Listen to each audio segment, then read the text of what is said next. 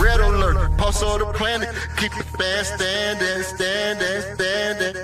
Red alert, yeah. Got the dirt on my soul, no grandstanding. No gas, not even if it's old dark 30. Split street made, even dirt roads, highway 30. 50, 40, 90, that'll get you 30. That's a clean sweep. Welcome to Red Alert Houston Rockets Zone. I'm Hope Champion. Thanks for watching. Like, subscribe, and drop Clutch City in the comments. And lock in to hear Daily Rockets talk. Yo. Okay. Hey, look, you know what I mean? Obviously, we getting ready to get in something new.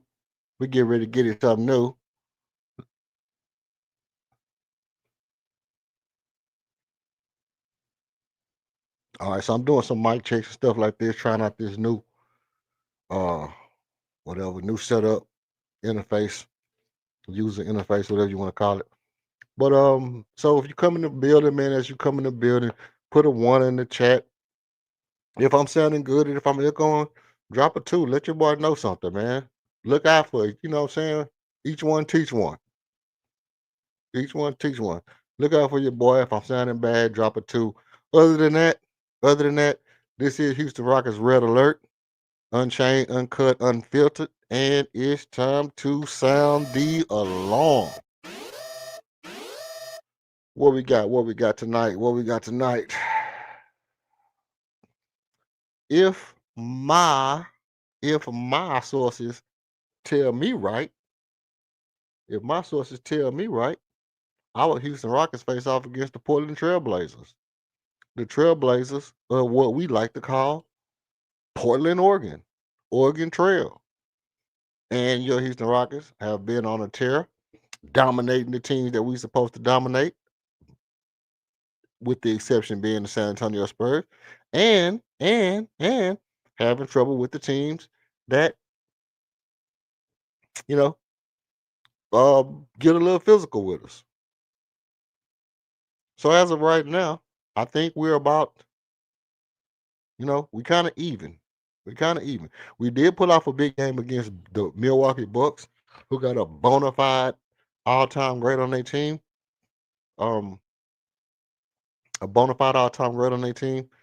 And today could be a day where we take advantage of another team that's going to be shorthanded. But also today could be a day where we face a team that's going to be scrappy, that has gotten a victory over a champion, something that we couldn't do. And it could be a game that just turns into a shit show. Let's just be honest. With all that being said, we got the good, we got the bad, we got the uglies. And what are the uglies? The uglies have been just, unforced turnovers, forced turnovers, apple turnover, all kind of turnovers that we need to, tighten up on it, tighten the screws up on that. And the good has just been, dominant offense, simply dominant offense. We don't really have to talk about the ugly. The ugly is when Jayshawn Tatum's in the game early in the game, and he get to that little spinning hook shot in the paint. That's the ugly, because people tend to forget that Jayshawn Tate is a bucket in the post. People actually act like this dude is not a bucket in the post. It's ugly, bro. It's ugly work how good Jayshawn Tate is in the post. It's automatic. Jayshawn Tate in the post is automatic. But with all that being said, what I really want to do is I want to go ahead and I want to get to the flashback. Excuse me, yeah, I'm over here with it. Let me get to the flashback play of the game from Washington, right? Trying to wait till I get to 5 minutes. That way, possibilities is that they might not get to getting real janky with me. But I got the volume down and stuff like that, so I'm gonna mute it all the way up. And I'm gonna go ahead and get into this flashback play of the game from the Washington Wizards game. And what we're looking at here in this flashback play is, you know, it's just to me, this is like the Houston Rockets, one of the Houston Rockets' best offensive plays. Okay, boom. Automatically get the ball to your best player. Get the ball to your best player. And they get into a little action. The two best players get into a little action. And look, just a little give and go.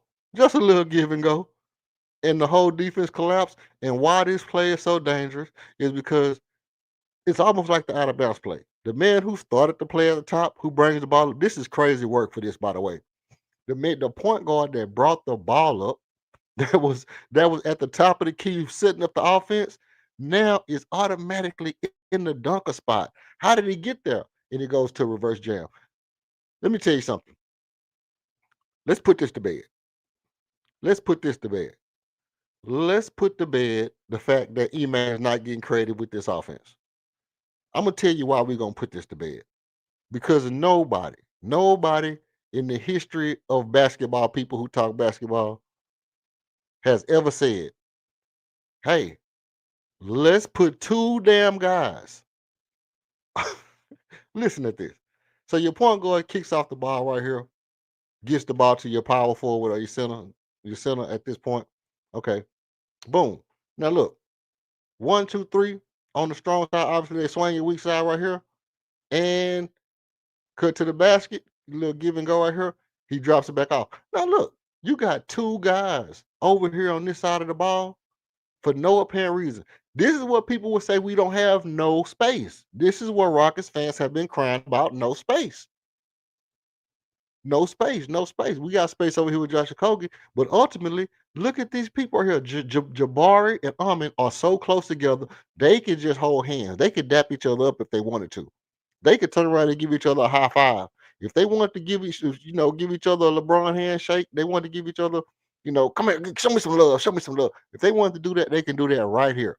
That's how close they are to each other. No space right there, but it's just enough space to where one of these guys feel comfortable that they can contest this play.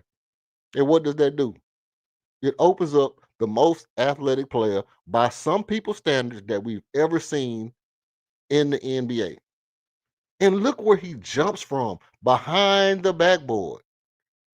He jumps from behind the backboard, catches the ball in front of the rim, and continues to take it up while he's jumping. First of all, let's just look at the fact that he jumped from behind the backboard. The ball was through on the way down, coming down in front of the rim, and he jumped and caught the ball on the way up and took it the rest of the way up. This wasn't an alley where the ball was above the rim and he just caught it and slammed it in. He actually caught the ball below the rim and took it up from behind the backboard and dunked this in. Salutes to Ime Udoka. Salutes to Ime Udoka for making the flashback play of the game with creative offense. We're not gonna say, hey, what's up with your Dipster 1967? Dipster 1967. I kind of feel bad. I don't know why you feel bad. How? I kind of feel bad. Okay. IGTG. What you feel bad about, brother? What you feel bad about? Let me know. You let me know. Let me know why you feel bad. What's going on? And salutes to you for putting up on the show today. Today. With that being said, shout outs to Dipster. Dipster, 1976. Okay, so Ime Udoka has shown the propensity to be creative on offense. Like, have you ever seen that play ran in the NBA? Not only have you ever seen that play ran in the NBA, have you ever seen it ran so much? Because the Houston Rockets are spamming that play at least 5 or 6 times a game. It seems like they literally would spam that play until you decide to stop it. They literally are spamming the shit out of Amin Thompson backdoor cuts at this point. Your point guard cutting off the dunker spot, just drifting down into the either 3-point spot and Jabari, spaces out, or Jabari is staying tight to the corner, and Ahmed is just going down and touching the baseline and cutting in. I don't know if Ime drew it up like that, but either way you look at it, it's a hell of a play for a coach that everybody says isn't creative as a coach. So I have to point that out. I can't point that out enough. And mind you, if Ime Udoka continues to be this creative and the Rockets offense continues to be this dominant, the defense will eventually catch up, and Ime could be in the runnings for Coach of the Year. To be a top 3 team without your starting point guard and have a top offense in the league, Ime has to be considered for Coach of the Year. Period. Point blank. I don't care about the black balls. I don't care about blue balls. I don't care about none of that. Ime Udoka has got to be considered for Coach of the Year at this point. All right. Now, let's keep it going. Should I keep it going? Let's keep it going. All right.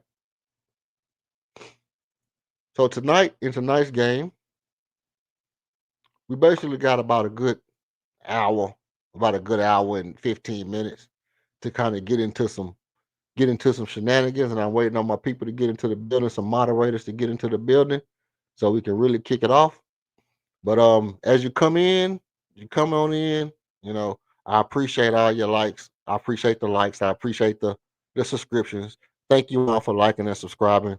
Um, you know, means the world to me. You are my can't sing it all because I don't want to get strike, which I know how I feel about the likes and subscriptions. At the same time, we're gonna keep the party going. Should I keep the party going? We're gonna keep the party going. All right.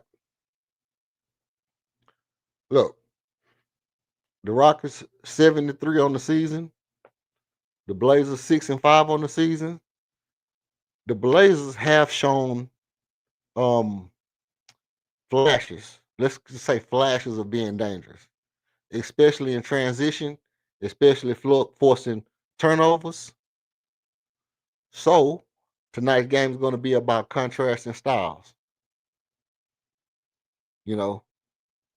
Houston wants to establish the front court, the control.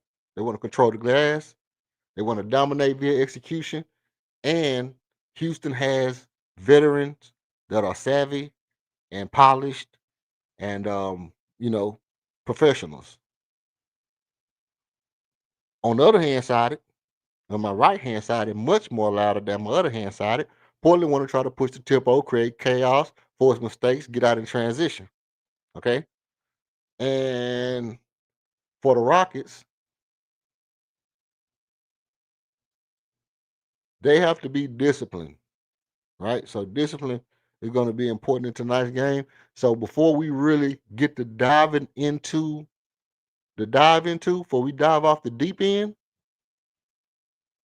before we dive off the deep end, let's just get into some of the stats. We're going to get into a little bit of the stats, of the statisticals. And again, I appreciate all the likes and subscriptions. I appreciate those. Thank you. But let's get into a little bit of statisticals for tonight's game. If you're a Portland fan, hey, come on in, Mr. Party all the time. The doors are open, Mr. Party. Come on in the room. Come on in the room. I said, writes out all my scriptions. Huh? What do you do? Let's look at the we'll start with the Rockets today since last time we started with the Trailblazers.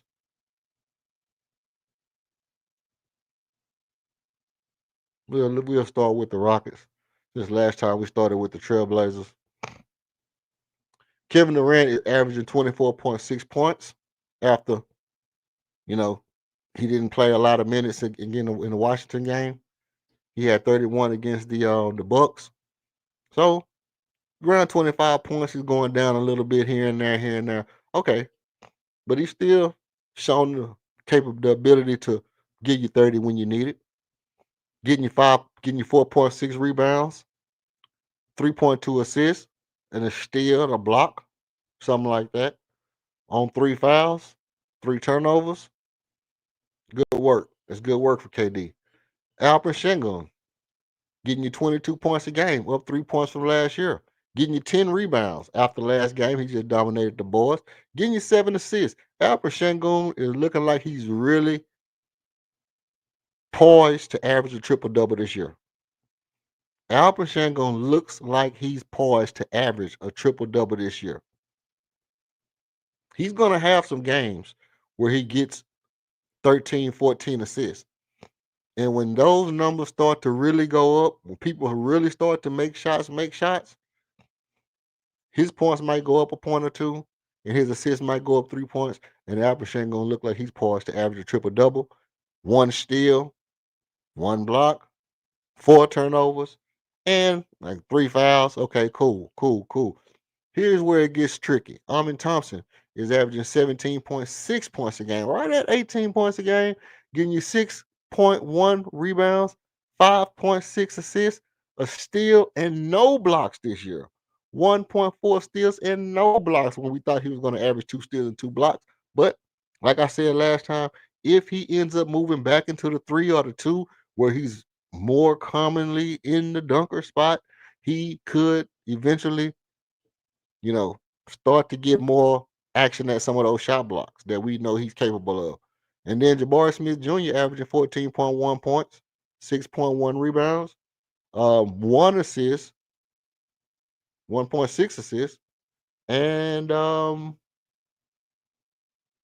block and a steal, 1 turnover, 2 fouls. Tari Eason is right behind Jabari Smith Jr., averaging 12.3 points, 5.2 rebounds, 1.6 assists, right at 1 steal, a half a block, you can call it, and only 2 turnovers, 1.8 turnovers per game for Tari Eason. In some way, the notion, the consensus idea is that Tari Eason turns over the ball 1 out of 2 plays, when he actually is one of the lowest turnover rates on the team. Mind you, he only is playing 25 minutes a game.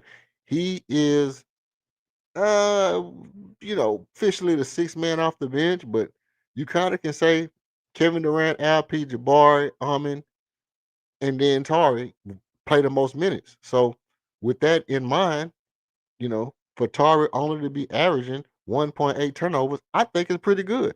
If he continues to play this well, you got to consider how valuable he is to the team at this point. Now, like I said, you come in, I appreciate the likes. I appreciate the, talking bots. And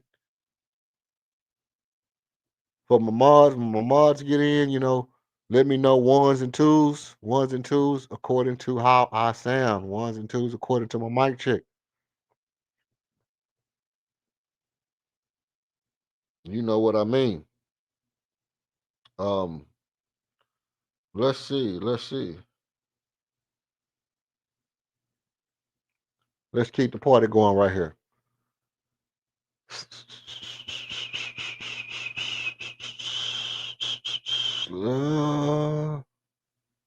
Let's see.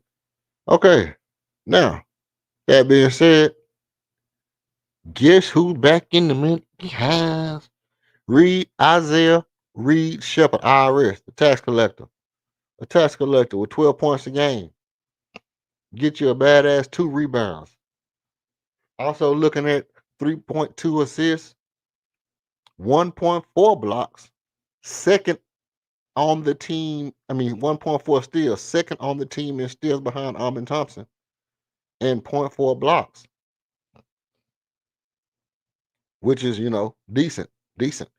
So actually Reed is second on the team in steals, and he's only averaging 1.5 turnovers a game, and he gives you little to no fouls. His assist to turnover ratio is 2 to 1. 2 to 1. Looking real good, Isaiah. Josh Okogie get you a badass 8.4 points. He'll get you 2.2 rebounds and 1.3 assists and 1.3 steals. and no block, but he also don't turn the ball over at all with a nasty 0.6, 2.2 personal fouls, and a 2.2 assist to turnover ratio. The big man in the middle is Steven Adams with 6.6 points, get you 8.8 rebounds, 4.8 of those offensive, and 4 of those being defensive. The 4.8 offensive rebounds is his strong suit, whereas he might be considerably the best offensive rebounder in the game.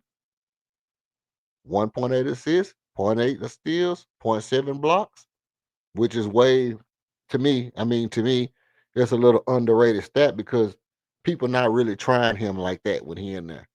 If you're trying to run it down Steven Adams thinking he won't block a shot, your boy got hops.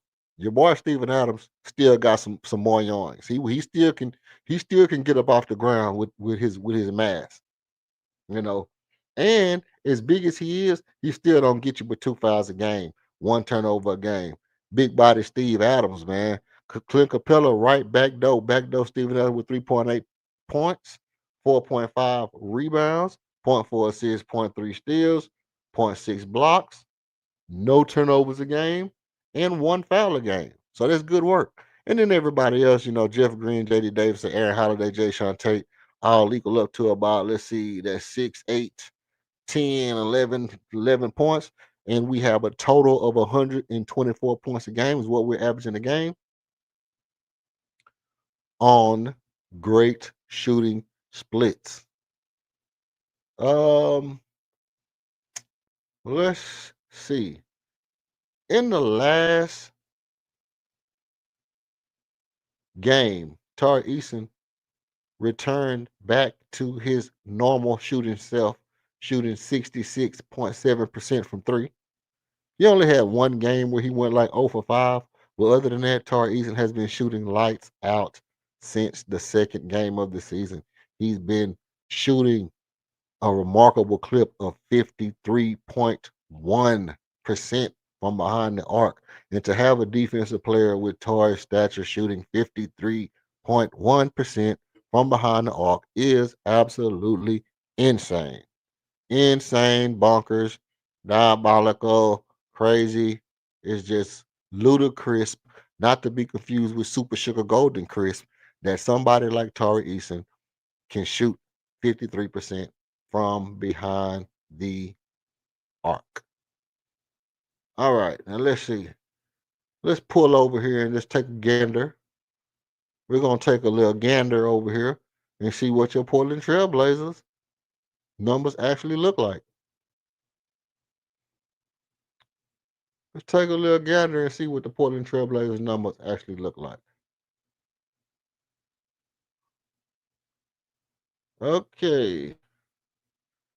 We go a little clip from their game against the Pelicans. You see them getting into their action. And this is what they look to try to do. It's not going to happen often. All right. That's the slowest Euro step in the history of Euro steps. The slowest Euro step in the history of Euro steps. Okay. Denny Avdija, 26 points a game. 26 points a game out the gate. He hitting you with that work, crazy work. 6.3 rebounds, 4.6 assists, no steals, no blocks, 3.3 turnovers, and 4 fouls. Crazy work, Denny. Crazy work. Shaden Sharp, 21 points a game. Get your 5 rebounds, get you an assist and a half, get you a steal and a half, get you 2.0, 2.8 turnovers and 2 fouls. That'll get you right, Shaden Sharp. Jeremy Grant.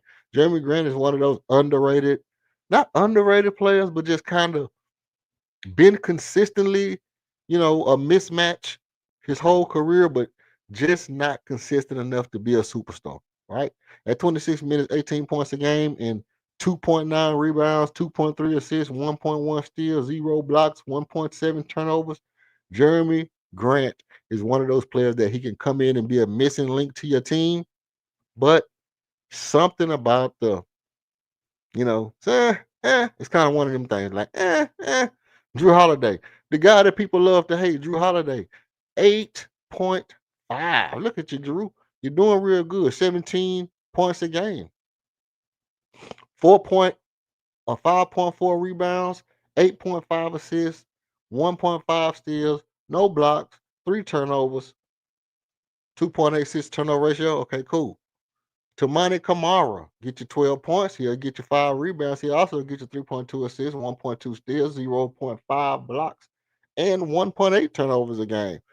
Donovan Klingon, the big man himself, Donovan Klingon. Klingon to get you 8.2 points. What did he get you? He'll get you 9 rebounds a game. He's 9 foot tall, and he'll get you 1.2 assists. He'll get you also get you 0.8 steals and 1.5 blocks a game. Okay, now as we look down the side of this thing, we see that other than these 5 players, everybody else is under double figures. So what does this mean for your Houston Rockets? That means unless somebody goes absolutely crazy, like Yang Hansen, tonight's going to be another walk-through game. Another walk-through game. Because even though we know Shaden Sharp can get busy on you, even though we know Drew Holiday is going to be trying to he's gonna be trying to campaign for a roster spot in tonight's game, you know. And Damian Lillard is out, but we don't expect Damian Lillard to play. We don't expect Damian Lillard to play. But let's look at the shooting. Let's look at the percentages. Denny Advedija is shooting 38%. Jeremy Grant shooting 40% from 3. And Matisse Thybulle shooting 66% on 1.5 attempts. Let's see. Reith shooting 57% on 2.4 attempts. Okay. That's pretty much it. So Denny Advedija is shooting basically 7 attempts. Shaden Sharp is shooting 7 attempts. And he's only shooting 27%. Jeremy Grant is shooting 5 attempts. He's shooting 40%. Drew Holiday is shooting 7 attempts. He's shooting 35.9%, or 36% for Drew Holiday, which ain't bad. It ain't bad to shoot 36% for Drew Holiday. You know what I mean? If Drew Holiday is shooting 36%, he can get off on you if you let him. But that's not really what we plan on doing tonight. This Denny Avdija character right here is having a good year. And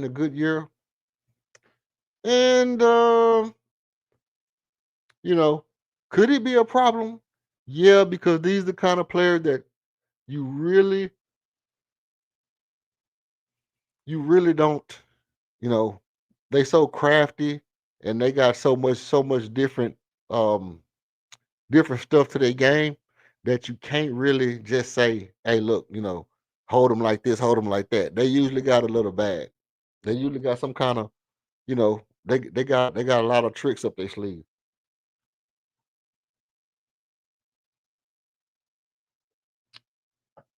Horrible.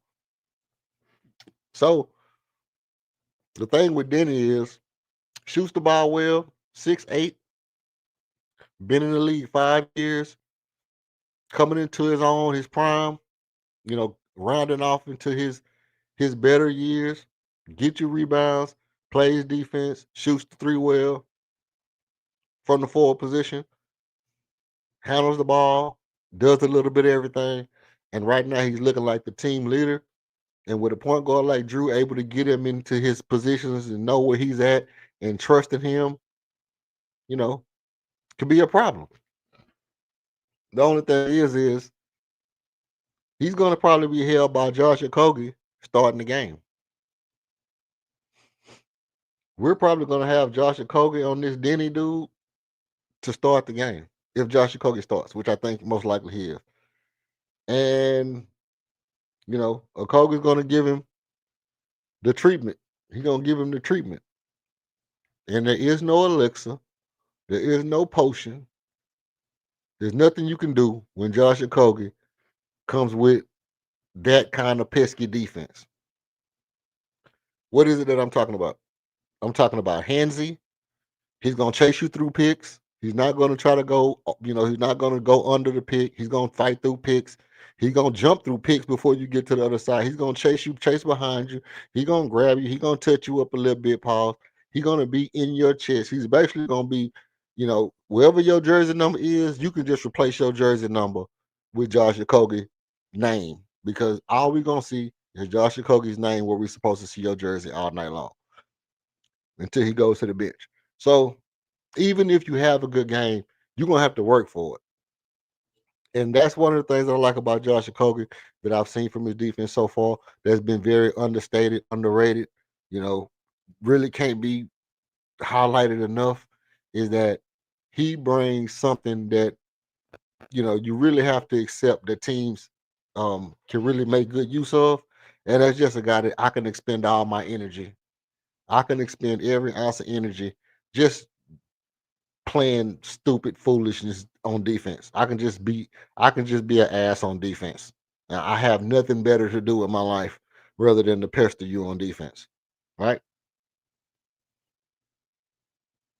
Nothing better to do than to harass you up and down the court, and every time you put the ball on the floor, to jump up in your face, like a fruit fly. If you got watermelon juice on your lips, a fruit fly just jumping up in your face, trying to sit on your mustache. You know what I mean? That's Josh Okogie. He like a fruit fly trying to get on your mustache when you're eating a watermelon. Um. So with that being said, we got into the flashback play of the game. Okay, okay, okay. Let's see. 7 o'clock. You know what I'm gonna do? Because let me say this. Let me unravel. Let me unwind a little bit. Let me unwind a little bit. Let me take my time with this. See, tonight's one of those games. Before I get into my keys to the game, players to watch, X Factor, all that stuff is gonna be be coming up. You want to know the keys to the game. You want to know who's the X Factor for the night. You want to know the player to watch. Stay tuned. I'm not gonna give it to you right now. I'm not gonna hit the commercial right now. What I do want to do is get into this right here. Tonight is one of those games that, you know, it does kind of have a certain significance as to what kind of team you are. And I know I said I wasn't gonna have to say this over and over and over again. But this game kind of sneaks up on you. And the reason why this game sneaks up on you is because they just beat the Oklahoma City Thunder. And for a team that, snuck a win in on the champs, that beat you the first game of the season, tonight has a little bit more significance than what it would have had if they wouldn't have beat the champs. You understand what I'm saying? What I'm kind of getting at is they could really feel like they can beat you. They could really, for one, they've been tanking games. We all know about the fact that they've been tanking game and tanking and tanking and tanking and tanking and tanking and tanking. You know, you sunk my battleship. Um, but now they're playing feisty, they're playing scrappy, and they beat the champions. They might be turning it on and feeling like, hey, we can beat anybody. We got Drew Holiday. We got a champion. We got a person who can score the ball. We got a young rookie. We got decent defenders. We got Jeremy Grant who can, a Swiss Army knife, kind of, sort of. We got a big man that can battle with anybody in the post. So they might be feeling like our starting lineup can beat anybody's starting lineup. And if the people off our bench just come in and hold their own, we can compete with anybody. They might be feeling like that. And if they come out and they want to make a point, because here's the thing. Here's the truth about tanking. Even when you tanking, you still kind of want to go out and beat the best teams. You might want to lose 9 or 10 games or 7, 8 games in a row, something like that, to regular normal teams. But the best teams, you want to measure how good those things that you have in place, how good they actually fare in that situation. So you got a Shaden Sharp. So you got a Donovan Clingan. You got a Hanson. You got a Denny Vita. You want to see how they play against the best teams. Are these keepers? Are these sleepers? Well, what is it that I really actually have that I'm building around? So even if you tanking tomorrow, tonight, They might come in here like, you know what? Let's see if what we did to OKC was real.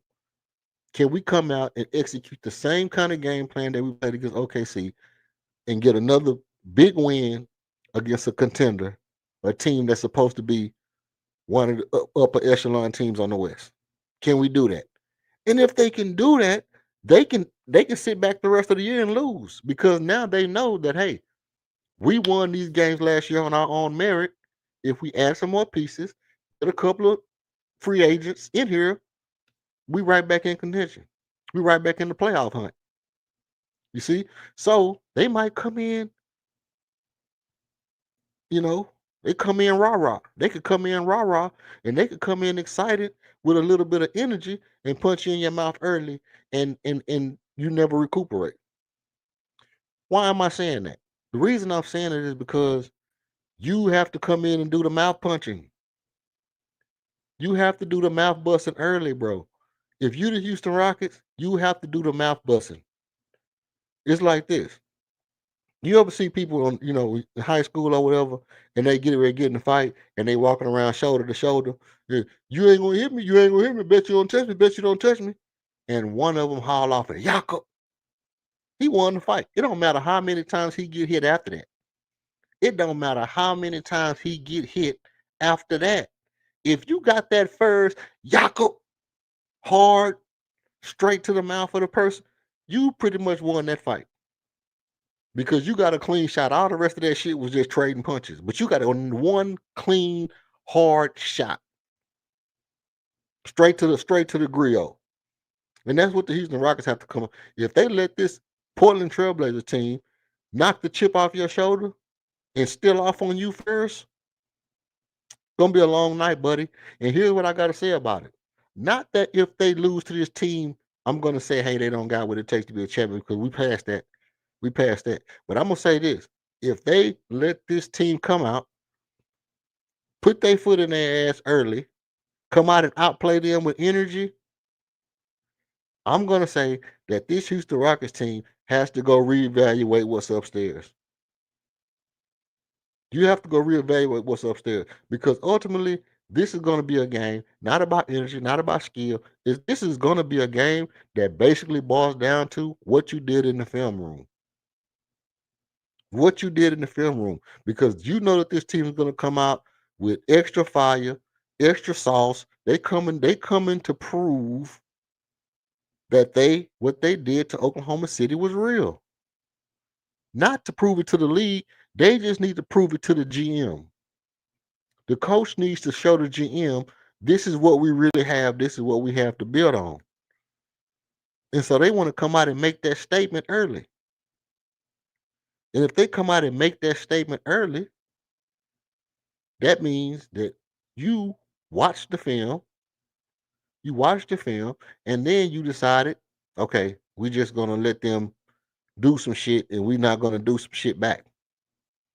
No, you need to be disruptive, all that stuff. So here's the thing. Hit the like and subscribe. I appreciate the like and the subscribes. I appreciate everybody who hit the like already. I appreciate everybody who hit the subscribe already.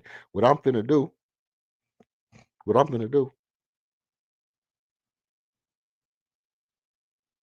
I'm going to come right back after this, and I'm going to give you the keys to I'm going to give you the keys to the game. And then I'm going to give you the player to watch. And then I'm going to give you the X Factor right after this.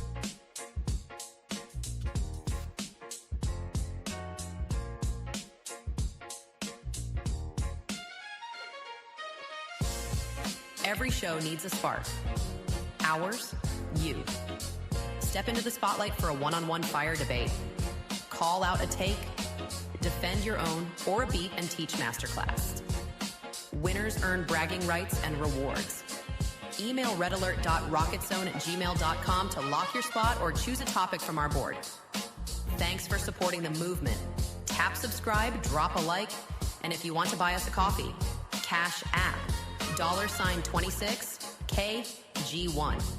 Every show needs a spark, and you are ours. Salute to you.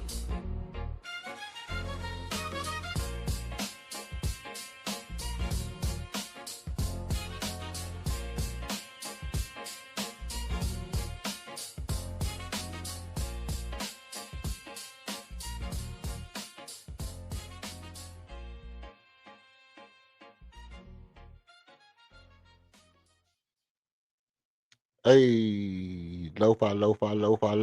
We back. Back again for the first time, man. We back again for the first time. Look,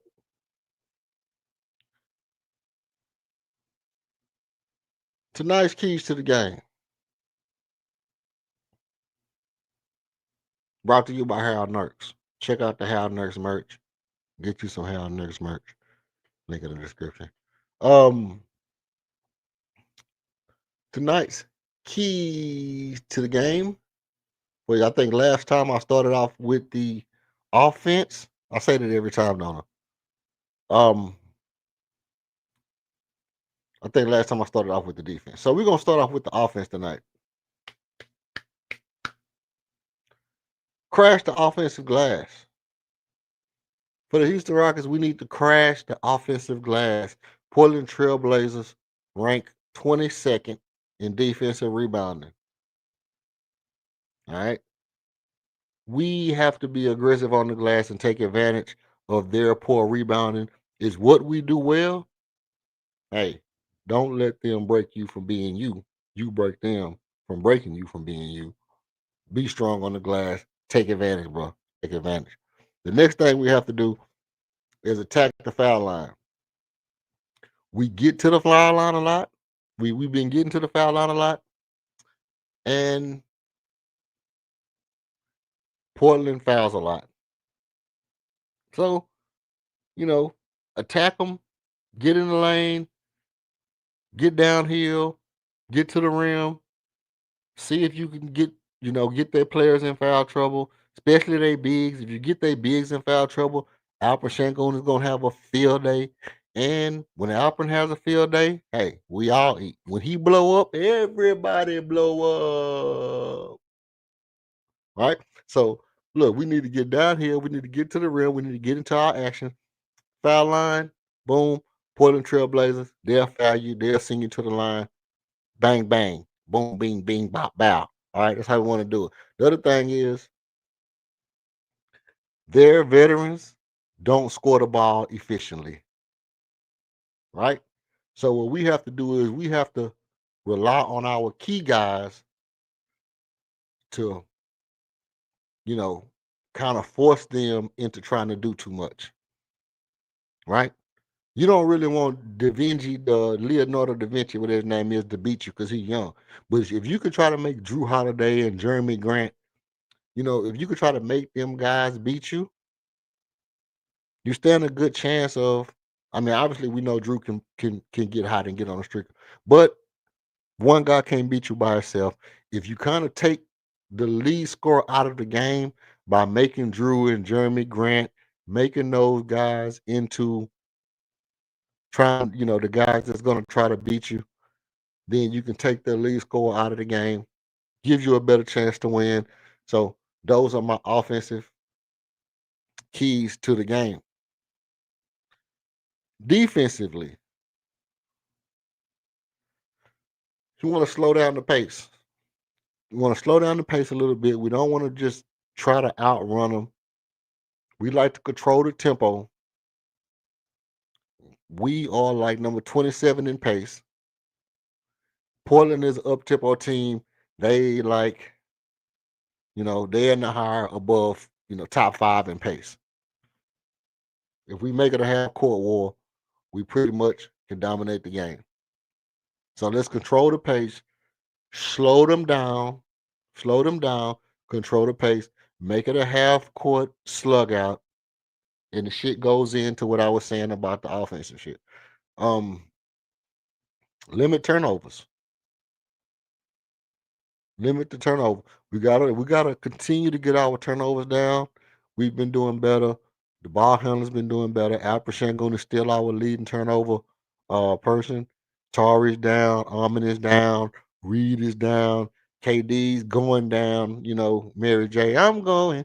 Everybody down. Everybody down. Everybody's down. Everybody's down. Nobody's up anymore. Nobody's woke. Nobody's up. Everybody's down. Everybody's down. I see down. Down. Everybody's down. Okay. No. Everybody keep the turnovers down. Right? Down as it's ever been. The most down as it can be. and that's going to allow us to protect the ball, get our confidence up, get extra chances, move the ball, things like that. Turning over the ball gonna lead them to fast breaks. Okay, so we keep our turnovers down. It keeps them off. Keep them from getting off to the races. Cool. Um, let's see. My third key to the game. Third key to the game. Hand down, man down. Hand down, man down. Contest all shots, bro, from the perimeter. This is a 3-point shooting league, and with Avidija and Sharp, they can have scoring bursts where they just, shooting, both of them is shooting like 7 threes a game, and you don't want those guys to get hot. That's how we got beat in San Antonio. This team reminds me a little bit of San Antonio in how they're still young, but they still can get after you, and you don't really want these guys to go on you know, no Dragon Ball Z power up scoring burst on you and just get off to the races, shooting threes. So hand down, man down. Make sure you contesting all the shots. If you don't, you could be in trouble. And those are my keys to the game. Those are my keys to the game. Now, I think it's important that all those things go together. If every one of those things, because you want to piece one part with the next part, right? Um, you getting into the lane, that keeps you from turning the ball over, right? If you're not turning the ball over, they're not getting out in transition as much. If they're not getting off in transition as much, they're playing a slower game. It becomes a war, half court war. We get into half court war, we can contest threes better because we tend to miss threes in transition. We can contest threes better. We can beat them in the rebound again. So every single key fits like a piece to the puzzle to having another dominant game. You do one thing, it leads to the next thing leads to the next thing, and before long, you have another 20-point blowout that get Kevin Durant the hell off the floor early. Gets Kevin Durant the hell off the floor early, which is the mantra for the foreseeable future. I mean, get him his 20, 13, 14, 15 points early, get him off the floor. When they start to come back a little bit, throw him back out there, get him a couple shots, bang, bang, close out. We go home, 20-point lead, 25-point lead. Cool, cool. And we continue to have one of the best offenses in the league until we go on a real tough game stretch. But by that time, we should be, by the time we go on a tough game trip, we should be well oiled. We should be WD-40 like we bathed in WD-40. We should be a well-oiled machine by the time we go on a road stretch or a game stretch where we have a bunch of hard games back to back. As of right now, we got to take advantage of who in front of us. You know, to keep it a bean with you, I can't be mad. I can't be mad if they're giving us easy game after easy game after easy game. Some of these games could be harder than what they was. We played our hard games early. Now we in a stretch where we have some easy games coming. We got to take advantage of these games. We cannot let these type of ones slip away. We need 20-point leads on all these shits. We need to show dominance on all these shits. There's no kind of way this is supposed to be a close game. It can be if we don't take care of business early. If we don't take care of business early. And in order to take care of business early,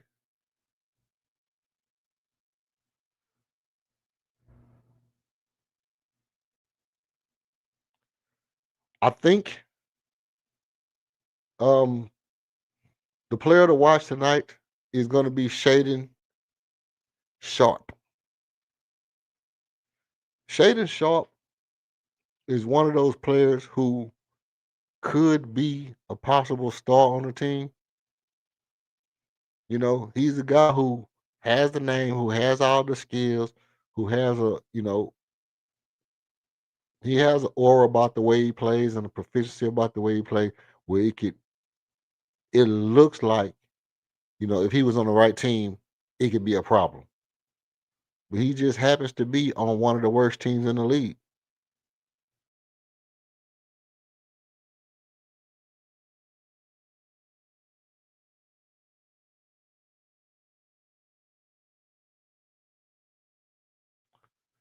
Um, but Shaden Sharp will get hot on you. He can get hot on you. He'll get in his bag. He'll make some moves, get to the goal. He can get you in foul trouble, and he can just flat out shoot it when he get hot. So I think in order for us to just make sure that the game goes as smoothly as possible. Yes, Drew Holiday gonna be Drew Holiday. He's a consummate professional, a champion, this two-time champion, this, that, and the third. We know what Drew is. This Denny Vegeta dude, you know, he gonna do whatever he gonna do. Okay, bang, bang. And we know Jeremy Grant can do what he gonna do. But Shaden Sharp is kind of that spark plug that if he really gets going, it can really be a problem. It can really be a problem if Shaden Sharp gets going, right? And that's where I think, you know, Shaden Sharp is the player to watch for tonight's game. Now, let's look at this. Who is the Houston Rockets X factor for tonight's game? Who is the Houston Rockets X factor for tonight's game? There's only one. There's only one X factor until until further notice. Well, you know what? I mean, because last time it was Jabbar. Last time Jabbar was the X factor, and he did his thing. But I have to go. I have to go with Reed Shepard. I mean, just keep it a beam. Let's keep it. Let's keep it a whole stack. We're gonna keep it a pile, right? It's one player that all everything on this one player hangs all the future of the Houston Rockets going forward until at least until the trade deadline. His name is Isaiah Reed Shepard. The tax collector is the X factor for tonight's game. He's probably going to be the X factor every game. And if we get X factor fatigue, I'll give it to somebody else. But as of right now, the X factor for this team is Isaiah Reed Shepard. Why? Why? I'm super glazy. I'm super glazy, bro. I'm super glazy. Pause. Pause all that. But I'm super glazy. And I'm gonna tell you why. Because this is the thing that we was talking about since he was in college. This is the thing that when we saw him in college and we were saying, hey man, look, you can't teach that. If you have that, then that's the thing. It's just like height. And mind you, we're going up against another person that we saw when they were in college and said, you can't teach that.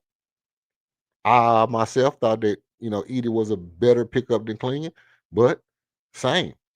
Edie, Filipowski, Donovan Klingon, Reed Shepard. Those were the four players. I said, you can't teach that. That's something you either have or you don't. You won't get that, 6, 7 years from now, and all of a sudden you will be a 60-point 3-point shooter. That's something you've already had in you. And Reed Shepard has it in him to where even when we saw him not doing it, it was just like, damn, why he's not shooting the ball? It was never like, those are bad shots. He can't shoot. The mechanics are off. None of that. I did say, hey, well, I wish he would not heat check. I wish he would not heat check first shot of the game. Shoot your actual form the first couple of times before you start drifting side to side while you're shooting. Well, that's neither here nor there. But when you are that kind of shooter, you're the X factor. You're the X factor. Until you become the main factor, until you become the factor, you have to be the X factor because you're the one thing that if you get a spark, if you get going,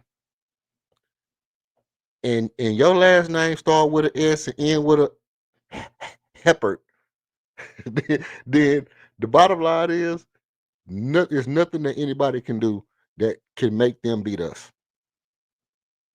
Listen to what I'm saying. Everybody else is gonna do what they're gonna do on this team. Tari gonna be Tari. If Tari don't have a great 3-point shooting game, so what? He's still gonna break up some passes. He gonna do some shit. He gonna get some offensive rebounds. Boom, boom, boom. If Jabari don't have a great game, so what? He gonna get some rebounds. He gonna block some shots. He gonna stretch the floor. Even if he don't make the shots, he's still stretching the floor and he's still playing good defense. Steven Adams, rebound. Alperen Sengun, ball handling. Kevin Durant, tall as shit. Josh Cole, everybody does something that even if they don't have a good game, they still do their thing. You see what I'm saying? Everybody brings something to the table to where even if they're not doing the main thing that you expect for them to do, or the main thing that you would like for them to do, they still bring something to the table that they still doing that thing. They still doing something that thing that they're going to do regardless. Reed, on the other hand side, if he has a bad shooting game, okay, cool. We're not gonna bury him, but you want 2 blocks, 2 blocks and 3 steals, 3 blocks and 2 blocks and a steal, two steals and 3 blocks, whatever it is. It's just not the same as if you hit 5 out of 10 threes or 6 out of 10 threes or 3 out of 9 threes. Nothing that you can do can amount to the fear that people have when you start hitting threes. The fear that you bring, the fear that you incite in the eyes of the competition when you start hitting threes. I can almost guarantee you that when Reed Shepherd in Boston turned the corner and I came on the platform and I said, no, Reed Shepherd is on his way to becoming one of the greatest shooters of all time. I can almost bet you that the league worldwide, the league saw that game and said, damn, if he does that, they are contenders. And the truth is, if he does this, we are contenders. Not just this year, but next year, and the next year, and the next year. And until somebody finds a better shooter in some college or some playground, some park, AAU, Overtime Elite, G League, Moscow, Turkey. You have to find some kind of shooter that's going to be better than Reed Shepherd in order for us to feel like we're not a contender. As long as we have that guy. But he has to continue to shoot with that kind of confidence. He has to continue to come out and play with that kind of speed and that kind of pace. Yes, the defense is a bonus. The defense is the difference between, you know, Steve Nash and you know, a John Stockton or whatever. If you are known as a shooter and a defender, things get a little different for you, rather than just being, I'm a defender or I'm a defensive player or I'm a assist person. No, I'm an all around player that can shoot the lights out, and things get a little different.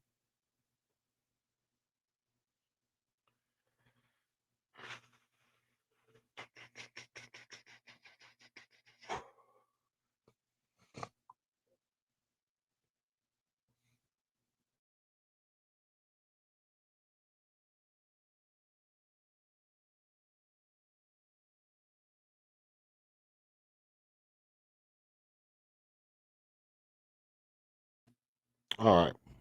Now, all that being said, what I'm gonna do now is I'm gonna drop the link. If anybody want to pull up, tell me what you think about tonight's game. Tell me what you think about the game the other night. Hello, Willie. Hello, player. Okay. Tell me what you think about the game against Washington. Tell me what you think in general. Are my keys to the game, were they off? Am I overblowing the Reed Shepard thing? Maybe just a little bit. Is Reed Shepard actually garbage? And I'm just rose colored rockets, ketchup and mustard colored glasses. What is it that you want to say to me? Feel free to hit the link and come on up and talk your shit. Come on up and say your shit because ultimately, I don't care. I mean, I really at this point, I kind of don't care. I'm looking at it and I'm saying it's hard for me to see where I'm wrong. And if you want to tell me where I'm wrong, feel free. Feel free. The link is in the chat.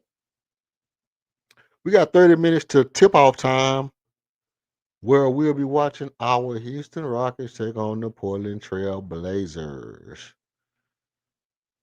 I do not plan on covering this game live.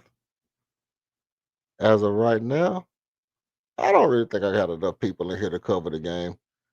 And, to be honest, uh, meh, you know, it's not a super exciting game, something that I just feel like I have to. Then again, I said that last time, and I was like, you know what? I'm just gonna get off of here, and I'm just gonna sit back, and I'm gonna watch this game, and I'm gonna enjoy this game, bro. If I tell you that them daggone Rockets came out and put on the show the first quarter, and I was like, dang, I should have been on that mug. I could have been hyped. But then after by the time third quarter hit, and then I was like, you know what? Yeah, I probably would have just gave myself a headache over nothing because this ain't really nothing to be hooping and hollering about. It's just a game against the Washington Wizards. Alex Saw and Cam Whitmore are the only two people on the team. And then I said that CJ McCollum couldn't give it to you like he used to, but CJ McCollum had just gave somebody 42. But then again, he didn't do that shit to us. So, he probably, you know what I mean? It's one of them things like the sun shine on a dog ass every once in a while, some shit like that. You know how they say. Every dog ass get a little sunshine. every, every, every dog get a little sunburn on their ass every now and again. You know what I mean? Every now and again, every some dog got to put suntan lotion on their ass. But CJ McCollum, bro, he hit the 42 on another team, and then he came in just like I suspected. Him and Chris Middleton, they're not gonna beat the Rockets, bro. That's just not what it is. It was the same thing with Drew Holiday. Drew Holiday can have a good game, but by no stretch of the imagination do I feel like if Drew come out tonight and he get a little 25 points or some shit like that, I'm be like, see, that's what I'm saying. Drew Holiday, man, Drew Holiday good. Yeah, he good, but come on, bro. That's Drew Holiday, man. When have Drew Holiday ever really been that boy, that boy? Like, Drew Holiday is, can I say Drew Holiday is slightly overhyped? Can I say that? Can I say, can I say that from my perspective, Drew Holiday is slightly overhyped. At some point, people start realizing how good he was at defense and how consistent he was at offense. And then they just start saying that Drew Holiday was just it. He was the it factor. He was the boy. Like somewhere along the line, Drew Holiday became like equal in comparison to like Clay to Kyrie and Steph. Like he's equal to Kyrie and Steph, but just not that good type shit. You know what I mean? And I'm like, I don't know. I don't know. I think it's just a little overhyped. Speaking of overhyped, for those of you who don't know, um, supposed to be setting the day for the second showdown, the second debate for most overrated rocket of all time. So sometime between now and the next couple of days, we will finalize the day that we'll be facing off. With me and KOD gonna face off. Um, gonna face off in a head to head debate, 1-on-1, 1v1 time debate. Who is the most overrated rocket of all time? And I think it's gonna be a fire debate. It's gonna be another fire debate. I'm gonna bring the hammer. I'm gonna bring the slugs. He gonna bring the smoke. He always had a little smoke for your boy, and it's gonna be a fire debate. If you want to tune into that debate, just make sure that you're subscribed. And when I go in and fill out the change the date on the video, you will be notified. And when the debate kicks off, you will be notified. And you can come in and you can place your bet on who you think won the debate. It's gonna be fire. It's gonna be fire. It's gonna be exciting. It's gonna be lightning in the sky. Get, ooh, my secret. Oh, sparks begin to fly. Speaking of that, the New Edition concert gonna be fire too, but that's a whole nother topic. Anyway, um, I the debate gonna be fire. We're gonna set the debate probably tonight. Maybe if I stay on tonight, maybe we come. Maybe he pop up. Know how he is. If I say his name 2-3 times, he probably pop up. Boom, jump out the woodwork, and then we can go ahead and set the date on you go ahead and set the debate. But then again, I got the new platform up, and I don't even know if it's how it's working, how it's showing, what it's showing to who. Is it going to all my regular people it goes to, or is it going two different places? I have no idea with the new user interface. Because I got new people in, I got new people in the building, and then my regular people aren't here today, so it's kind of a little bit different for me. And again, I appreciate everybody for coming in, and I appreciate your likes, and I appreciate your subscription. Good looking, good looking, good looking. You, good looking, fam. Appreciate that.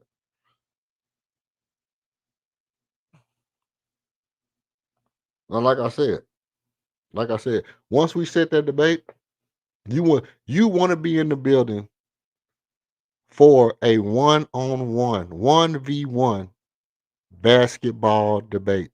If you haven't ever been a part of one or witnessed one, you want to be there. And this is the platform. This is the only platform that does 1v1 basketball debates. No yipping and yapping, people talking over people, no cut you off, no screen, no time, no none of that. No gotta go to commercials, none of that. It's just a time clock, arguments, facts, truth, no capping, just hard hitting facts, working out the problems, solving the scenario, changing the narrative, and making the real noticeable is what we're gonna be doing. Bringing the light, shining light on the situation. We're gonna shine some light on some things around this piece. And I got some shit for your doggy's ass. I got some shit for your dog's ass. If you really want to be honest about it, then we're gonna keep it real funky around here when it comes time to get this debate thing popping. It's gonna be lit. Now,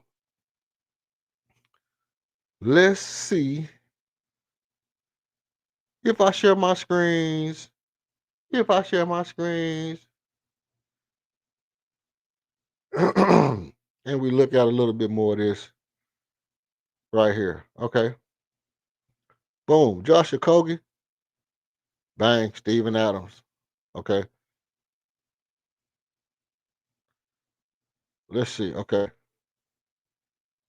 This is actually good defense for Kevin Durant to get his hand in there and still be covering this man out here. You can't really be mad at this, but you know, hey, is this the Jay Tate play? Yep. It's your man's in them. It's your man's in them. Your boy Jay Tate. Slam Whitmore. That boy, that's so boingy, man. That boy springy as the shit. And I think we should be running more post-up plays for Jay Tate. Tell me, do you think the Rockets should be running more post-up plays for Jay Tate? Just to look, just right here. Boom. Just get the ball to Jay Tate in the post. You don't even gotta look. Kevin Durant is shooting a 20-footer When Jay Tate could have posted up on this guy and got you 2 points, easy. Jay Tate could have posted up this dude, easy 2 points for Jay Tate. Like, let's be honest. Let's be honest. This guy holding Jay Tate has no chance of stopping Jay Tate in the post.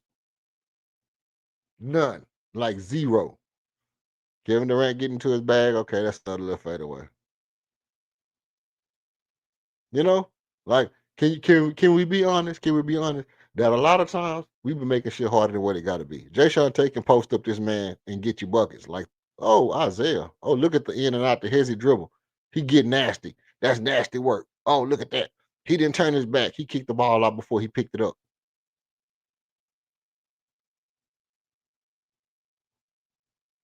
Spaced all the way to the floor. Got that man out the way for Kevin Durant. Let's see where we at. And then slap him off, your army. Ooh, dart. That's a dart. Lou Dart. Jackson Dart. Behind the back. Look at your boy. He always think he got the little Kenny Smith behind the back dribble. Get in there, turn the ball over. What he got? Turn it over. Man, look. Amin Thompson dunks don't even look fly, bro. Like, his dunks look so bland. He jumping too fast, man. He ain't even jumping. Look at Clint Capella. Like, Clint Capella is bigger than Amin Thompson. It looked like he be jumping higher than Amin Thompson. Cam just in the passing lane. Look at where he jumped from. Whoo, that boy can fly. That's come fly with me type shit right there for Cam Whitmore. That's come fly with me type shit right there for Cam Whitmore.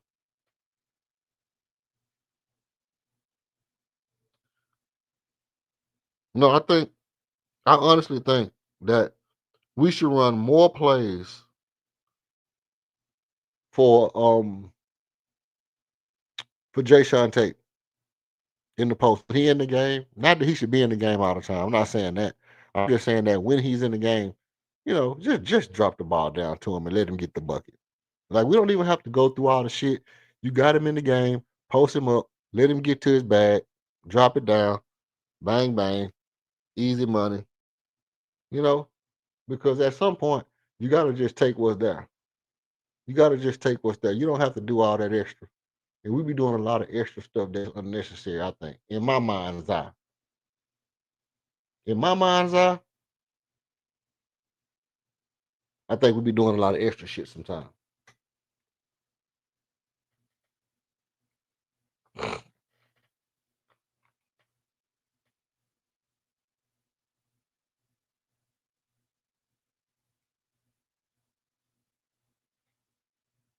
Let's see. Exactly.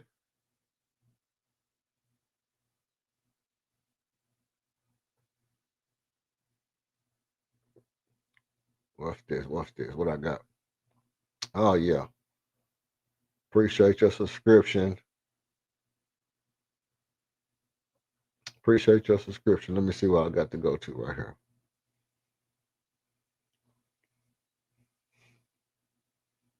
Sheesh. Oh, let's see. Let's see. Okay. Well, we're about 15 minutes away from the game. We're about 15 minutes away from the game. I'm not gonna lie.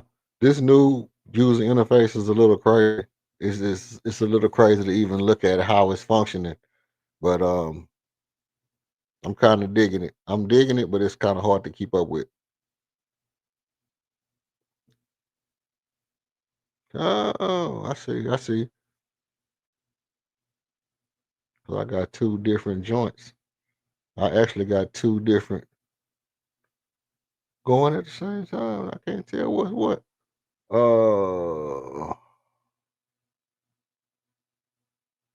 So they different. They got different stats on them at the same time.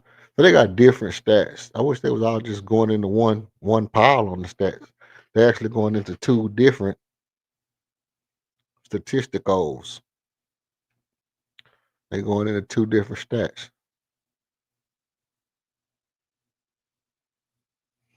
Okay. Let's see. Let's see. Now, so what if you take away from your overall all joints? Splash, Tari. Splickety splow, and some Oprah shit. Splash, crisper. Look at that. LP, get a ball up to your mans and them. Give it right back to him. Nope, can't give it to him. They about to steal it. And y'all should not have did all that. Look at that, man. This is dangerous, bro. This is dangerous because look, for those of y'all still in the building,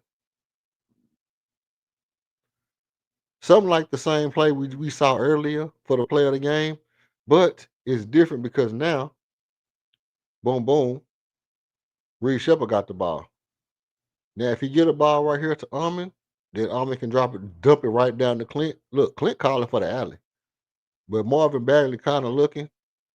Reed probably could have got that shit there. I think Reed could have got that shit there. Clint calling for that shit back though. Oh my days, Reed. Oh no, Cam Whitmore finna get that shit. Cam Whitmore finna get that shit. He finna go get that. Yeah, Cam Whitmore finna get that.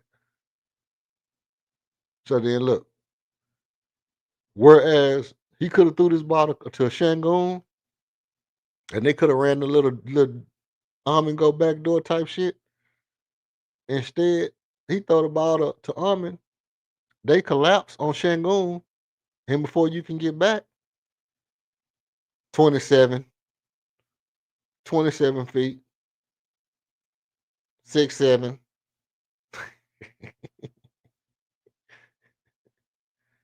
Look, oh, Crisper, right back at you. Looking down the pike. Missed it. Marvin Bagley. Out there looking like Brendan, like out there looking like Haywood Spencer out there, motherfucker. Looking like Bob Lanier out there, motherfucker. That nigga Marvin Bagley out there bitch looking like a microphone. And Marvin Bagley out there looking like a microphone by the head.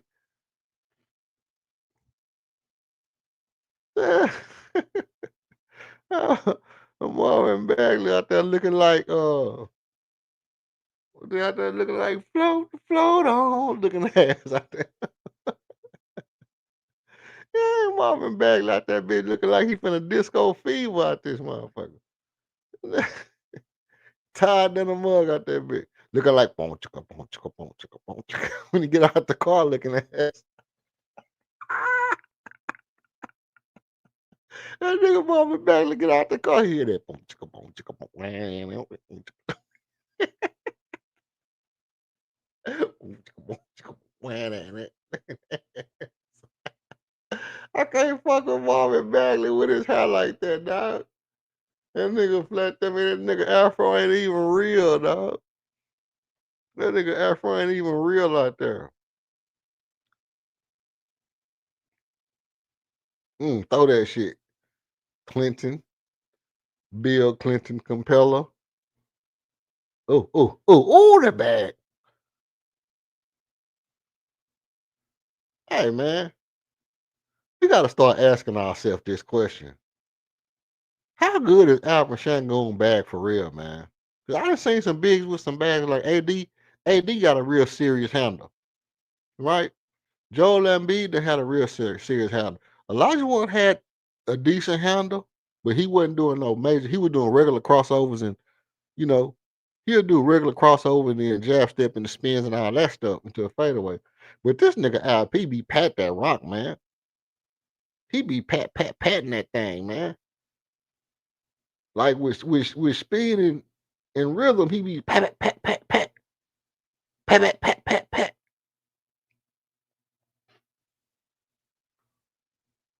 Look at him. Oh, get it back to him. And then let it fly. Yak. Let it fly. I ain't gonna hit y'all with it, but y'all know it's bullets in the gun, motherfucker. You know he got bullets in the gun. Y'all know LP got bullets in the gun, right? Everybody know LP. Hey, look, I appreciate y'all for hitting the like, man. Appreciate y'all likes and appreciate y'all subscription. Dipster, appreciate your subscription. Appreciate your likes again, man. Uh, I haven't seen who all hit the subscribe and who all hit the like, but I do see the subscribes and the likes on the joint. So as soon as I figure out who did what, I'm gonna shout you out. As soon as I figure out who did what, I'm gonna shout you out. If you want me to shout you out, if not, we'll keep it low key. We'll keep it low key. I ain't gonna shout you out if you don't want to be shouted out.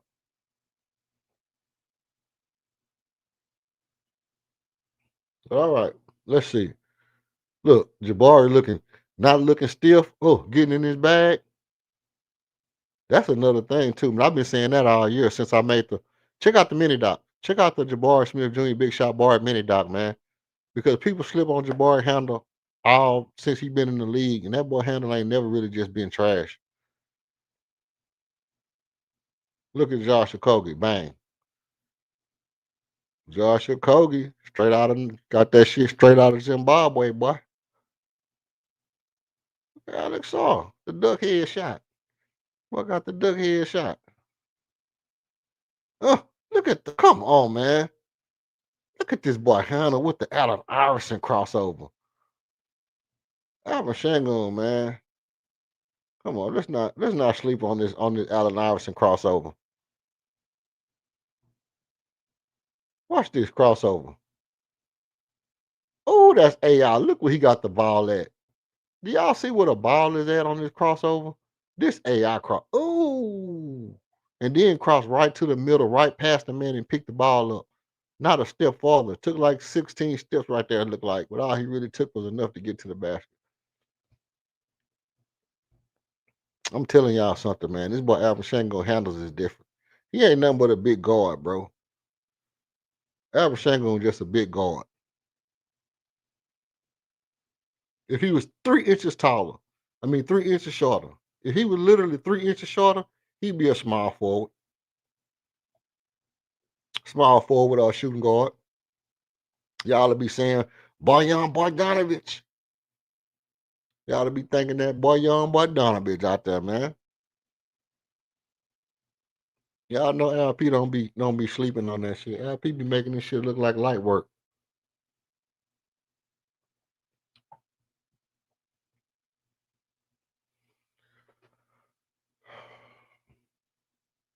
Yo,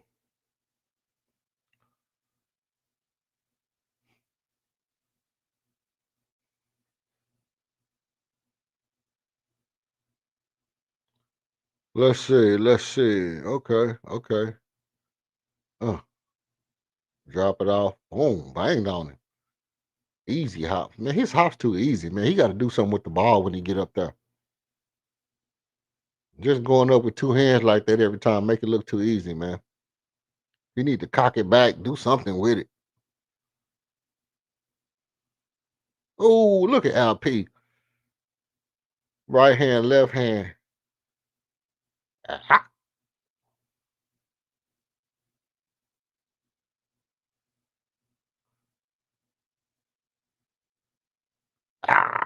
You know what I'm saying? Do a back scratch or something, dog. Do a back scratcher. You can't just jump right there and then just jump from right there and then just dunk the ball like that. That boy Cam Whitmore get you about 3, 4 dunks a game. He got a butt red. That boy got a butt red. Look at him. Pressure. Dribbling right on your pressure. And then pull up on your face for reaching. Get out on my face for all that reaching. I'm talking about, look, jab right here. Pull up midi.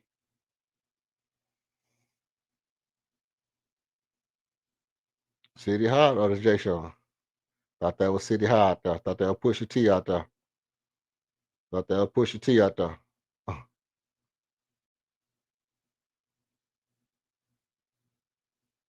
That's City High out there. That's J Sean again. He out there on look, that boy out there on Spencer Haywood. Give up the dunk to Spencer Haywood. Look, you giving up dunks to Spencer Haywood, bro. That's not a good look, fam. That's not a good look, fam. I don't know what you're doing. I don't know what your agenda is. Oh, look at that. Oh, oh yeah. Got some shit up in this shit.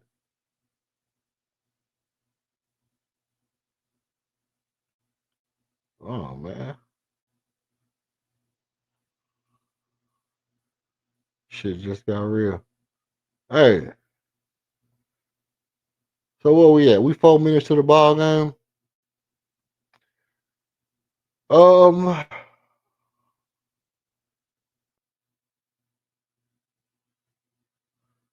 give you a couple of my last minutes. Give you a couple of my last minute thoughts as I'm on my way out the door.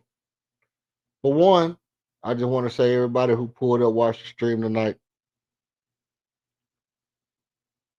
Every show needs a spark, man. For this show, you are it, bro. You are it. Ladies and gentlemen, men and women, whoever pulled up and watched this stream, I appreciate y'all being here. Without you, this show is absolutely nothing. You know, I appreciate everybody being here. If you just came just to see what I was gonna say, I appreciate that. I appreciate that too. If you came to see what I was gonna do, appreciate that as well. Appreciate that as well. Either way it go, I appreciate you. Appreciate you. Let's see.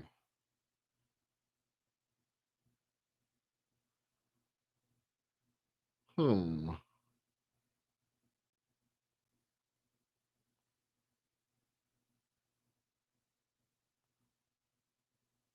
Oh shoot.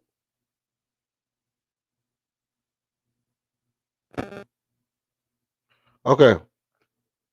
Now, with that being said, Albert Shangon averages 22 points. And that Portland has some weakness inside, I would consider to take Albert Shangon over tonight's bet. Anything over 22. If you're gonna place a bet tonight, now I'm not gonna tell you what platform to bet on, you know, but I'm not even gonna tell you to bet. I'm just gonna say that I would say for my own personal likings,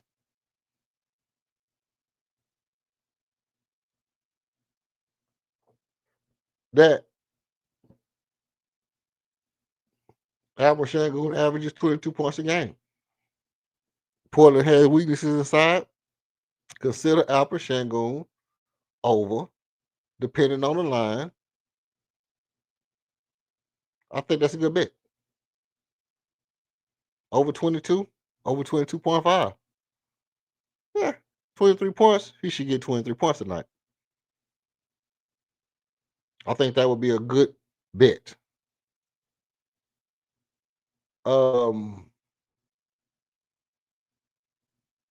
Kevin Durant is safely a safe bet. I mean, safe to say under 27. I would probably say under 27 for Kevin Durant because I don't think he's going to be in the game long enough to get 30. You know, I don't think he's going to be in the game long enough to get 30. But if they had Kevin Durant at 23.5, I might would take the over. Well, around 20, 22, 23 points for Kevin Durant, right? Good bet. That's a good bet. Um, total points.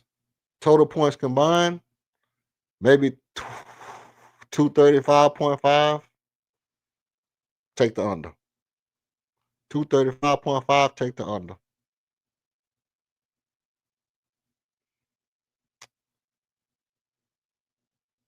Um,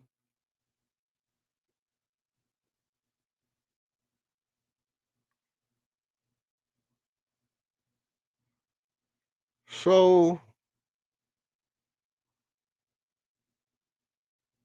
most of the spread models suggest that the Rockets gonna win. You know, 65, 72% of them say we're gonna win.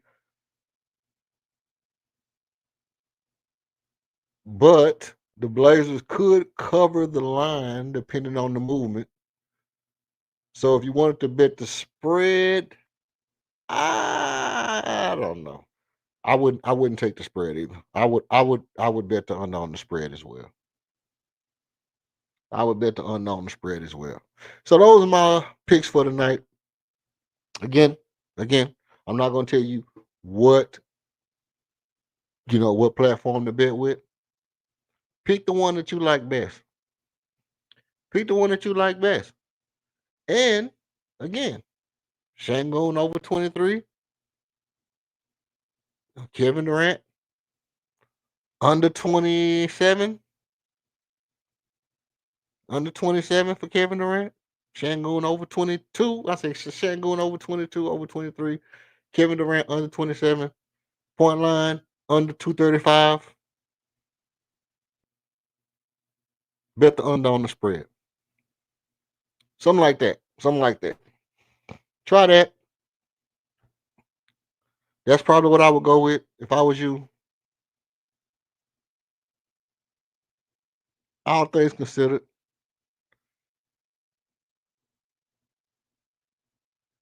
The game is already jumping. And I'm gonna get a little look at it. I'm gonna get a little look at it and see how it's looking. If it's looking like a good game, I might hang around and talk shit with y'all right quick. If it's looking like it's gonna be boring, I'm gonna cut this joint off immediately. If it's looking like it's gonna be boring, I'm gonna cut it off immediately. You understand what I'm saying? You understand what I'm saying? Know what I'm talking about?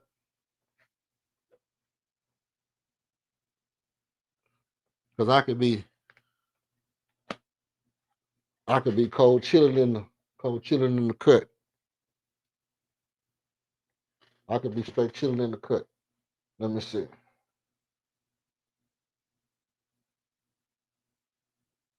Hit me, hit me. Cool in the party, rocks in the bar, living incognito like I ain't no star.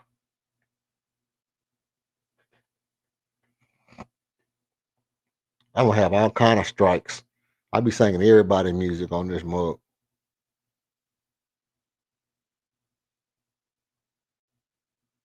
I be singing all kind of songs on this Mojo filter.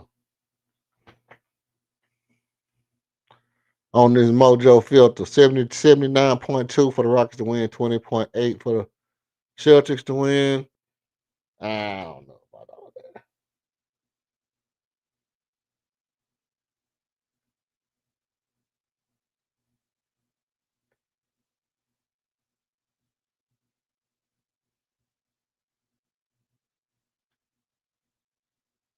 Crazy work, son.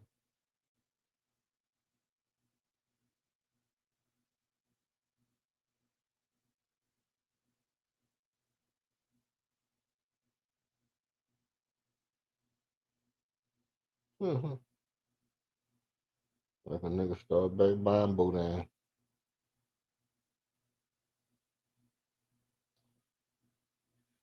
All right, let's see what we looking like. Oh boy, boy, boy, boy, boy. Cause you know why? You know why?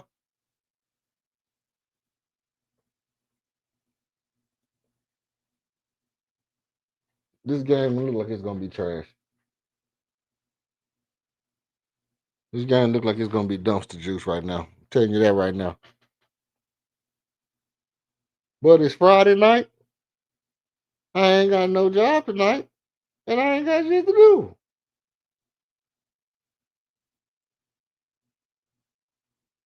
So therefore, I might as well keep the party going. At least for a little while. I'm just chilling. I'm just chilling. Um,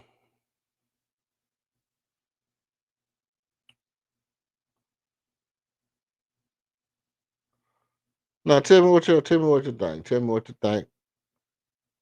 Money in the bank. Shawty, what you think? I got money in the bank.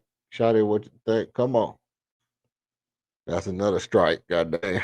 About 17 strikes saying people's songs, bro. If I sing one more song, YouTube probably jump on this mug and slap the dog. Come on my stream and slap me live and in person.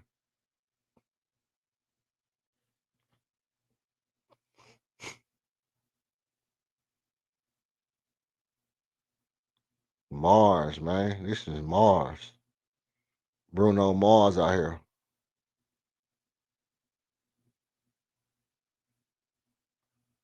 Let's see. Let's see.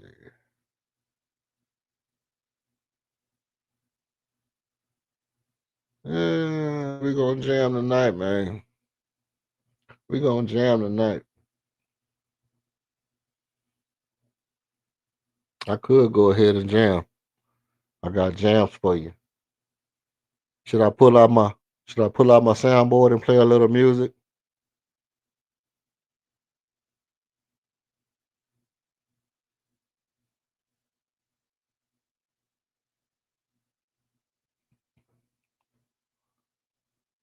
Cause you know how it is when you just got like you got a couple of people and you like, you know what?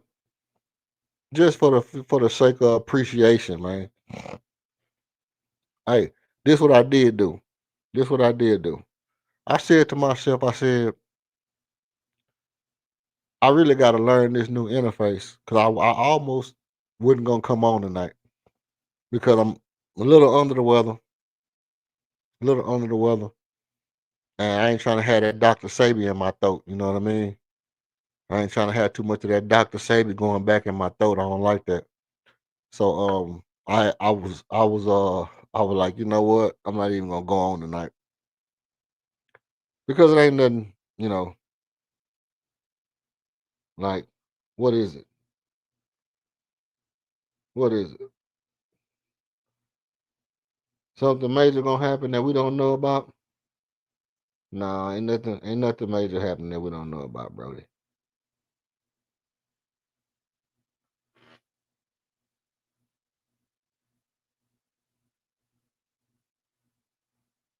Sheesh. So what I did do, I said, well, I take me a little medicine, you know, make me a little something to sip on, and then I'm gonna go ahead and go out here and get it. Go out here and bring it to the people. And I know I'm gonna, I probably sound a little raspy, and then my voice got rasp, but that's all right. That's all right. I'm a little raspier than usual, maybe a little nasal, nasally than usual. But it's all right. The reason why I know it's all right because you know, we gotta do what we gotta do. Gotta do what you gotta do, man.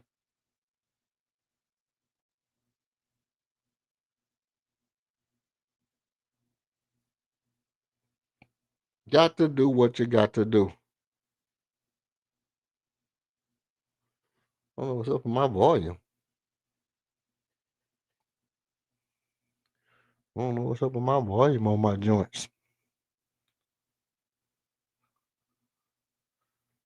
George Koga, don't you shoot that ball from out there like you Steph Curry. Oh, okay, I thought you were gonna shoot that ball from Curry.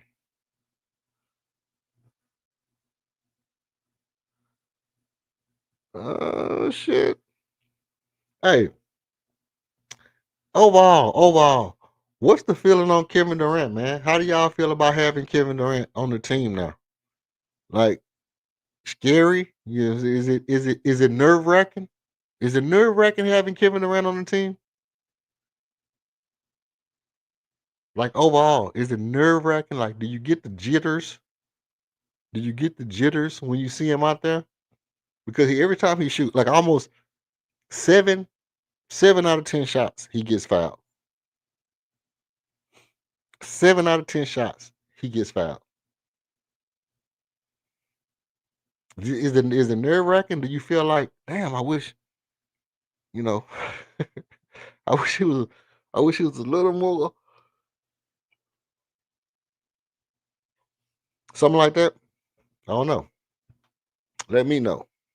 Let me know. I let, I still kind of, I'm still kind of nervous. I'm still kind of nervous when I see Kevin around on the floor. As much as I've always liked this game, I've always liked this game since college. But I wanted him on the team when we had Harden. When it was this go round and they were talking about getting him, I was like, yeah, but I don't want to give up a lot for him because I don't know about the health concerns. That's a fair argument, I think. That's not an indictment on the player. It's just saying that I don't want to give up healthy players for non-healthy players. So even with him being on the team now, I'm still I'm a little bit leery when I see him play. I just be a little bit skeptical. Not that I don't like it because the efficiency is different. It's different. Let me tell you something. It's different because even as much as you like Alpha Shangon or you like this player, that player,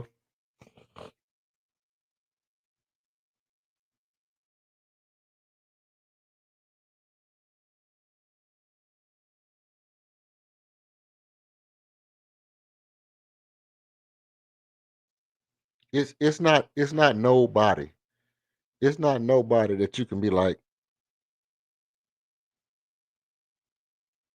when they shoot the ball. It's like, okay, I'm so glad he shot that ball right then. All right, and the game is underway. Jabari Smith kicking the LP. All right, we got a little action going right there. So I like this court. I like this court. This court is fire.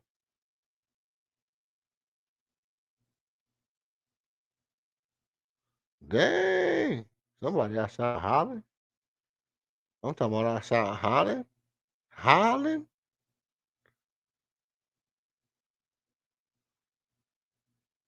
They out there hollering?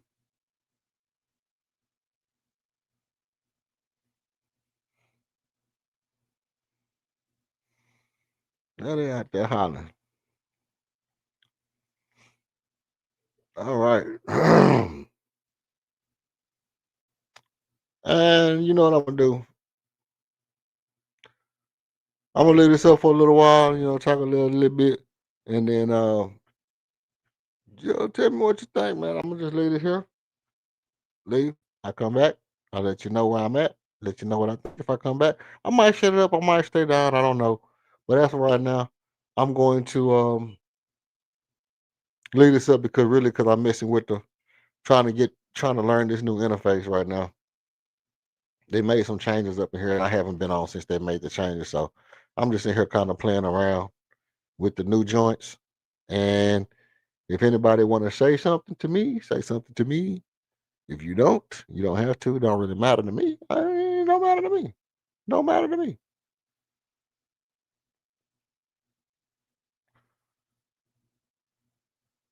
Look at this. See? That's what I'm talking about. That's a foul, Brody. Hair transplant turkey. And the backboard say hair transplant turkey on the top.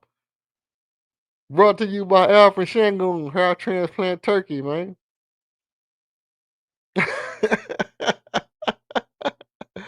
It's a hair transplant turkey on the top of the backboard, bro. Y'all, come on, man. Give it up for your boy, man. Give it up for your boys, man. Give it up for hair.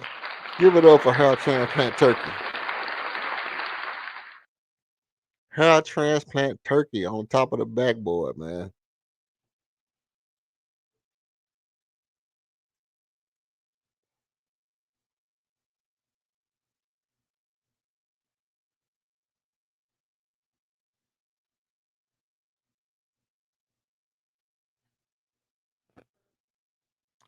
Hey, don't get me wrong. I'm gonna tell you right now. Don't get me wrong. I'm gonna tell you right now. Like, she kind of look like what's it called? I ain't gonna tell you what she look like. But look, don't get me wrong. Don't get me wrong. If I had the money, I might have to go to Turkey, man. And give me a little hair transplant. They got the Family Dollar. Oh, that's Kroger brand. The Family Dollar coconut oil. I tell y'all my secret recipe to make your own coconut oil at halftime.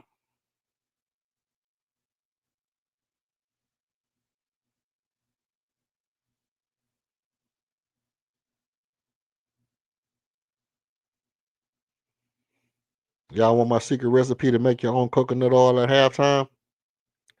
I tell you my secret recipe to make your own coconut oil. It starts with a coconut, by the way.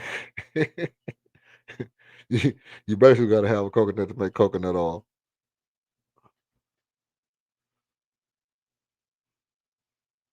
Man, she got a lot of teeth in her mouth. God dang. What you must have got extra teeth when she was born. Extra teeth.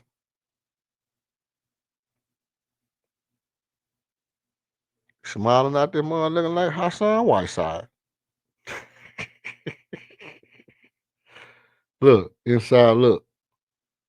Most consecutive 20-point games versus Portland. Kevin Durant, 20-point game. 29. He got the most consecutive versus Portland. Jeez and rice. Why did I not know that stat before the night started?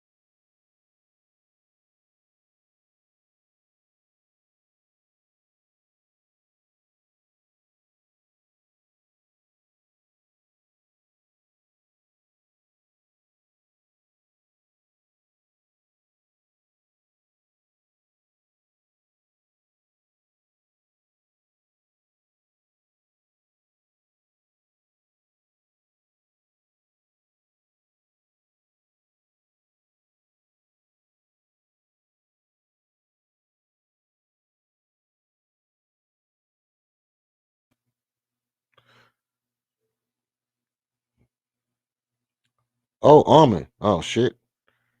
Almond down there took all the paint off the front of the rim.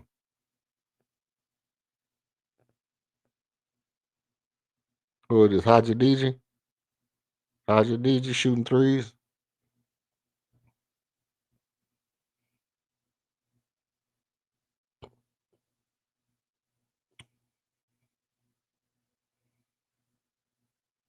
All right, get strong with him, KD. Get strong with him. I like that. I like that kind of KD. Get physical. Bang. That's light work, man. That's light work, KD. Let me take my banner down. Bruce Banner's over here.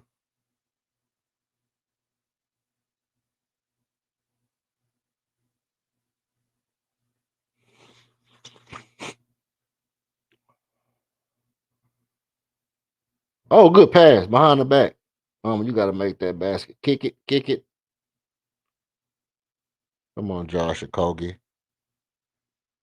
Josh Okogie just shooting up anything. Out there looking like Jay Cutler.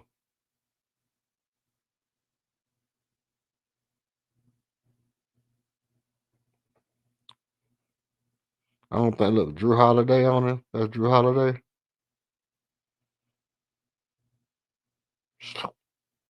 Splickety splow. Splickety splow. That's how you supposed to shoot. From now on, that's how you shoot. Splickety splow.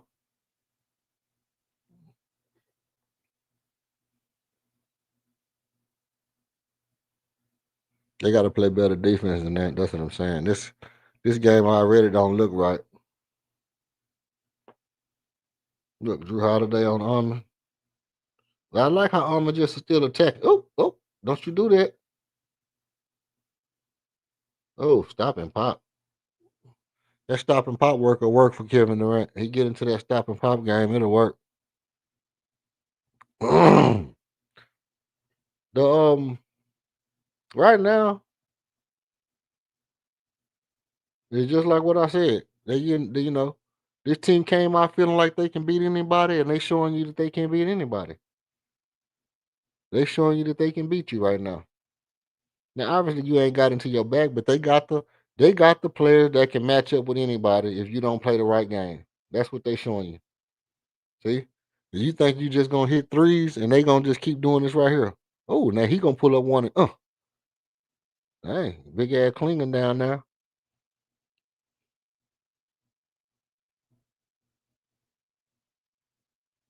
Josh Okogie done shot 4 threes today, man. Let me tell you something. Josh Okogie, boy, you better. We're still by LP. That's who we want shooting the three.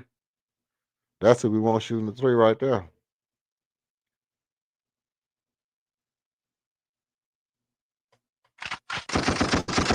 That's how you supposed to shoot. From now on, that's how you shoot. Splickety splow.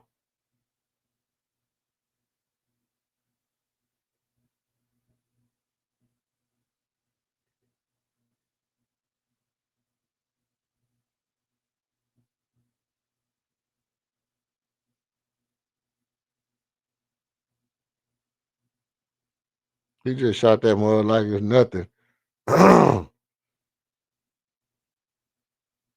He already almost got 20 points, goddamn.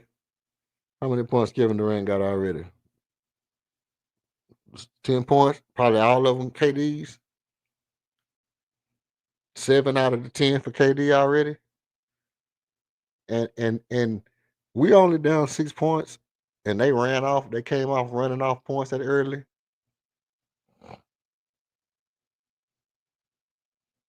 KD got 5 points, and Tamuni Kamara got 8 points.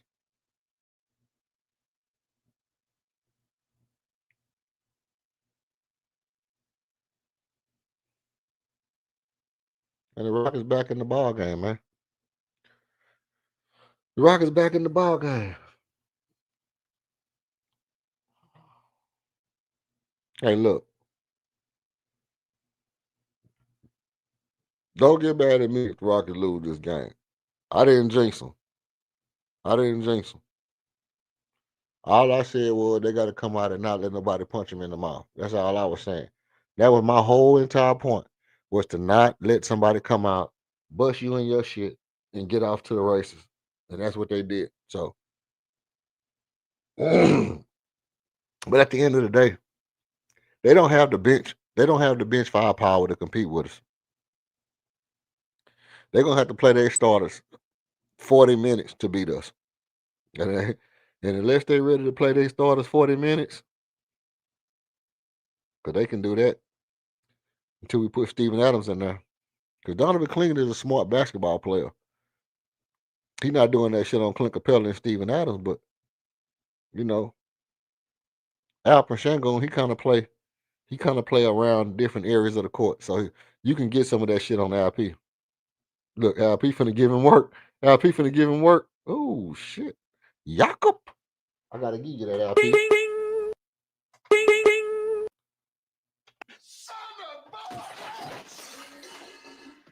You done messed up.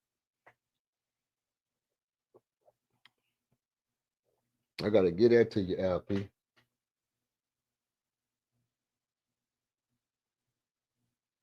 Oh, good pass.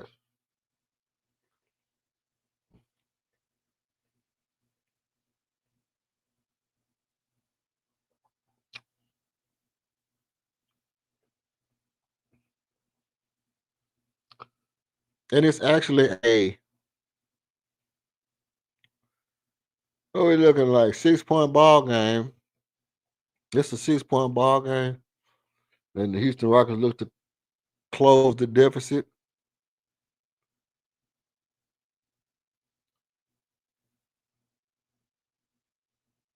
And try to avoid being 0-2 in this in-season tournament cup game. Oh, look at Reed with the forward pass. Looking like a young Billie Holiday out there throwing that thing coast to coast.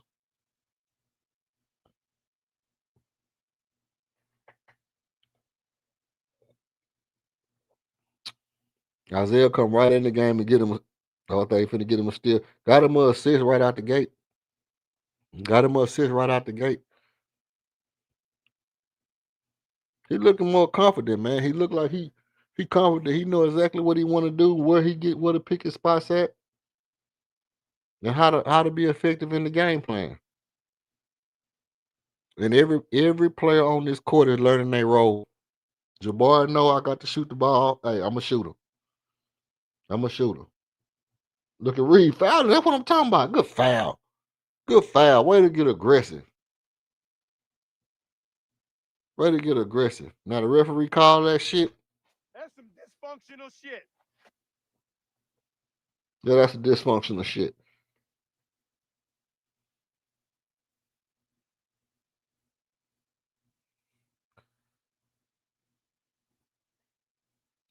You don't supposed to call that on Reed Shepard, man. You gotta let Shep get away with that. You gotta let old Shep get away with that.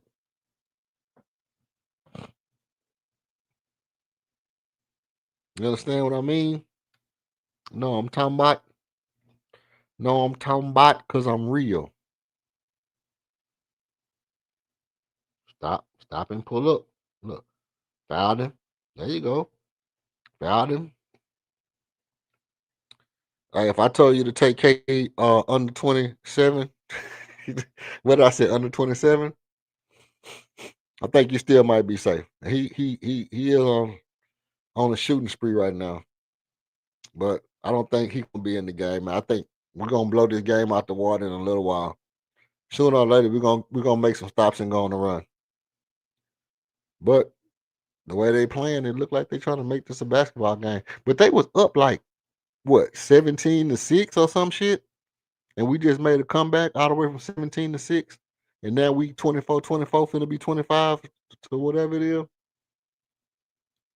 Sooner or later, we finna step on the gas and we're gonna put them out of their misery. Sooner or later, we're gonna step on the gas and put them out of their misery.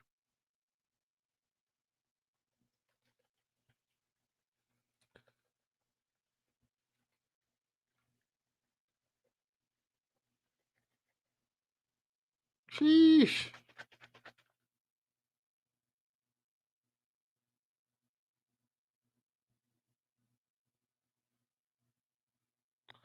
All right. Let's see. That's 2 fouls on Isaiah. That's 4 fouls.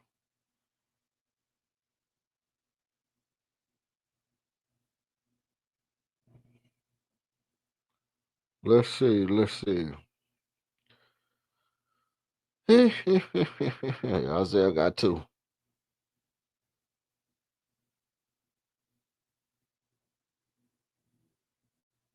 See, Jeremy. Oh, that ain't Jeremy. That's all. Tom Lord. What's his name? Well, get out of here with that nonsense. That used to be his boy, though. No, Tom Lord used to be his boy. They used to roll together. They used to roll together like 6s and 8s.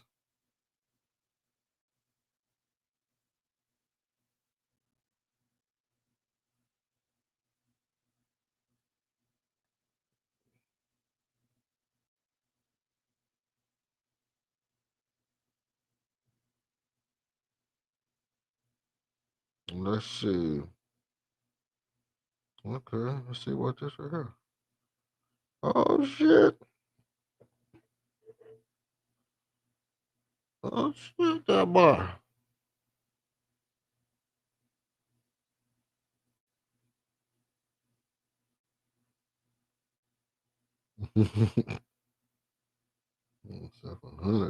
Right there, real quick, like that.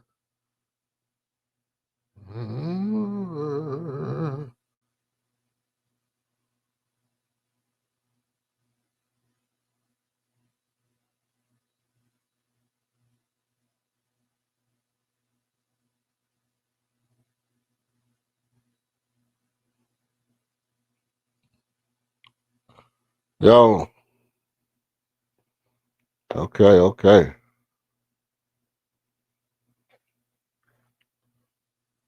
Let's see.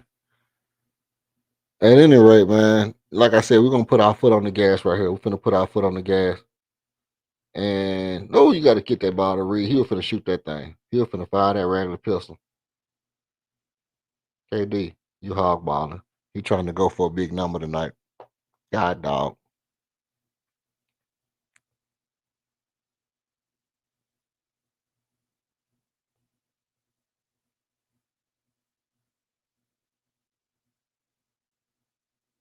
Oh, boy, look at Reed. Hey man.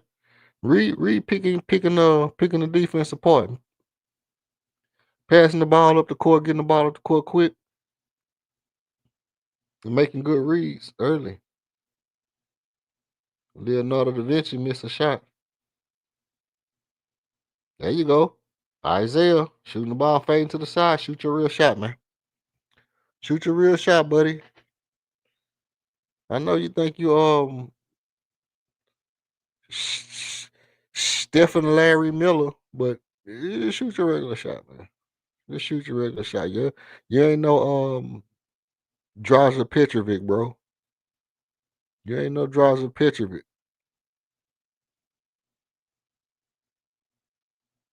What's that? Bobby Hurley, Draza Petrovic, all that.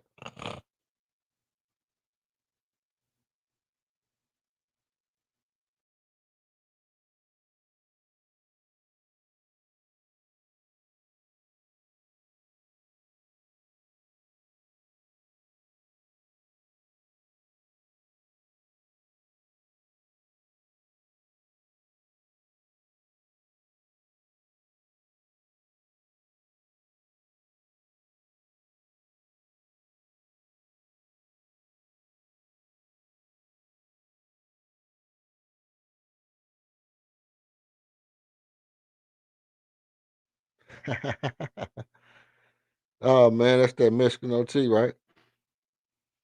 Hey, look. So this game so far, it started out slow. The Rocket coming back. I don't think it's gonna be a close game past the second quarter. Once we get in the second quarter, Rockets gonna take off and blow this thing open, and then it's just gonna be a regular game where you outplaying your competition. Like they came out hard, they came out with a lot of energy, but they bench can't really keep up with our second unit or none of that. So as soon as we get into our rhythm, we got guys missing shots right now. As soon as we get into our rhythm, I think it's gonna be another wash.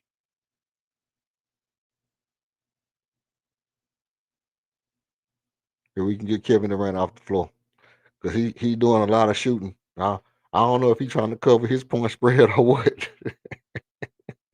He going to the goal every time. He going to the goal like he got to try to score his 20 points before he goes sit on the bench. Which I mean, I guess that's not covering the point spread. That's just making sure your stats look right before you go sit down. Which is smart though, to be honest. Which is smart. What smart though to go to be honest.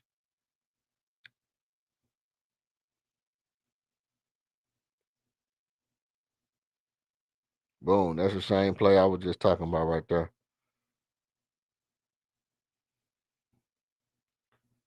That ball on fire. They got the on fire, the lightning ball behind the shot.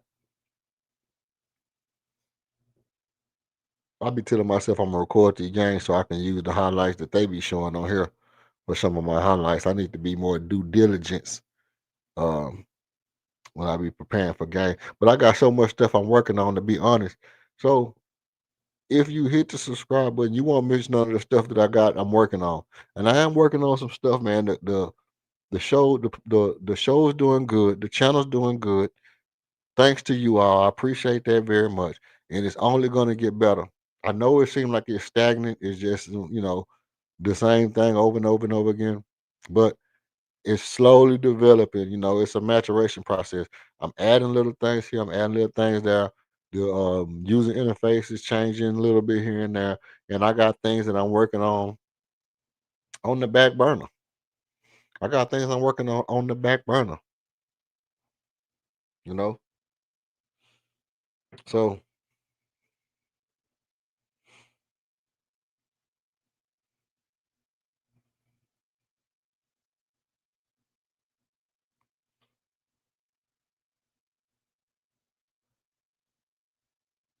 and we'll see how everything turn out as it starts to develop. Oh, look at that! He's shooting that bitch from anywhere. That's what I'm talking about. Hey, That's how you supposed to shoot. From now on, that's how you shoot. pooped on him. Isaiah on fire today. Isaiah on fire. Yeah, yeah. That's what I'm talking about.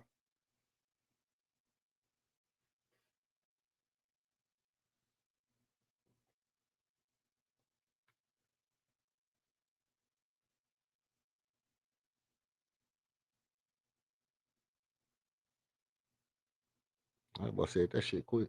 I couldn't even keep up with it. I know he said don't play it like that. I know he said if you pass the ball like that, you got to be able to get back.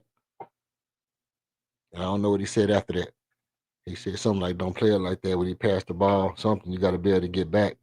I didn't see what else he said, but coaching up Reed, he coaching him up. I'm telling y'all, Reed Shepard he gonna take the starting point guard spot sooner than later. On the sooner hand side, rather more than the other than the later hand side.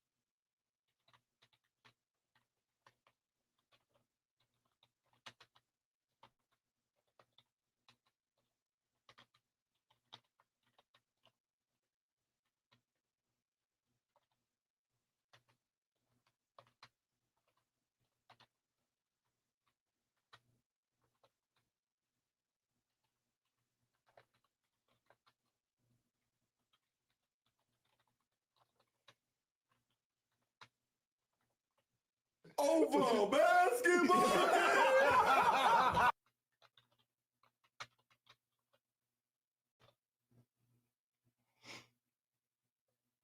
I'm over here clickety clacking in the background all over the place. Don't pay me no minds. Don't pay me no minds. I can't believe nobody showed up in the what's it call it today. Nobody pulled up in my chat except for one cat.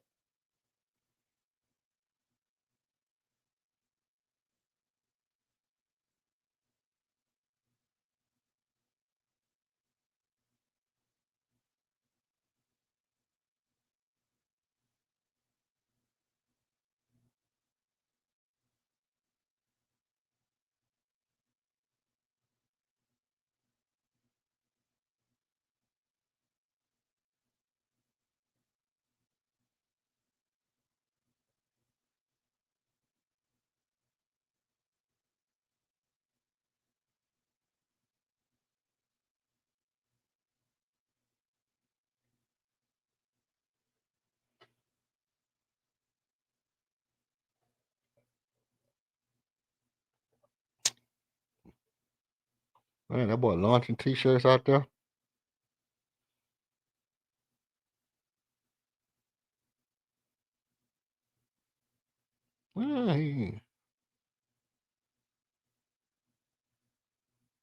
Yeah, it'd be funny. Like whenever you see people in the stands and they be just jumping or dancing or whatever, and when the camera get on them, they start moving super crazy, bro. Like they be doing a nice little cool little play, a little two step or something like that. And then the camera hit on them, then they bust out in like the the Carlton or some shit like that. But not even the regular Carlton. It'll be like a super exaggerated version of the Carlton where they hips going one way and the elbows going a totally opposite way, I'll be like, man, why you had to change your whole body makeup just because the camera on you? You gotta turn your whole body to the side just because the camera. You cannot be that excited to be on that camera, bro. You cannot be that excited to. Good still, Atari. No, it's not that ball. It's our ball.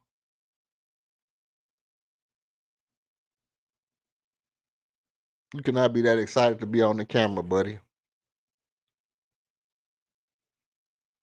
You know what I'm gonna do? This is what I'm gonna do. I'm gonna go ahead and put on some music. Let me see. Do I want to put on some music now or do I put on some music later? I'm gonna put on some music now, and then what I'm gonna do is you know what? I wonder. Dylan Brooks over there making history in Phoenix. Dylan Brooks is making history in Phoenix. And then y'all try to tell me Dylan Brooks wasn't a good player. And you know what? Since ain't nobody out here but me, I'm gonna go ahead and say this shit. Cause ain't nobody here but me. I can say it. I can say it, damn it. I can say it. We always talking about who give people credit and this, that, and the third. I know.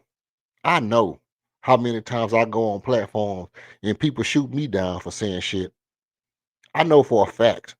People come on my platform. People come on my platform and tell me I be wrong about shit.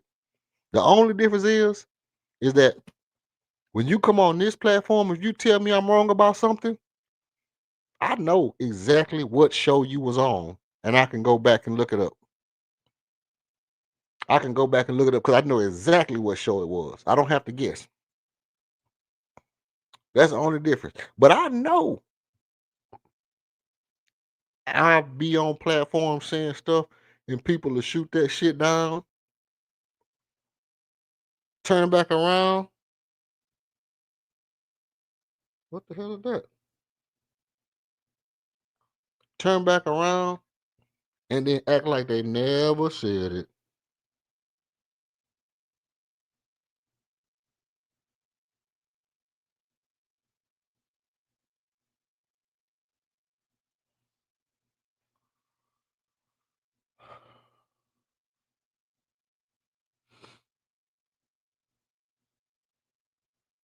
Oh, that's dope.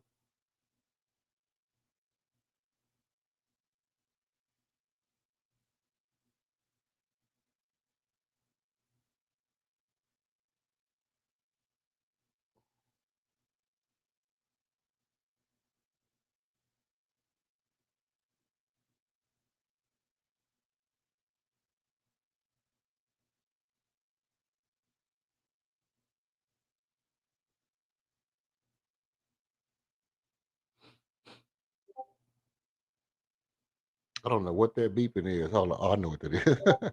Okay. I'm getting hit up over here.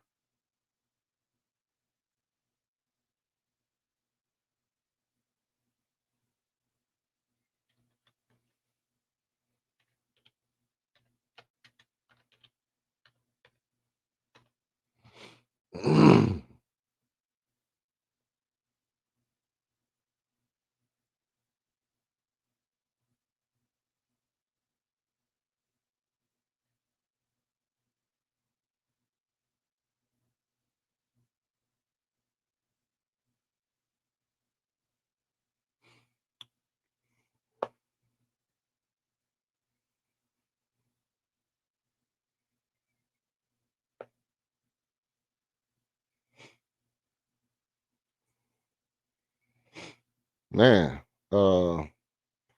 Yeah, man. So look, I'm messing around with this new interface. You know, if you got anything you want to get off your chest, you want to get something off your chest, you want to tell me something that you feel about these Houston Rockets, about this Houston Rockets, about any Houston Rockets for that matter, feel free to come up. Let me know what you think. Let me know. Or put it in the chat. Put it in the chat what you think about the Houston Rockets. Are they playing good? They playing bad. You seeing reoccurring problems, anything, any other thing of the sort. You want to talk about it. You want to chat about it. You want to get your thoughts out, and then you can get your credit. You can get your credit. Cause see over here, if you say something to me that I've never heard before, I'm gonna give you credit, and I'm gonna remember you said it. I'm gonna shout you out. I'm gonna remember you said it, and then when you see the shit coming to fruition and it start to pop off like you said it would, I'll be the first to come on here and be like, yeah, such and such. You know, I mean, Rob Cortez said all you gotta do is pump fake the ball in the passing lane and Cam Whitmore jump in the passing lane. See, I remember stuff like that. You know what I mean? You know, you know. I remember little certain things.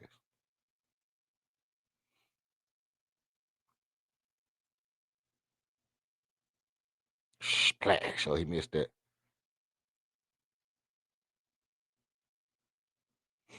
That's just like if Dorian Finney-Smith come back and he a great player or some shit, he's some kind of extraordinary, you know, better defender than everybody else besides Armin. I'm gonna remember who told me that. I'll be like, yeah, money did say Dorian Finney-Smith was gonna be like our second or third best defender. I'm gonna be like, yeah, I never thought it. I never thought it, never believed it. But it was true. But it was true.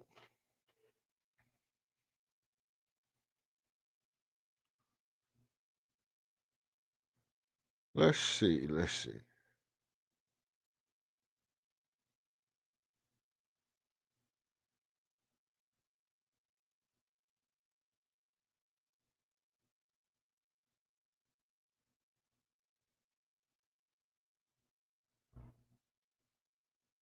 Uh,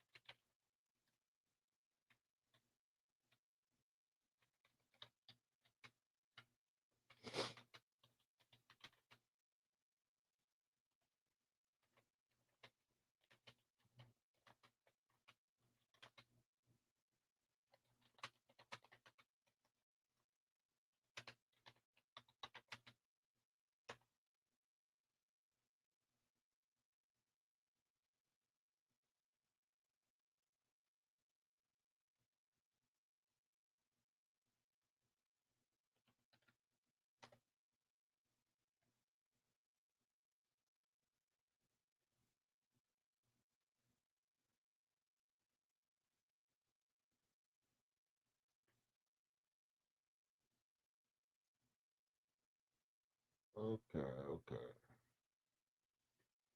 Let's see. All right.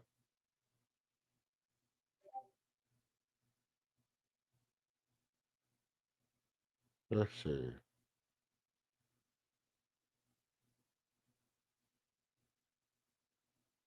Real quick like this right here. Uh-huh. excuse my excuse my little sickness. Like I said, I'm not feeling too great.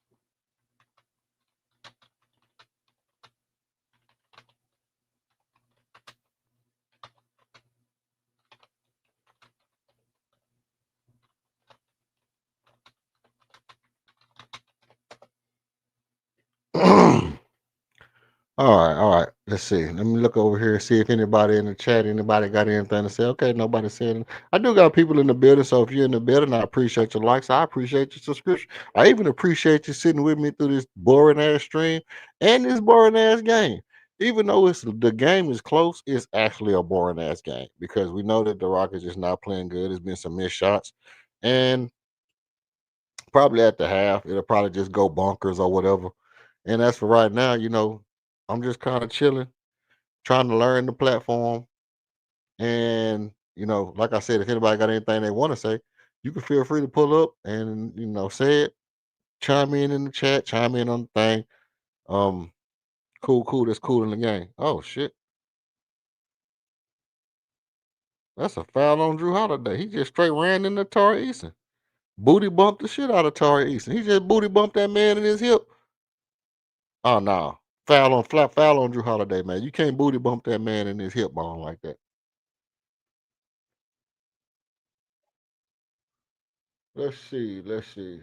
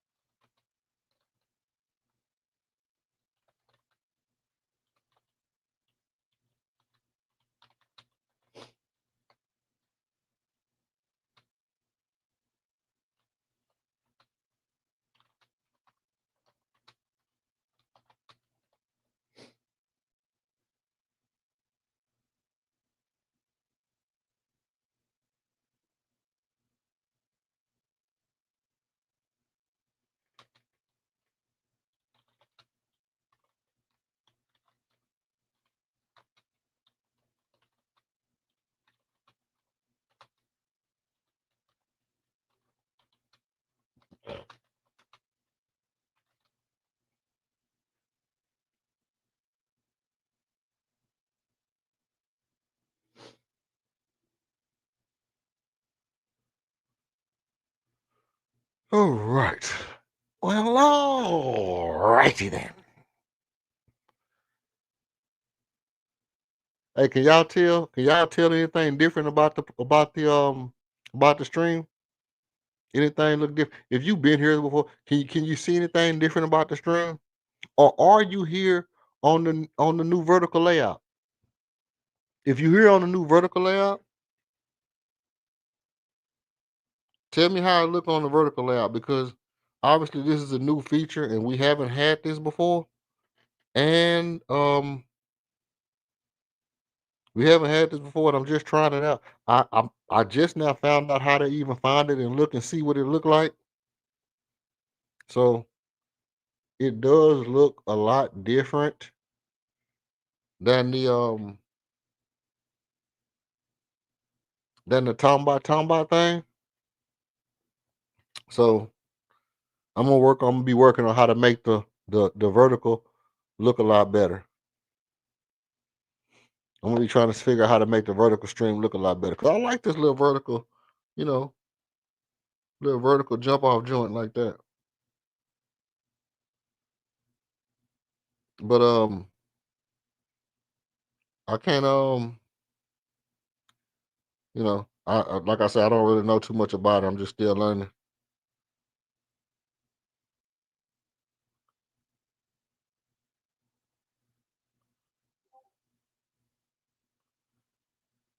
Drop a couple of happy faces in the stream. Yeah, I got happy faces in the stream.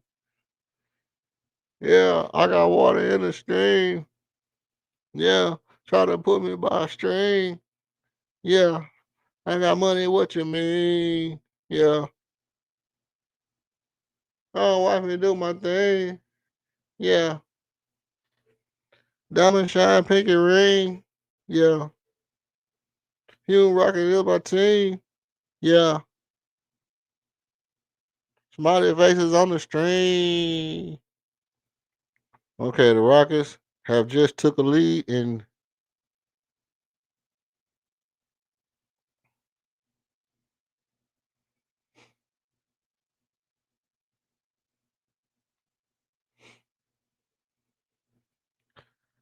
Okay, the Rockets took a lead in there. From now on, okay, that's pretty much it. I mean, that's pretty much the ball game. That's all we really were waiting on was for the Rockets to take a lead and get a lead going into the half. And once they get this lead going into the half, it's a wrap. They just came out lackadaisical, man. They just came out lackadaisical. And as you notice, when the Rockets come out lackadaisical, they'll let a team get busy on them. And once they let that team get busy on them, it can be a long damn night. You understand?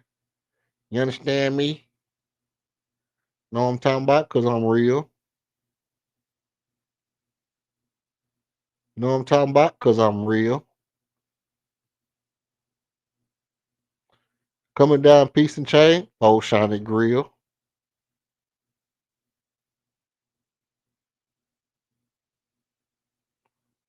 So that's, I'm really over here shucking and jiving, y'all. I'm really shucking and jiving. I ain't gonna even hold you, to be honest.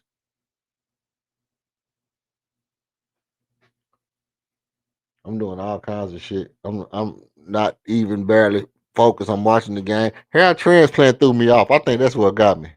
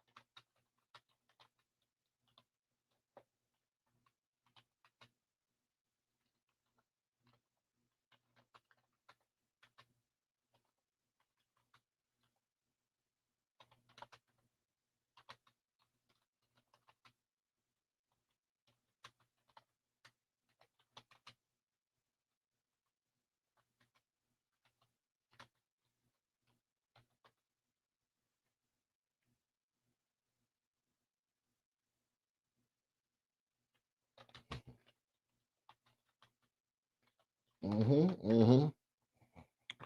Hey, guess what? Guess what? Guess what? Guess what? Check this out. Guess what? Guess what? Guess what? I got 0 people watching. And guess what? I'm still on here popping my shit. With no people watching. I'm still a goon. I'm still a goon.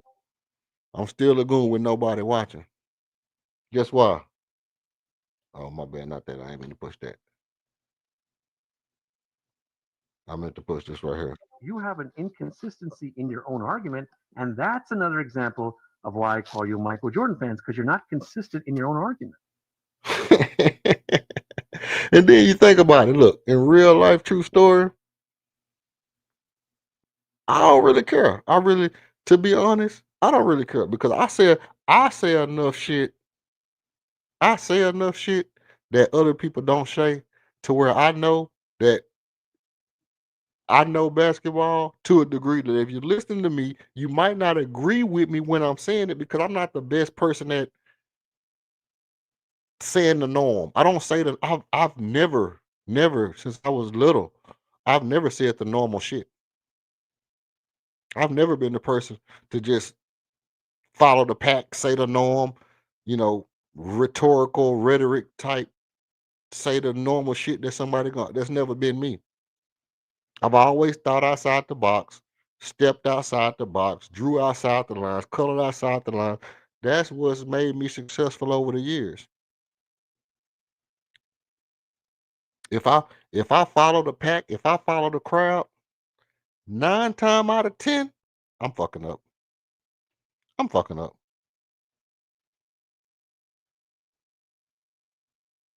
I have to be outside of the lines in order to be my most successful self. What am I saying? What am I saying is I'm saying that the thing that makes this particular platform different is I'm not going to come on here and try to tell you what I think people are going to say or what I think makes me look smart. I'm going to say what the hell I think I would say on a regular day to anybody. Just anybody. If I'm talking to my brother, or if I'm just sitting down watching basketball, the regular shit that I think in my head, that's what I come on here and say. That's what I come on here and say. See, one thing he could do, finger roll. Like if I come on here and I say, look, Alpha Shangoon just did one of the best finger rolls I've seen since George Gervin. Then somebody will come on here and they'll be like, man, they said Alpha Shangoon is George Gervin. And I don't care. If somebody say I said Alpha Shangoon is George Gervin, I just said that he did one of the best finger rolls I've seen since George Gervin. Somebody might disagree, somebody might not disagree. I really don't care. I really like in my mind, I really don't. Because if I feel like he did one of the better, which I don't, but if I feel like he did one of the best finger rolls since George Gervin on that particular time, then I come on here and tell you. And usually I got a reason to back it up. Usually I got a reason to back it up, but not always. Okay, looking like this gonna be halftime, and at halftime, I'm not gonna shut it down. I'm gonna keep the party going. Gonna keep the party going.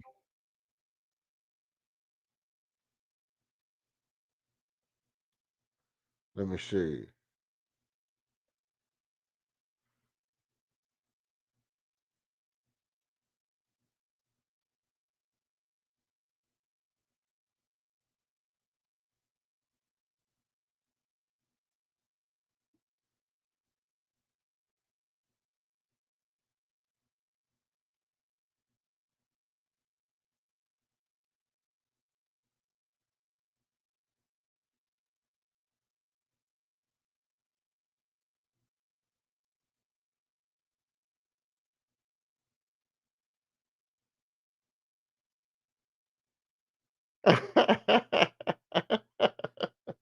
Oh my bad.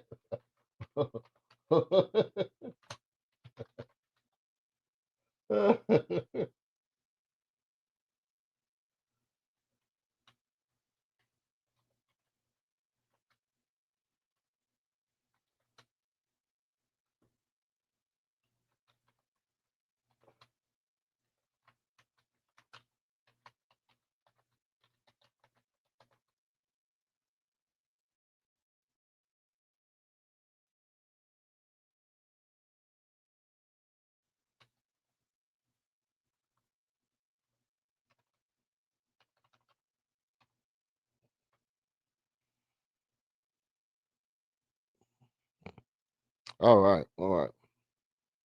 Now I have no idea what's going on over here, so let's get into it. Hmm.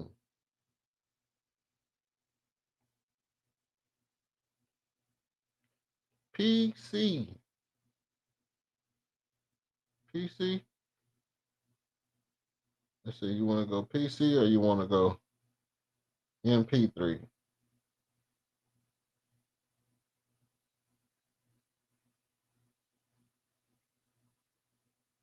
Jesus Christ, people. Oh no. I don't know what I'm doing.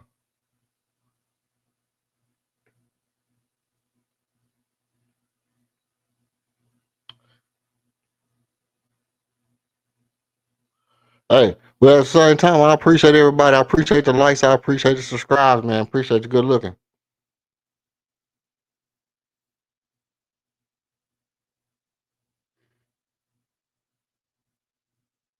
Oh,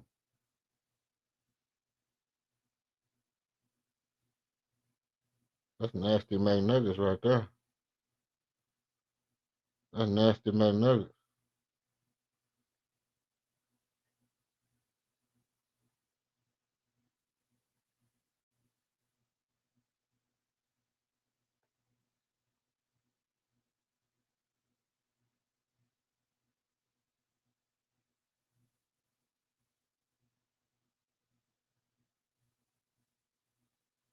Oh shit.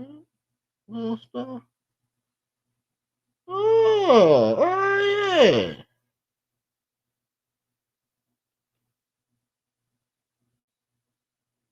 What's this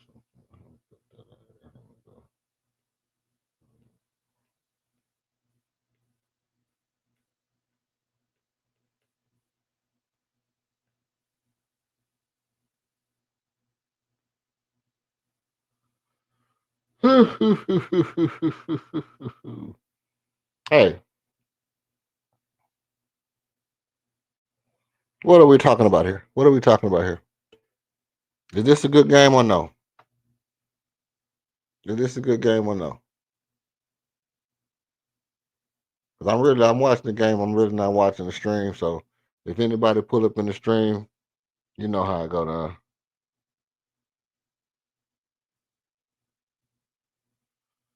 And nobody.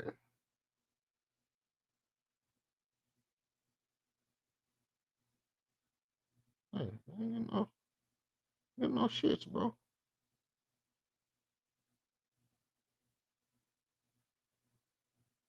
Oh, what the, uh,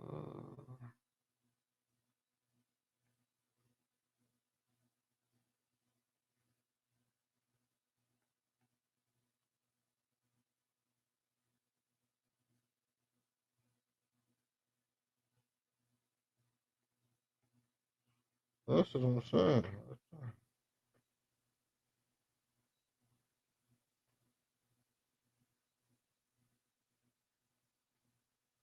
It's gonna start to move. Okay. Either, I guess.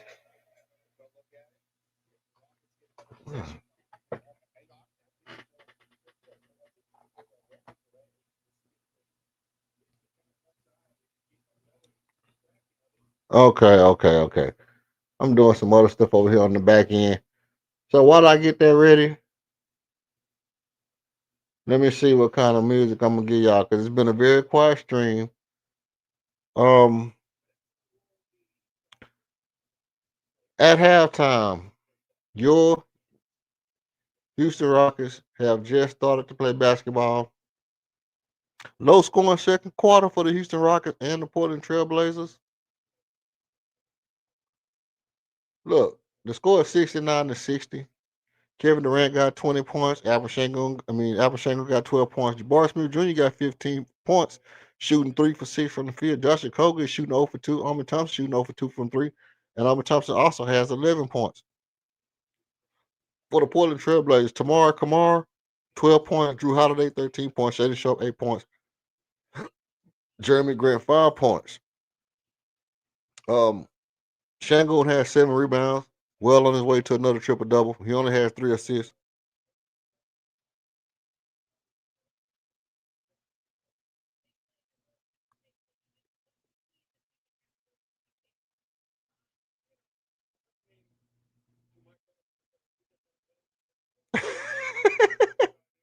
LP stupid, man. Alpha Shango stupid. They said she asked LP what's the keys to the game. Alpha Shango said, you know, it don't really mean too much to us. We just want to win the game. That basically a nutshell. He's saying like, you know, it really ain't no key. We just got to go out here and beat them. It ain't really no keys. We just gonna go out here and just win. that's the key. Key to the game don't really mean shit to me. I'm just gonna go out here and be better. Alvin Shango the fool, man. LP a fool for that. Key to the game don't really mean shit to me. I'm just gonna go out here and just win. That's all. That's all we trying to do. We ain't worried about no keys. Anybody never had no keys, no game. I'm just go out here and win. That's all. That's some player ass shit for somebody for your one of your best players to say though like that. Like, keys to the game, shit ain't really shit. I just win basketball games. That's all. That's all we do. We ain't doing none of the other shit you talking about, player.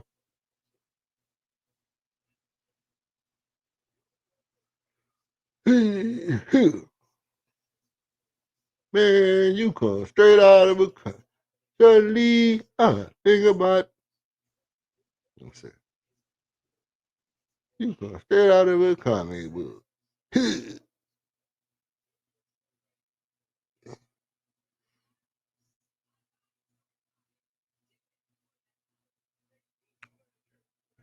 I don't know. So I don't really think there's no keys to the game either at this point. I thought it was keys to the game at first. I don't really think there's no real keys to the game. I mean, it is. They trying to play fast. You want to slow them down. The number one way to slow them down is stay crashing the board, stay beat them on the board, and don't turn the ball over. That's the number one way to keep them from getting out and running. And if you do that, eventually it'll turn around. The game will turn around. It'll just be another regular game, like we expected it to be. Um, and that's kind of where we at. We kind of at that point where it was getting out early because we was missing shots, and we missed a lot of shots because we was shooting some threes. We was missing some threes, and they was just taking the ball off the rim and just running. Now what happens is when we start getting to the rim and not missing threes, they're gonna slow down because you know this you can only run from so far. And so you have to make shots, you have to not, miss shots, but you also have to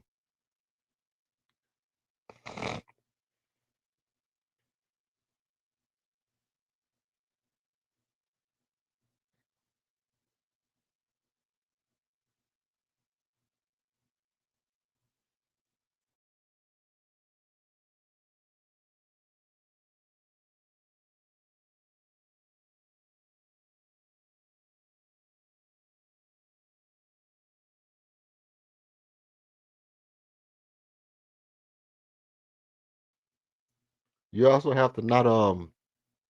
turn the ball over and make them a half court team. So just like I said earlier with the keys to the game, it's gonna be largely contingent upon whether or not you can make them a half court team and slow them down and just keep them from getting out in fast breaks.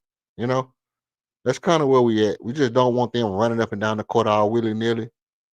Um, and so long as we keep them in the half court game, then our defense will take care of the rest. And our offense is way more powerful than theirs. So there's no way they can really keep up with us scoring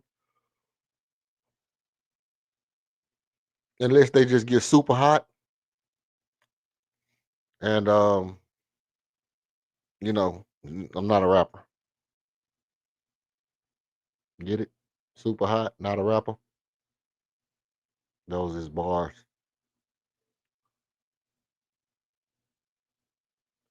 Monquel. Siddly, siddly, siddly, siddly, siddly, siddly, siddly, whoa.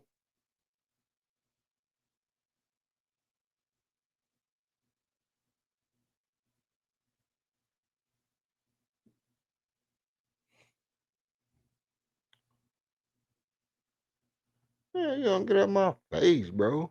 I don't know that. What in the hell? That's all I want to do. This right here.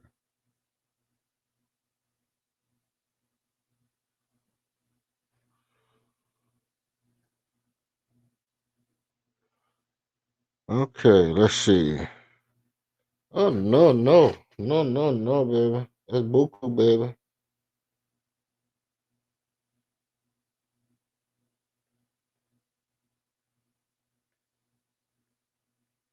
The pumpkin knocking on my door.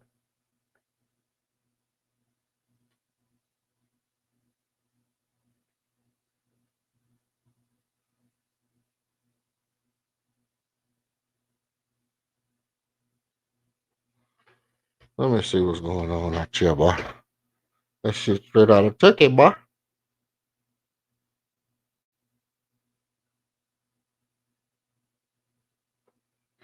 Let me see.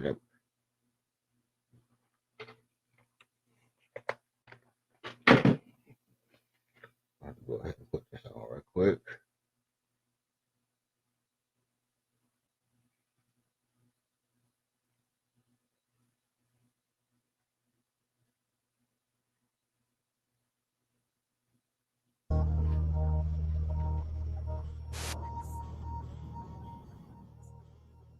Red alert, red alert, red alert, yeah. Got the dirt on my soul, no grandstanding.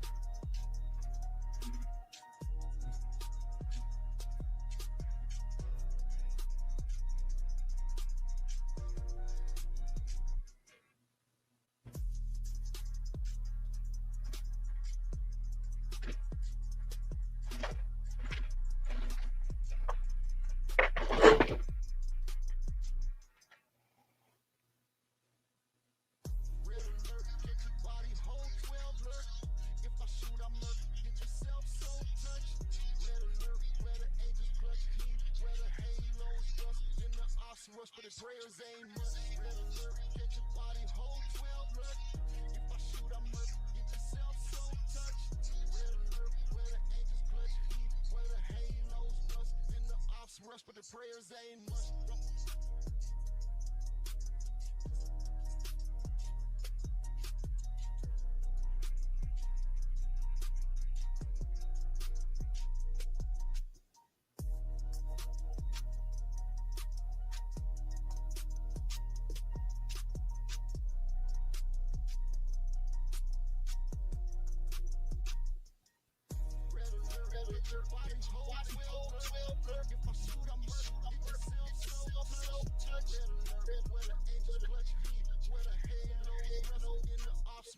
Rush, but the prayers ain't much. Get your body whole 12 alert.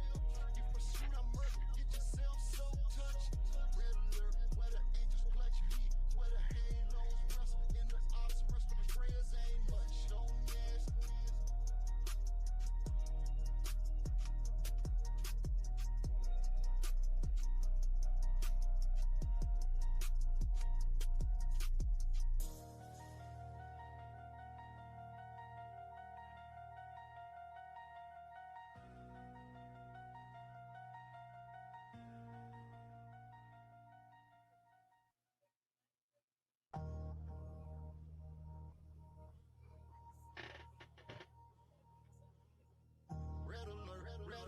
Red alert, yeah. Got the dirt on my soul, no grandstanding.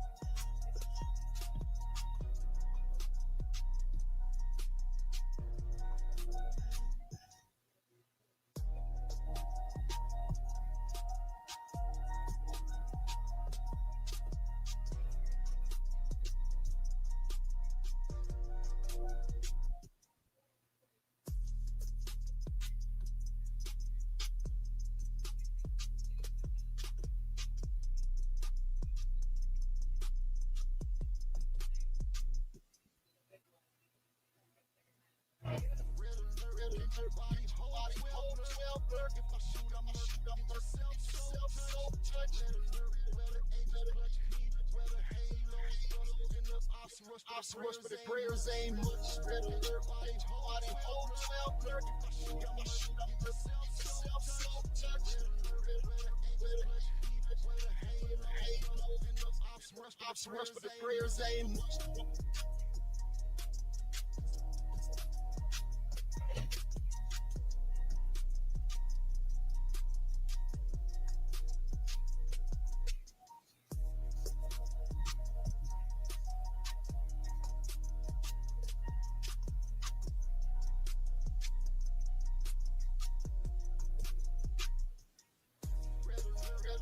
Get your body whole 12 alert. If I shoot, I'm get yourself so touched. Where the angels clutch heat, where the halos and the ops rush, but the prayers ain't much. Red alert, body whole 12 alert. If I shoot, I'm get yourself so touched. Where the angels clutch heat, where the halos and the ops rush, but the prayers ain't much. Yes.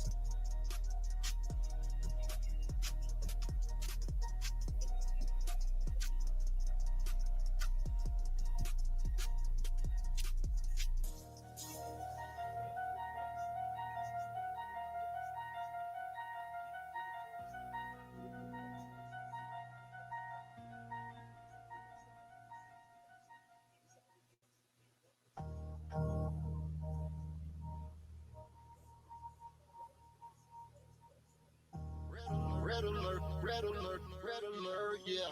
Got the dirt on my soul, no grandstanding.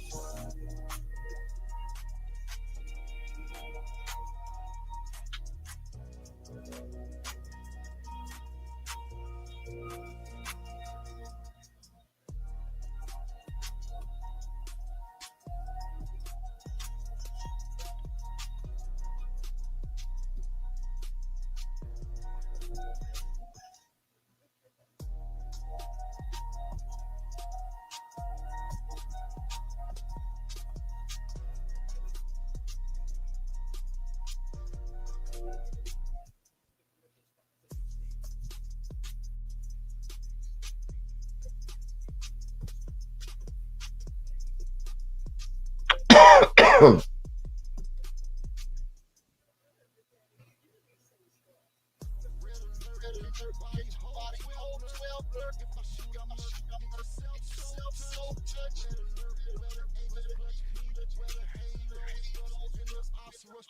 but the prayers ain't much. Red alert, body, body, 12 alert.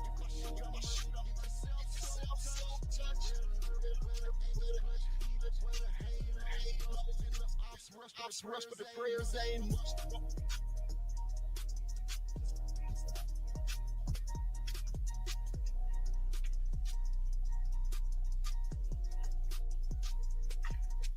Hey.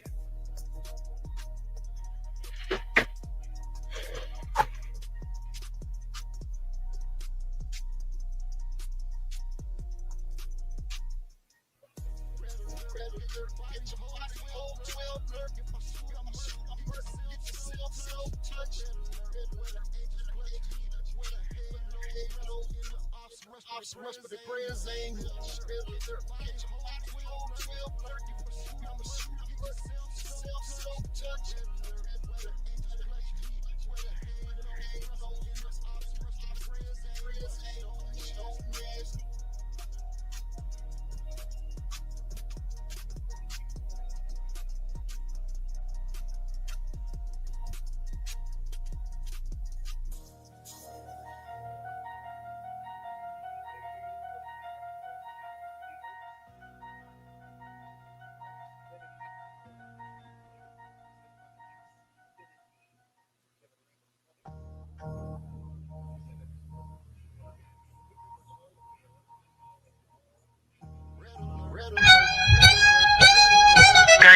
Got the dirt on my soul, no grandstanding. Trying to get You ain't got it, man.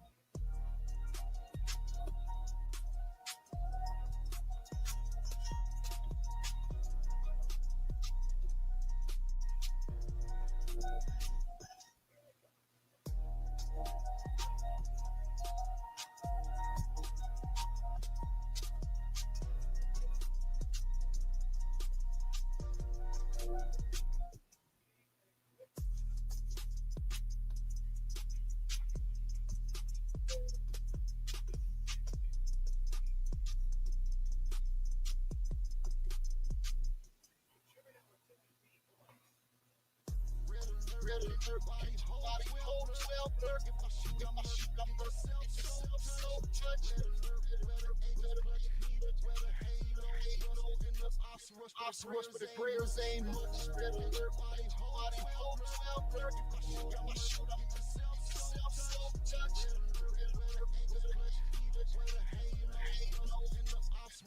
Rush, but the prayers ain't much.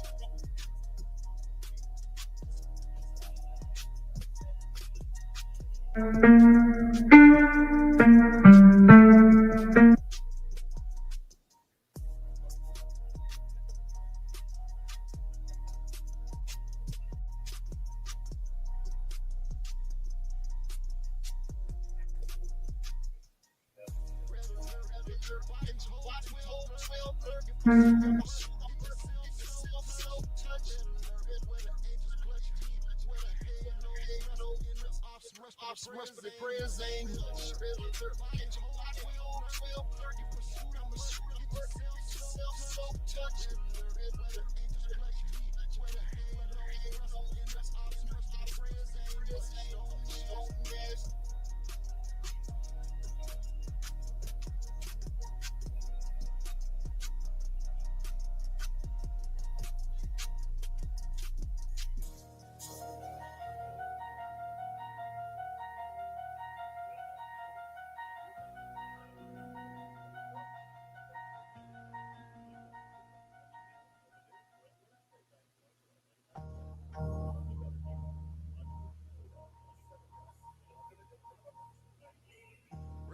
Red alert, red alert, red alert, yeah.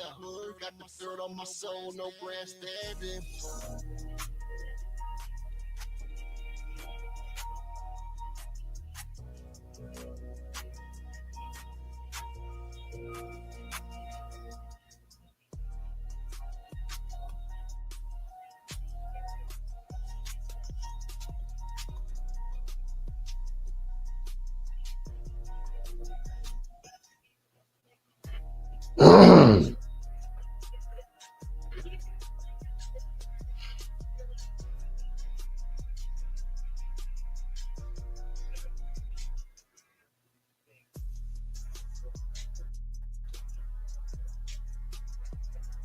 Red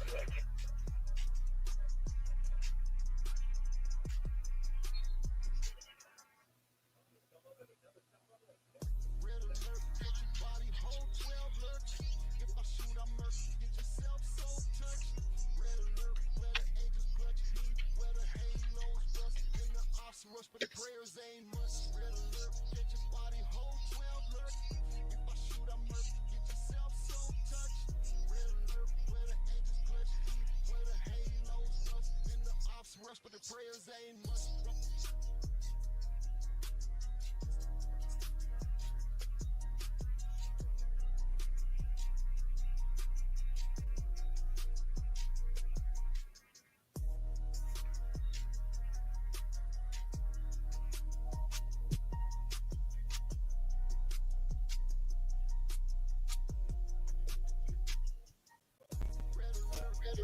Get your body hold 12 lurk. If I shoot, I'm murk. Get yourself so touched. Where the angels clutch heat, where the halos in the ops rush, but the prayers ain't much. Get your body hold 12 lurk. If I shoot, I'm murk. Get yourself so touched. Where the angels clutch heat, where the halos in the ops rush, but the prayers ain't much.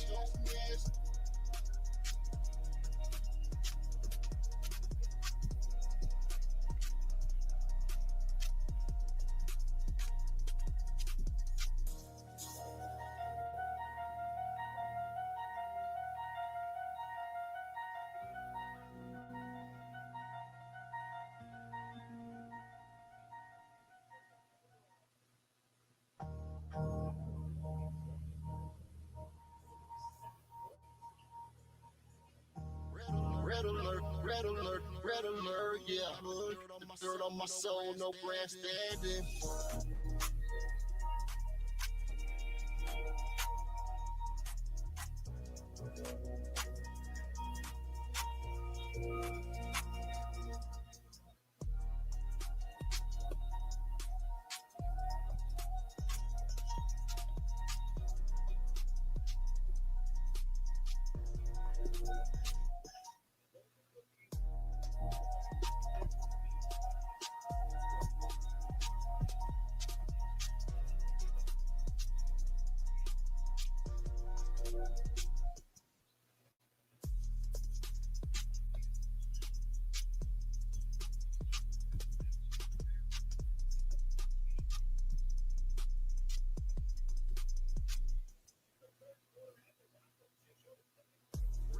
Red alert, get your body hold 12 lurk. If I shoot, I'm murk. Get yourself so touched. Where the angels clutch heat, where the halos in the ops rush, but the prayers ain't much. Red alert, body hold 12 lurk. If I shoot, I'm murk.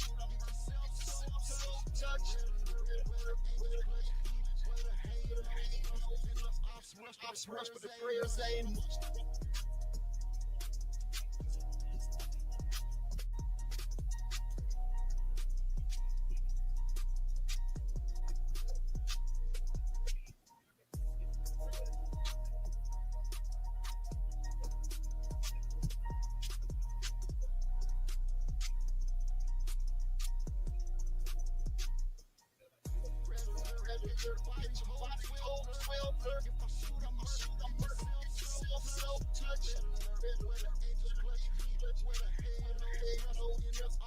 Ops rush, but the prayers ain't much.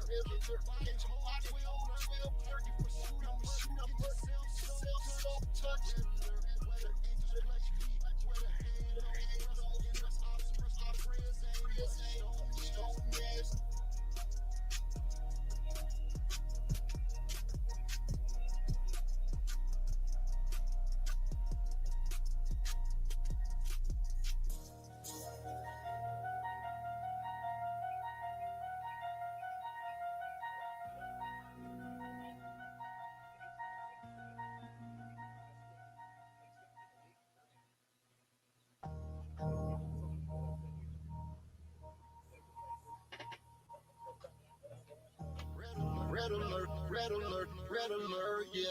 Got the dirt on my soul, no grandstanding.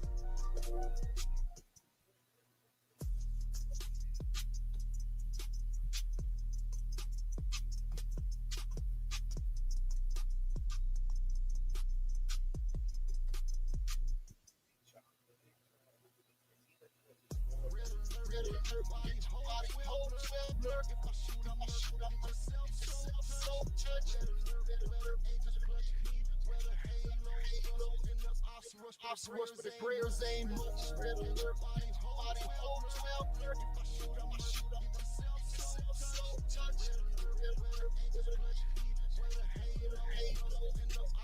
Ops rush, but the prayers ain't much.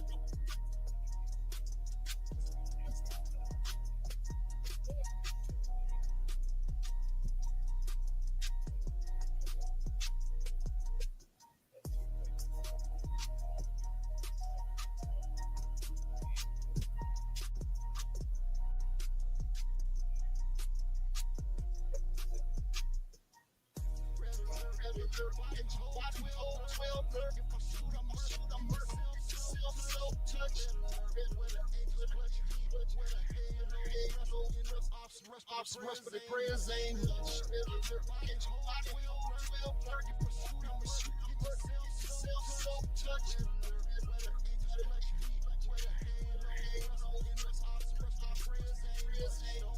I don't dip into the now. Came up, now, boss, now, talk, keep, dog, look at wrist, look at gang, look at shit, stay lane, never trip, never quit, wrong with he never miss, me, keep forgot, be, wide, hard sound, sit, don't, with the some, be, profit, talk about, really, about it.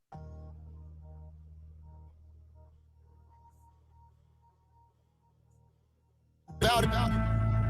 Yeah, got the dirt on my soul, no grandstanding.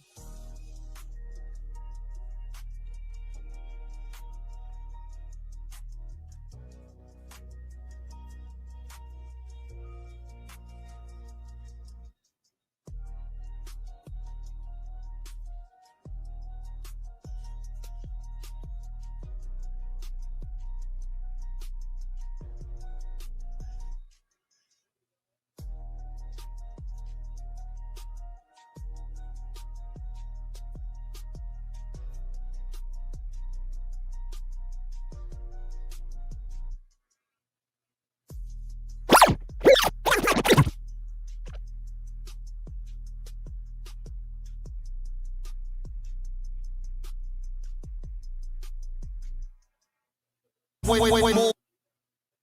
Red alert, get your body hold 12 alert. If I shoot, I'm murk. Get yourself so touched. Red alert, where the angels clutch heat, where the halos dust in the ops rush, but the prayers ain't much. Red alert, get your body hold 12 alert. If I shoot, I'm murk. Get yourself so touched. Red alert, where the angels clutch heat. I ain't trying to gas you. You ain't got it, You ain't got an ass, I know what it is. You ain't got a trick, I know how to live. I ain't trying to own, I'm just trying to build. If you talking games, I'ma keep it real. Listen, I ain't pressed. I'm just trying to build. If you're talking game, Like I ain't trying to guess you. I'm just keeping it 100. Ain't no leashes, ain't no weak shit. You bossing up, I peeped it. And you ain't out here starving for attention, girl, you geeky. That's the type of energy that keep us from reaching. See, I ain't trying to slow you down. I'm trying to slip the pace. Stay out here playing checkers. I just cut the stakes. Let them stress, let them guess, let them run in place. You and me, this a flex, ain't no need to chase.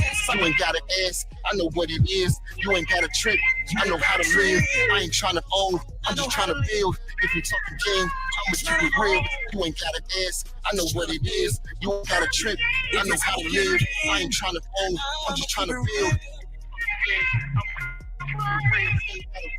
We just let it go. We ain't got a force, we just let it flow. Ain't no handcuffs, ain't no ego. If we both got wings, then we both won't. I'm just trying to build.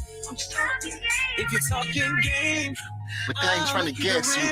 I'm just keeping it 100. You ain't got an ass, I know what it is. You ain't got a trip, I know how to live. I ain't trying to own, I'm just trying to build. If you talking game, I'ma keep it real.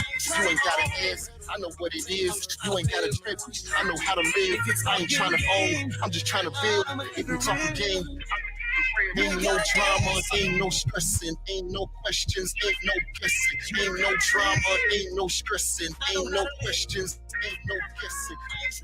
They confused, ain't he? Yeah, let them hate.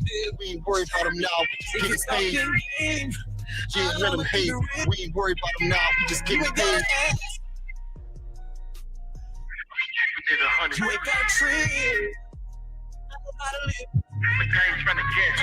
You ain't gotta ask, I know what it is. You ain't gotta trip, I know how to live. I ain't trying to own, I'm just trying to build. If we talking game, I'ma keep it real. You ain't gotta ask, I know what it is. You ain't gotta trip, I know how to live. I ain't trying to own, I'm just trying to build. If we talking game, I'ma keep it real.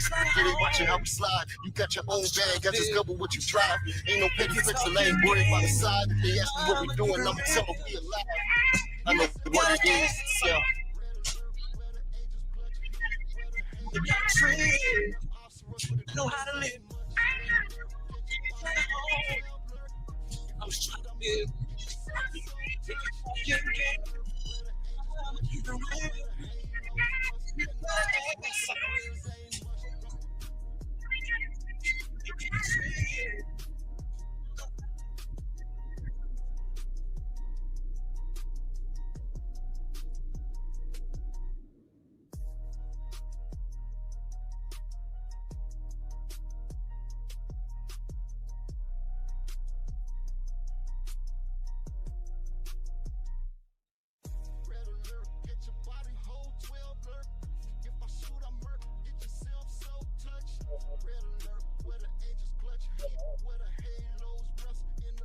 Rush, but the prayers ain't much. Red alert, get your body whole 12 alert. If I shoot, I murder, get yourself so touched. Red alert, where the angels clutch heat, where the halos rust in the ops rush, but the prayers ain't much. Don't ask.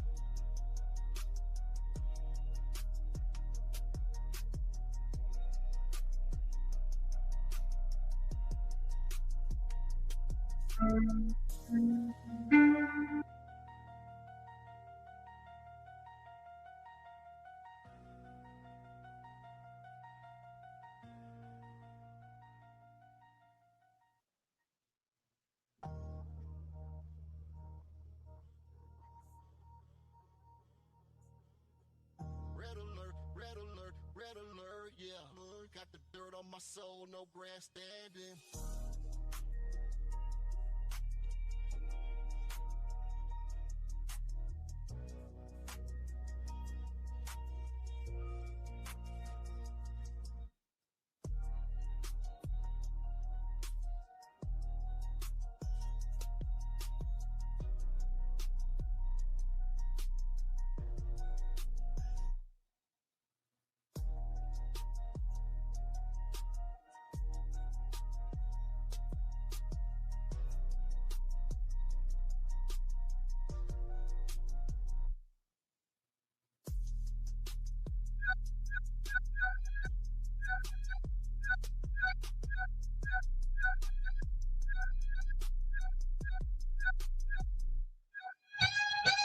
I ain't trying to guess you. I'm just you gotta ask, I know what it is. You ain't got a trip, I know how to live.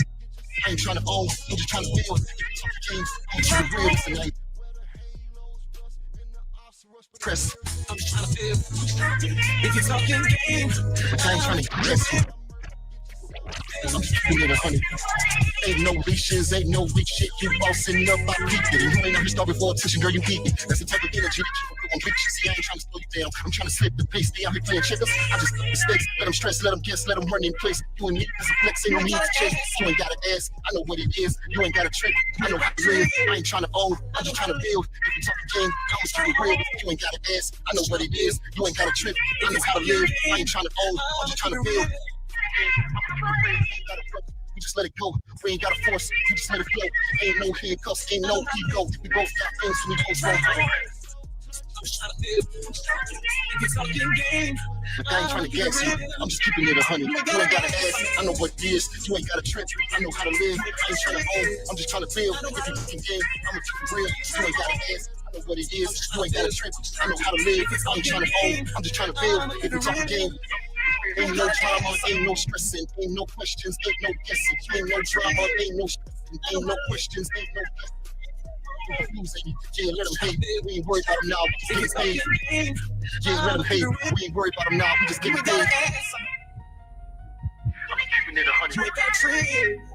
I know how to live. You ain't gotta ask, I know what it is. You ain't got a trick, I know how to live. I ain't trying to own, I'm just trying to feel. If you talk a game, I'ma keep it real. I know what it is. You ain't got a trick, I know how to live. I ain't trying to own, I'm just trying to feel. If you talk a game, I'ma keep it real. Get it, watch it, how we slide. You got your own bag, I discover what you try. Ain't no picky fix, I ain't worried about the side. If they ask me what we doing, I'ma tell them we alive. I know what it is. So.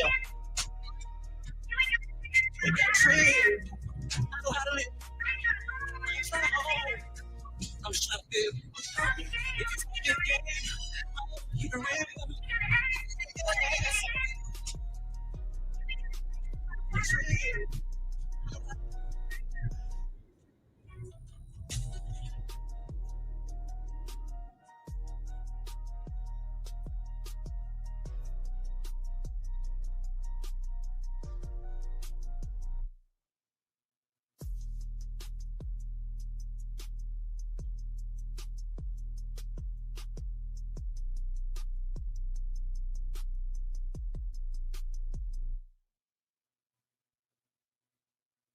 Red alert, catch your body, hold 12 lurk. If I shoot, I murk, get yourself so touched. Red alert, where the angels clutch heat, where the halos rust, and the ops rush, but the prayers ain't much. Red alert, catch your body, hold 12 lurk. If I shoot, I murk, get yourself so touched. Red alert, where the angels clutch heat, where the halos rust, and the ops rush, but the prayers ain't much.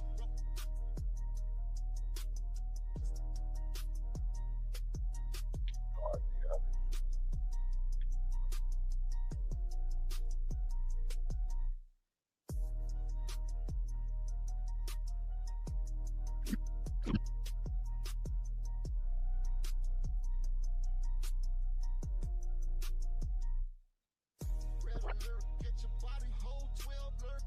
If I shoot, I murk, get yourself so touched. Red alert, where the angels clutch heat, where the halos rust, and the ops rush, but the prayers ain't much. Red alert, get your body, hold 12 lurk. If I shoot, I murk, get yourself so touched. Red alert, where the angels clutch heat, where the halos rust, and the ops rush, but the prayers ain't much. Don't mess.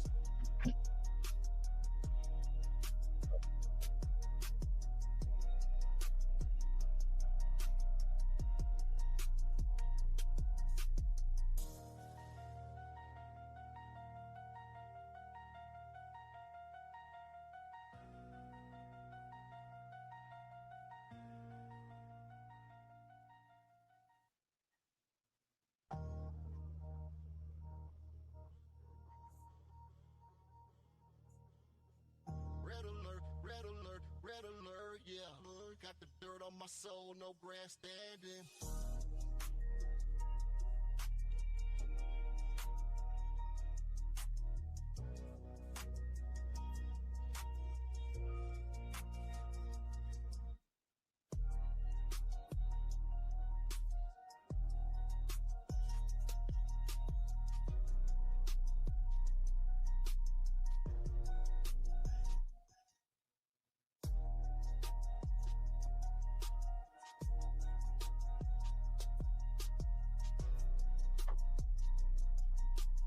No, this shit been plugged up all day, bro. Red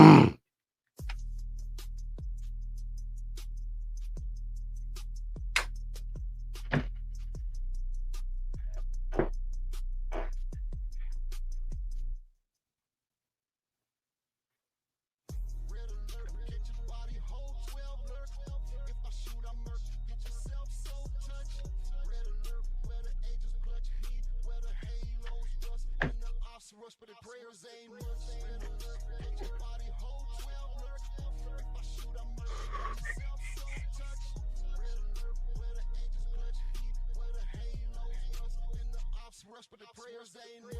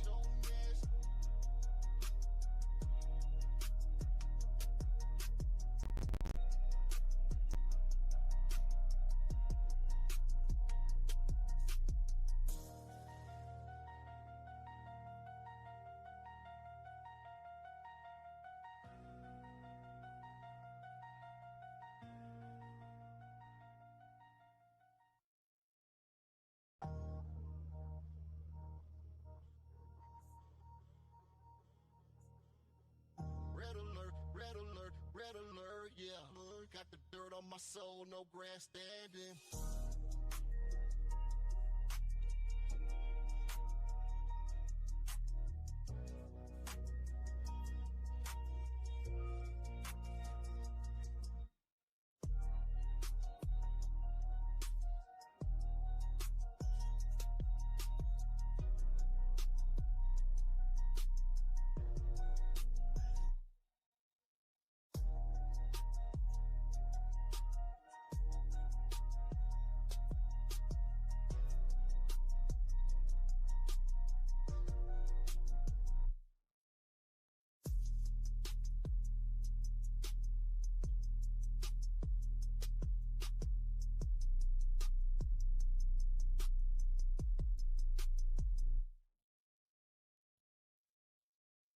Red alert, get your body whole 12 alert. If I shoot, I murk, get yourself so touched. Red alert, where the angels clutch heat, where the halos rust, and the ops rush, but the prayers ain't much. Red alert, get your body whole 12 alert. If I shoot, I murk, get yourself so touched. Red alert, where the angels clutch heat, where the halos rust, and the ops rush, but the prayers ain't much.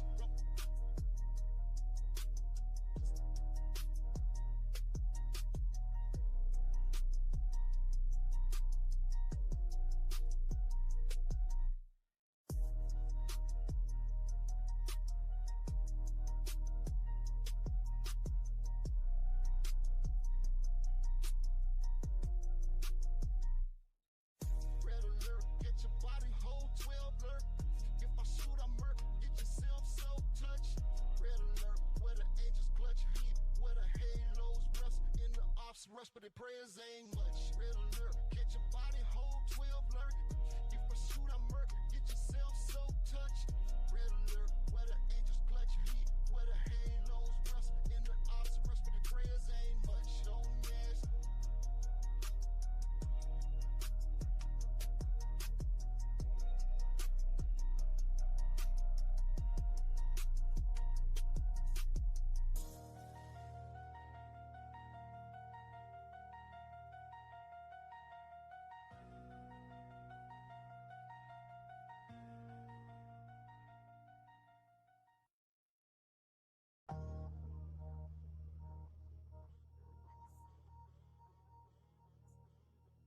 Red alert, red alert, red alert, yeah. Got the dirt on my soul, no grandstanding.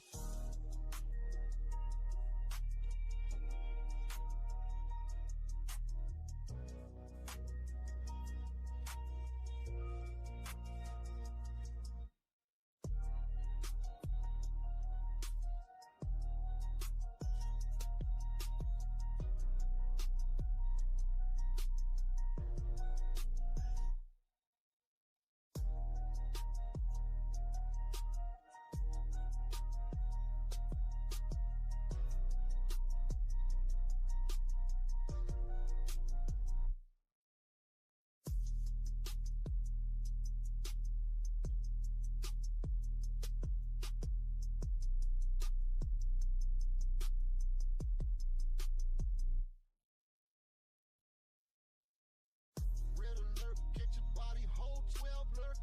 If I shoot, I murk, get yourself so touched. Red alert, where the angels clutch heat, where the halos rust, and the ops rush, but the prayers ain't much. Red alert, get your body whole 12 alert. If I shoot, I murk, get yourself so touched. Red alert, where the angels clutch heat, where the halos rust, and the ops rush, but the prayers ain't much.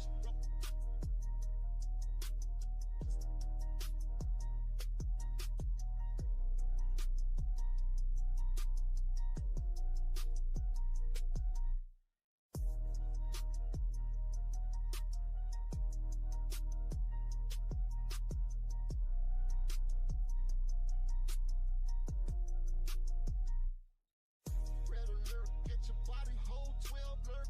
If I shoot, I murk, get yourself so touched.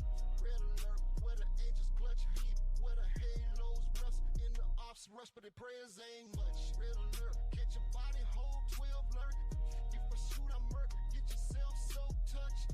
Red alert, where the angels clutch heat, where the halos rust, and the ops rush, but the prayers ain't much. Don't mess.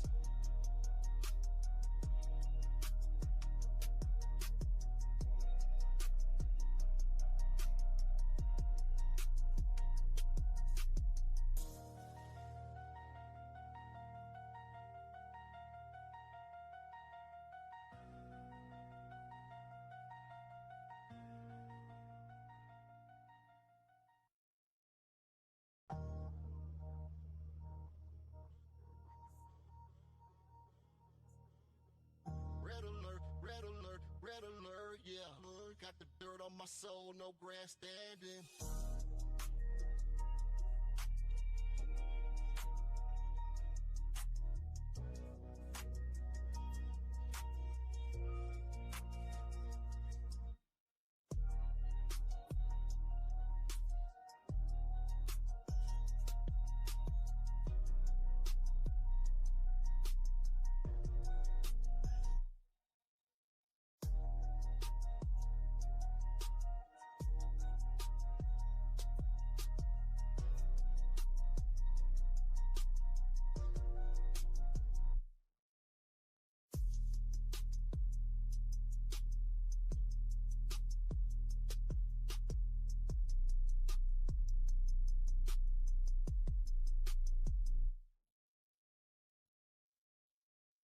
Red alert, get your body whole 12 lurk.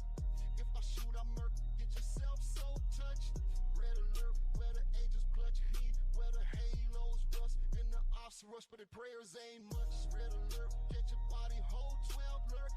If I shoot, I murk, get yourself so touched.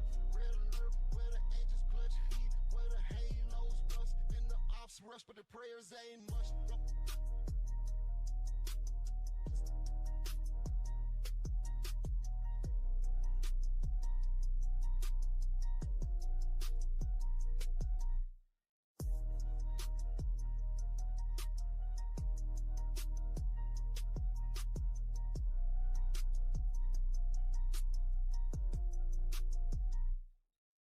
Red alert, get your body whole 12 lurk. If I shoot, I murk, get yourself so touched. Red alert, where the angels clutch heat, where the halos rust, and the ops rush, but the prayers ain't much. Red alert, get your body whole 12 lurk. If I shoot, I murk, get yourself so touched. Red alert, where the angels clutch heat, where the halos rust, and the ops rush, but the prayers ain't much. Don't ask.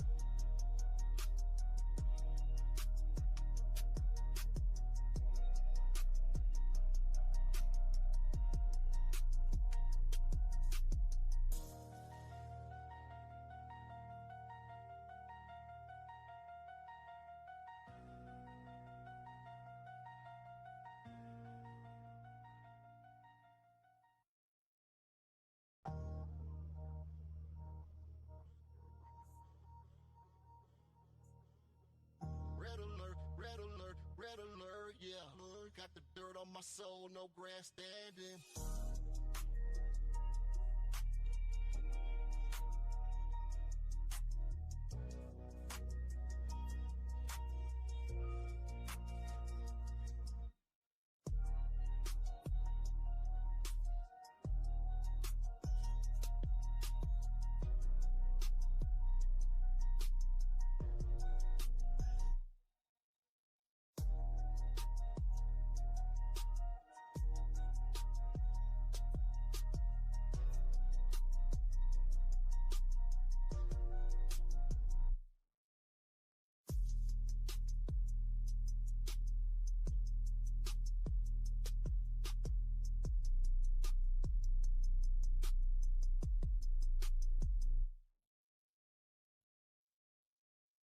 Red alert, get your body whole 12 lurk.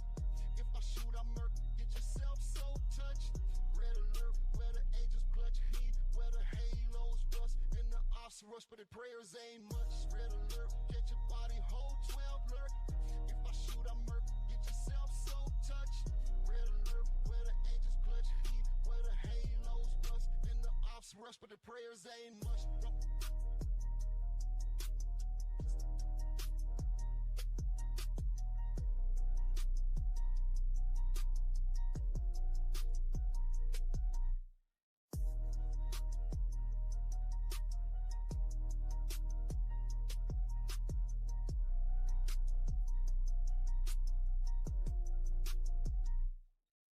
Red alert, get your body whole 12 lurk.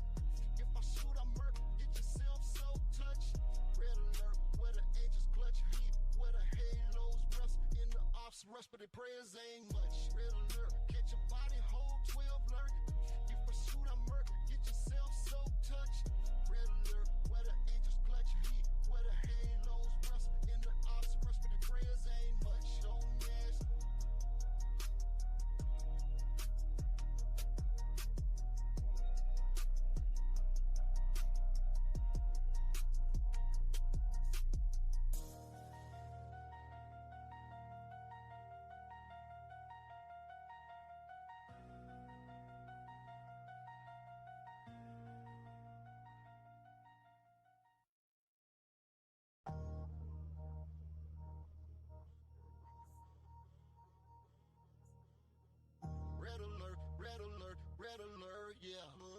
dirt on my soul, no grandstanding.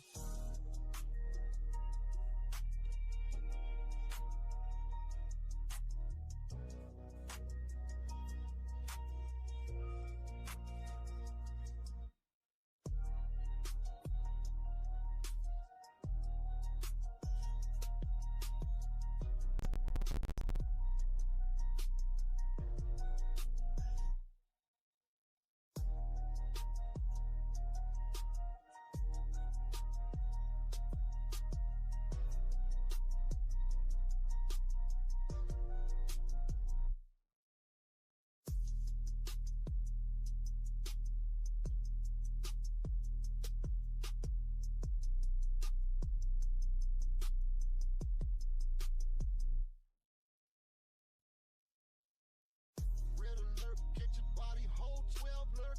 If I shoot, I murk, get yourself so touched. Red alert, where the angels clutch heat, where the halos rust, and the ops rush, but the prayers ain't much. Red alert, catch your body, hold 12 lurk. If I shoot, I murk, get yourself so touched. Red alert, where the angels clutch heat, where the halos rust, and the ops rush, but the prayers ain't much.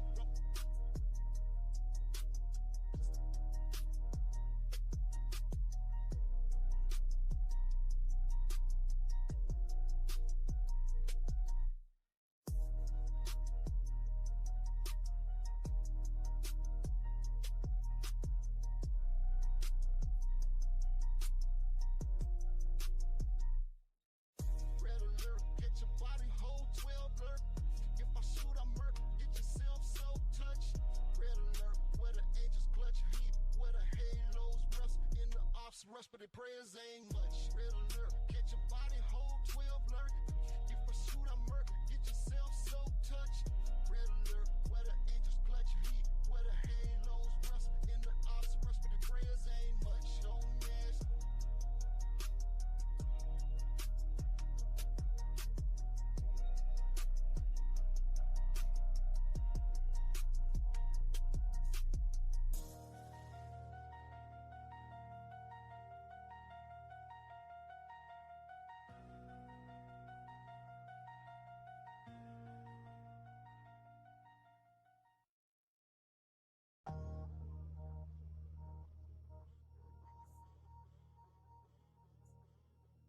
Red alert, red alert, yeah.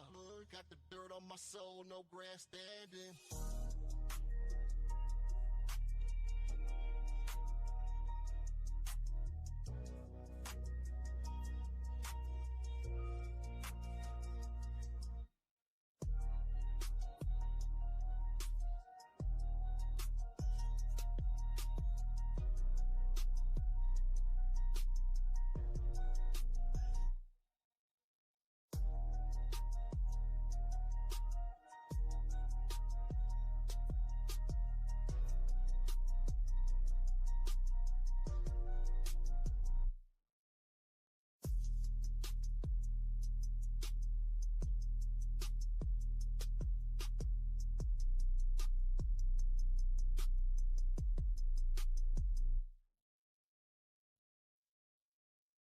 Red alert, get your body, hold 12 lurk. If I shoot, I murk, get yourself so touched. Red alert, where the angels clutch heat, where the halos rust, and the ops rush, but the prayers ain't much. Red alert, get your body, hold 12 lurk. If I shoot, I murk, get yourself so touched. Red alert, where the angels clutch heat, where the halos rust, and the ops rush, but the prayers ain't much.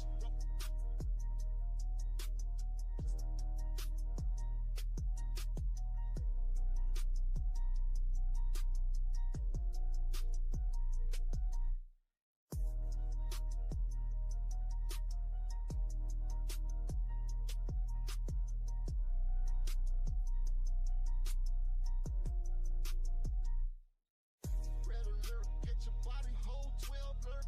If I shoot, I murk, get yourself so touched. Red alert, where the angels clutch heat, where the halos rust, and the ops rush, but the prayers ain't much. Red alert, get your body, hold 12 lurk. If I shoot, I murk, get yourself so touched. Red alert, where the angels clutch heat, where the halos rust, and the ops rush, but the prayers ain't much. Don't mess.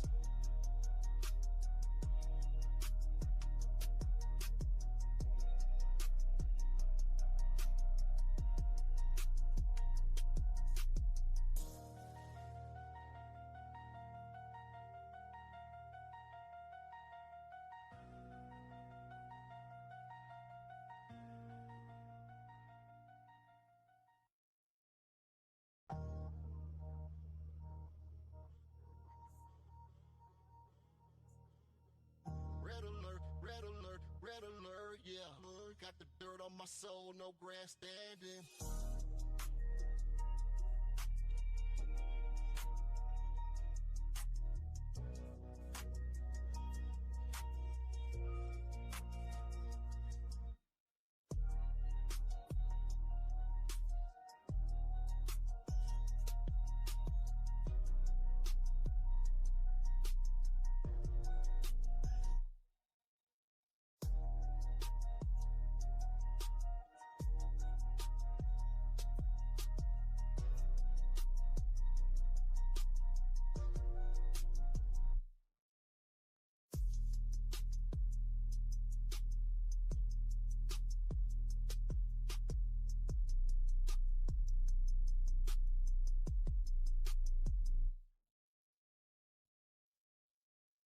Red alert, catch your body, hold 12 lurk.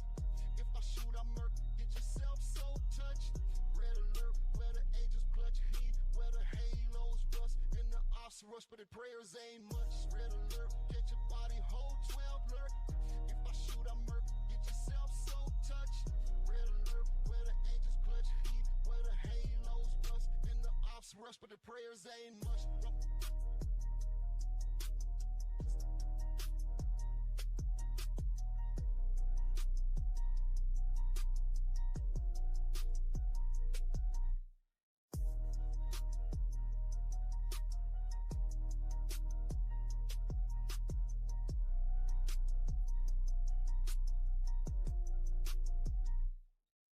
Red alert, get your body, hold 12 lurk.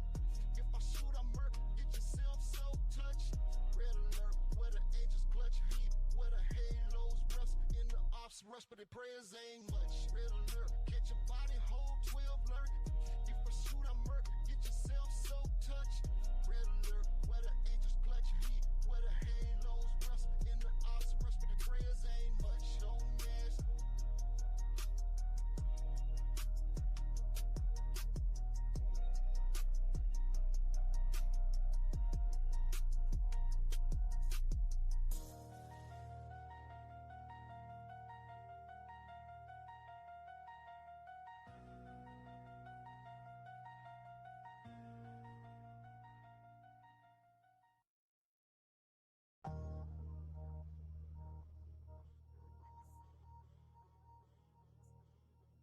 Red alert, red alert, red alert, yeah. Got the dirt on my soul, no grandstanding.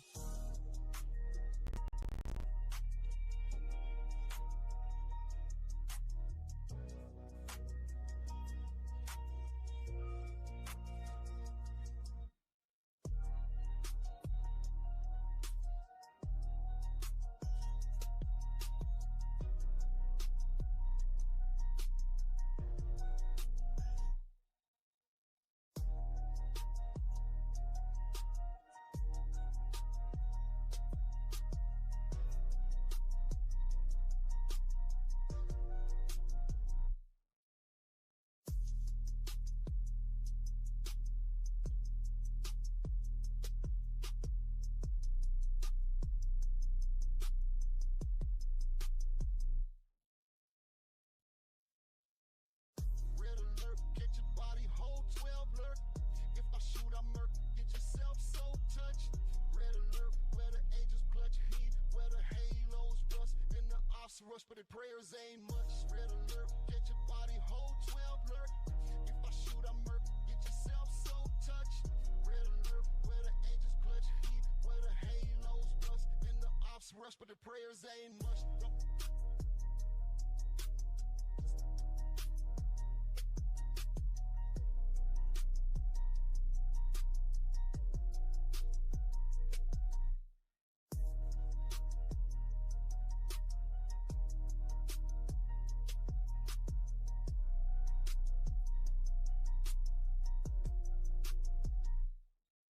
Red alert, get your body, hold 12 lurk.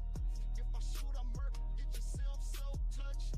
Red alert, where the angels clutch heat, where the halos rust, and the ops rush, but the prayers ain't much. Red alert, get your body, hold 12 lurk.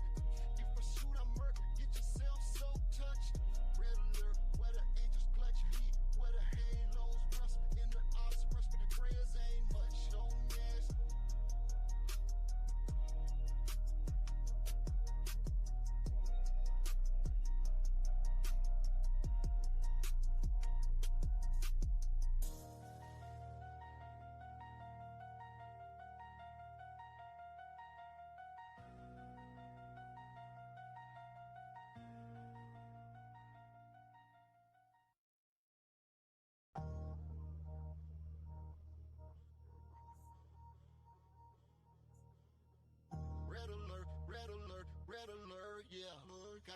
on my soul, no grandstanding.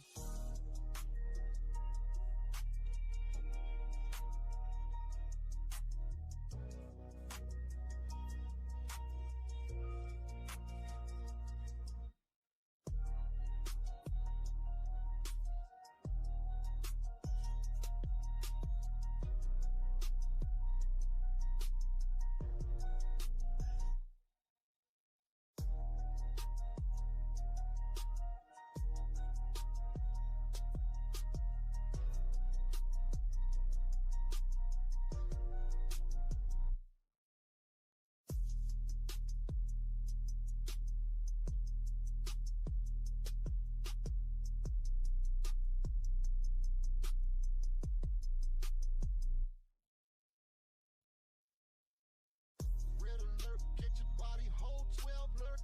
If I shoot, I murk, get yourself so touched.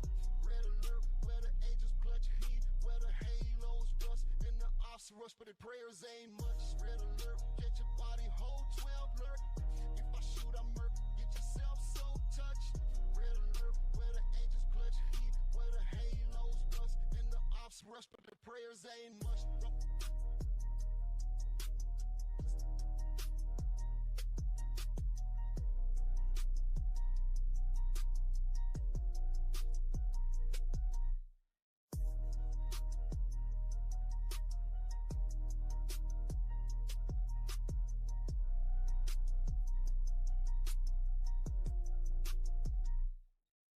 Red alert, get your body hold 12 alert. If I shoot, I murk, get yourself so touched. Red alert, where the angels clutch heat, where the halos rust, and the ops rush, but the prayers ain't much. Red alert, get your body hold 12 alert. If I shoot, I murk, get yourself so touched. Red alert, where the angels clutch heat, where the halos rust, and the ops rush, but the prayers ain't much. Don't ask.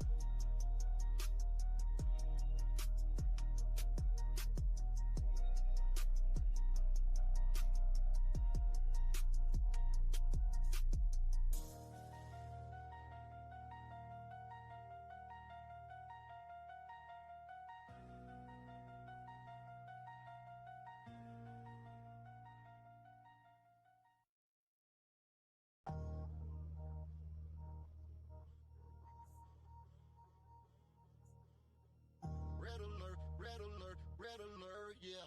Got the dirt on my soul, no grandstanding.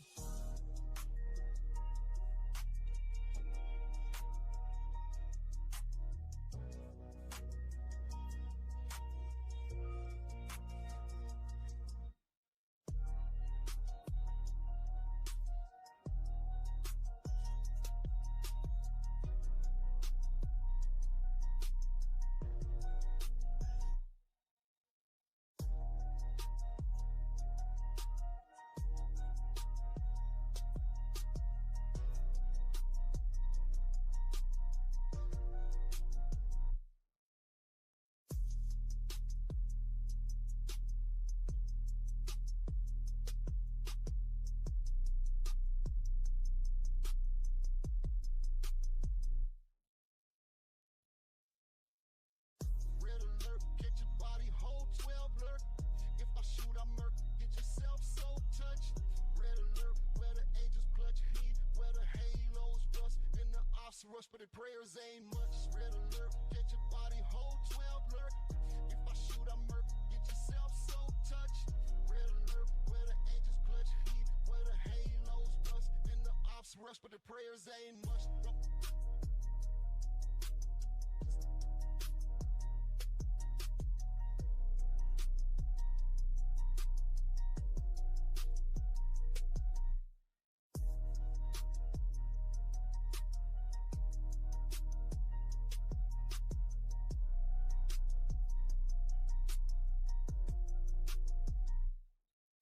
Red alert, get your body hold 12 alert.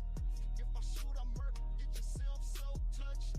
Red alert, where the angels clutch heat, where the halos rust, and the ops rush, but the prayers ain't much. Red alert, get your body hold 12 alert.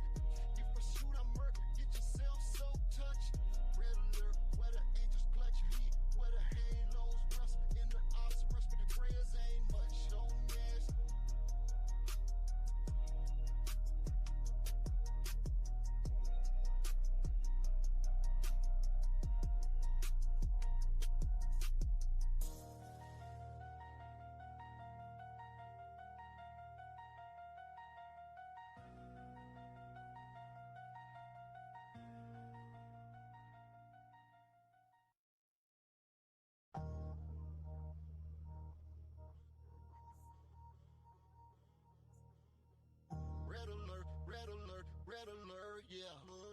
dirt on my soul, no grandstanding.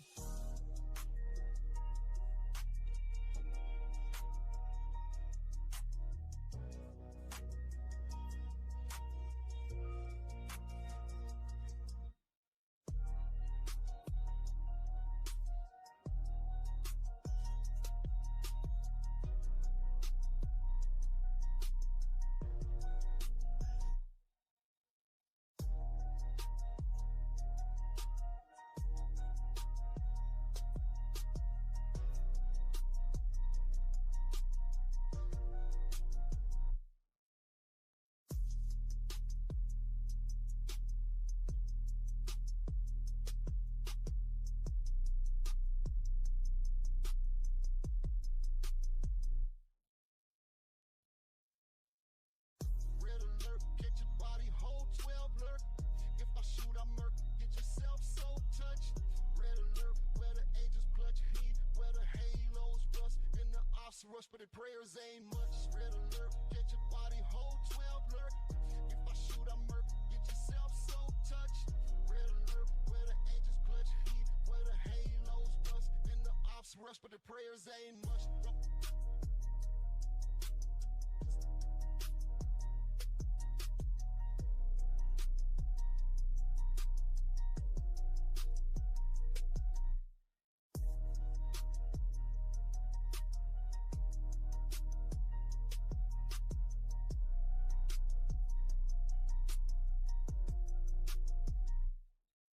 Red alert, get your body, hold 12 lurk.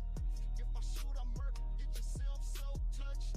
Red alert, where the angels clutch heat, where the halos rust, and the ops rush, but the prayers ain't much. Red alert, get your body, hold 12 lurk. If I shoot, I murk, get yourself so touched. Red alert, where the angels clutch heat, where the halos rust, and the ops rush, but the prayers ain't much. Don't mess.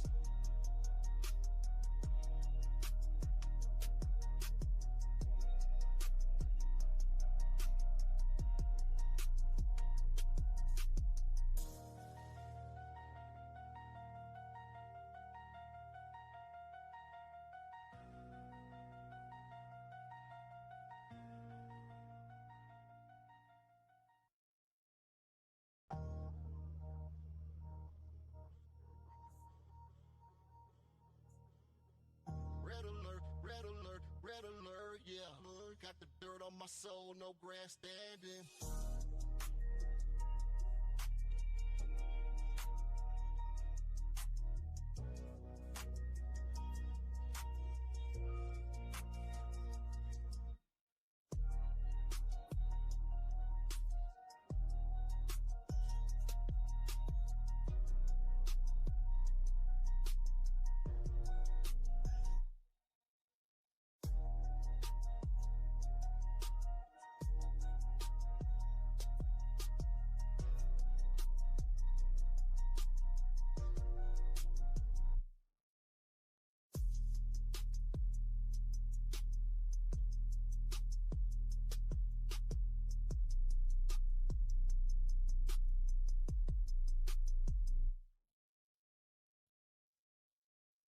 Red alert, get your body, hold 12 lurk. If I shoot, I murk, get yourself so touched. Red alert, where the angels clutch heat, where the halos rust, and the ops rush, but the prayers ain't much. Red alert, get your body, hold 12 lurk. If I shoot, I murk, get yourself so touched. Red alert, where the angels clutch heat, where the halos rust, and the ops rush, but the prayers ain't much.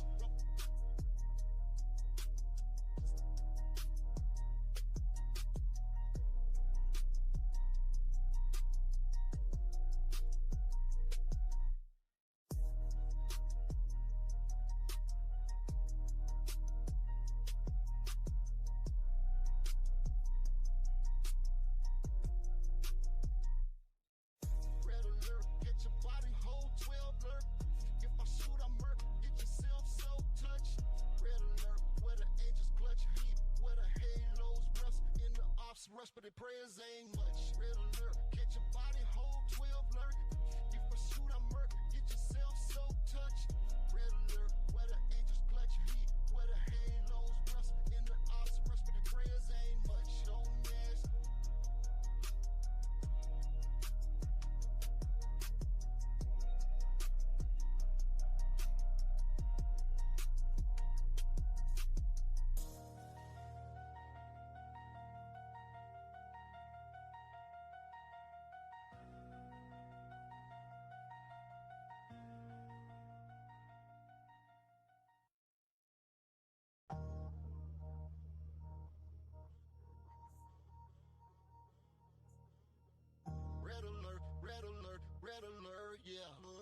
dirt on my soul, no grandstanding.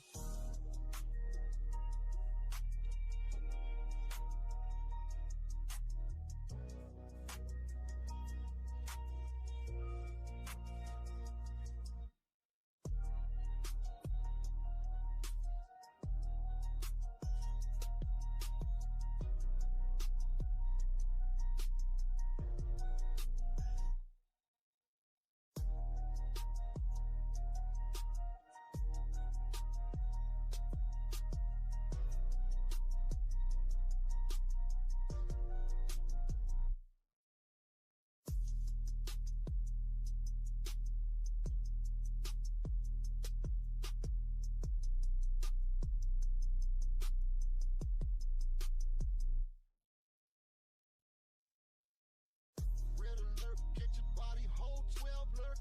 If I shoot, I murk, get yourself so touched. Red alert, where the angels clutch heat, where the halos rust, and the ops rush, but the prayers ain't much. Red alert, get your body whole 12 lurk. If I shoot, I murk, get yourself so touched. Red alert, where the angels clutch heat, where the halos rust, and the ops rush, but the prayers ain't much.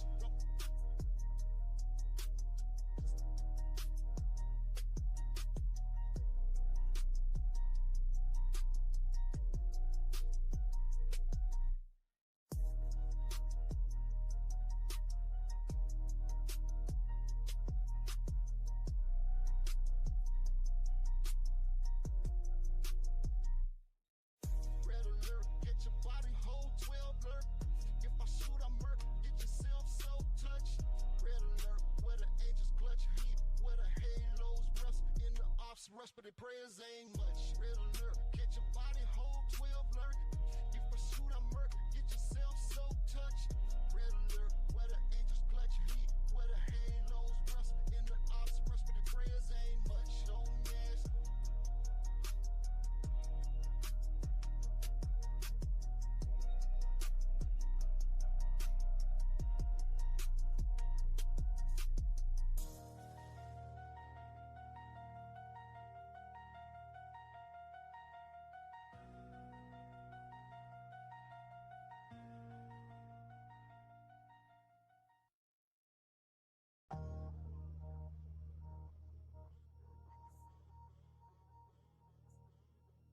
Red alert, red alert, red alert, yeah.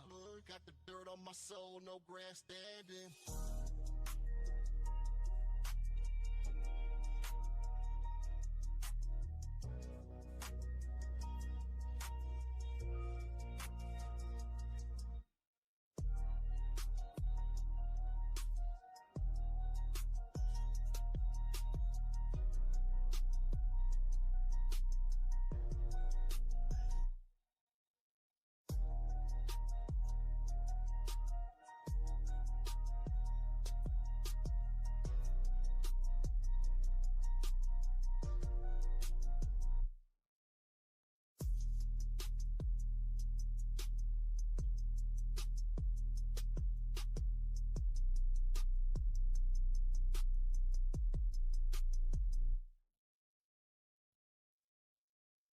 Red alert, get your body whole 12 lurk. If I shoot, I murk, get yourself so touched. Red alert, where the angels clutch heat, where the halos rust, and the ops rush, but the prayers ain't much. Red alert, get your body whole 12 lurk. If I shoot, I murk, get yourself so touched. Red alert, where the angels clutch heat, where the halos rust, and the ops rush, but the prayers ain't much.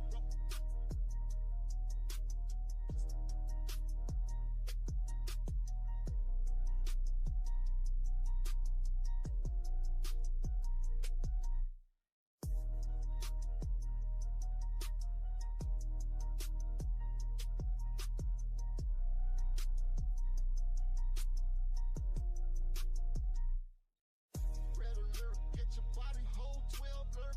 If I shoot, I murk, get yourself so touched.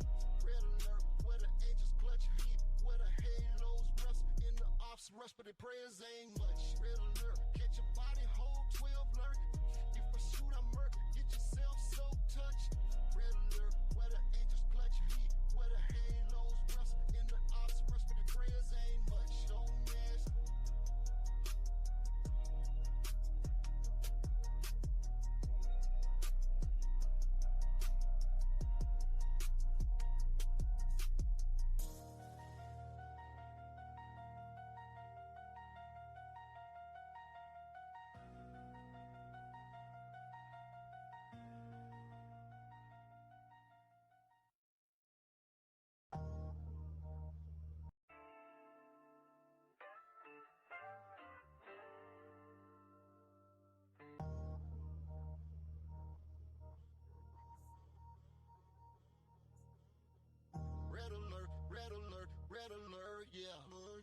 dirt on my soul, no grandstanding.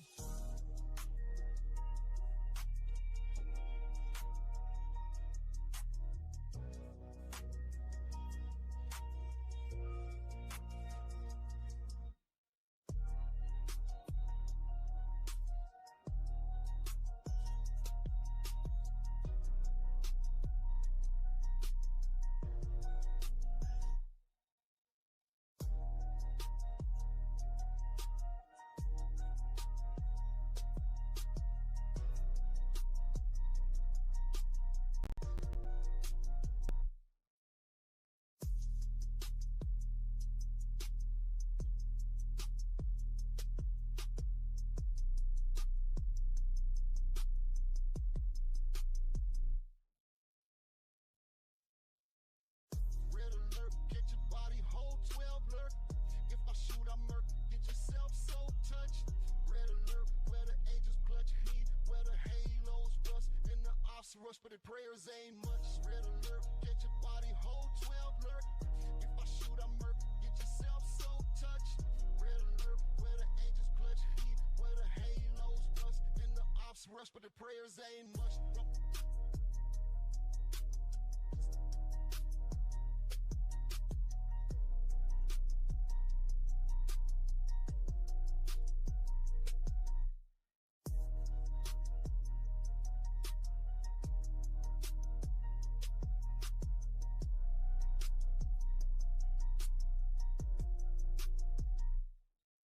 Red alert, get your body whole 12 alert.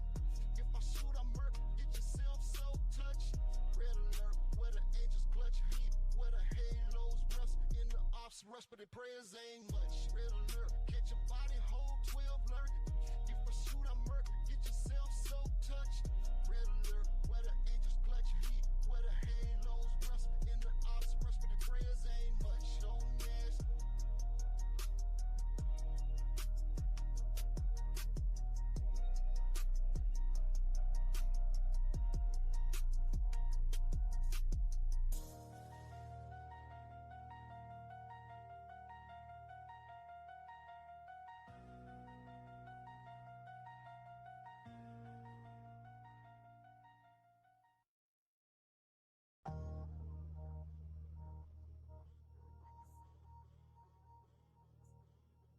Red alert, red alert, red alert, yeah. Got the dirt on my soul, no grandstanding.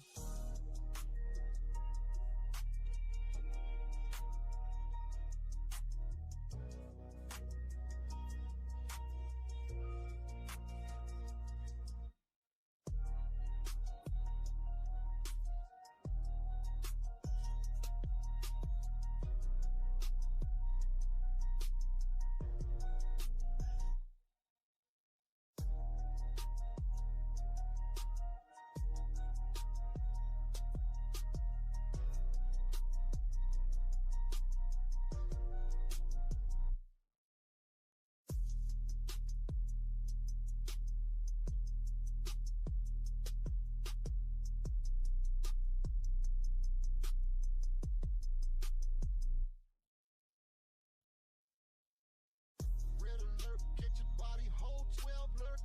If I shoot, I murk, get yourself so touched. Red alert, where the angels clutch heat, where the halos rust, and the ops rush, but the prayers ain't much. Red alert, get your body whole 12 alert. If I shoot, I murk, get yourself so touched. Red alert, where the angels clutch heat, where the halos rust, and the ops rush, but the prayers ain't much.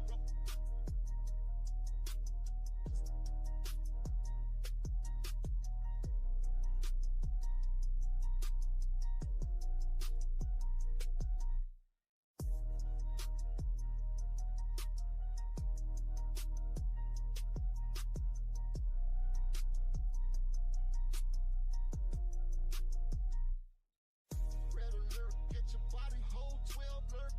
If I shoot, I murk, get yourself so touched.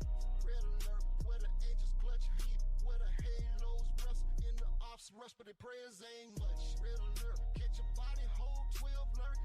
If I shoot, I murk, get yourself so touched. Red alert, where the angels clutch heat, where the halos rust, and the ops rush, but the prayers ain't much. Don't ask.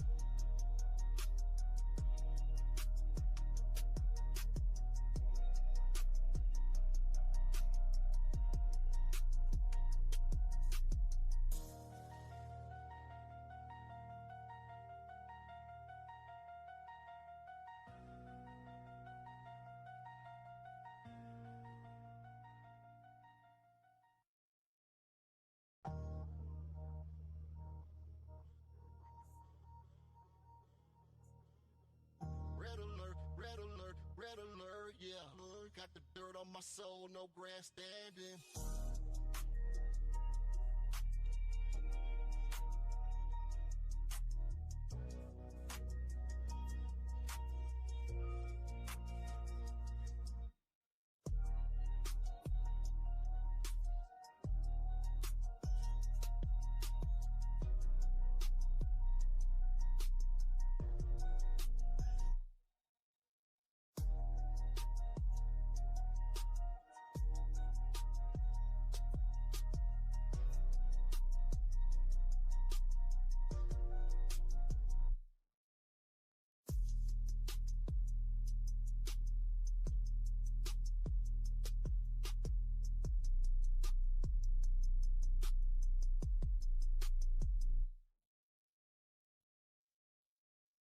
Red alert, get your body hold 12 lurk. If I shoot, I murk, get yourself so touched. Red alert, where the angels clutch heat, where the halos rust, and the ops rush, but the prayers ain't much. Red alert, get your body hold 12 lurk. If I shoot, I murk, get yourself so touched. Red alert, where the angels clutch heat, where the halos rust, and the ops rush, but the prayers ain't much.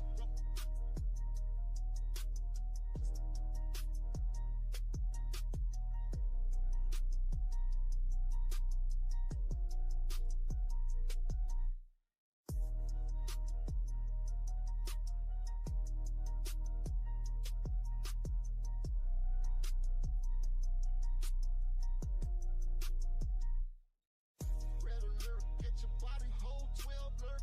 If I shoot, I murk, get yourself so touched. Red alert, where the angels clutch heat, where the halos rust, and the ops rush, but the prayers ain't much. Red alert, get your body hold 12 lurk. If I shoot, I murk, get yourself so touched. Red alert, where the angels clutch heat, where the halos rust, and the ops rush, but the prayers ain't much. Don't ask.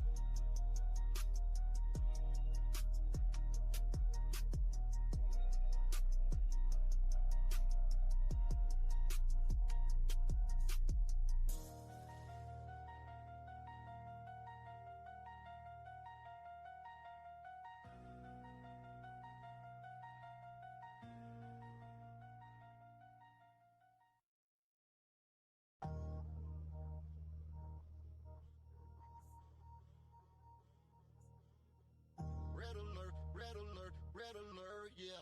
Got the dirt on my soul, no grandstanding.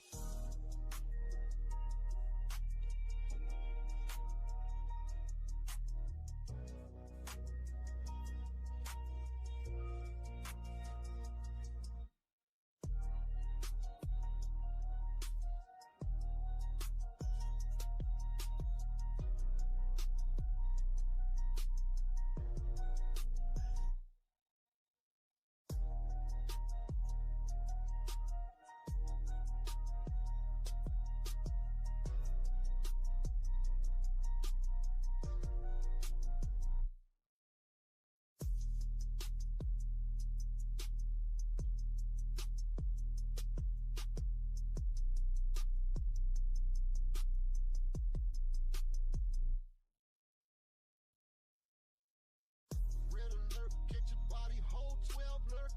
If I shoot, I murk, get yourself so touched. Red alert, where the angels clutch heat, where the halos rust, and the ops rush, but the prayers ain't much. Red alert, get your body hold 12 lurk. If I shoot, I murk, get yourself so touched. Red alert, where the angels clutch heat, where the halos rust, and the ops rush, but the prayers ain't much.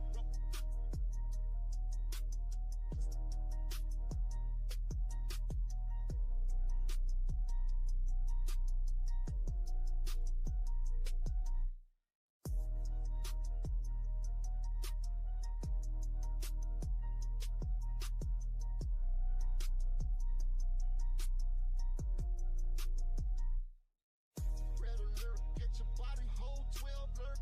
If I shoot, I murk, get yourself so touched. Red alert, where the angels clutch heat, where the halos rust, and the ops rush, but the prayers ain't much. Red alert, get your body hold 12 lurk. If I shoot, I murk, get yourself so touched. Red alert, where the angels clutch heat, where the halos rust, and the ops rush, but the prayers ain't much. Don't ask.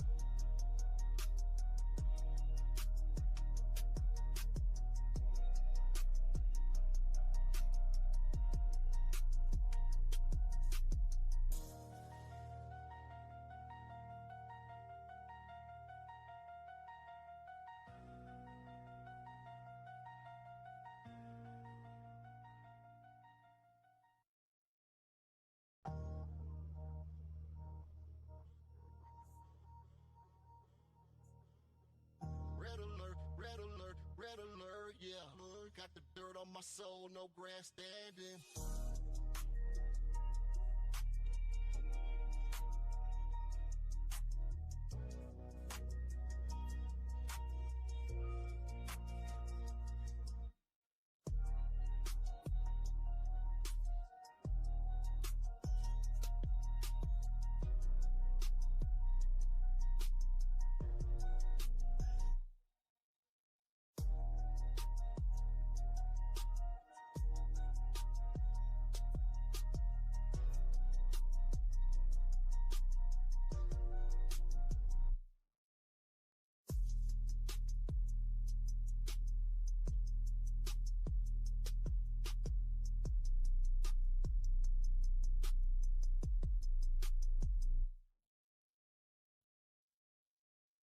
Red alert, get your body hold 12 alert.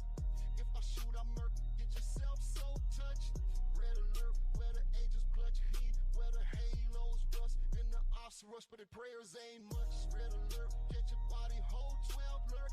If I shoot, I murk, get yourself so touched. Red alert, where the angels clutch heat, where the halos rust, and the ops rush, but the prayers ain't much.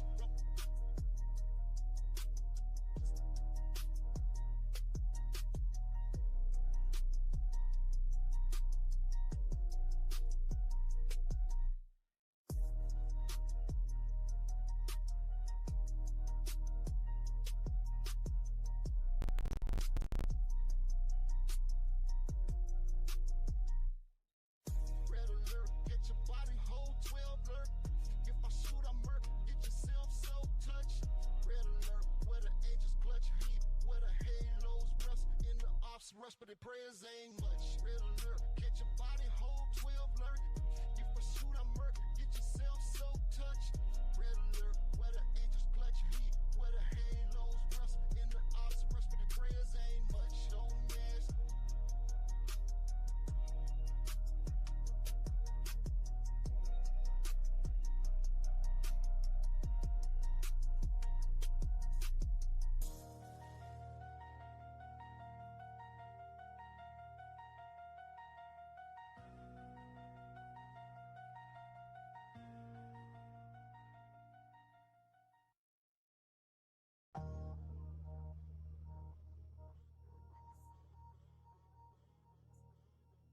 Red alert, red alert, yeah. Got the dirt on my soul, no grandstanding.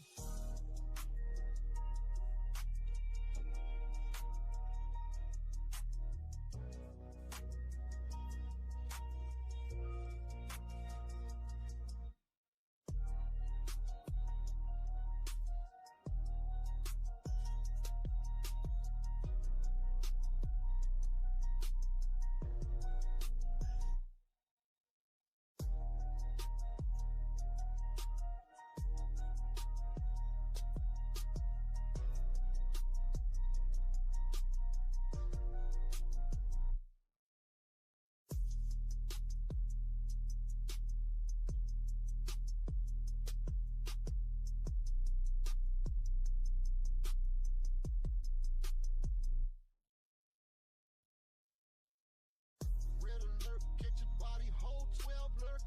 If I shoot, I murk, get yourself so touched. Red alert, where the angels clutch heat, where the halos rust, and the ops rush, but the prayers ain't much. Red alert, get your body hold 12 alert. If I shoot, I murk, get yourself so touched. Red alert, where the angels clutch heat, where the halos rust, and the ops rush, but the prayers ain't much.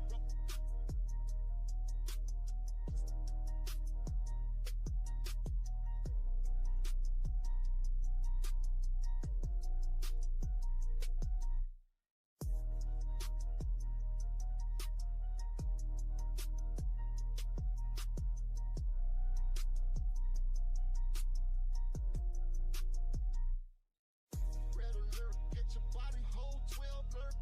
If I shoot, I murk, get yourself so touched. Red alert, where the angels clutch heat, where the halos rust, and the ops rush, but the prayers ain't much. Red alert, get your body hold 12 alert. If I shoot, I murk, get yourself so touched. Red alert, where the angels clutch heat, where the halos rust, and the ops rush, but the prayers ain't much. Don't mess.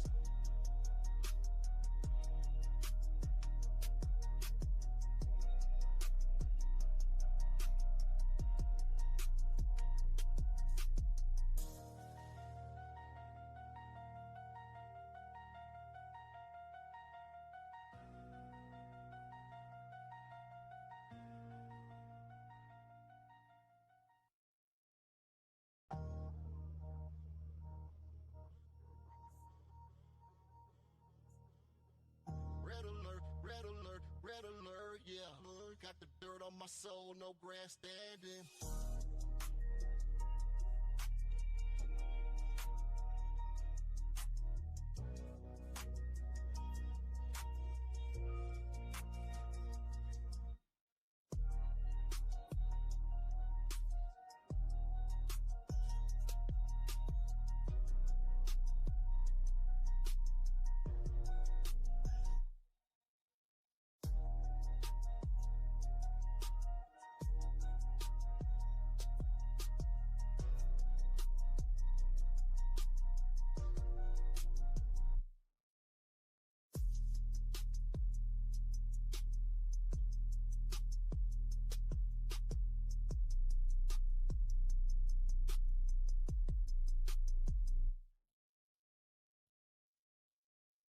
Red alert, get your body whole 12 lurk.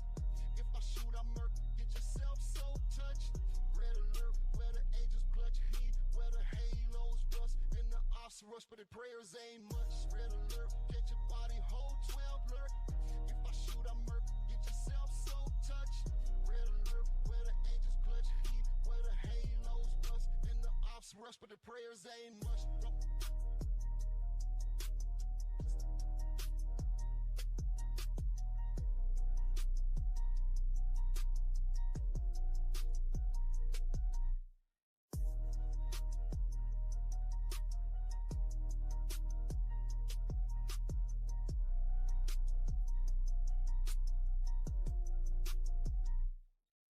Red alert, get your body whole 12 lurk.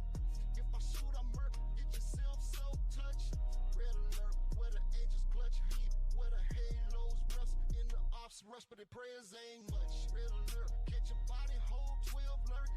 If I shoot, I murk, get yourself so touched. Red alert, where the angels clutch heat, where the halos rust, and the ops rush, but the prayers ain't much. Don't mess.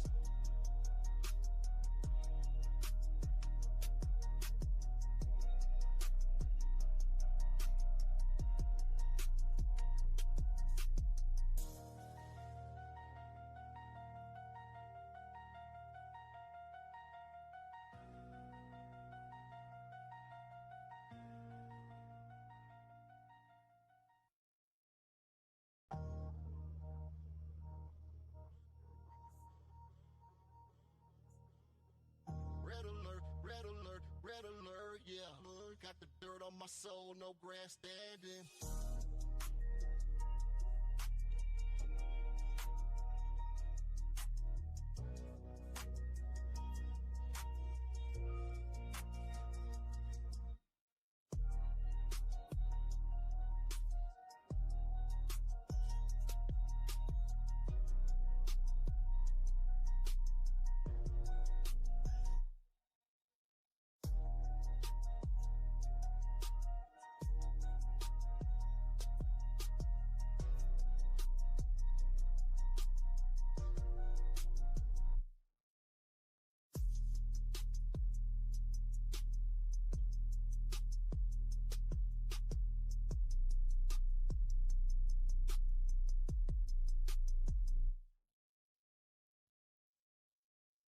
Red alert, get your body whole 12 lurk. If I shoot, I murk, get yourself so touched. Red alert, where the angels clutch heat, where the halos rust, and the ops rush, but the prayers ain't much. Red alert, get your body whole 12 lurk. If I shoot, I murk, get yourself so touched. Red alert, where the angels clutch heat, where the halos rust, and the ops rush, but the prayers ain't much.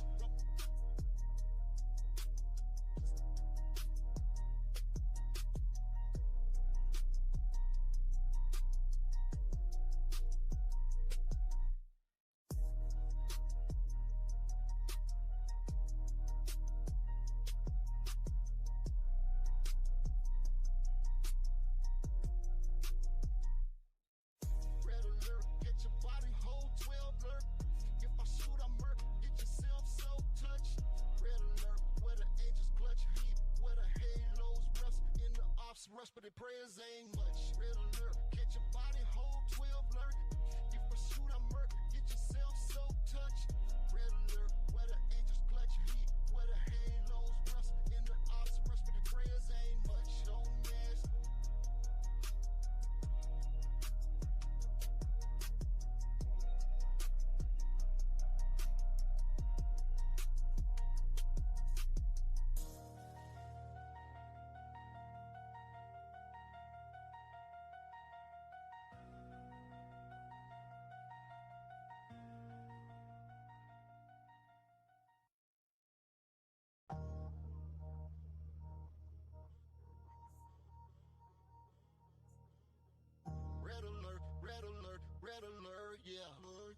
dirt on my soul, no grandstanding.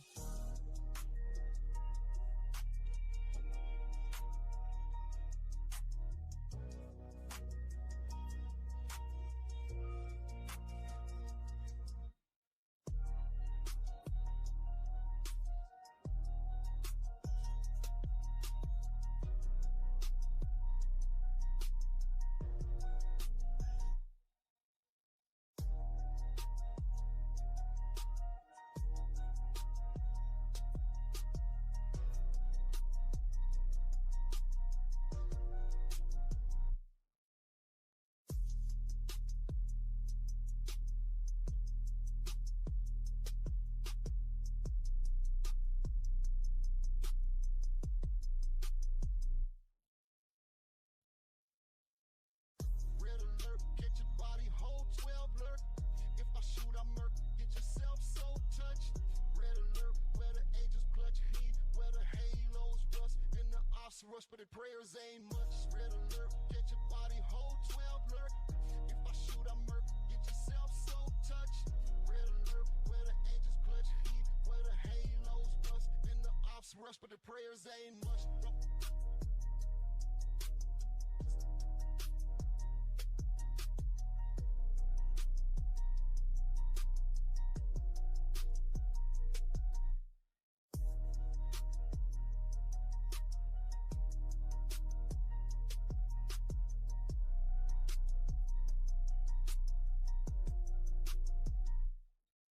Red alert, get your body hold 12 alert.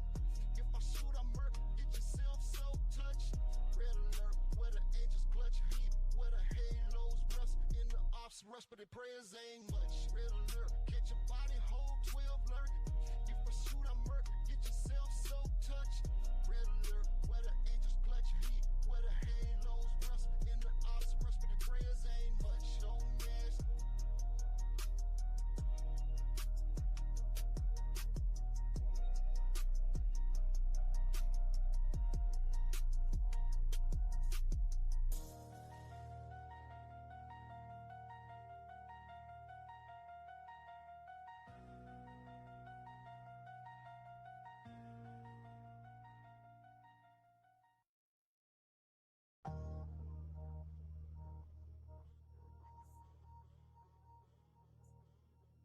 Red alert, red alert, red alert, yeah.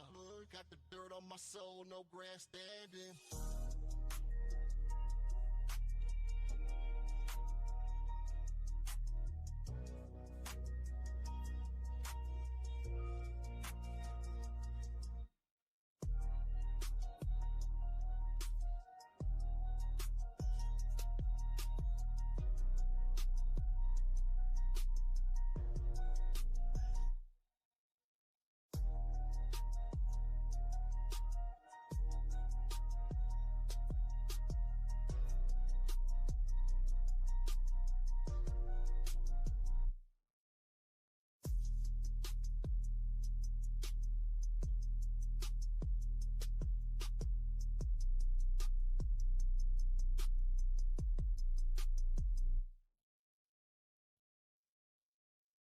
Red alert, get your body hold 12 alert. If I shoot, I murk, get yourself so touched. Red alert, where the angels clutch heat, where the halos rust, and the ops rush, but the prayers ain't much. Red alert, get your body hold 12 alert. If I shoot, I murk, get yourself so touched. Red alert, where the angels clutch heat, where the halos rust, and the ops rush, but the prayers ain't much.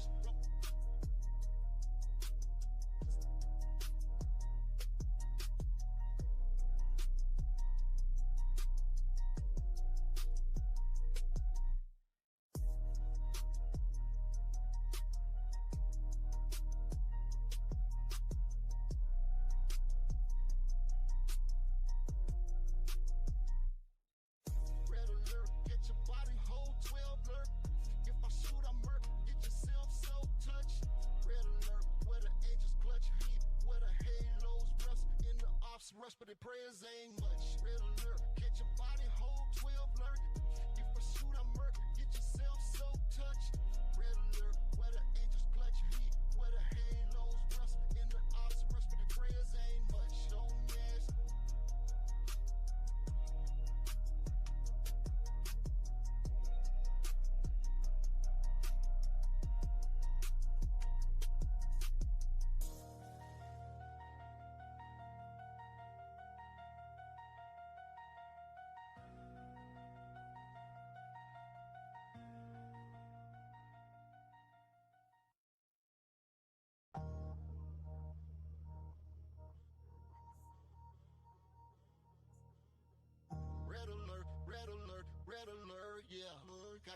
on my soul, no grandstanding.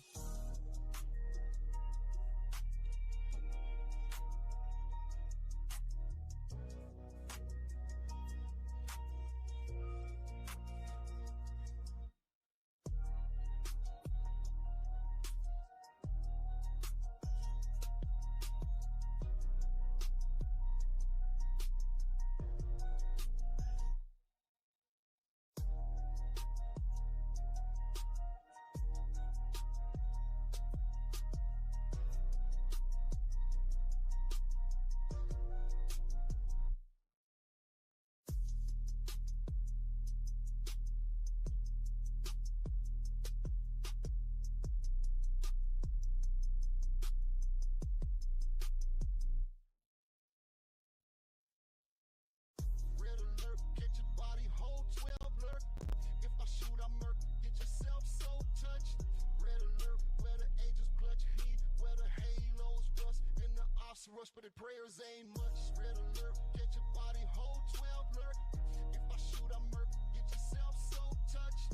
Red alert, where the angels clutch heat, where the halos rust, and the ops rush, but the prayers ain't much.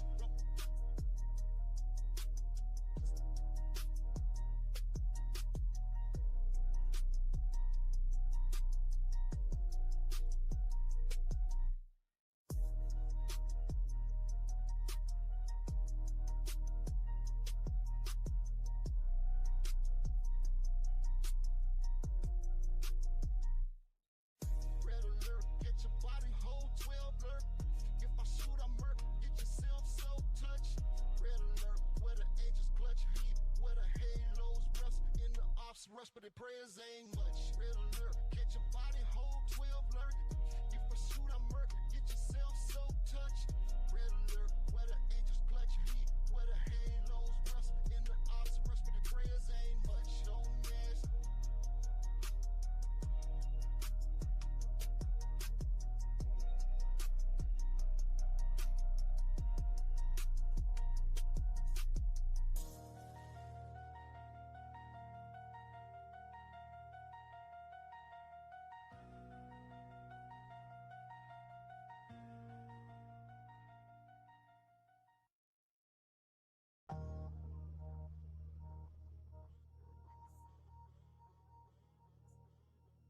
Red alert, red alert, red alert, yeah.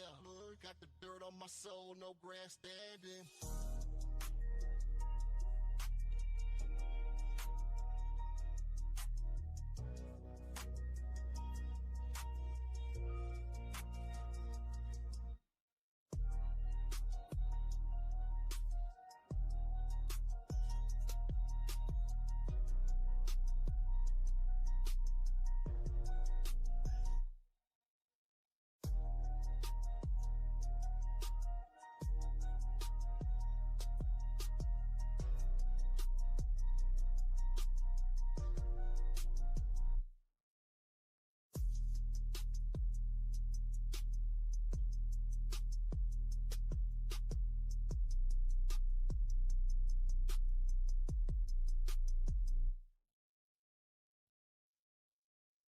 Red alert, get your body whole 12 lurk. If I shoot, I murk, get yourself so touched. Red alert, where the angels clutch heat, where the halos rust, and the ops rush, but the prayers ain't much. Red alert, get your body whole 12 lurk. If I shoot, I murk, get yourself so touched. Red alert, where the angels clutch heat, where the halos rust, and the ops rush, but the prayers ain't much.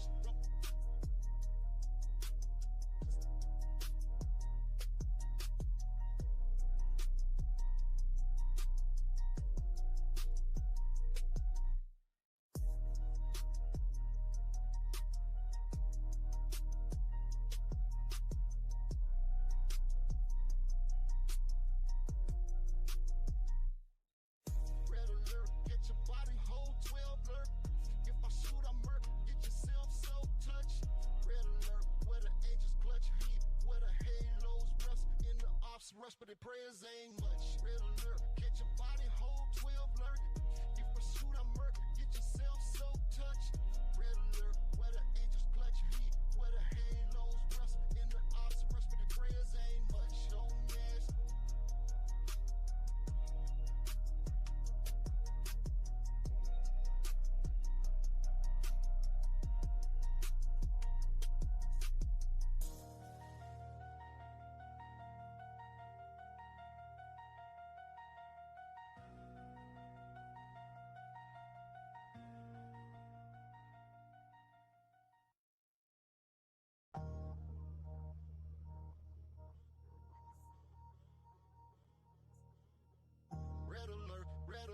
red alert, yeah. Got the dirt on my soul, no grandstanding.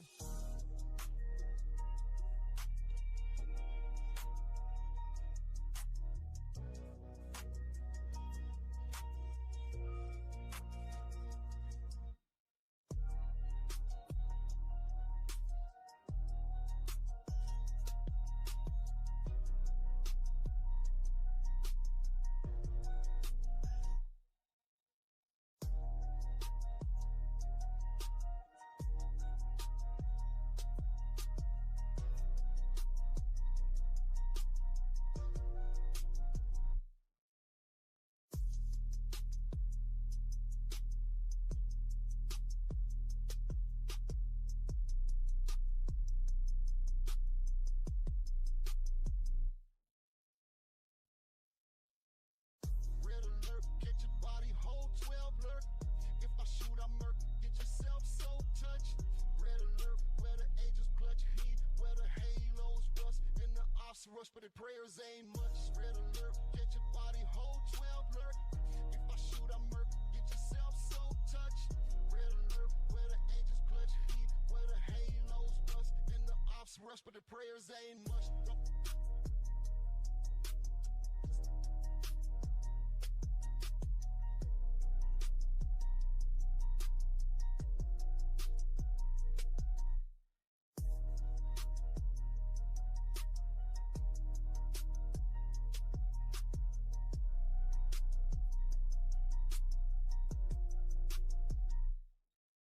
Red alert, get your body hold 12 alert.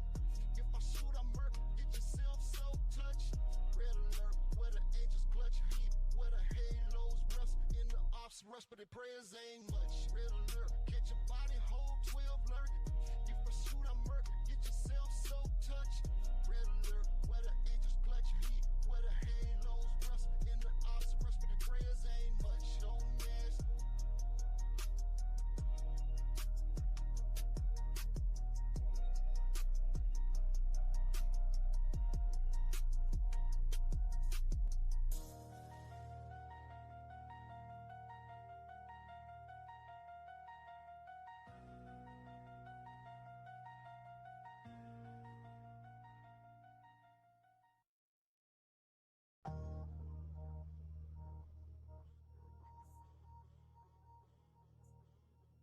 Red alert, red alert, yeah. Got the dirt on my soul, no grandstanding.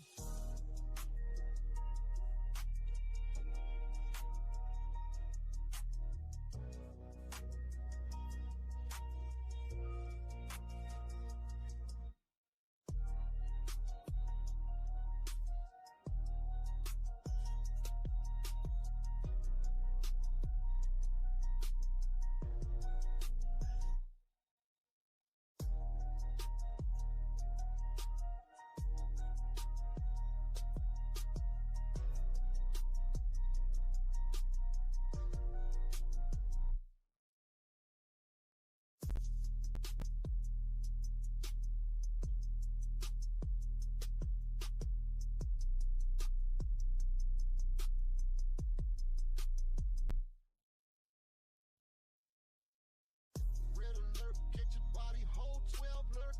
If I shoot, I murk, get yourself so touched. Red alert, where the angels clutch heat, where the halos rust, and the ops rush, but the prayers ain't much. Red alert, get your body hold 12 alert. If I shoot, I murk, get yourself so touched.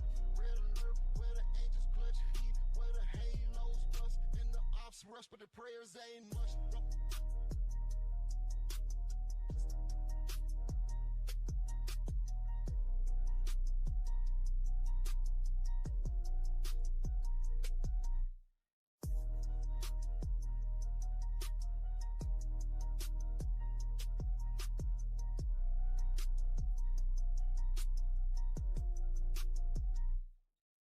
Red alert, get your body hold 12 alert.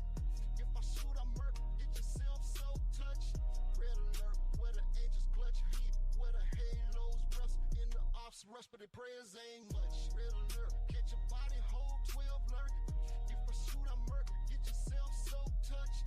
Red alert, where the angels clutch heat, where the halos rust, and the ops rush, but the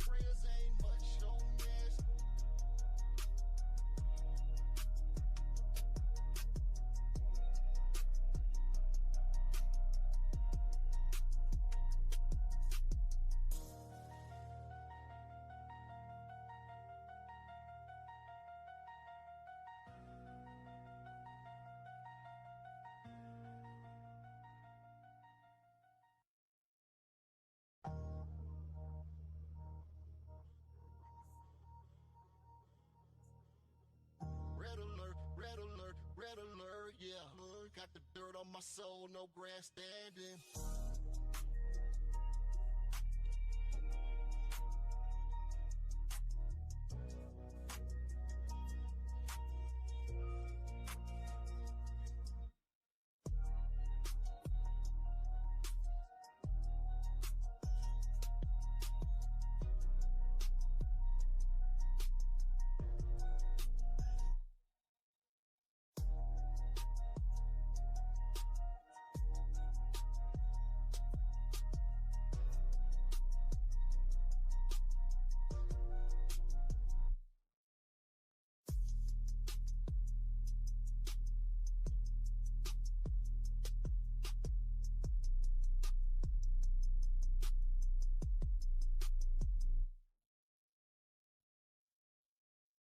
Red alert, get your body whole 12 alert. If I shoot, I murk, get yourself so touched. Red alert, where the angels clutch heat, where the halos rust, and the ops rush, but the prayers ain't much. Red alert, get your body whole 12 alert. If I shoot, I murk, get yourself so touched.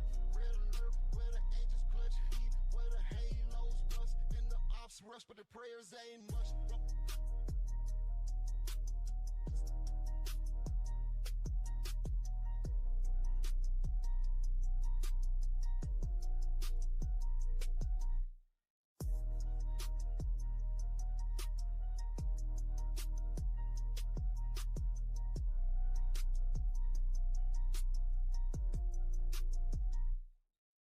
Red alert, get your body whole 12 alert.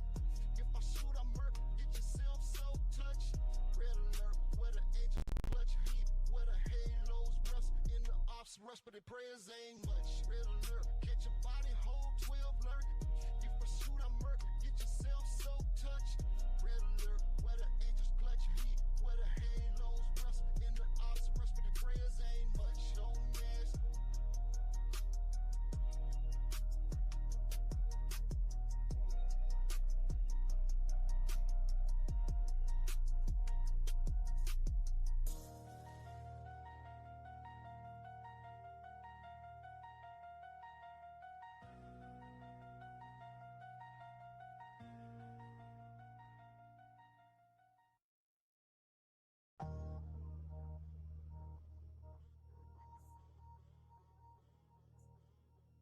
Red alert, red alert, yeah.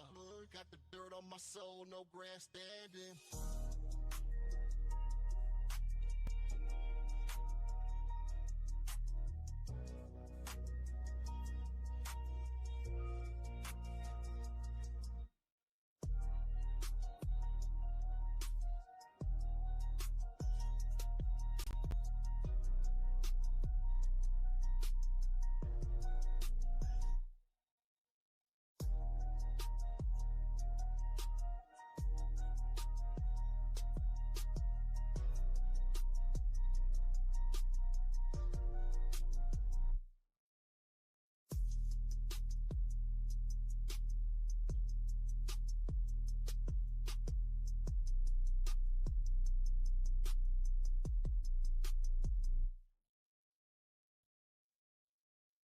Red alert, get your body whole 12 alert.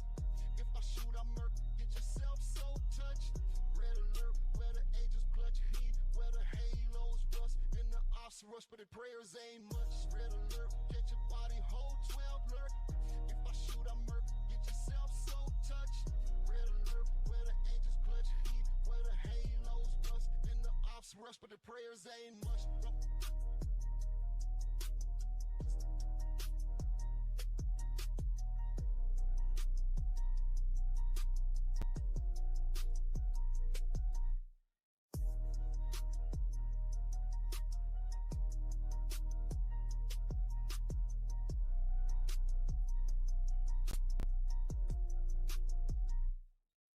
Red alert, get your body whole 12 alert.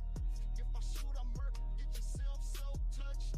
Red alert, where the angels clutch heat, where the halos rust, and the ops rush, but the prayers ain't much. Red alert, get your body whole 12 alert. If I shoot, I murk, get yourself so touched.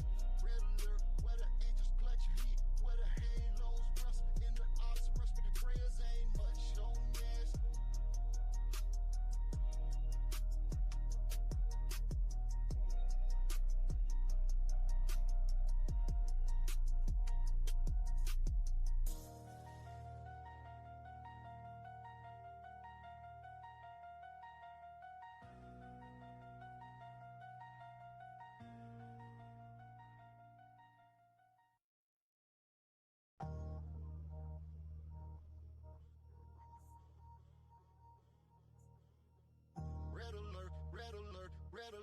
yeah.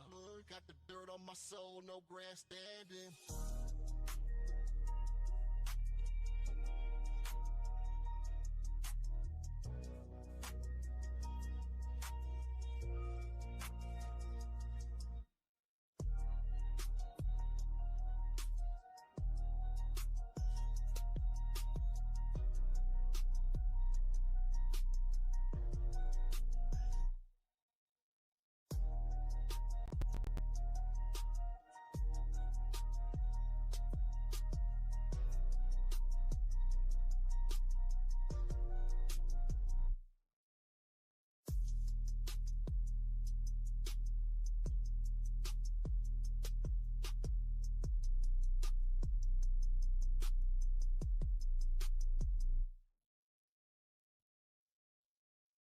Red alert, catch your body, hold 12 lurk. If I shoot, I murk, get yourself so touched. Red alert, where the angels clutch heat, where the halos rust, and the ops rush, but the prayers ain't much. Red alert, catch your body, hold 12 lurk. If I shoot, I murk, get yourself so touched. Red alert, where the angels clutch heat, where the halos rust, and the ops rush, but the prayers ain't much.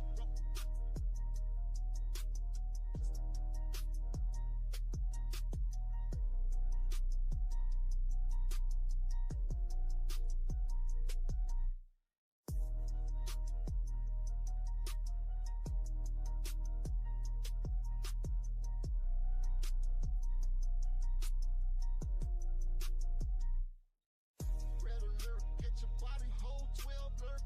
If I shoot, I murk, get yourself so touched. Red alert, where the angels clutch heat, where the halos rust, and the ops rush, but the prayers ain't much. Red alert, get your body, hold 12 lurk. If I shoot, I murk, get yourself so touched. Red alert, where the angels clutch heat, where the halos rust, and the ops rush, but the prayers ain't much. Don't ask.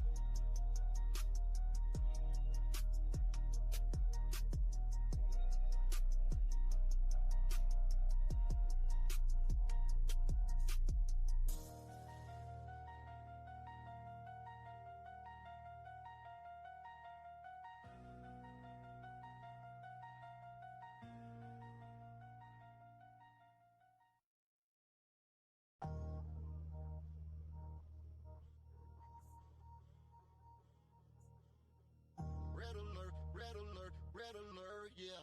Got the dirt on my soul, no grandstanding.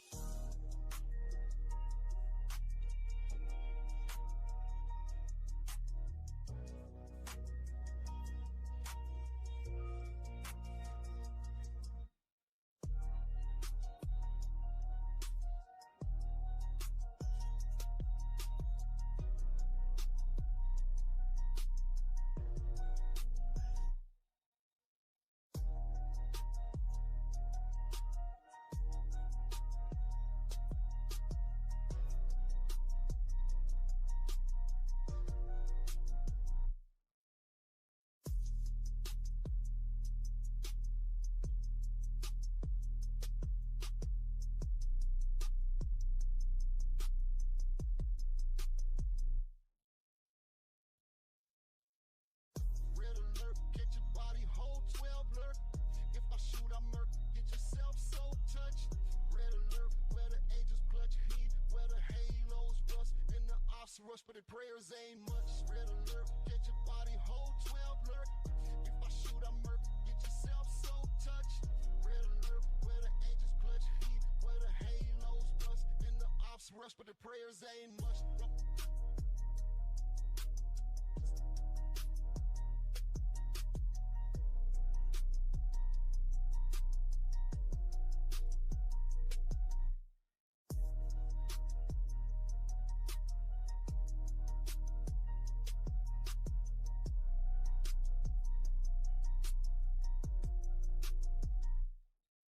Red alert, get your body, hold 12 lurk. If I shoot, I murk, get yourself so touched. Red alert, where the angels clutch heat, where the halos rust, and the ops rush, but the prayers ain't much. Red alert, get your body, hold 12 lurk. If I shoot, I murk, get yourself so touched. Red alert, where the angels clutch heat, where the halos rust, and the ops rush, but the prayers ain't much. Don't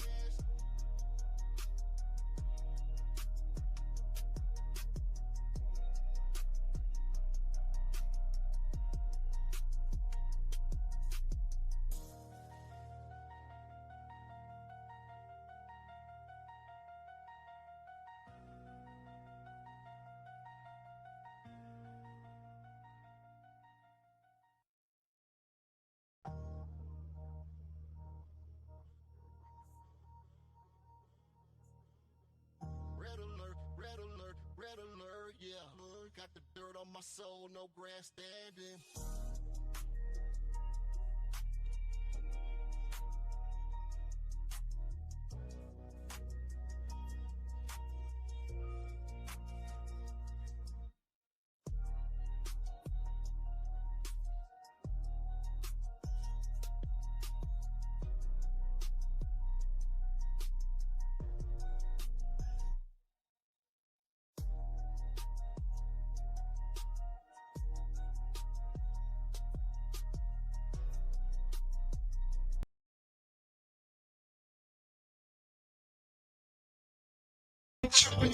Hunger in my belly for my spirit staying rich. Came up in the trenches where they quick to leave you missing. Got the way to sit it, had to move a little different. Never been a puppet, cut the strings and play the lead. Had to plant my roots, watch them grow and they was trying to doubt me, now they watching how I breathe. Each step I take, it's like I walk in prophecy. Came out the mud, had to learn how to swim. Praying to God while I'm dodging the sin. Scars on my soul, but I never give in. Like when the line I was built for the wind. They put me to wolves, now they call me the leader. Fed them the truth, now they keep from the feeder. Trying to take you far, I don't need a visa. Looked in the mirror, I found me a keeper. I done took the long way home. Had to go the long way home. Roads dark, and I'm trying to keep from falling asleep. Sometimes it's hard to make it right up the street. Ain't no mercy when you coming from the bottom of the city. Either selling hope or you serving to the gritty. Either make it out or you die before you pity. I just chose to hustle, now my pockets looking pretty. Still keep a bob on the dash. Gotta keep faith when you chasing the cash. Dodging them demons, they quick with the mash. Trying to lay traps, but I step right past. Look, real ones more like the hands on the clock. Stay on the grind, never ran from a shot. Like when the line put my plans in the pot. Cooked up a dream and I made me a lot. Took me a minute to learn how to pivot. Pain in my soul, but I never admit it. Walk with a limp cause my burdens be heavy, but I keep it moving, my spirit is steady. I done took the long way home. Had to go the long way home. And I'm trying to keep from falling asleep. Sometimes it's hard to make it right up the street. Looking at the sky, wonder how long rain gon' fall. Sun won't show up, I just hope it stalls. Really been tested, but I'm built for the haul. Mountains turn into pebbles, seem so small.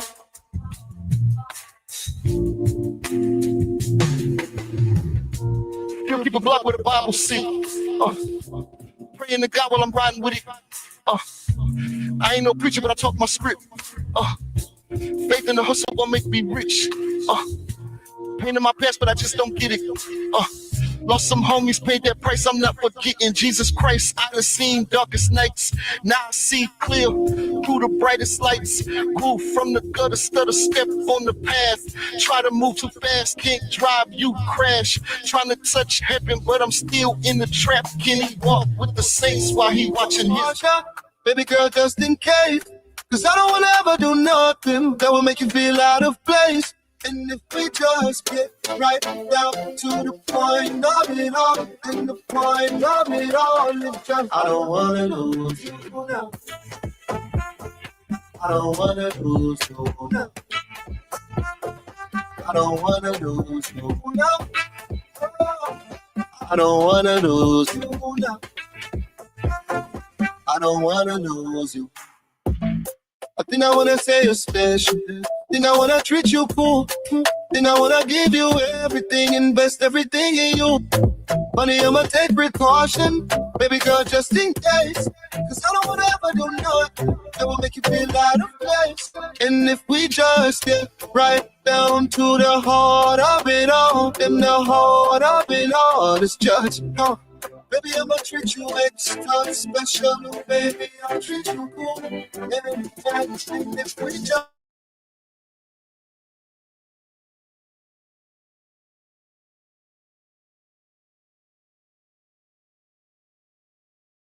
I don't wanna lose you now. I don't wanna lose you now. I don't wanna lose you now. I don't wanna lose you. There ain't many things about this world I know for sure. But one thing I know for sure is I don't wanna lose you. As long as I'm living in this world, There is the show, girl, I'm gonna make for sure that I prove it to you.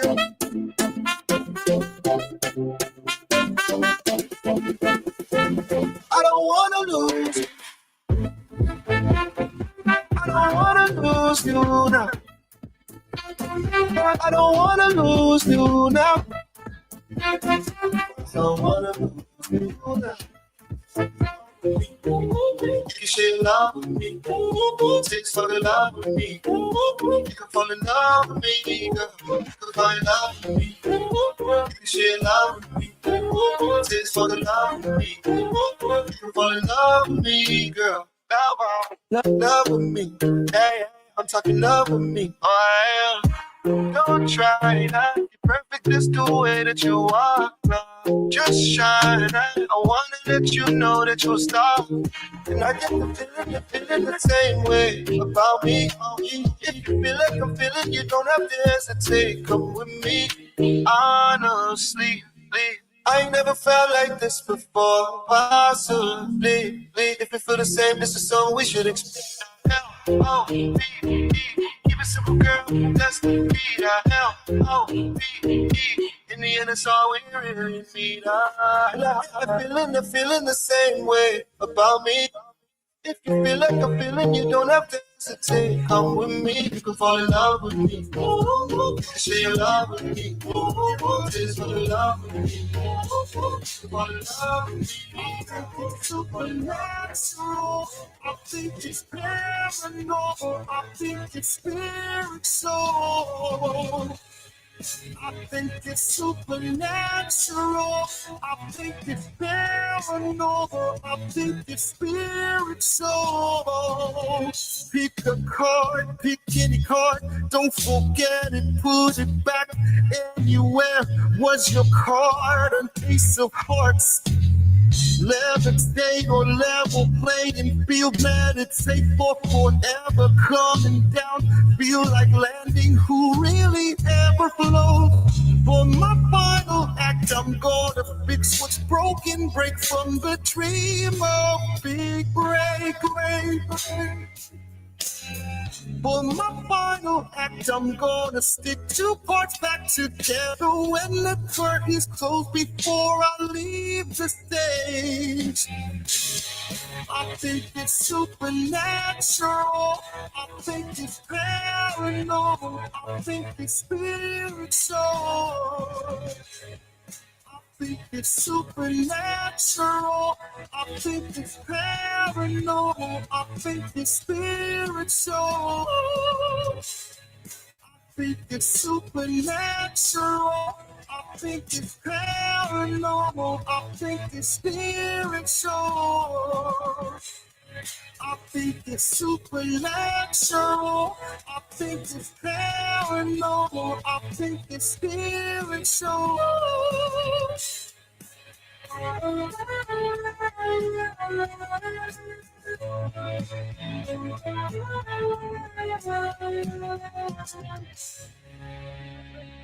But I get the impression that you might feel stereotypical love affairs have left you feeling alone and ill.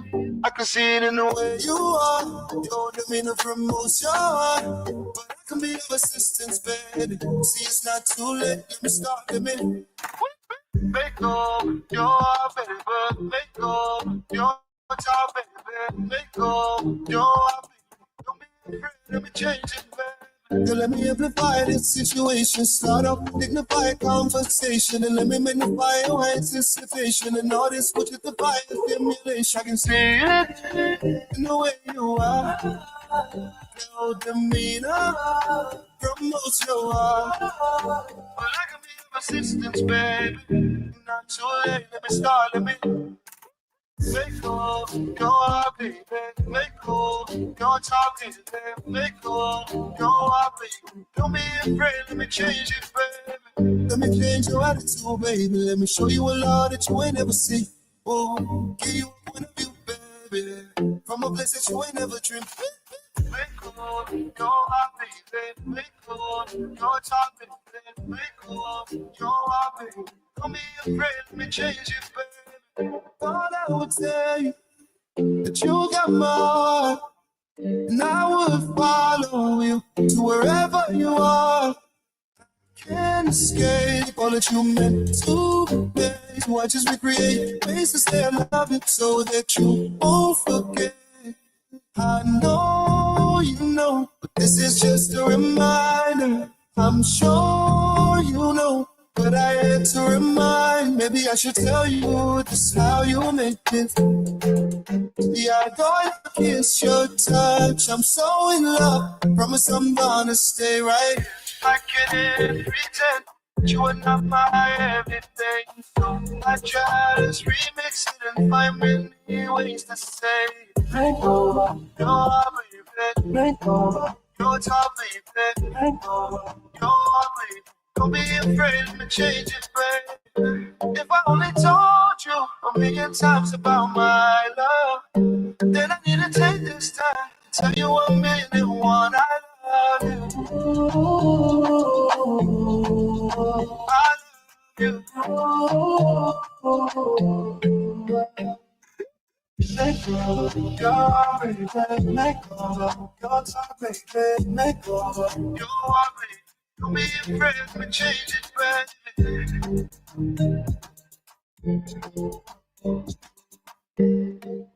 Motion, wrist frozen, yeah, we lit. Talking money, let's be honest, I'm the chick.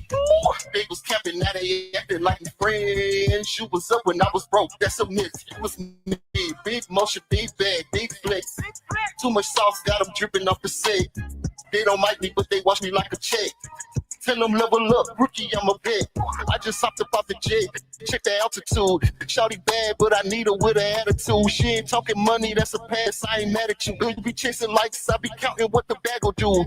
Big stepper, two-tone flexing. I just got a call, said the load just landed. New chain dancing, wrist Titanic. People dancing, about to make the bank panic. A brand new coupe off the lot, ain't no lease. Penthouse views, I be chilling overseas. Numbers don't lie, check the stats and analytics. Say you got motion, need to stop or be specific. Big motion, wrist frozen, yeah, we lit. Talking money, let's be honest, I'm legit. They was catching, now they acting like we friends. You was up when I was broke, that's a myth, you was me. Big motion, big bag, big flex. Too much sauce, got them dripping off the set. They don't like me, but they watch me like a chick. Tell them level up before they talk to the best. I be in my zone, I don't see the competition. I don't even talk, let my pockets do the business. Came up off the trenches, now the penthouse got a kitchen. I ain't signing nothing, we did it independent. BBS froze, got them blind in the club. Baddie on my side and she fine just because. She don't need a filter, she ain't got a filter. She say she a vibe, I say damn you different. I just left the lot with a bag on me. You just left the gram with some cap, homie. Your sign must be California, all cap speech. If it ain't capital, can't cap, capiche? Big motion, wrist frozen, yeah, we lit. Talking money, let's be honest, I'm legit. They was capping, now they acting like we friends. You was up when I was broke, that's a myth. You was me, big motion, big bag, big flex. Too much sauce, got them dripping off the set. They don't like me, but they watch me like a chick. Tell them level up before they talk to the best.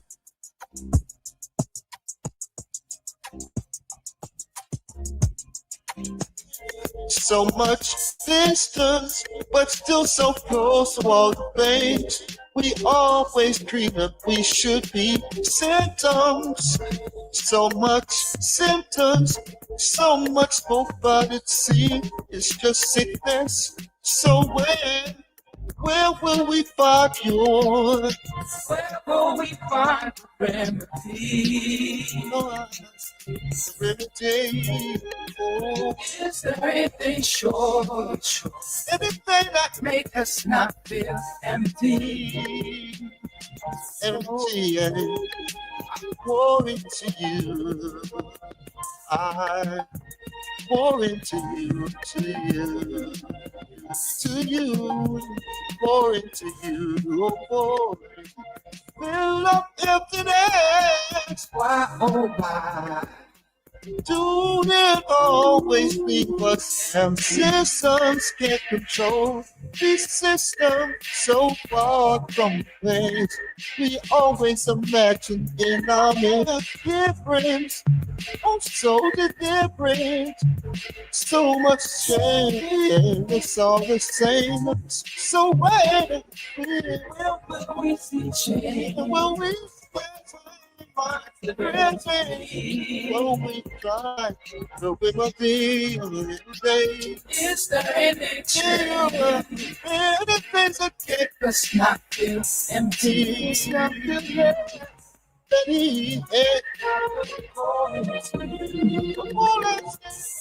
So you, boy, on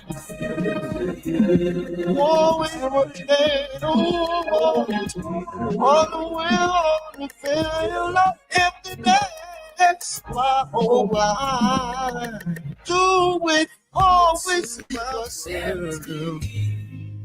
Ooh, butterfly, it was magic, oh, magic, yeah. I could see in your eyes, ooh, butterfly. One day you'd fly. What's a tree with no roots? What's a star with no sky? What is life without the things that makes you smile? So fly. Spread your wings so wide, you gon' fly. The wind will be your guide, no matter where. I'll be close by. I'm so proud of you, my butterfly. You brought color to my life, yeah. Ooh, butterfly, I found what beauty really is. Oh, really is. It's not a thing that lifts me up.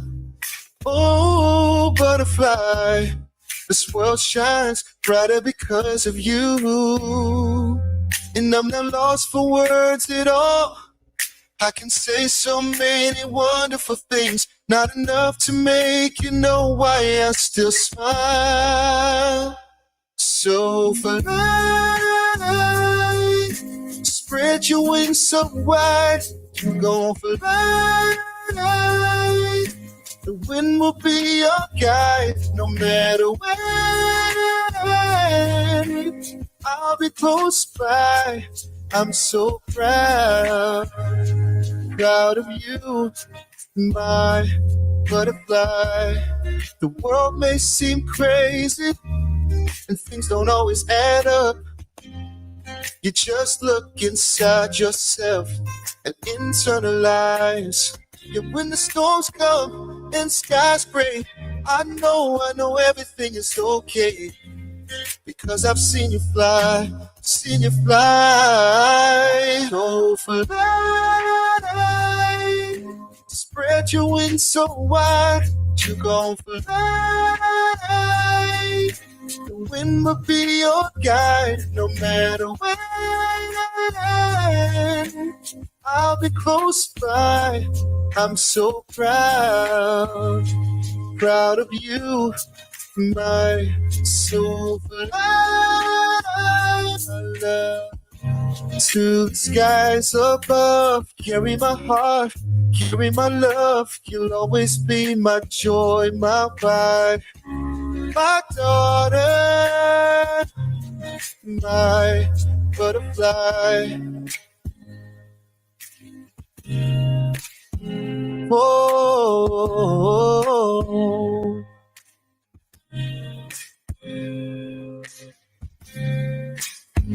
yeah, yeah. All things. Sure. And the things that we love the most are hard to just one of us, we can walk. And we don't look behind. comes a time that we have to spread our wings. Bright stars in the sky, running through the city. Bright stars to the night, running through the city night. Bright stars in the sky, running through the city. Rapper, yeah. Get the block, know the hustle from the start. Dreams big, gotta picture me like art. The sharp for the silence, raised in defiance. Stacking bills like the Kindle fires. Determined like a turn up on my turn list. Learn like suppliers. Got life's an open books and lit page. Stories look like we on the grind, rip stages. Rap game maze, rap make waves. Craze with the big delay, no fade. Bright stars in the sky, running through the city lights. Bright stars in the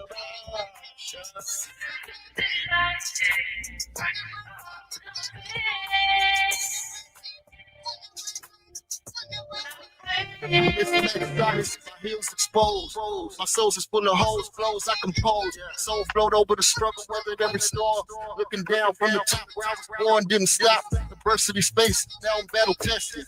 Made it past the hate, how I handle pressure. Every beat a heartbeat, every bar breath. Trap got me racing, left behind the rest. Made my mark, left a legacy, never forget.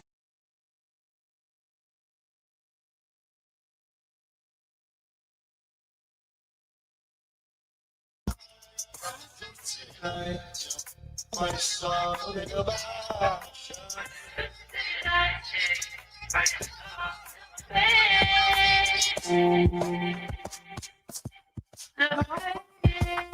Let the roof back, see stars like Hollywood. Let the sea back, see stars like Hollywood. Looking at my review, I see I'm finally good. City lights, bright stars in the sky, running through the city lights. Bright stars that are high. Can't change me. Someone can't change me. Can't change me. I know fear. Seen people lose life over nothing, but I also know strength and no faith. Still, that's why I'm overcoming. I've been at the bottom, so I not fear heights. I have walked through darkness, but no talk and laugh on my flight. Nights, made it freeze. Know if I'm in ice that I heat. Yeah, I'm at the berg on my wrist just peep. So me also to my hands, them weak. Government checks can't stretch 2 weeks. Grandmama was a real my dear. Blessings from again, I wish you was still here. Mama work, my brother held me down in the clutch. Now my one carry them, I'm a back on one mama. I feel the weight, I feel the fight. I feel them wish to lose the sight. But you don't tell me, stand up right. Know me up, I'm purple bright. Money can't change me. No, my flex, but me never switch sides. Money can't change me. Maybe the chains from my neck, but not my mind. Money can't change me. No, money can't change me. Oh, money can't change me. Money can't change me. Fake friends try to pull me back to the dirt. Them want to see me win while me back in a hurt. But my focus, the ball too firm. I pay my dues, now the tables turn. Money can't change me, my heart too clean. Me keep back to the block to feed my team. Miss enough man switch for a little gold chain. But me never sell my soul for the riches I feel. But me never would have make it, but me here still. Them say me never be no king, but me bet me are real. All the nights I feel lost to find will. When me make a toast, I'm cup my spill. Money can't change me. No, my flex, but me never switch sides. Money can't change me. Maybe the chains from my neck, but not my mind. Money can't change me. No, money can't change me. Oh, money can't change me. Money can't change me. Money can't change me. No, my flex, but me never switch sides. Money can't change me. Maybe the chains from my neck, but not my mind. Money can't change me. No, money can't change me. Oh, money can't change me. Money can't change me.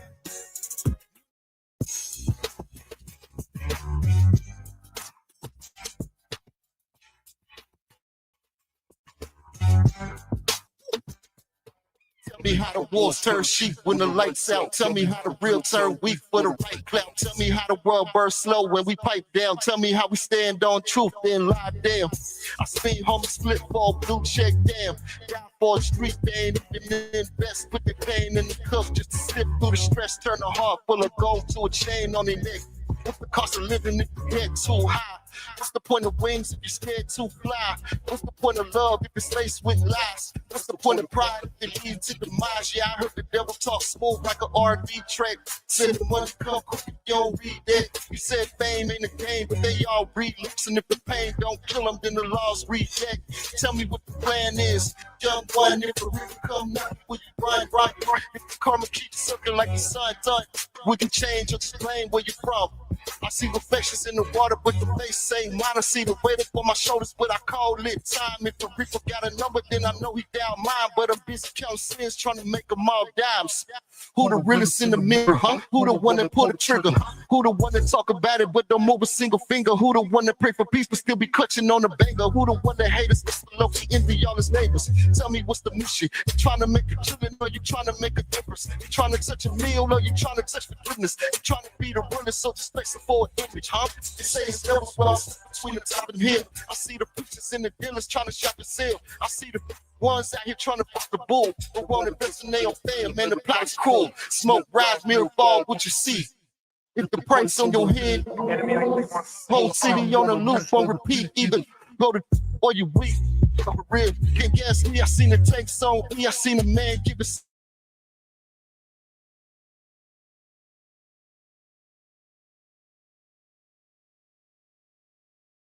Yo. Got people in the building, man. What up, people? What up, people? Archon, salutes to you, Archon. Salutes to you, KOD. SP, man, SP. Shout outs to SP in the building, man. Shout outs to your boy SP in the building, man. We deep in here. We thick in here, man. We thicker than syrup maple, man. That Brer Rabbit syrup in here tonight. Hey, look. Y'all gotta, hey, I'm in here troubleshooting all different kind of stuff, trying to keep things going.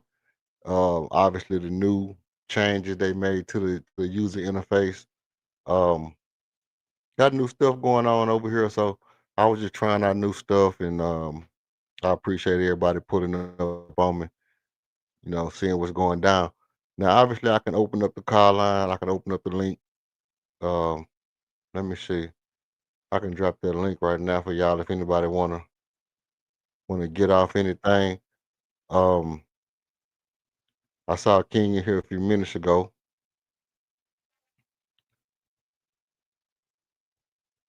Yeah, that's what I'm saying. They put that mobile phone UI in here, where it's vertical, and it actually was sending people two different routes. So some people wasn't even getting my stream today.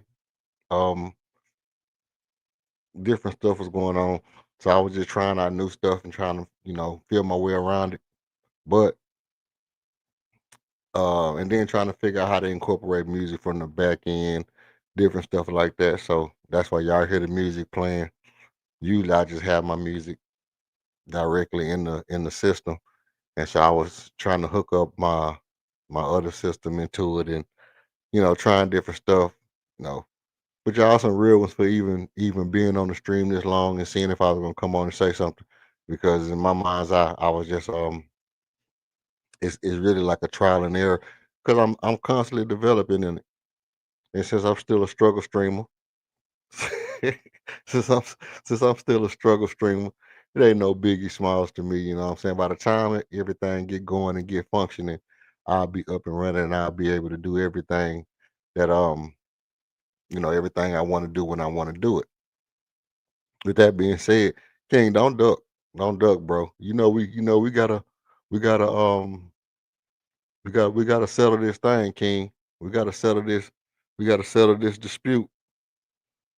For one, Archon gave you some false information, man. Archon gave you false information. I went and looked at some different stuff, and I want to know if you still want to set that, if you want to set the date on that debate.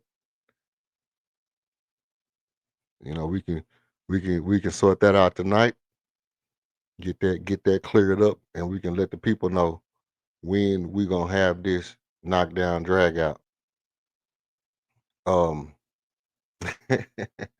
yeah, yeah, yeah, yeah, yeah. Well, maybe not false information, but I think um when I was looking into the I have to refute the claim. I think it was a misconception, maybe false info is the wrong word, but it was a misconception that I have to refute his arguments, and not that I have to refute it, but that I have to refute it directly after he says it, or that I even have to refute it any other time other than when I choose to refute it in order for it to be um refutable. And mainly since I started the debate, he should have, refuted what I said. I didn't really have to refute what he said until my last round, which I did do. And so as I was looking through it, um, and checking my sources, I did find out that my strategy was valid. It was a valid strategy that I did. And, you know, all things considered, I'm like, okay, you know, it really would because for one thing, I don't like to be intellectually dishonest. You know what I mean? And if I say that, okay, um, this is my debate, this is my stance, and I take that stance, and then somebody say, okay, well, you was your strategy was invalid or whatever. You went first in the opening statement. Yo, that's the opening statement. That opening statement is just setting up the. It's basically almost like the moderator, bro. When you just giving your opening statement, it's just saying what you're gonna do. But when the clock started, when the actual clock started, um, I went first. So I actually set the first argument, and then you were supposed to refute me, and then by that point, I was already in full stride. So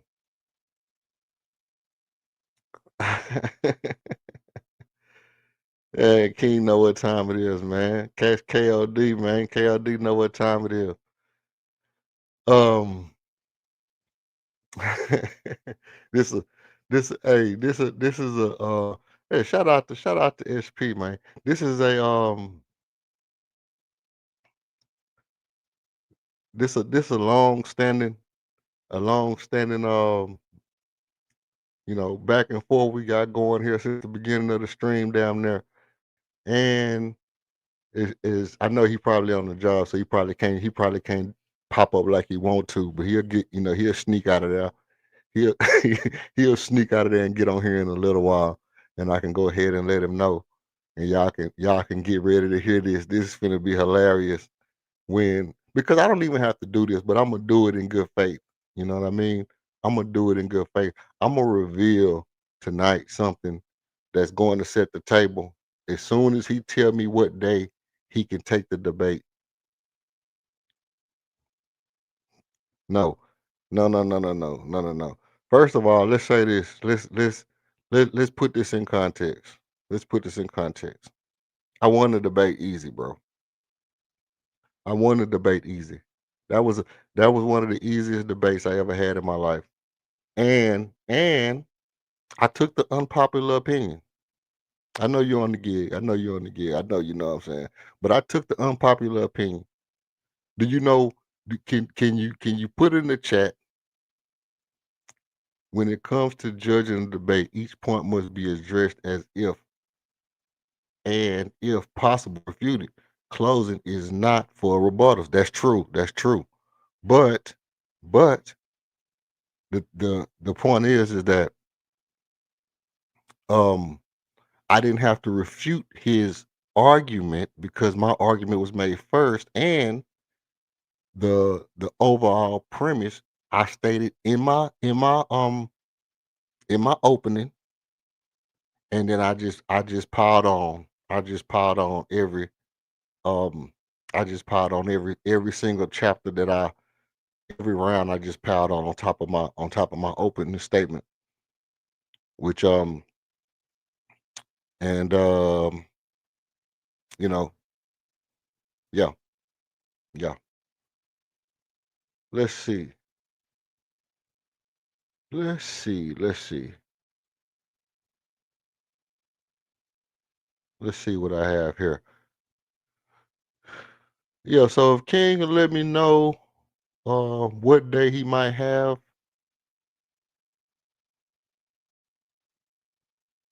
what day he might want to take this debate. 'Cause I'm gonna make it light on him. I'm gonna make it light on him. I'm gonna make it light on him. I'm I'm gonna make it light, but I'm gonna make it hard on him at the same time, because you know how I do. When I come with the heat, I come with the heat. Now I'll just tell you right off the bat what I got right here. Let me just give you informal or competitive debates. You are not required to respond instantly to every argument right after it's made. What matter is organization and strategy. You can let your opponent's argument stand for a moment, continue building your own framework, like defining greatness, and come back later to show how their points don't fit within your definition. That can actually be more powerful because it reframes the debate on your terms. Build your own definition frame. Boom. You know. So basically, kind of what I did. It means I'm establishing the lens through which all arguments must be judged. Right? So when I started out by saying, you know, we have to look at things like this. We have to see what this actually means. Let's look at deeper into the definition of what these things mean. I'm setting up the debate in my opening statement. And then when I started my debate, I just went straight into defining what things were great about these other players.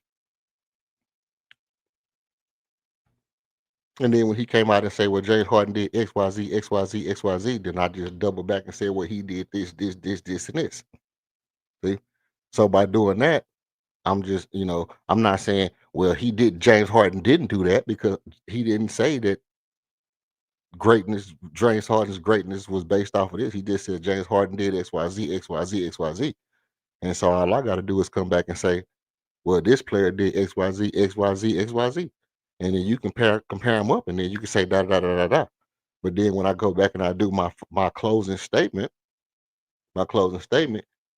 bookends what I started out by saying, that we have to define what is greatness, and how we have to define greatness in the Houston Rockets culture. So it was one of them things. It went something like that. Well, but see, here's the thing about debates, King. Here's the thing about debates. The thing about debates is, it's not always about the truth, bro. It's not always about the truth, because you can say something is true and it can be objectively true, or you can say something is true and it can be your opinion. But what we're looking at is who makes the better argument. And my argument was simply better because of the fact I'm looking at what it requires to be considered great, and not just looking at what people already consider good. What you was looking at is what people consider good and how good is it. And so by me defining the greatness of a person is why I end up clapping you. And then I also define what it means to be clear cut great, clear cut number two. And that's why you got clapped. I mean, it was simple. It was simple. But you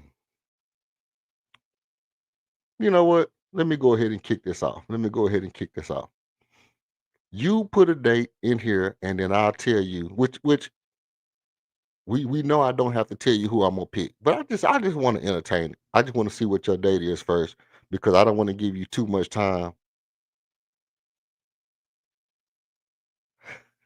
No round twos. Oh, we gotta have a round two. We gotta have. Oh, you talking about round two on the James Harden debate? Oh, we don't have to do the James Harden debate no more. We don't have to do that no more. So how Wednesday? This Wednesday? You mean like Wednesday coming up? Bet. Let me tell y'all what I'm gonna do. Let me tell y'all what I'm gonna do to King on Wednesday. And I want everybody to be in the building. Send this out to your brother's mother's brother.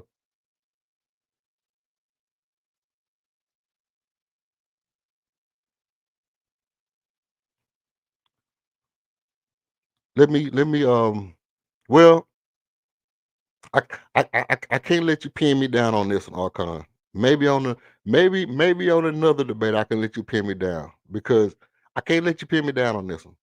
I can't let you pin me down on this one. Reason why I can't let you pin me down is because what I'm finna do is finna be epic. It's gonna be epic.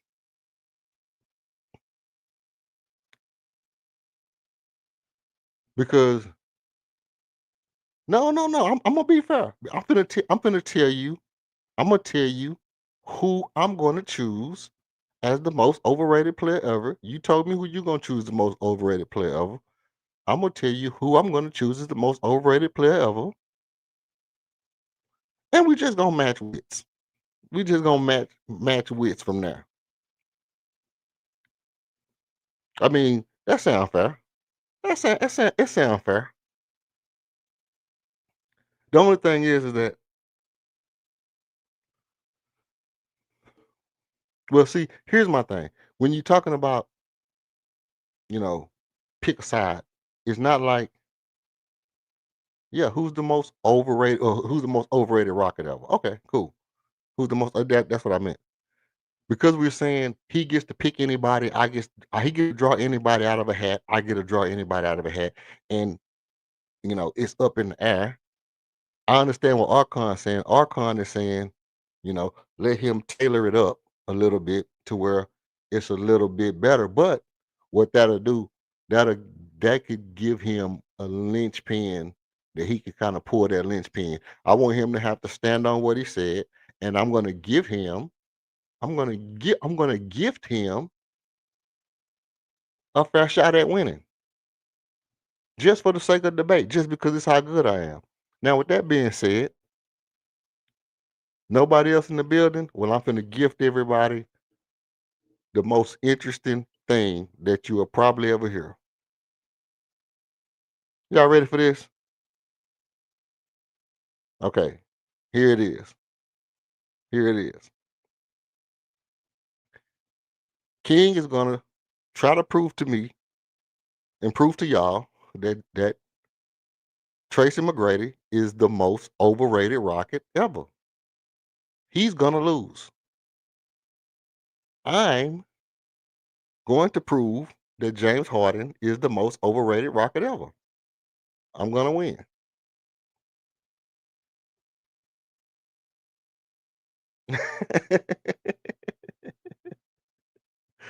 I'm going to prove to y'all that James Harden is the most overrated Rocket ever.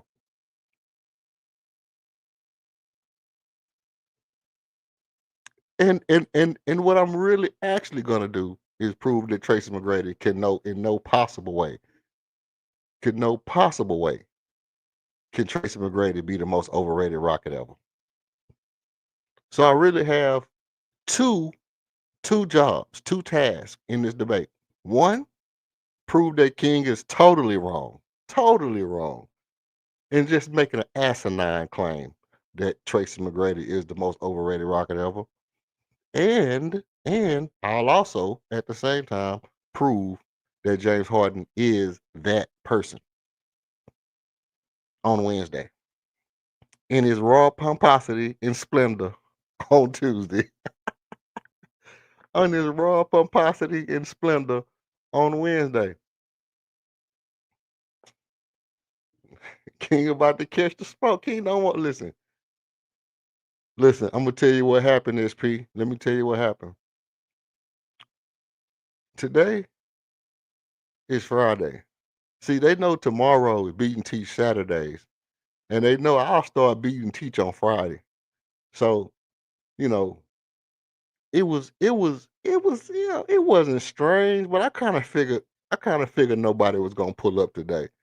Because Beat and Teach could have started on Friday and went all the way to Sunday. But I know tomorrow it'll be people pop on here, and I'm gonna do some beating and teaching tomorrow. It's gonna be a little beat and teach going on tomorrow, and you know, we'll get into some of that real smoke tomorrow. But when Wednesday come, it's about to go down. I feel like King about to run out of work. King King about to run out of work when I said James Harden the most overrated Rocket ever. I can just imagine.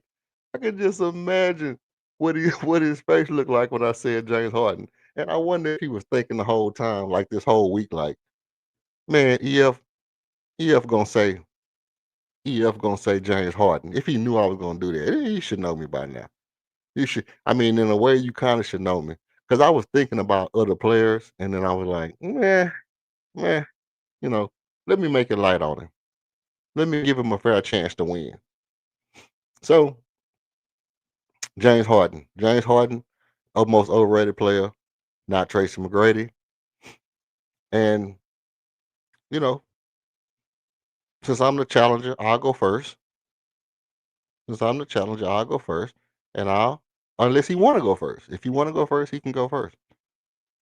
And to make it suitable for Archon, because I know that Archon's a little more technical than most debaters, we can set the premise up like that. James Harden is the most overrated player, not Tracy McGrady. Boom. Tailored it, tied it up nice, put it in a bow, gifted it to him. Gifted it to him. Let's make it an epic show for my second debate on the platform. Okay. Now, it's gonna be good. It's gonna be good. I noticed. Look, that's 1, 2, 3, 4, 5, 5 comments and no response.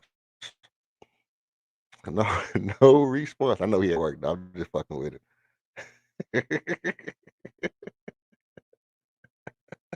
Ah, yes, yes, yes, yes.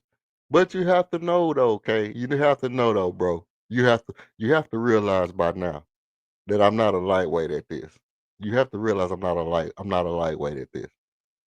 You know. And you know what? And the thing about it is nothing I like more than a a a a, a, a delusional confident debater. There's nothing I enjoy more than a delusional confident debater. It's like it's the best. It's the best.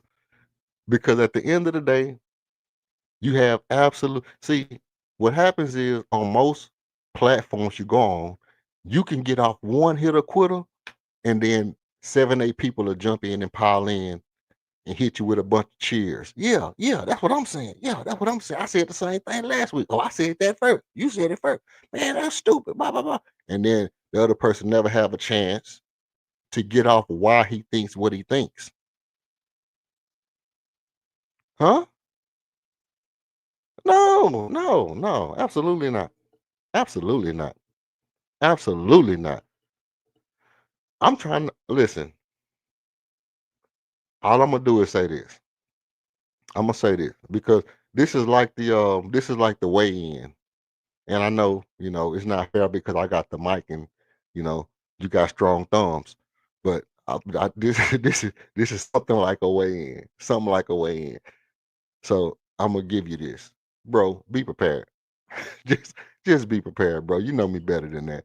You know it ain't gonna be that easy.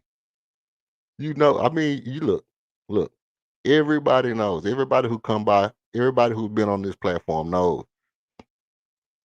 King can talk shit with the best of them.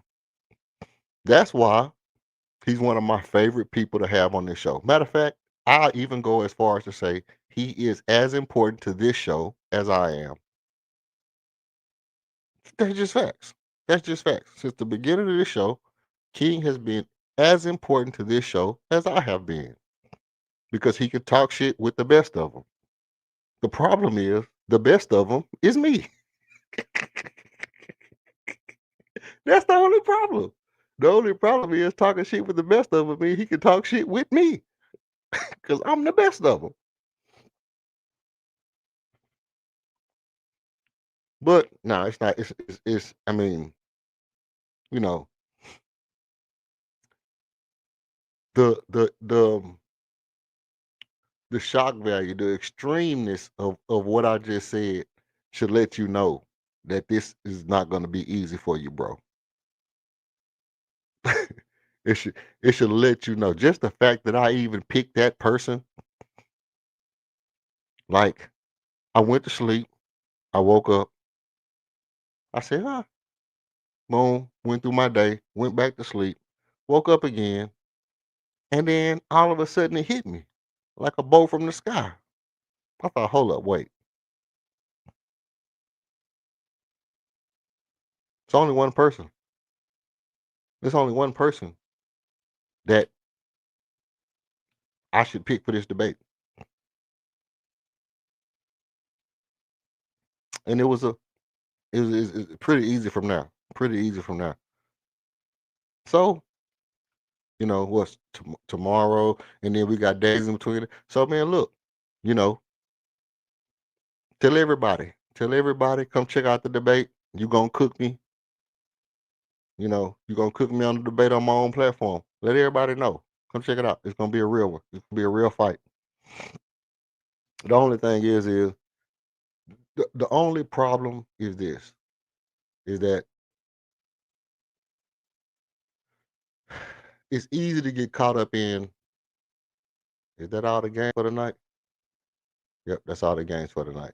It's easy to get caught up in who's right and who's wrong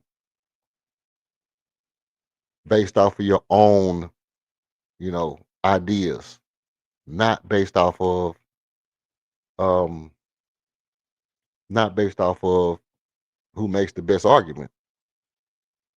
I think if we actually get it, if we actually just if which that's gonna be my biggest challenge. My biggest challenge, and Archon might attest to this, my biggest challenge is to get people tailored, to get people mindset um as to how to listen to a debate, not from an emotional or personal standpoint, but listen to the debate from a logical standpoint as far as what arguments are being made, because everybody will come in with what they feel about the situation. And my biggest task is going to be, hey, you might feel this way about the situation, but listen to what I'm saying and see if you understand my argument. Whether you agree with it or not, did I make the points that I was trying to make? And if I can get people just to listen to the points that I'm trying to make, then maybe, just maybe, I can get people to view things the way I see things. And if I do that, I win the debate. Even if I don't do that, I mean, I'll make the better argument. I'll make the better argument even if people don't believe it. Even if nobody believes what the hell I say, I'll make the better argument.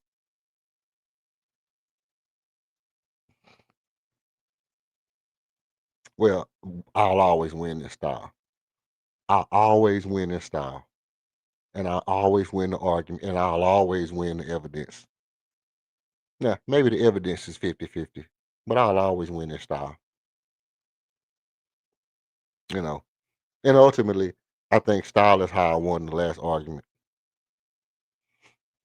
I mean, even King would have to agree to that. Even even King would have to agree that my debate style is just classic. It's just classic. It's you know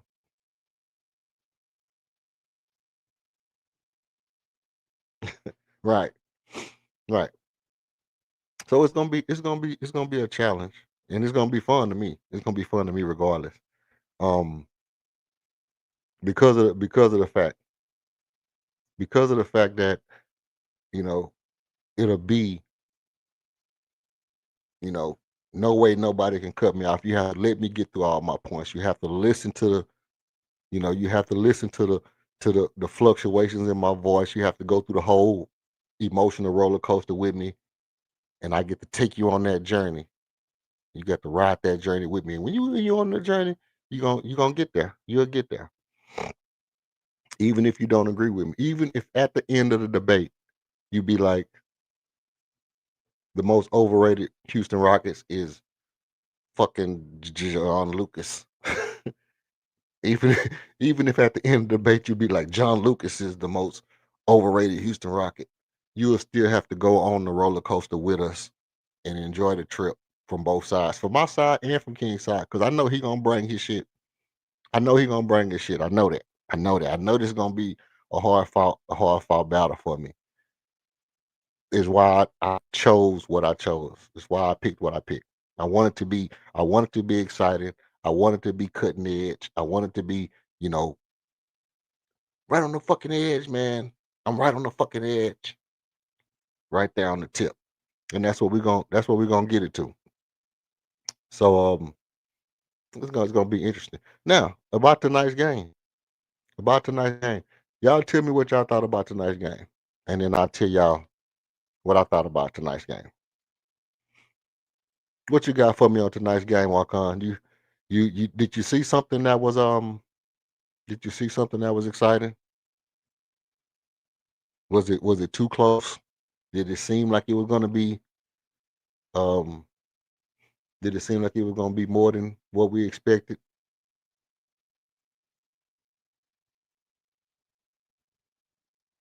I mean, because I definitely at one point was like, I don't want to watch this no more. It was definitely times of the game that I was like,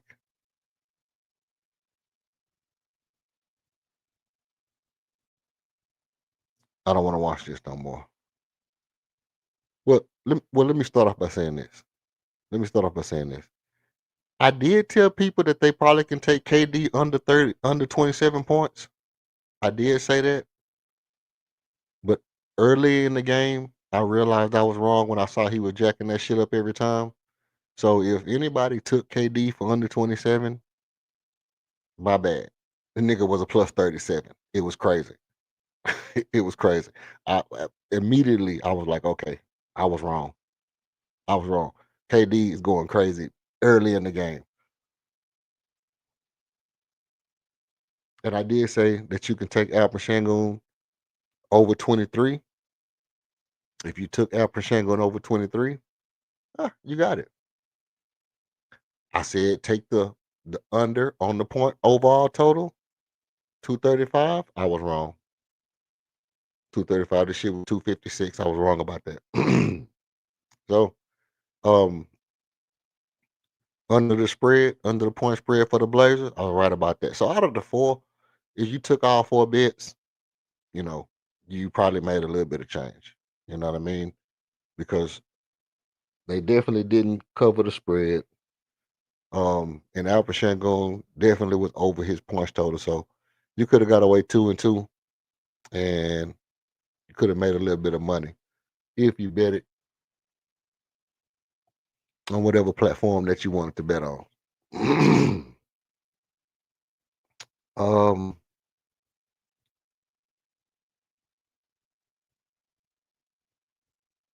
let's see.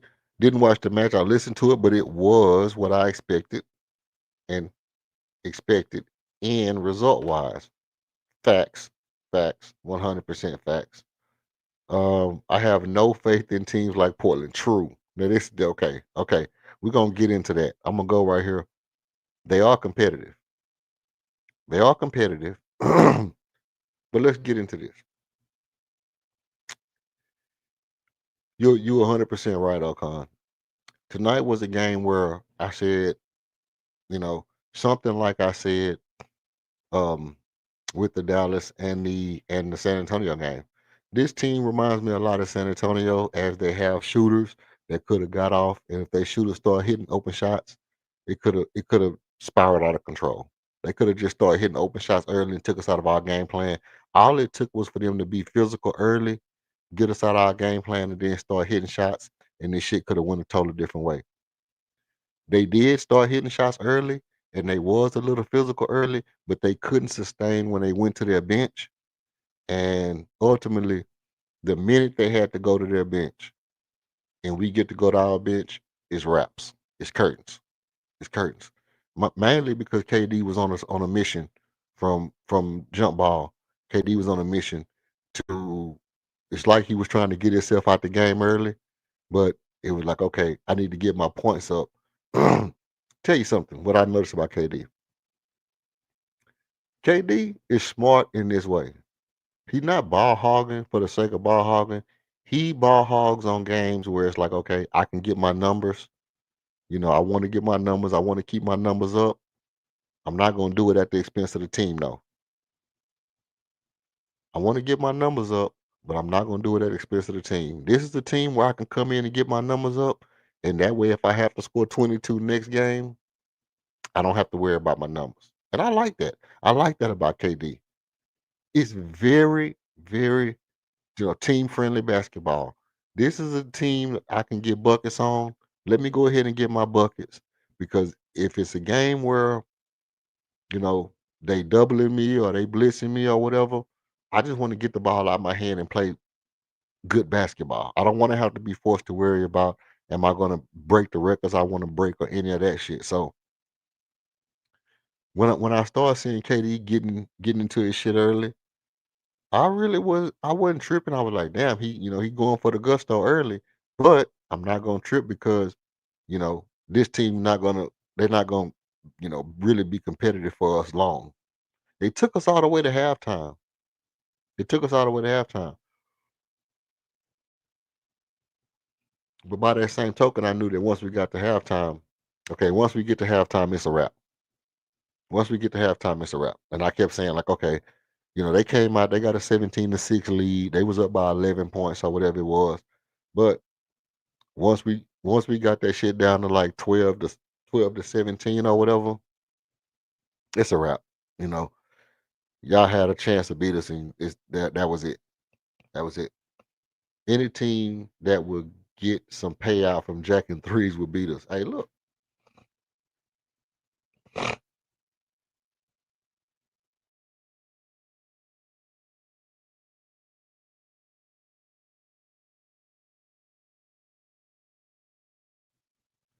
hey, look, that's a fact. Who is that? Taran. You a Portland fan? You a Portland fan, Taran? Shout out to Taran in the building. Shout out to Taran in the building. Come playoff time, we see what you're about. That's a fact. That's a fact. Oh, Hawks. Okay. Well, look. Um, in the playoffs. Well, here's the thing. First of all, how do you feel about your Hawks this year? Let me know how you feel about your Hawks. Do you feel like y'all are a legit contender on the East with all the teams being out? Do you feel like you all have a chance to actually make it past those elite teams? Because if y'all have a chance to make it past the elite teams, you know, I think y'all can keep y'all team together. But if y'all don't go make a deep playoff run, y'all probably gonna blow up some shit over there. Y'all probably gonna blow up some shit.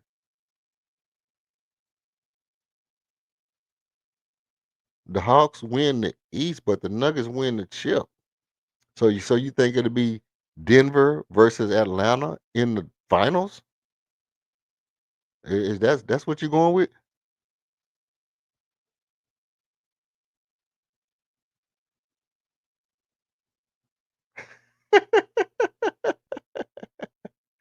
King said my debate style is like a construction worker, a lot of heavy lifting.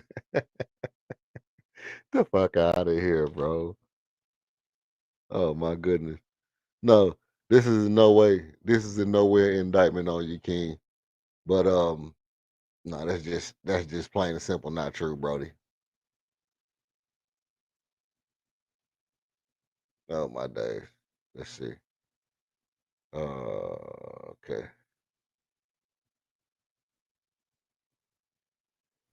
Let's skip all that. Okay. Look, do I need to pull this? Hope I don't get no echo off this right here, but I'm gonna put it back up. Y'all let me know if I start echoing. What's that? Nah. Y'all let me know if I start echoing. Drop twos in the chat. I'm pulling up some stuff over here. It might make me echo. Twos in the chat if I sound like I'm like if my mic sound like I'm taking a deuce, and ones in the chat if if I still sound clear. Just let me know how I'm faring on that end. Um, Mic check. Okay, 1 2. Mic check. I get a 1. Okay, good. All right, now it's that triple D style, dirty, difficult, and dangerous. Oh, man, look. Appreciate you, Archon, for the 1 in the chat. Appreciate you, SP. I worry about others scoring for H Town in the playoff. Well, here's the thing.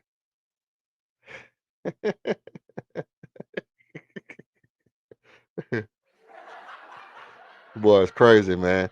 Boy, it's crazy. I worry about others scoring in H Town in the playoff. Here's the problem. Here's the problem. Let me touch on this right quick. First of all, That's some dysfunctional shit. absolutely not. We get Kyrie, we got no chance. If we get Kyrie, we got no chance. This is the thing. Kyrie, Chris Paul, anybody that KD has played with in the past, Russell Westbrook, Devin Booker, I don't want none of that shit. I don't want none of them shits because he already didn't win with them. He already didn't win with them guys. If he played with a guy and didn't win, I don't want that shit. Now, by some stretch of the imagination, you'd be like, KD and Clay. Then I might be like, okay, because they won together. Even though Clay's having a horrible year, I can see it in my mind as somebody that he won with. But if you tell me, hey, get this guy that he played and they didn't win, I'm like, nah, I'm good. Even James Harden, I would have to second guess that. I would have to second guess that. But scoring in the playoffs, here's the thing. We're doing so good. Our half court offense is night and day from last year. We are, I think, a top 4 half court offense. Well, we was the best offense in the league, and the majority of our offense is half court offense, which we know that in the playoffs the game slows down to a half court game. It's not all that up and down running and throwing alley oops between the legs and all that stuff. It's gonna be a knockdown drag out in the playoffs, and we have title fighters. We have prize fighters on our team now. We got Kevin Durant. We got um we got Steven Adams, we got Ahmed Thompson, and Reese Shepard is rounding into rare form. And with a player like Reese Shepard, your half court offense is just as good as a fast paced offense. Your half court offense is just as good as a half paced offense when you have a player like Reese Shepard on your team. Right? Now, as far as the Atlanta Hawks go, y'all gotta get y'all half court offense together because y'all can run and y'all got Risa Shea and a couple of guys over there, good defense or whatever. But the problem that y'all have is that Trey is small. He can shoot the ball, but he has to really, be a factor on defense. And he has to be a factor on defense, and he has to be able to get the rest of the guys involved early and often in order for the Atlanta Hawks to be a real contender, especially on the East when you have to go through Jalen Brunson and how the guys, Paulo Banqueros and everybody over there. It's gonna be a uphill battle. And the Bucks got Chris Paul, I think. The Bucks got Chris Paul. Did they pick up Chris Paul? If the Bucks picked up Chris Paul, I thought they picked up Chris Paul. I'm not sure. But if the Bucks picked up Chris Paul, it's looking hard for y'all on the East because that's all they need. Listen, this is asinine, bro. Listen, you say the same 3 things. You say I move the goalpost. You say I conflate. You say I deflate. Then you say I conflate again. Then you say I move the goalpost. I mean, you know, call it what you like. Call it what you like. It's the art of war, bro. It's the art of debate. It's the art of debate. Just pull up on Wednesday. Matter of fact, whenever the next game is, whatever. But Wednesday, I'll set the time. I guess I'm gonna set it around 8 o'clock. We're gonna get it in. Wednesday around 8 o'clock, we're gonna get it in. Do you think we need a point guard? I think no, I don't think we need a point guard. To keep the short answer, the long and short of it, no, we don't need a point guard. We got two good point guards that's growing right now. I think they could be better. I think by the 62 games from now, we'll have a point guard. I think we could get a point guard. It would make us better, but I don't think we need one. I know everybody keeps saying we need one. We need a point guard. We need a point guard. We need a point guard. We need a point guard. We need a point guard. I think me and King has been constantly saying we don't necessarily need a point guard. We just need the ones we got to play good. Because you can get a guy who plays good in certain situations that can't do other things, and then you'll be saying we need a shooter. We need a shooter. We need a shooter. We need a shooter. But then you got a person who's a shooter who's not getting the reps and he never gets to learn how to shoot in real game situations. So you can kill one thing by trying to go hunt for a bird in the hand, be two in the bush. That don't just mean, if you got a bird and you let it, that means that if you actually got something that's already that you got right there and you keep trying to grab something else, you're gonna let this thing here go. And that's what was happening to Reed, is that we started looking at what we need to do for a point guard, what we need to do for a point guard. And at the same time, we sticking him on the bench. Oh, we need to let this person play and this person. But the more you let him get out there and throw caution to the wind, he's going to get better and better and better and better. Now he's making defensive plays. And like I said, Reed Shepard, when the team come to us and hype him up because he get a steal, you get a big steal, and the team come galvanize around you and show you that they got your back and support, and they big up in you, you're gonna turn him into a beast. He's gonna get that dopamine in his head, and he's gonna be wanting that all the time, and he's gonna be out there going ham, trying to rip everybody. Better without Trey. Yeah, I'm tired of hearing Drew's name too. I'm tired of hearing I don't want to hear no Drew. I don't want to hear no Drew Hill. No, none of that. I don't want to hear none of that. No Drew Hill, no Drew Holiday, no Drew Carey, none of that. I don't want to hear none of that. Yeah, we better without Trey. Hey, I tell you something right now, bro. Trey Young is a beast, man. Y'all better not sleep on Trey. Trey just need a coach that know. Let me tell you something. If y'all really want it to be good, y'all will hire Mike D'Antoni.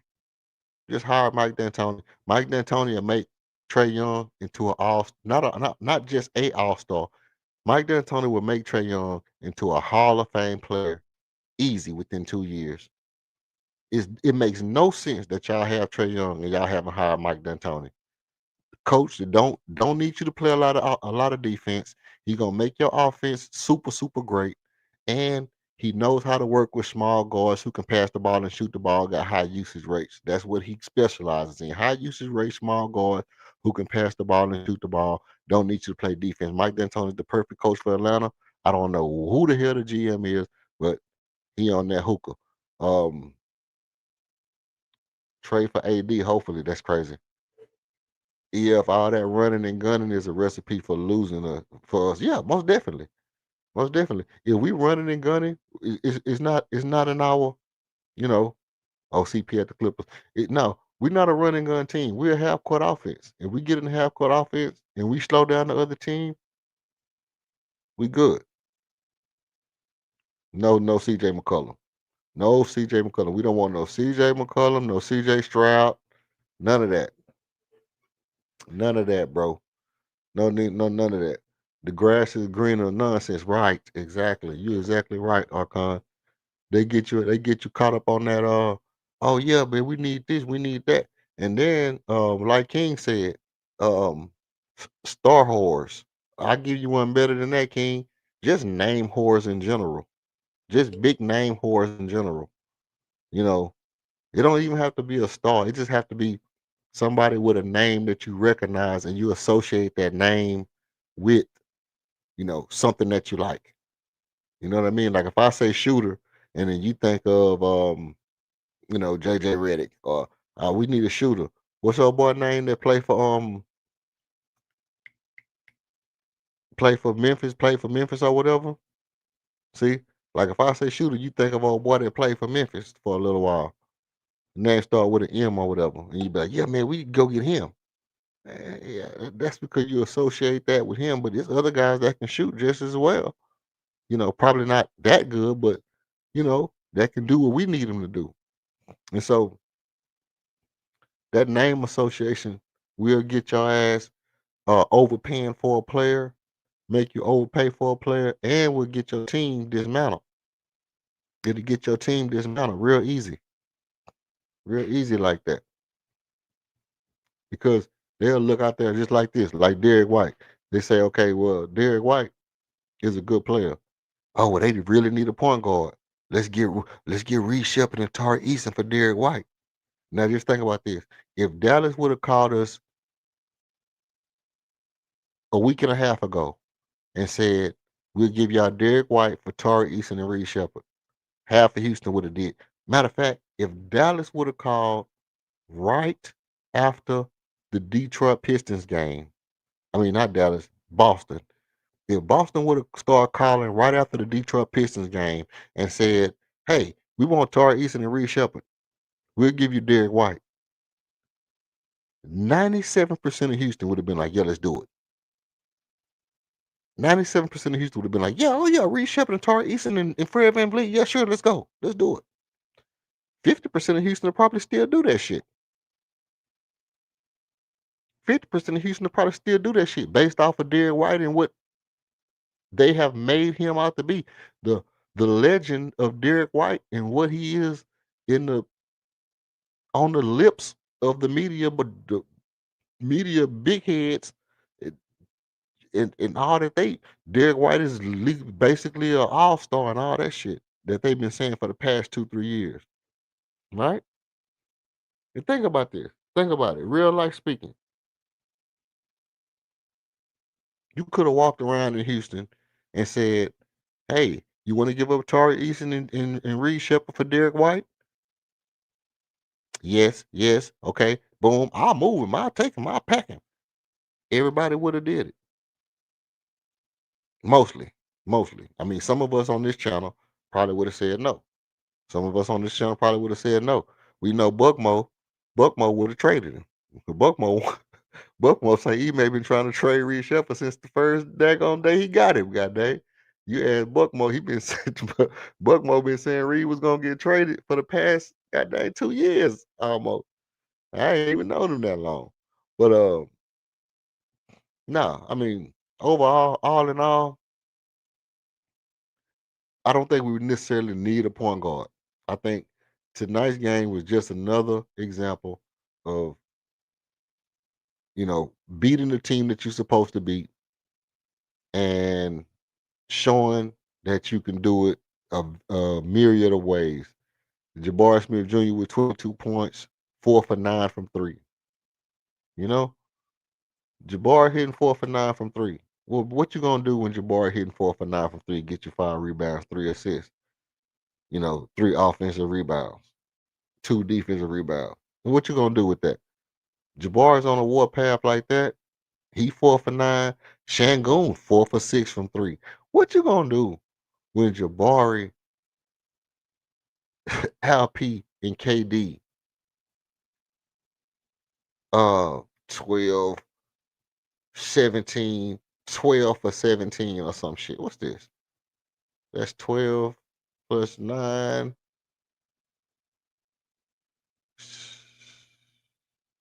21, right? 21. So they 12. So they basically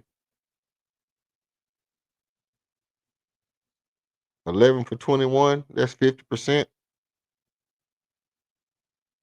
They basically 50%, 11 for 21. I mean, what you gonna do? What you gonna do? Armin was 0 for 3, but he still shot him. He was 7 for 7 from the free throw line. And you know what they say about players when they shoot good from the free throw line? That means their mechanics is there. They just have 1 or 2 things that's wrong with their shot. They need to fix 1 or 2 things that's wrong with their shot. So he's shooting 7 for 7 from the free throw line. He's not a bad shooter. He's not a bad shooter. He just got 1 or 2 things he need to work on, which means in a year or so, that 3-point shot gonna start landing for real, for real. He was 6 for 17. He had 19 points. Josh Okogie had 11 points. Let me tell you something. I'm gonna tell you something. If I don't tell you nothing else, I'm gonna tell you this right here. If I don't tell you nothing else, I'm gonna tell you this right here. If I'm gonna tell you this right here, if I don't tell you nothing else, I'm on my Dr. Umar shit. See, when I repeat it 3 times like that, then you can feel I'm getting my Umar on. Josh Okogie with 11 points is almost a guaranteed victory. If Josh Okogie got 11 points, it's almost a guaranteed victory. You almost guarantee you can almost guarantee a victory if Josh Okogie got 11 points, bro. That's just what it is. And then we go all the way to the bottom there. I'm just skipping over everybody because Torrey, he was okay. He was 1 for 4. He didn't really play a great game, but he had 5 rebounds. He had a steal. He only had 1 turnover again.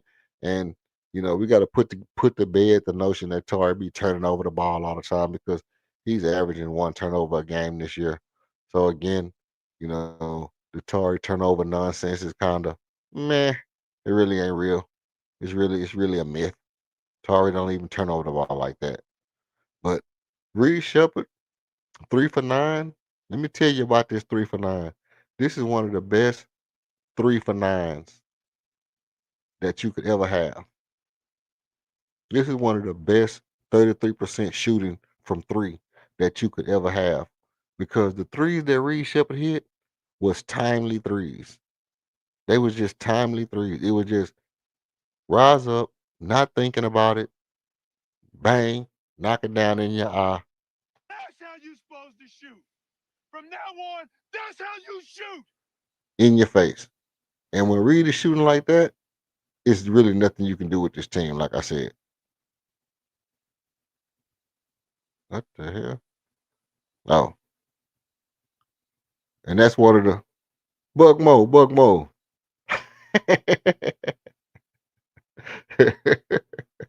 Nah, you say he may want to get rid of Reed. You've been saying he may want to get rid of Reed since day one, man.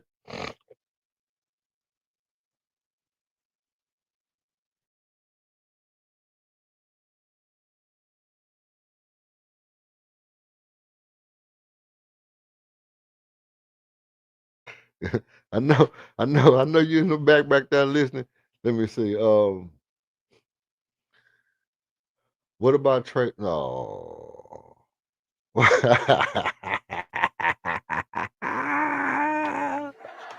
some dysfunctional shit. Get out of here, bro. Get out of here with that shit, Archon. Archon trolling. Look at Archon trolling, man. What about trading our young developing core for Bradley Beal? It makes sense. He's over 30, injured. Everybody knows his name. And he's currently on a trash team. Perfect, right? Exactly. Exactly, bro. Exactly. That's the perfect person. Bradley Beal. And to top it all off, he just left a team where he was on a team with Kevin Durant. That's the whole thing. That's everything. That's everything you need to be the perfect player. That's the whole everything. He just got off the team with Kevin Durant, injured, over 30, on a trash team, haven't had a good year in a couple of years. They stunk when he was on the team with Kevin Durant. It's everything you need for Bradley Beal to be the perfect person. Everything. Can't get no better than Bradley Beal right now. Bug Mo say he said he wasn't saying get rid of Reed. Nah, you wasn't saying get rid of Reed, but you was adamant. You was adamant that Ime didn't like him. You was adamant that Ime didn't want him. And I was almost starting to believe you. I was almost starting to believe you. And he probably, to be honest with you, boy, I'll give you this. He probably was on his last damn leg with Reed Shepard. But like I told you, that order came from upstairs. That order came from upstairs. When Stone said he got to be good for his period, he kicked the can down the road. He put that job on Ime. Ime took that job, and I got to give it to him. I got to give it to him. He unleashed the Kraken. Ime showed why he's considered one of the best coaches in the league. Because I came in here and I said it. I came in here and I said it. I think it might have been Archon in the chat said the same thing. Is that it's on email. It's on email to make Reed what he can be. Get the best out of him that you can get out of him. And game after game after game, me and King been out here talking about the improvements. What improvements we see, what improvements we don't see, what he need to do. He changed this. Okay, he's not doing that. He changed this. Now he's doing that. Okay, boom, boom, boom, boom, boom. Making this pass. Now he's shooting confidence. Now he's shooting confidence and playing good defense at times. Overstretched. I said, before 60 games, he'll be the starting point guard. I seen Ime coaching him up. And he told him something. I couldn't tell exactly what he said, but he was like, "Hey, don't do that like that." He told him, when you play it like that, you got to be able to get back before they pass the ball. You got to be able to get over here, then get back before they pass the ball. You know what I mean? So him being able to talk to Reed in the course of the game and coach him up and tell him how to get in the position where he can make those plays, and Reed being able down the stretch. I'm a little sick, man. I am a little under the weather, man. But excuse me. But Reed being able to make the adjustments, Reed being able to make the adjustments in real time, listen to hard coaching, be better, come out, validation come from inside the team. Validation come from inside the locker room, bro. It don't really come from the fans. It don't really come from, it's when your peers congratulate you.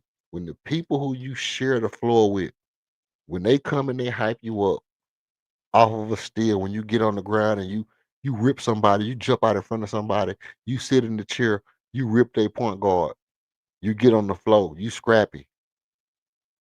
That's validation. That's validation. And when you're a young up and coming player, especially the ones that they say, "Hey, we pick on you. We pick on the white boys. We pick on the white boys. So if you can't shoot, you're gonna get played off the floor because we're gonna pick on the white boys." Reed say, "I can shoot and I'm gonna D your ass up. I can shoot and I'm gonna D you up."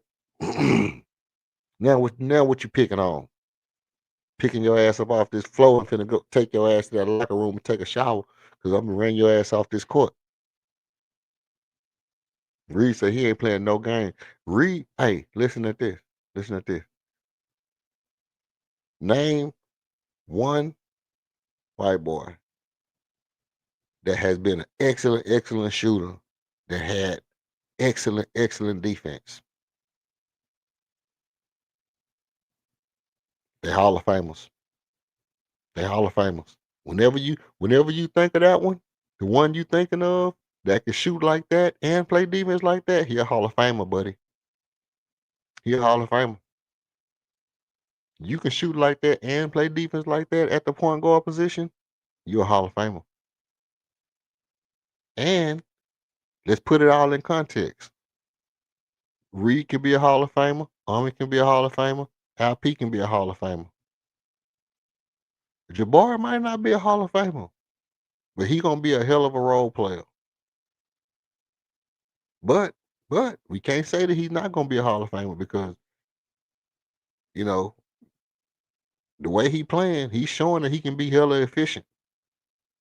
But we know for a fact we got 3 players on our team that can be Hall of Famers. What are you gonna do? You gonna break these guys up for Bradley Beal? you gonna break them up for Bradley Beal? You gonna let them play together? I don't know. I don't see no reason to break them up. I say you let these guys grow together, man. You let these guys grow together.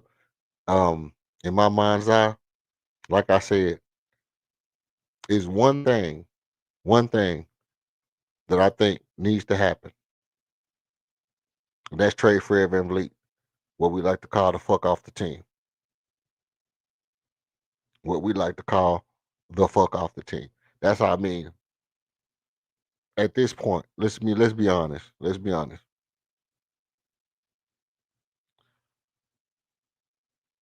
Which is what I was saying last time.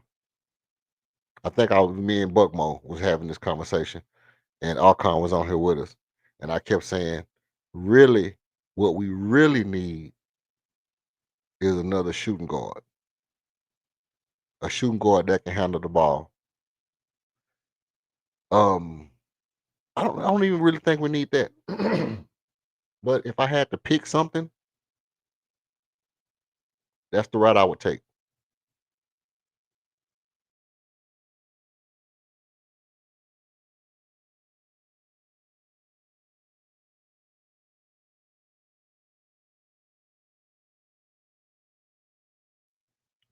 The reason why I say that, the reason why I say I would take a shooting guard that can handle the ball is because I do think I still think it's something to be said about somebody who really can create off the bounce other than KD. I know LP can. We know Umber can get to the rim, but I mean somebody that can create off the bounce, just like you know, a real like a Jordan Clarkson or somebody, somebody not somebody like that, but somebody who got those kind of skills. I can get my shot from wherever I want to try to get a shot from.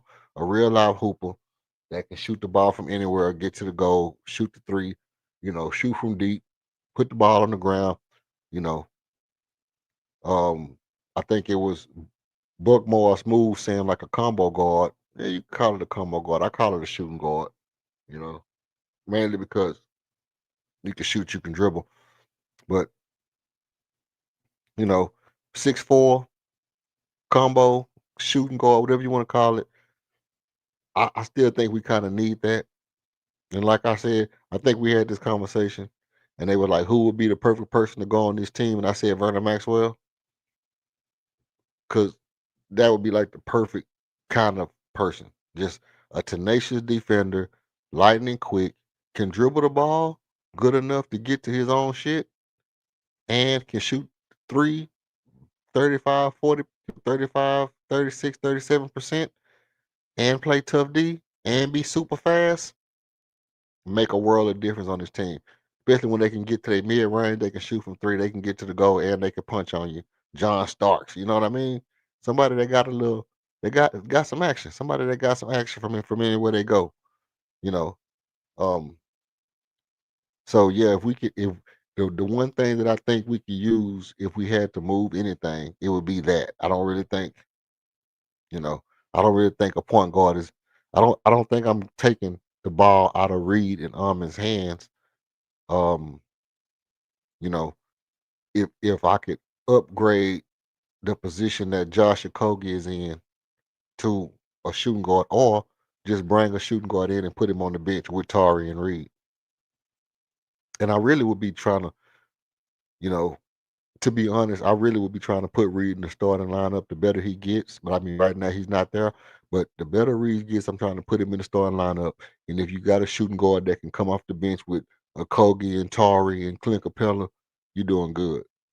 You're doing good. You got a good shooting guard that can score the ball. That would be a perfect fit for what we need. To be honest, you know what I'm saying? Like just for an example, if we would have traded Fred VanVleet and Dylan Brooks and Jalen Green was coming off the bench right now, how much deadly would our team be? How much deadly would our team be if Jalen Green was coming off our bench? Which is what I was saying last year. I know King was probably in the on the panel or in the lobby when Elder thought he was cooking me last year when when I was saying that shit on the stream and everybody was laughing at me like I was stupid, you know.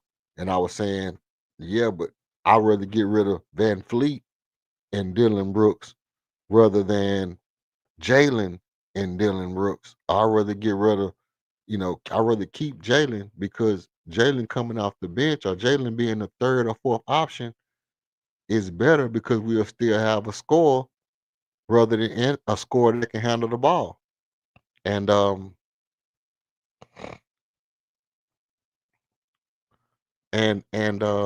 you right about that. You're right about that. They didn't need the ball in their hand. They weren't volume shooters, but well, let me say this.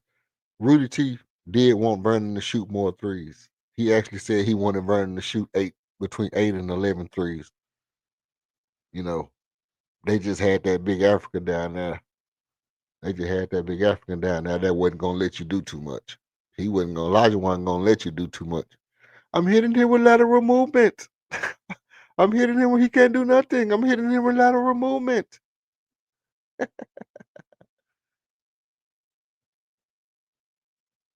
You talking about pastor? Talking about elder? Elder be saying anything, man. Elder say any damn thing. And the thing was, this is the thing. I was saying, look, I said, this was the thing. I said, first of all, I don't have a problem with getting KD. I myself personally, I would rather try to. I said, I understand that if KD comes, it's better if we have a point guard. I said, but KD's gonna have the ball in his hands a lot. Al Prince gonna have the ball in his hands a lot. You know, I would rather try to keep Jalen Green to move to try to pick up a Giannis in the future. Or if we end up not getting Giannis, we still have another score that we can have. So where we don't have to have, the ball always in KD hand or Alperen Sengun hand. And then, we'll still have somebody who can handle the ball. I said, but for my likings, I'd rather have Jalen Green and Fred VanVleet. That's just, you know, that's just the way I felt. Is that I'd rather get rid of Fred VanVleet than Jalen Green. Now, I know hindsight is 2020, and I know that if Fred was here, we'd be a different team. I know that. I'm not arguing that. I'm not saying that Fred VanVleet's leadership and orchestrating and, you know, like me and King say, the myth, the unicorn effect of Fred VanVleet is not a real thing. I'm not even gonna argue that right now.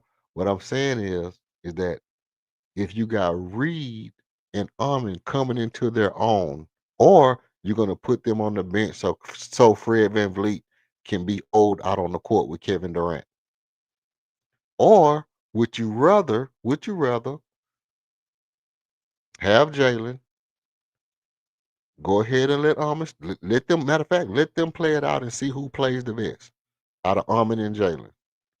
When Almond beat out Jalen, which we know he will, then you put Jalen's ass on the bench. That's it. Or you put them in there together, Almond and Jalen together with Kevin Durant. It's still a dope ass team. It's still a dope team. And then you have KD and Alperen Sengun. And guess what? Now you got Jalen Green as your third option. And Elder's thing was, man, you stupid in the motherfucker. Had no third option making $35 million. Well, guess what? You got a nigga making $25 million to lay up in the bed. You got a fifth option, a sixth option that you're gonna pay $25 million to, even if he comes back. So why not have a third option making $35 million who can go out and get you 40? Or would you rather have a guy who's gonna get you 5 rebounds and 6 assists, but he's not gonna turn the ball over, but he's making $25 million?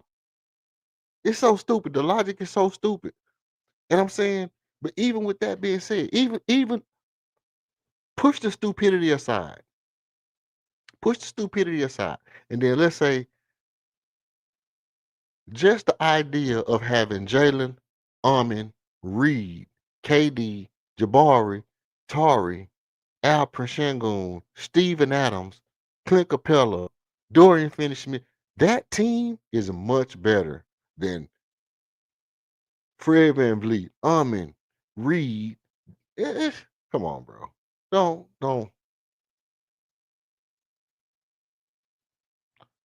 you know what I mean?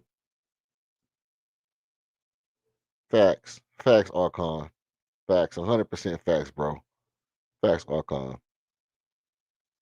It's just, people, and this is my thing. This is my thing.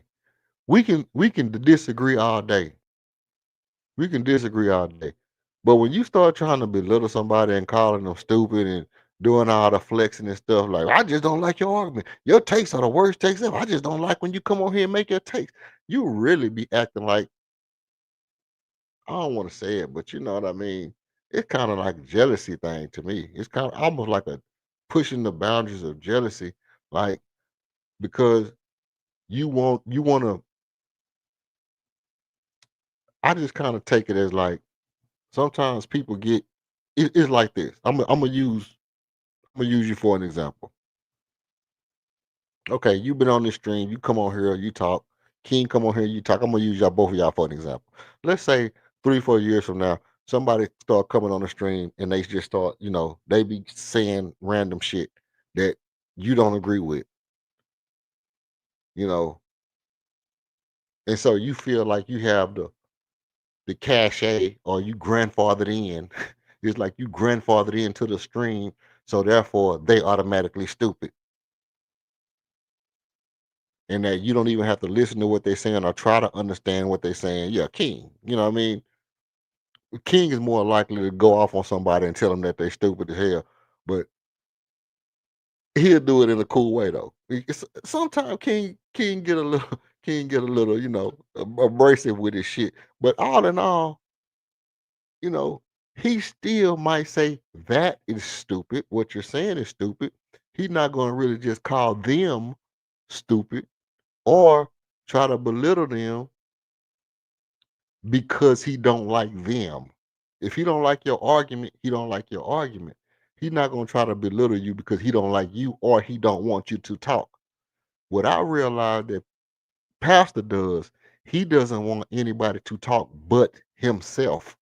So therefore, he'll try to belittle anybody who talks other than himself. That's what my problem is with that. So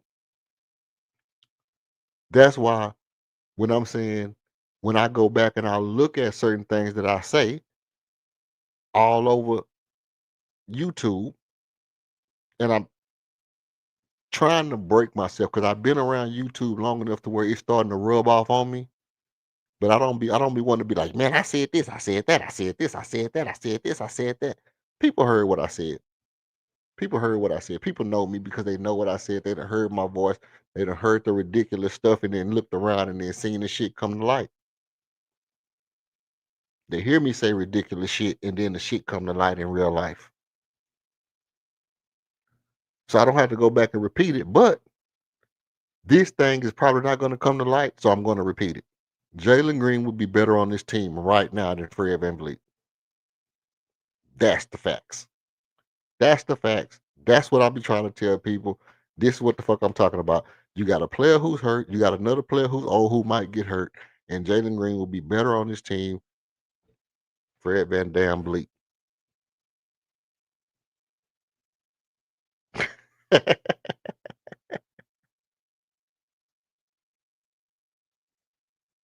It's a slander. It's a slander. I thought I was big up in you, bro. I thought I was big up in you. You know what I mean? Somebody got to be the good cop, bad cop, bro. Somebody got to be the good cop. Somebody got to be the bad cop, man. You have an inconsistency in your own argument, and that's another example of why I call you Michael Jordan fans, because you're not consistent in your own argument. Why I call you Michael Jordan fans. Listen. This nigga's a Michael. The nigga who said that shit is a Michael Jordan fan. He he say that's why I call you Michael Jordan fans. Not that you Michael Jordan fan. I just call you Michael Jordan fans because you inconsistent. If you inconsistent, I'm gonna call you that regardless. It don't even matter. It don't even matter. But no, I definitely think. I mean, I know this.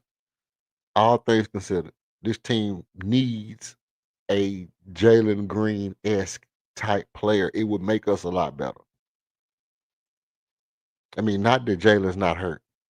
So I can't really just say, hey, Jalen's hurt, Fred VanVleet hurt, you know, But I mean, if we knew that Jalen was coming off the bench in games,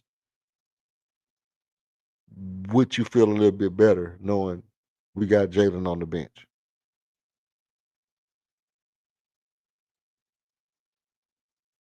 Oh man, listen, we ain't even gonna talk about how good Al Pachenko, one of the best guards in the league.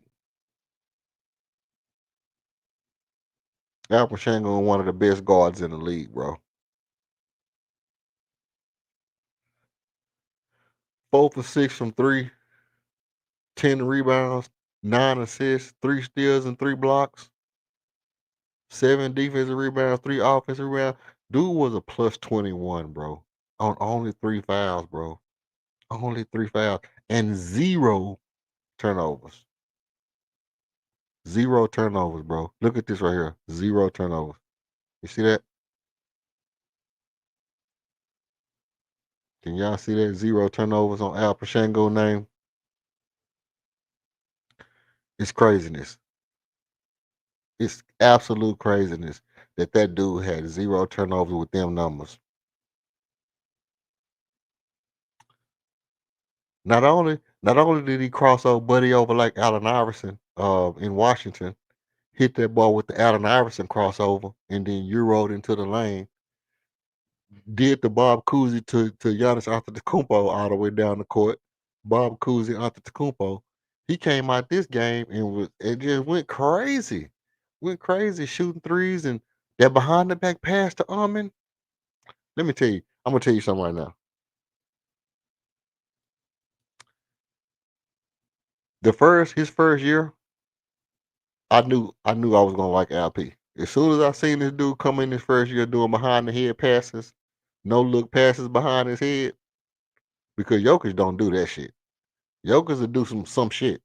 He'll do some shit, but it don't be looking like LP. LP shit be looking like Magic Johnson type shit. I'm not even gonna look. I'm just gonna throw the ball right there because I know where you at.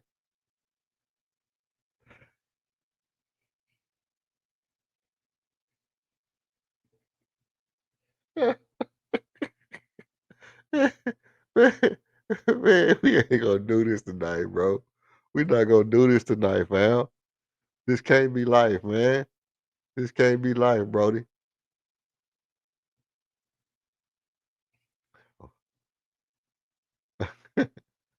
Hold on.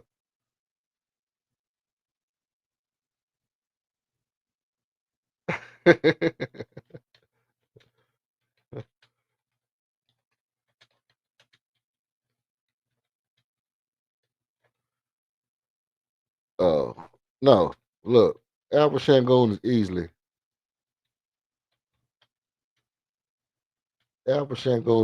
man, making it. He gonna put himself. Albert Shangoon is gonna put himself in the conversations for best passing big mans of all time. He gonna be in the top 10.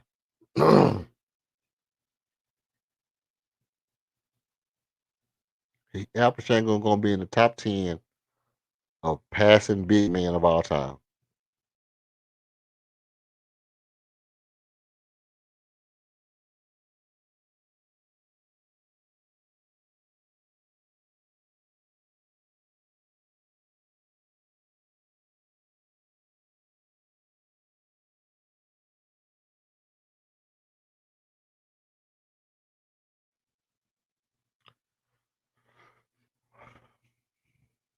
Um, the thing about Albert Shangoon passing is okay. He's not gonna be Wilt.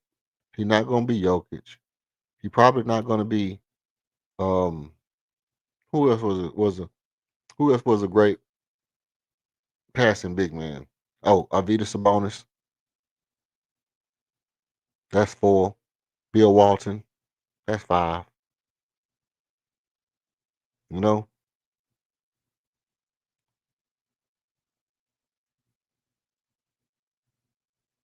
I mean, Dream was he was okay, but Dream nowhere near the passer Albert Shangoon is. Um,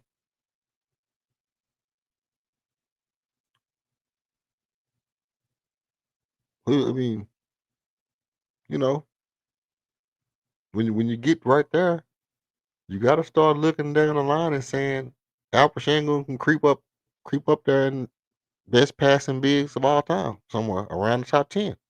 He can do it at the rate he's going. You know, when you pull up his passing highlight reel from rookie season to whatever day he retire, you're gonna have what looks like damn near Magic Johnson at the center position. You're gonna see some shit that look like Magic Johnson at the center position. That's what LP gonna look like when he retires. Numbers gonna be similar as well. As far as Jalen coming off the bench, yeah, that would have been ideal in my opinion, but I think he would have taken a moral hit and regress. I always thought he would be that KO punch off the bench. I mean, that's what a lot of people have said about him, that he'll end up being a Jordan Clarkson or something like that if he don't get his shit together. And all it takes is for him to lose a little bit of athleticism. Um, but he still got a little fight in him. He still got a little fight in him.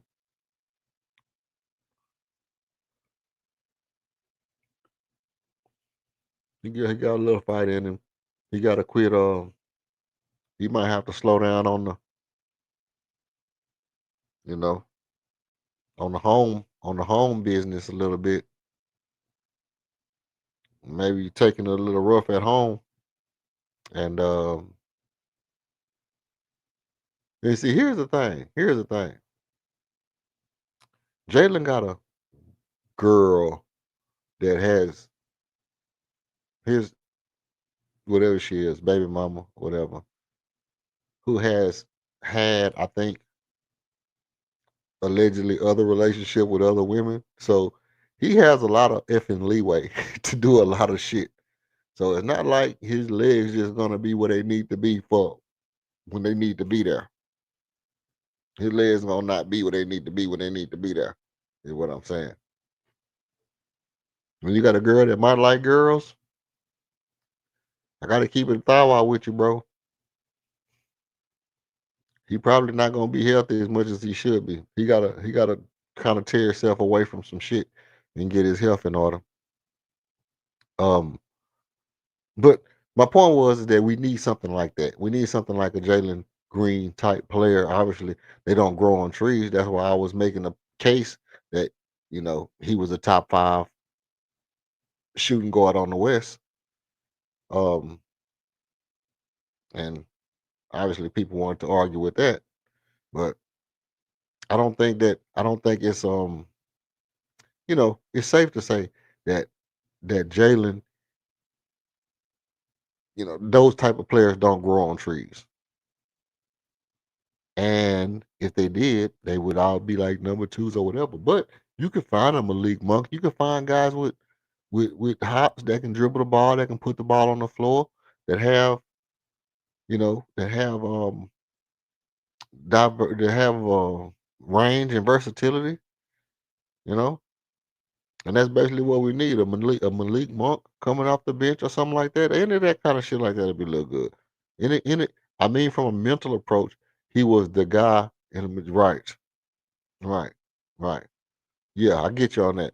Yeah, yeah. If you just all of a sudden Kevin Durant come and you all of a sudden be like, hey, yeah, we're gonna start reshipping and Alvin Thompson.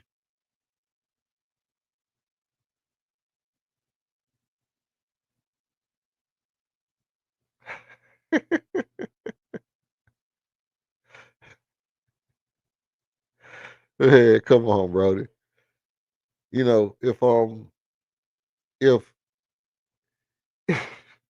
if if we was able to get a player like a Malik Monk or somebody, just a guy that could score the ball. In a situation like this, I'm gonna tell you, um, a Zach Levine, the Zach Levine contracts always be crazy, bro. But if Zach Levine contract was better, he would be the perfect kind of player. I never wanted to get Buddy Hield in his teeth. I just don't Buddy Hield in his teeth, man. I just don't trust him. I just don't trust him, man. I don't trust them teeth, bro. I don't never know, man. Cause people like that, when they teeth be like that, you never know when they run into you and then some weird happen, bro. I just don't trust them when you got your teeth like that, man. But it got to be players out there that's athletic, and I guess I haven't been watching enough basketball to just really remember the player's name. But I did see, who did I see yam on somebody the other day? I saw somebody do some yamming the other day. Took off on somebody and banged on them. But that's pretty much what we need in my mind's eye. I kind of think we need to a shooting guard for Fred VanVleet and something, some Jay Sean Tate. So, but then again, like I said earlier,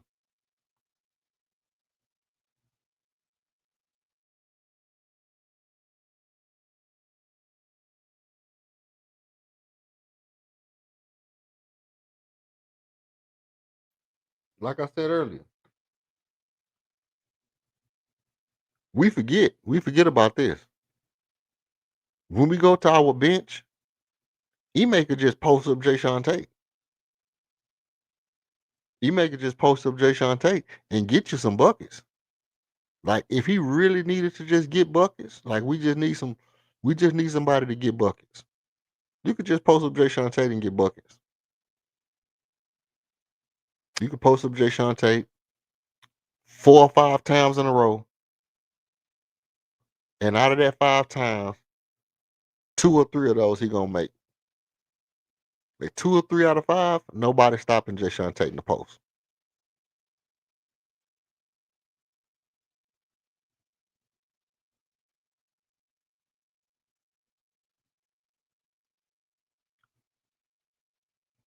I think that's like the secret weapon. That's like the, you know, break glass in case of emergency type shit. We looking for scoring off the bench and nobody really just get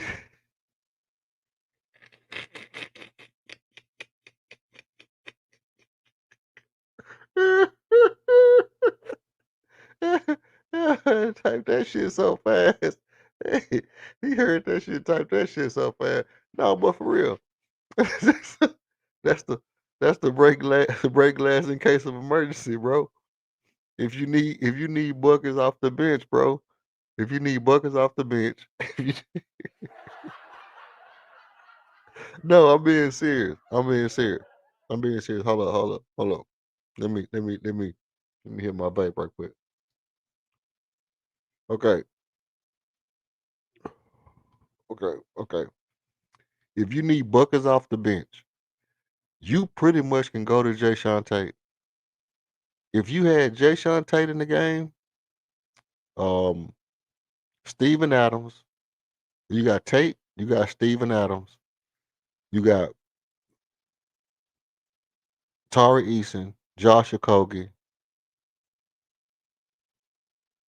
and Jabari. And Jabari. Okay, listen. No, I'm not trolling. I'm saying this real life.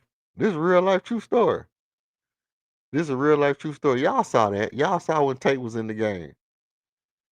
Listen. Y'all saw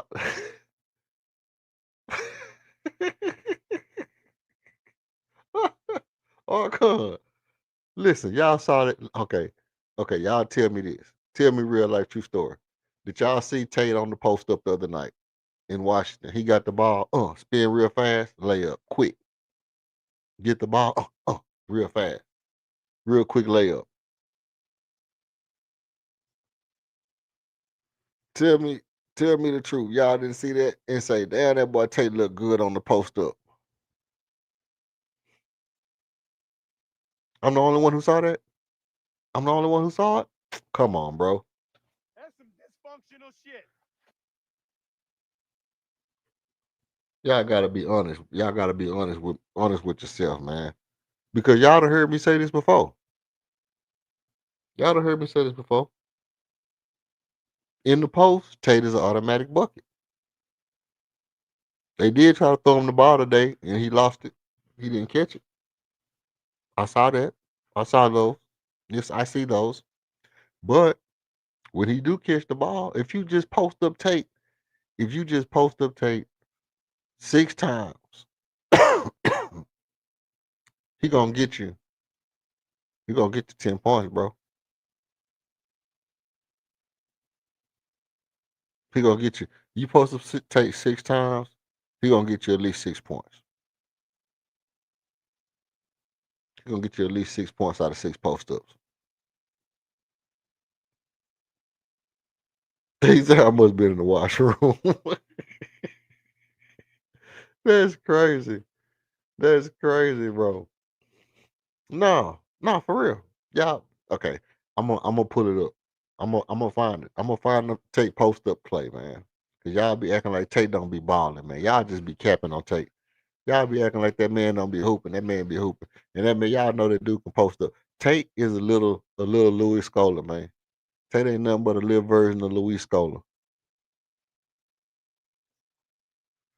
Tate and Louis Scola damn near the same player. Matter of fact, y'all seen when y'all y'all seen when Tate and the Kogi checked in together. I'm like, thought I was seeing the double mid twins out there. They got Armin and Sore out there. Tate and the Kogi the same damn person, bro. Only difference is that take and score. Take and score, bro. Take and score in the post. No, I'm being serious. I'm just being serious. I think so. I think if it's me myself personally, in the clutch, that's Freudian slip. I didn't mean to say in the clutch. I mean not in the clutch, but when you have to go to your bench, I'm running post up plays for Tate to give me easy 2 buckets, bro. It's been times where I looked out there and I was like, damn, why they don't just go to a Tate post up? You don't got LP in the game. You got KD spreading out. You got Jabari and KD out there. Put Tate in there and go to a Tate post up play. Now it would be funny. It would be funny. Don't get me wrong. It would be funny to say, "Hey, KD's on the floor, but we running the play for Jay Sean Tate." That would upset that would upset the majority of people in Houston, but I would understand it because Tate gonna get you easy too. KD gonna fall down. They gonna hit him while he trying to shoot. He gonna fall down. You maybe get to the line, but he can take and get you some easy buckets at the rim, bro. That's all I'm saying. That's all I'm trying to. That's all I'm trying to get people to realize.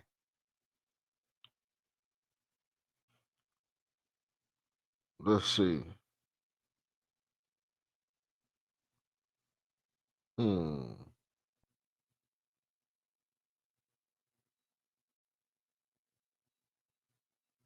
See what I'm saying?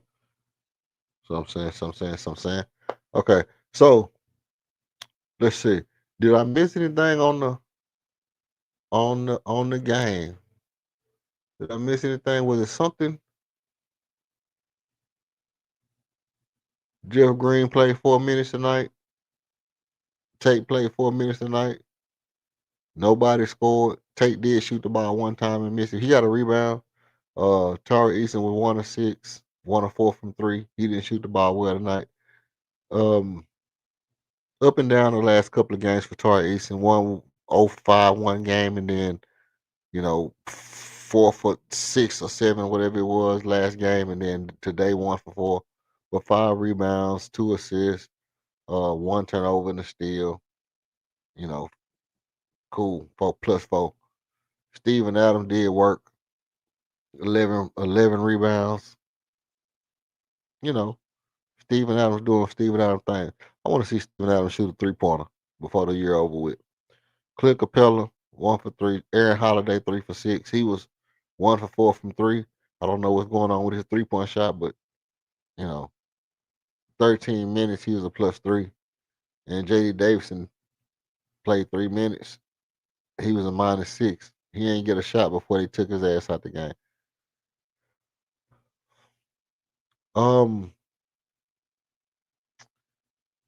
This dude, this Vita Dingy dude, Dingy or Vita dude, he better than what I thought he was, but he was just trying to run over people. You talk about play wild and light contact, this dude be running into people all willy-nilly. He the real Mono Ginobili. He ain't no big Ginobili. He just Mono Ginobili. He's just straight Manu. He just running into people, get all wild, out of control. Get you 10 rebounds, 22 points, 10 rebounds, and 4 assists. You can't cry over that. Can't cry over that at all. Drew Holiday was 3 for 7. Tommy Kamara, Tamani Kamara was 3 for 7. They didn't have a good shooting game, but they literally shot like 36% from 3, 47 from the field, 70% from free throw line. But we shot 38% from free, 50 from the field, and 85 from the free throw line. So, you know, what you expect, man? Drew Holiday had 13 points. Drew Holiday had 13 points, 6 assists, 4 rebounds. Like, I don't know. Do you like Shaden Sharp? Do you like Shaden Sharp? He had 3 turnovers, still in the block. Who is better, Tamani Kamara or Shaden Sharp? Who do you think the better player is out of the two? I'm a little like they both good. They both good. Both of them got to grow. But Shaden Sharp been in the league a little bit longer. Well, Shaden Sharp is 22 years old, 6'5". Been in the league for what? For this would be his 4th year. Let's see. Tamani Kamara is 6'7". Been in the league since 2003. So yeah, he came in right after the year after Shaden Sharp came in. Second round pick 52. Come on, bro. This dude's a second round pick playing like that. That's what I be saying. They be finding players and they be good ass players too, man. They be good players a second round pick. I don't think he'll start me. He'll starting guard. Dude, I mean, he would have got him in forward. Legitimately starting, playing like he playing. They was had him at small forward, but that nigga was balling though. I ain't gonna even hold you. It was Shaden Sharp, Drew Holiday. So Kamara was a power forward. Now they got 2. He's 6'8", so he must have been a power forward. Then he got BD Jada. Avdija. Avdija. That's one of the hardest names to say ever. Avdija. Gotta do a lot with your jaw to even say his name. I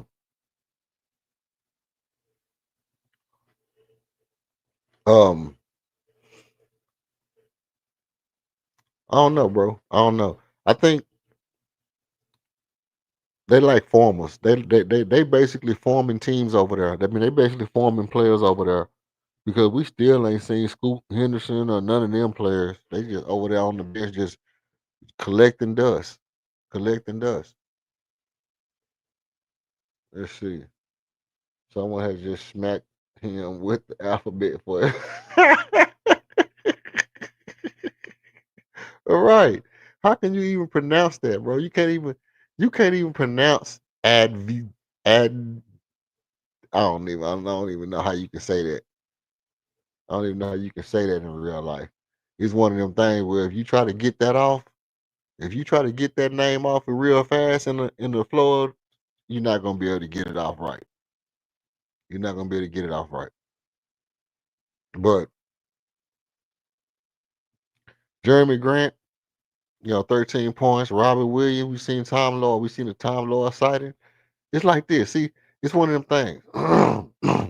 Last year, when LP wasn't playing so great, it was a ton of people saying, "Man, we need to get Tom Lord," and then they would turn around. Okay, let me show you how my mind worked.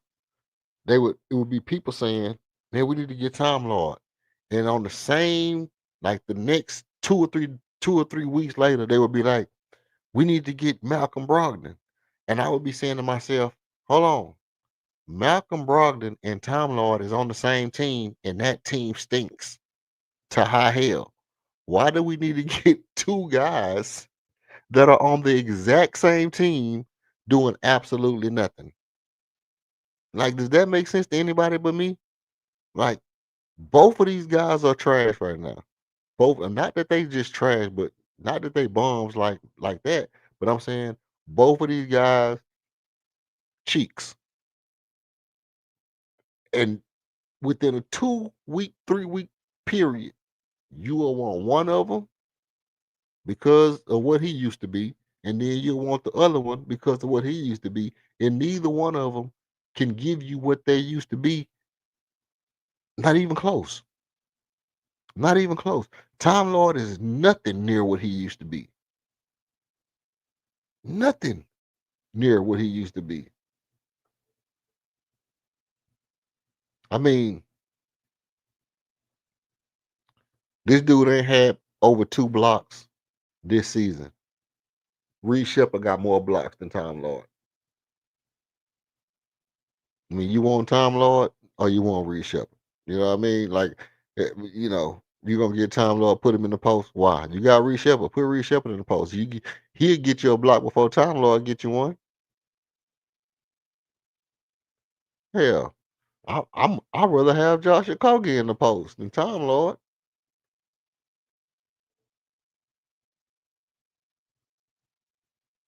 A B C D E F G D. That's what it.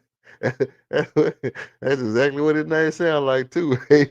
A B C D E F G D. Goddamn.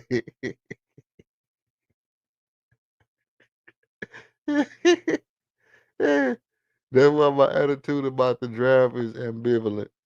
At best, more non-top picks playoff than picks at the end of the top picks at the end of the day. I mean, true, mind you, that there are more numbers that are not top picks than there are numbers that are top picks.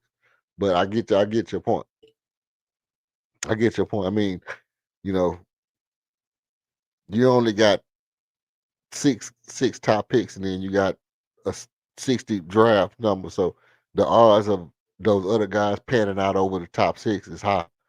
But I definitely agree that there is a absorbent amount of top picks that don't reach the level that they should. I definitely can agree that a lot of these guys who be in the top, like, you know, 1 through 3, a lot of these guys who be like 1 through 3, they don't be what they supposed to be. A lot of times it'll be that 5th, 6th, 7th guy that just really be stupid good. Be stupid good, be a fuck effing Hall of Famer, you know, by his 6th year, you be like, wow, man, this is the best, one of the best. Especially you get around like 9 and 10, 9, 10, 11, and 12, you be finding all kind of players. You be finding all kind of players and be way better than what you thought. Understand the Rockets fandom is a big circle jerk. Hey, look. No, let me tell you something. YouTube in general is becoming an echo chamber. It's one of the reasons. Now, I'll tell you this. I'll tell you this. I've been on platforms where, you know, people like to push back and you know, they like to push back. So I give that to a lot of people in the Rockets community that they like to push back. If you have a platform, you don't mind the pushback. You like for people to push back. You like for people to bring good arguments. Most people do. Most people. But what happens is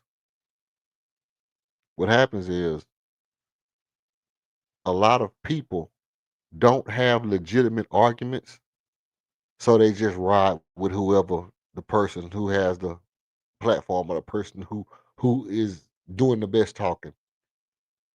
Whoever talks the best, we just gonna follow behind this person and say whatever the hell they say, right? Um, Funny story. I'll give y'all a funny story. So I go to a couple of platforms. One of the platforms I go to is a guy, and he got a pretty nice following. Pretty nice following. But but but we have a difference in theological. We have theological differences, and we have some scientific differences, right? Put it short, he's a flat earther. Okay. Now, he believes in the flat earth. I don't know if he believes it as much as he says he believes it, or that he doesn't believe that, you know, the system is being transparent. So since the system is not being transparent, we're gonna just stick to this conspiracy and we're gonna ride it all the way out until some transparency comes about. I don't know. But here's the thing. Flat earther. I often go to the platform and this person knows me, knows that we don't agree on the shape of the earth or theological stuff, right? But the minute he sees me in the chat, I'm always invited up in a roundabout way, or sometimes directly. The reason why is because he knows that the rest of the people on his panel gonna blow smoke up his ass all night.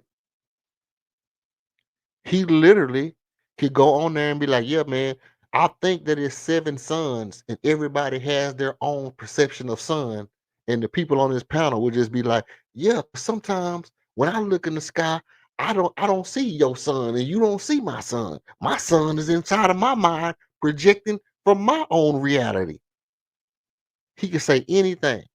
And at least the majority of people on his panel gonna come up with some bullshit to agree with what the hell he say. And I just feel like, because I've said it, I've been on his platform and I've said it. I say, y'all think this dude really like y'all blowing smoke up his ass all day? Y'all really think he like that? Y'all think he respect y'all because y'all blow smoke up his ass all day? This man can come on here and say anything and y'all would back him up? Y'all think he respect that? That has to be the most annoying feeling in the world. So if I come on here and I say, now I do say some stuff sometimes, and I'd be like, it's a thought. It's just a thought. But for example, let's say I said, hey, we need to build the team around Alfred Şengün being the point guard. Right? if I if I say if I say we need to build our team based around Alfred Şengün being the point guard. And everybody on my panel was like, yeah, let's do that. Because Alfred Şengün is a top 5 ball handler in the league. And he averaged 9 assists, so he can be the point guard. And then, we're going to be big and we're going to be tall. We just need to everybody need to be 6'10". And then every time I come on here, I said something as equally, what's the word? Equally far-fetched as that. And never did any of y'all, Archon, King, Amin Moore, Rob Cortez, SP, Buckmo, Smooth, Higher Heights, Laro, if nobody said, man, EF, you full of shit, I would lose my damn mind. I would literally lose my damn mind. Because at some point, I would ask myself, am I full of shit? At some point, I would say, yeah, ain't nobody agree with that shit. Everybody think Alfred Şengün need to be the point guard. like everybody. Hey, let's put LP at point guard. Let's put Jayshawn Tate, since he's one of our best post players. He probably has the most post moves out of anybody on the team rather than LP. So since LP is the best point guard that we got, let's put Jayshawn Tate at center. He can be like PJ Tucker. LP at point guard, he can be like James Harden. They play kind of the same. And nobody challenged that shit, I think I would lose my mind. Said all that to say this. The long and short of it is, yes, a lot of these YouTube streets are echo chambers. Not a lot of, not so many that I've been around in the Rockets thing, but the people on the chamber, people on the panel tend to just side with whoever talks the best. Because do y'all watch Jordan and Peele? I think I've asked y'all this before. There's a Jordan and Peele where it's the one where they talking in circles and the one guy don't have an opinion for himself, and every time somebody say something, he just be like, oh yeah, that. You know what I mean? So like whatever somebody say, he basically is agreeing with it or shooting it down. He don't never have an opinion of his own. That's how a lot of people are. They'll just say they'll go on a panel, they'll say some random shit like as for tonight, they would be like, um,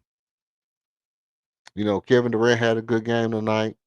Um, you know, Amin Thompson, he played good. And you know, Jabbar had a big game tonight too. So I'm glad to see Jabbar doing good tonight. Then they'll just fall off in the back. Oh no, they'll say this. This what they'll do. They'll go, exactly what they'll do. Watch how I break this down. Hey, Jabbar had a good game tonight, and I'm glad to see Reed Shepard, still playing with confidence. And KD, man, it's so good to have KD. We got one of the best shooters in the world. Now we got somebody who can roll out the ball and he can get us a bucket. But I still think I don't like to see Al Pachenko out there with the ball at the 3-point line. We really need a point guard. That's what they really need a point guard. I wish Fred VanVleet was back. They'll say some shit like that. The next person come in, they'll say the shit like this. They'll do this right here. Man, Kevin Durant had a good game, but Jabari's game was good too. The only thing is, we need a point guard because Şengün had the ball and he was dribbling out by the 3-point line. You see what I did there? I just said the same thing. I just said it in a different order. That's what I'm saying. And the next person to come in and they'll be like, Şengün was passing the ball because he had it at the top of the key. And if we had Fred VanVleet, Şengün wouldn't have to do that. And he can pass the ball to Jabari because Jabari had a good game. And then Kevin Durant had a good game too. And said it the same shit. I just said it the third way, different ways. The next person, and then on and on and on and on and on. On and on and on. And that kind of echo chamber is worse than, I say something and then, y'all either agree or disagree. If everybody come in and just saying the exact same shit, which is why I can always guarantee you that when you hear me talk, I'm gonna say some shit that you don't expect somebody to say. I've never been a person who thought inside the box. I've never been a guy who thinks inside of the box. I always think outside. It is not on purpose. It's not like I sit back and I be like, oh, let me think of some hot take type shit to say. I just literally see shit differently. I literally see shit differently. I literally honestly feel, and I know King probably think I'm bullshit, but I say it because I honestly feel it, that if we needed buckets, we could go to Jayshawn Tate in the post. I honestly feel that way. I honestly feel like Jayshawn Tate can get you buckets in the post. And if you're being honest, you have to agree. You have to agree. You have to agree. No, you have to agree, bro. You can't tell me that you don't agree with it. I'm not saying that it's the best thing in the world, but I'm saying like if you really needed a bucket, and let's say for example,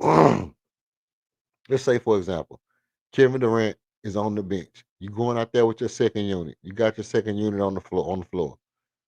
They're not really getting it done. You just need to get a bucket. You need to get a stop. You need to get a bucket. You got Tari on the floor. You got Jabari on the floor. You got Steven Adams out there. So you got your rebound and you got your defense out there. And you got Reed out there to hit some threes. You got Jabari to hit threes. You got Reed. You got Tari. Everybody can hit some threes. But I just need 2 points. I just need 2 points to give me just to make sure that we get some good sets. Just a couple of good sets in a row and give Alper Şengün and KD some rest. Nothing in your mind said that Jay Sean Tate can get you some easy buckets at the rim with the post up move. It just got to, bro. It just got to. You can't tell me that, bro. That's how I know you're a Jordan fan, and you might be a flat earther too. You might be a flat earther, bro. Flat power. Um, Flat Earth. If I run into another one of these, I'm going to leave the country again. As someone who actually studied, taught, and studied science, I cannot tolerate. Hey, man, flat power, man, flat power. No,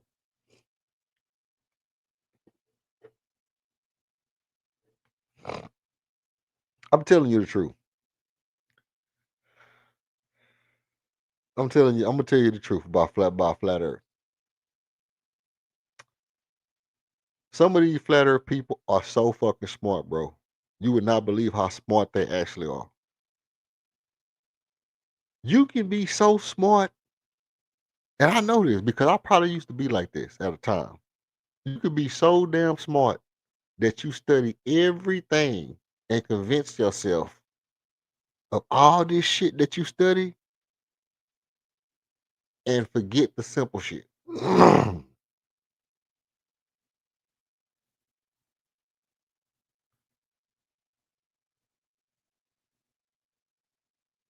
Yet they never can prove the earth is flat. But here's the thing though, SP. Check this out. Check this out. Because I can do this because like I say, I actually, I frequent one of the biggest flat earthers. Like we cool. Me and one of the biggest flat earthers is pretty cool. You know what I mean? Like pretty much like one of my homeboys almost. And what he would say is, go look outside and tell me what a curve is. And then they go through the whole curvature thing. And they go through the whole curvature thing.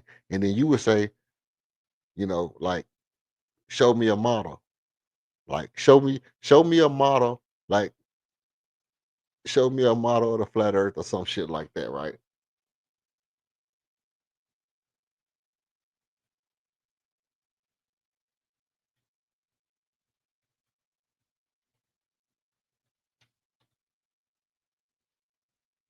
Right?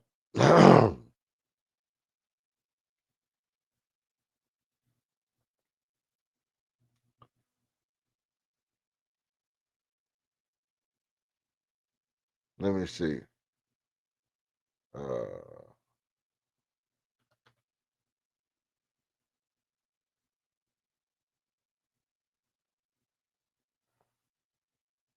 Now you as and if you was to ask, like,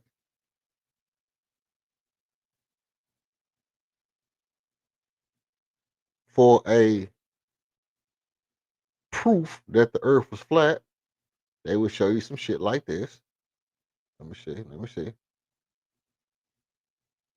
Hold on. Let me get this right here for you.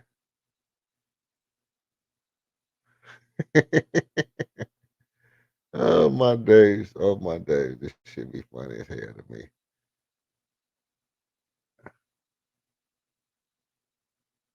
Hello.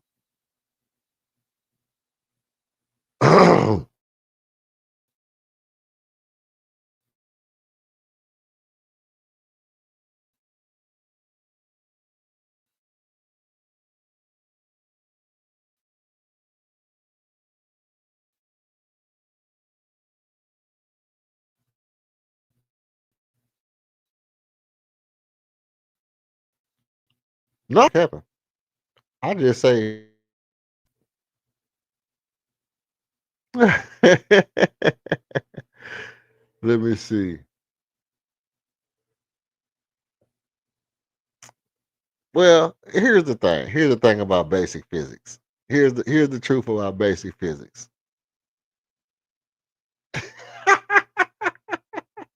Hold on, I just saw this other thing. Hold on. That ain't smart. It's called BS and drugs.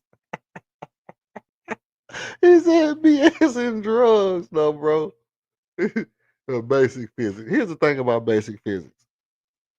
Basic basic physics only take you so far. Basic physics only take you so far. One of the reasons you have a problem with people is because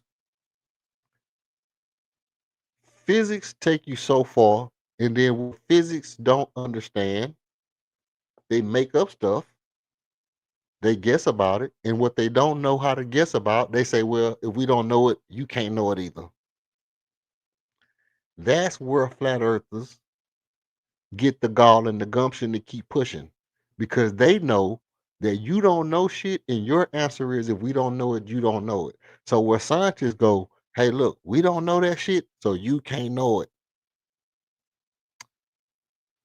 And a flat earther will say, well, what I'll do is I'll study everything we know, syncretism and and everything from the ancestors, the whole entire shit, signs, and all the shit that the ancestors taught from beginning to end, and know all that shit. And anytime you talk to me about anything, I'll just say, well, the ancestors said X, Y, and Z. Yeah, the ancestors said some shit about a star too. But they was also talking about, you know, manifesting in your body and this, that, and the third. And so the problem with basic physics is that the scientists gatekeep knowledge because they feel like if they don't know it, nobody else can know it.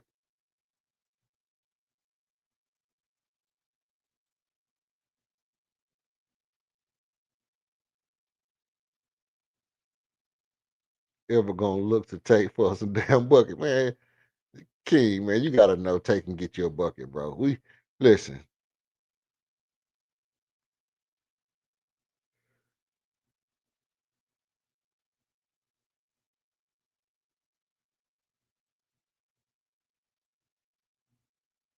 It's actually very hard to prove that the Earth is round without referencing something someone else said or an artistic or mediated rendering. Exactly.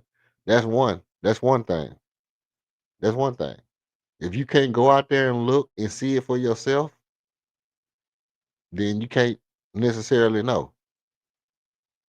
Well, so you take cosmology, you take ancient cosmology and syncretism, you put them together and you say, well, look, since all the shit that's been written down and saved and whatever, all the way up until just 400 years ago or whatever, all says shit is still learnable. We still can learn shit. It's not up until about 400 years ago where people start saying, if we don't know, nobody knows.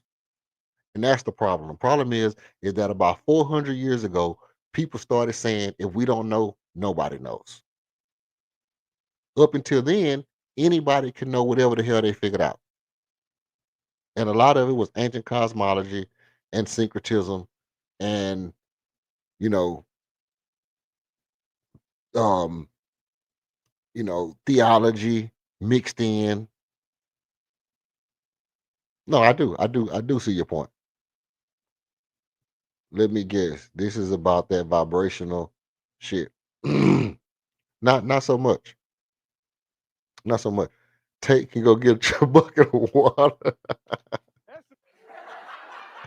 Take and go get your bucket of water. It's crazy. Take and go get your bucket of water. Cosmology is not basics. See my point? Well, you're right.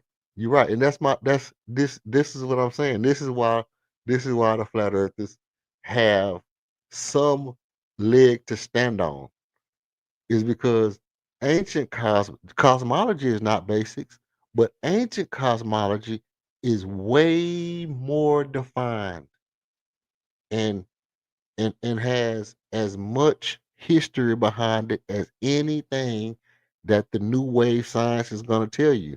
So if you take a person who studies ancient cosmology and syncretism, they have 10,000, 12,000 years worth of information that they can study.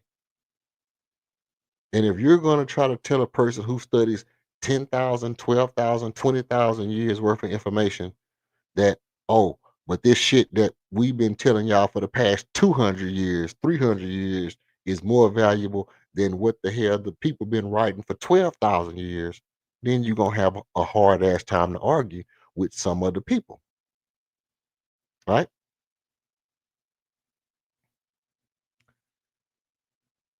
This part may be true. This part might be true. But I'll tell you what I'm getting at, Archon. I'll tell you what I'm getting at.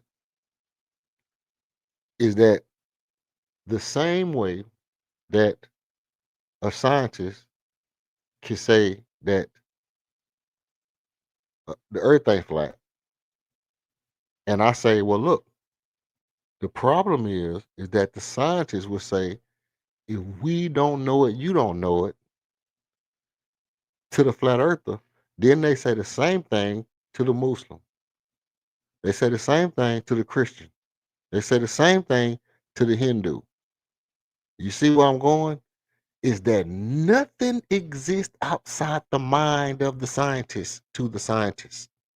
The only thing that can ever exist outside the mind of the science is things that the science is going to find out, and it will have to be within the confines of science. Nothing will ever, to the scientists, nothing will ever exist that isn't in the confines of science. That's where they have a problem at. That's where the problem starts at. That's where the problem lies at. And that's where the problem ends at for the flat earther. Because at a point, they just say, you know what? I'm done. I'm done with science. They don't believe shit that nobody else got to say. I don't believe shit that they say. The earth is flat. Fuck you. The earth is flat. Prove it's not.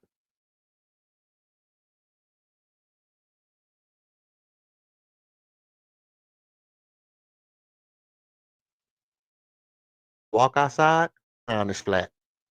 You can't prove to me. See, that's the basis of it. And it gets real tricky from there. Because then what they do is they say, you know, all the stuff they say. And then they get so engulfed in it that then they do the same thing to the Muslim, the Christian, the Hindu, that they feel like science is doing to them because they get so entrenched that they say nothing is real outside of flat earth. No God, no, nothing.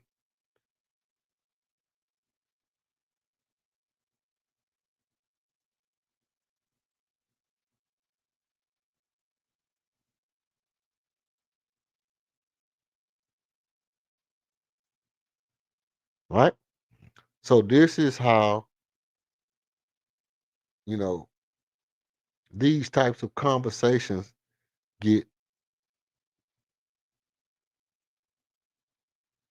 So no such beast as the confines of science. Only is that for the ignorant.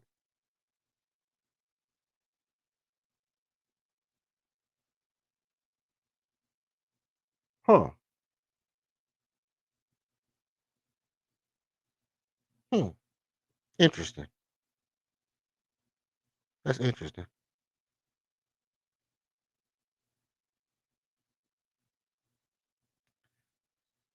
As it pertains to science, or as it pertains to theology, as it pertains to cosmology, who's not ignorant?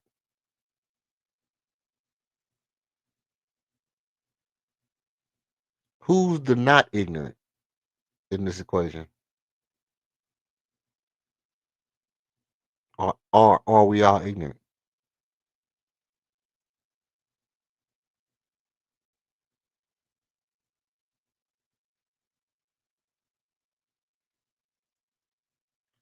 Theology is a different animal as it tends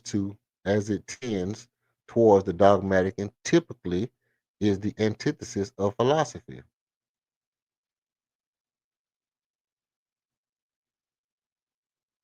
Hmm. Also interesting. It's also interesting.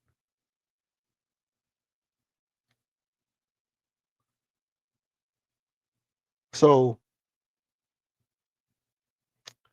philosophy and theology definitely are relative.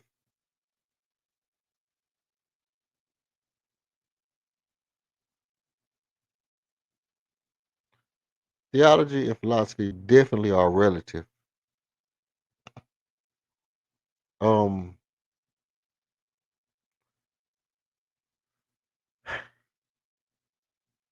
come back to that. The question is not the question is who is not stupid. We all are ignorant of something. Stupidity is a choice. That's true. Stupidity is a choice, but but I would suggest that the thing that identifies to me where a person has embraced their stupidity is when a person foregoes the ability to accept the lack of knowledge in an area and just accept the fact that somebody else might have that knowledge. Just because it doesn't fit in, you hear me say this all the time. If y'all feel a way about something basketball related and I don't see it, I just don't see it. Don't mean that it's not true. It just means that I get the opportunity to learn something from you all. So it might be something that I don't see, you know, might be something that I don't know. And I might have to go back and relook at it, you know? So whereas a scientist can outthink, you know, the box and they can think their way out of the box and think their way around the topic and talk their way around the topic with all the jargon and technical stuff like that and still not have zero shit for answers about the simple things is the same way a flat earther can say, hey, look, you don't have the answer. You don't want to accept my answer. Fuck it, the earth is flat. I don't have to listen to nothing you say because you can't prove to me that this shit is round. You even said it's an oblate spheroid. So if you say it's an oblate spheroid, it's a pear, I'm gonna say it's flat because first you said it was round. See, and I sit back and I go, hey, I don't really care if it's flat or round or whatever. You know, I just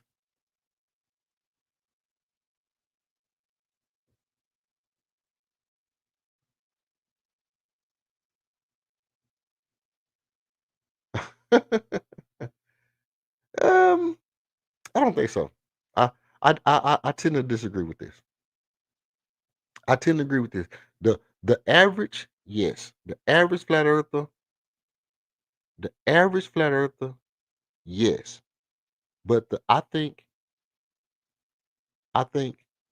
often the the more advanced flat earther that's actually seeking are either entrenched uh entrenched in the search for something that's realer or more real than what we've been told. That's how a lot of people get caught in. And then you have the ones that's at the very top of the food chain that probably walked into it, found found their way to a resting place, and that they don't even really fully believe is flat. And The proof is in the pudding, because if you ask a lot of flat earthers, are we living in a simulation? They'll say yes. And I'll say, well, how can the simulation be flat? And then that's usually when I get booted off panels. Right? So even the majority of flat earthers don't believe the earth is flat. They just don't believe that is what the hell people tell them. And they know that those people aren't gonna, they're not willing to learn nothing or listen to nothing or tell the truth. So it's like, okay, I'm riding with the flat earth. Simulation earth, flat earth, multiple suns, firmament, all that shit. Give me all that shit, because you know, let's see. Ignorance is a choice too. You choose to ignore the information which make you ignorant. True, true, true. So oftentimes you do very well have the information and you choose to ignore it and thus become ignorant to that information. Maybe you don't choose, maybe you haven't ignored the information, maybe you just can't understand it. And since you can't understand it, you ignore it. Something like that. Something like that. I see the shit over there, but I don't really know quite what it is, so I'm gonna look the other way. Right? Like I see this phenomena. I see this phenomena. I've experienced the phenomena before. I know exactly what it is to be in love. I know exactly what it is to be in love. But I don't quite understand it. I'm gonna be a hoe. I don't understand the phenomena. Thus, dot.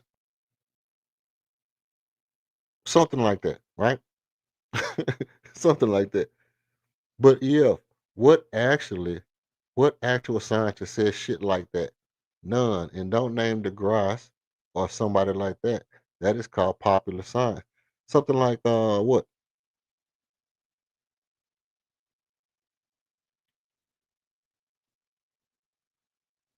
Something like what? Um. Well, here's the thing. Here's the thing.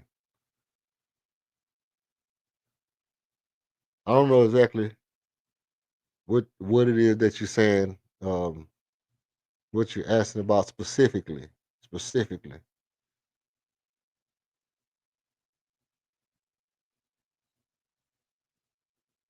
So shoot it down there in the thing while I ramble this off right quick.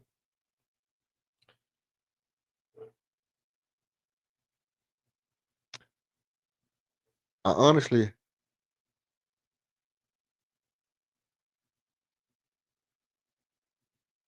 so let's say I'm an atheist.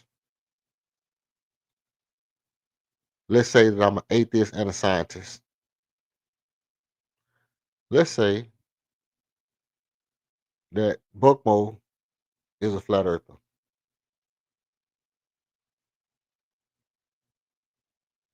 but Buckmo believes in the Bible. Now let's say that Archon is philosopher and a scientist who's open, agnostic. He understands the Bible in interpretive form, not really as a literal thing. So he interprets the Bible as he, understands it to be able to be interpreted, which means he doesn't really take it literal. Here's what I'm getting at. That me as a scientist, I can look at both of those guys and say, hey, we don't know what the fuck time really is. The only thing we know about time is that we calculate by it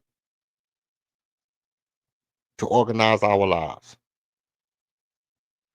We don't know if it ever started. We don't know if it'll ever stop. We actually have no idea what the hell we're here doing. Right? We don't know about spirit or thought process. We actually don't even believe in it. We have no fucking idea why it is that we reflect, think, internalize, look out into space and wonder what shit is going on. We have no idea why that's going on. But we'll make up some shit. And if you think you know what the real answer is, you are a fool because we don't know what it is. Now, Buckmo might look at the shit and say, hey, look, the ancient said that somewhere along the line, you know, we ate some mushrooms and we met God. We ate some mushrooms and we met God, or whatever he want to say. And that's his answer. But because I'm a scientist and I got some books and shit, and I can see some shit I heard that I can see, all of a sudden the shit that he read, that he knows what he read, he wrong and I'm right. How can I be right when I don't have no information? I have zero information about the topic. But the person who has the information about the topic, to me, has to be fucking wrong because it's not the information that I want it to be. Now, with that being said, give me 1 minute. Give me 1 minute.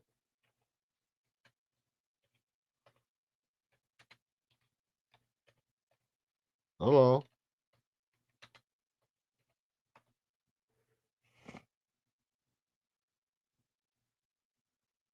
Let's see.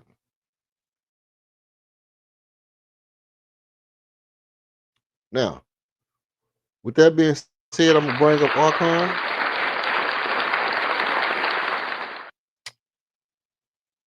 Appreciate you putting up on me, Archon. Where you at with yours?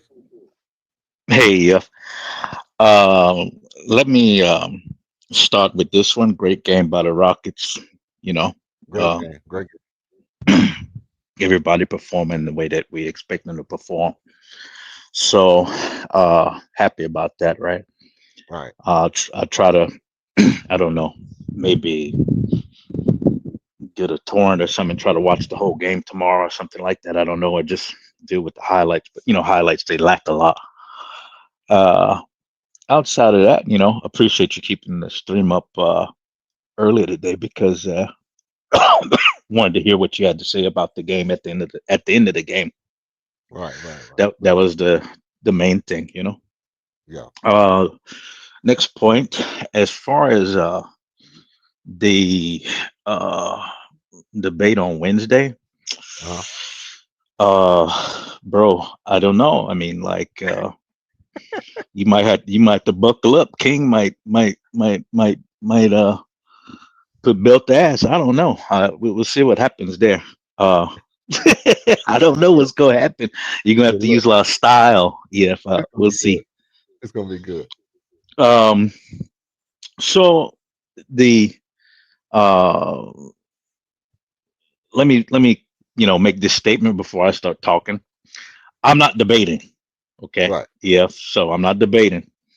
But I am going to say this because it is a little bit what I would say annoying. I would say it's a bit annoying. And I understand your approach. I understand where you're coming from. But I think the other side is rarely heard from.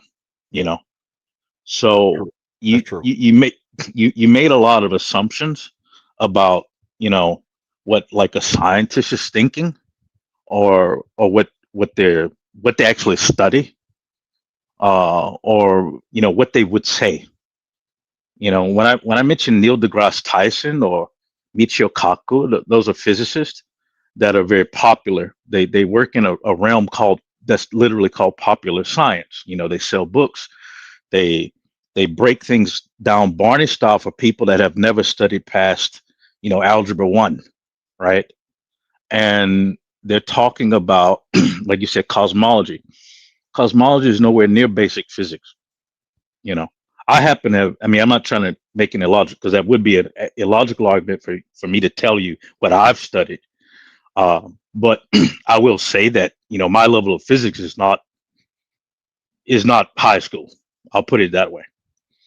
And that doesn't mean that I know anything, because I wanted to make that very specific point. It's something you learn in physics very, very early, is that physics is the basic science. And I've told people this. I've even had arguments with, you know, a lot of my friends, engineers. You must understand philosophy first in order to really approach physics. Okay.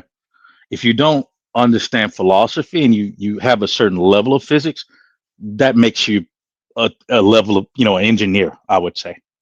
But engineers are not physicists. You know, it's two different things.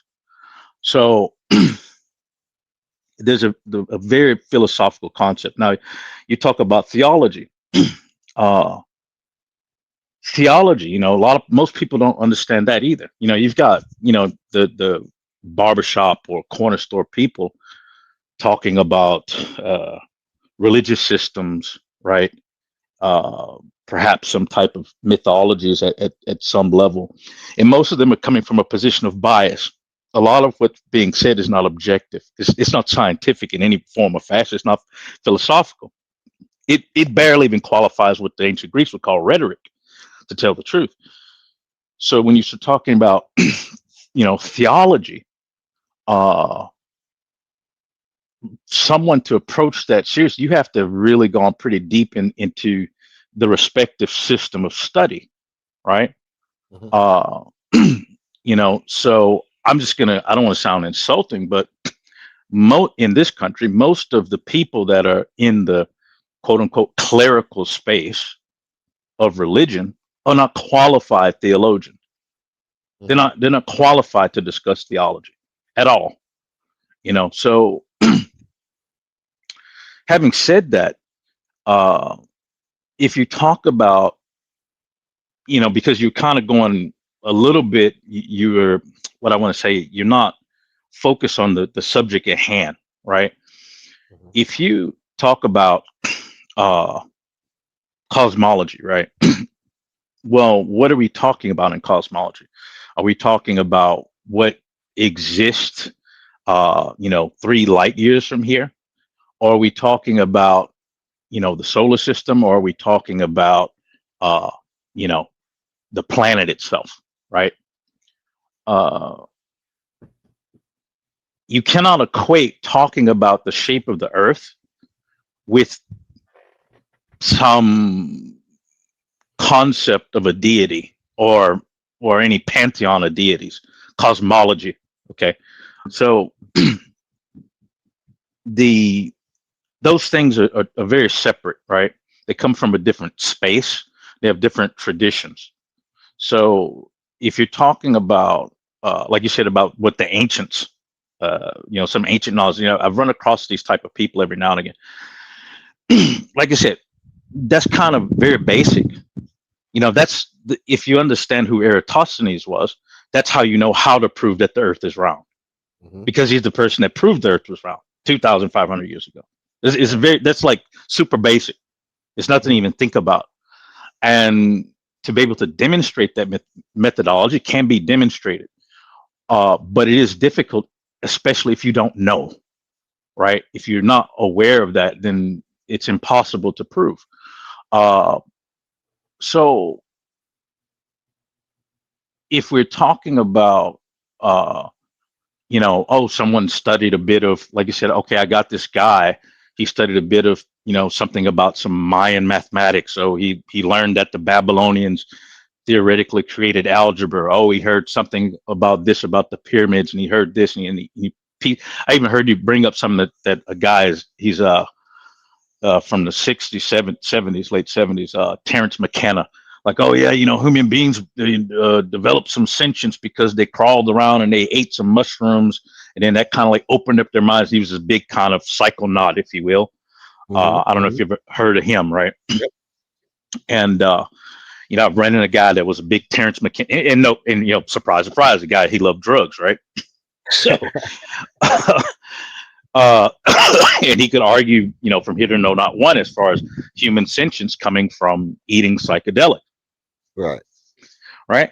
Well, it is true, McKenna did teach at some university, right? And it's true that he may have published a paper, but that's not the whole story, right? I mean, I'm pretty sure if you went over to TSU and said, I'm going to teach some about, basketball, sooner or later, you probably can do it. Doesn't mean it's going to be sound. Doesn't mean it's going to be peer reviewed. Doesn't mean that, it doesn't mean any of those things, right? Right. So there's a lot of, even if we go back, like when we were kids, people run around there, you talking about religion, Hare Krishnas and stuff like this, kind of a holdover to the hippie era. Is like, oh, I'm going to go to India and I'm going to study this, I'm going to study that. Like we say Hinduism. That's something that you learn very quickly if you ever actually know anything about Hinduism. No such thing as Hinduism. It's many systems of religions in the subcontinent. But people here, for some reason, they have a tendency to pick and pluck what they like. Right? I've seen that with Buddhism a lot here. Just like they say, oh, I love Buddhism. Well, what the hell is Buddhism? Right. Right. Pick and pluck, and they take a lot of stuff that sounds good or sounds like what they like, and it kind of fits in with where they are in that time in their lives, and it becomes very personalized and blah blah blah, etc. And that's fine and good. You can do whatever the hell you want to do as far as religion is concerned, but those things, that's not theology, right? At the end of the day. And when you talk about a serious study of cosmology from that aspect, let's say from the religious aspect, that's not that, right? And then when we talk about science, right, and we come up with something like flat Earth. If someone says that the Earth is flat, like I had a guy come up to me, I don't know, this is like 2 or 3 months ago. He said something about, flat Earth, right? And he starts talking. And this is all unsolicited because people, they love to talk. He starts talking about how the Earth is flat and blah, blah, blah. And if you go to a certain edge, you'll get into Valhalla and all these things. So immediately, you see there's that mixture with the so-called what I would call the structure of Earth, right, with some cosmological system. So it's like, okay, I'm going to come up talking about flat Earth, and then I'm going to bring in Valhalla. I'm going to bring in blah blah blah blah blah, and that's where these things are. All right. And nobody can prove. You can't really prove that. Look at the North Star. Look at Polaris. Why doesn't Polaris move? Why doesn't Polaris move? And the same thing you said about the horizon. Oh, look at the horizon. And I think these people, it's an echo chamber of the same. They read and they talk about the same shit all the time. And if he had a basic understanding of classical mechanics, just a basic understanding, which that's saying a lot, because like I said, most people don't have a basic understanding of classical mechanics. You don't study it in school, just straight up. But you have a basic understanding of classical mechanics, then you will know why it appears that that star does not move in the sky. It's very basic. Okay. So, for someone that does understand these things and can actually give you analogies, translatable analogies, that should work out in a reasonable person's mind on this planet, right? You talk about, be it relativity or anything like that, then they should have the capability to say, oh yeah, that shit that I was saying doesn't make sense. But the problem is that they are so, and I'm not knocking that, like I said, there's nothing wrong with someone being ignorant, but they are so ignorant of basics, and they try to jump a million steps to the point of talking about, oh, are there black holes, or oh, what's inside of a black hole, or where, that's, you can't really talk about those things if you don't understand, the laws of motion. This is the basics. If you don't understand laws of motion, how can you talk about black holes? Right. It's impossible. It's not possible. So that's what I was saying. Like, you can't do calculus if you can't add. Those things are cumulative. They happen in steps. So, that's why I'm not a fan of popular science, because popular science tends to talk about these questions about, oh, are there aliens, or all, and like I said, that's why it's popular. It's just there to get you to think, but it's not real science. It's just a conversation piece, because if you do not have the understanding, like I can ask you I'm gonna get you with something that's very simple, and then you'll see where I'm coming from. You remember when you were a kid, you were in the house, and then you open the door to the house, and then, and it's summertime, it's Houston, right? You open the door to the house, and you going in and out of the door, whatever, for whatever reason, and then your mother, your grandmother say, close that door. You Right. letting all the cold air out. Right. You've heard that, right? Oh, yeah. Right. Well, guess what? That's nonsense. You can't even do it. You can't do that. It's not physically possible. Right. Cold air doesn't go to hot air. Right. Right.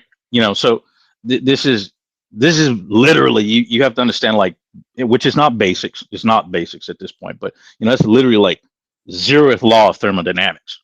Okay. So if you don't understand what that is, there's a lot of things you cannot explain about our reality.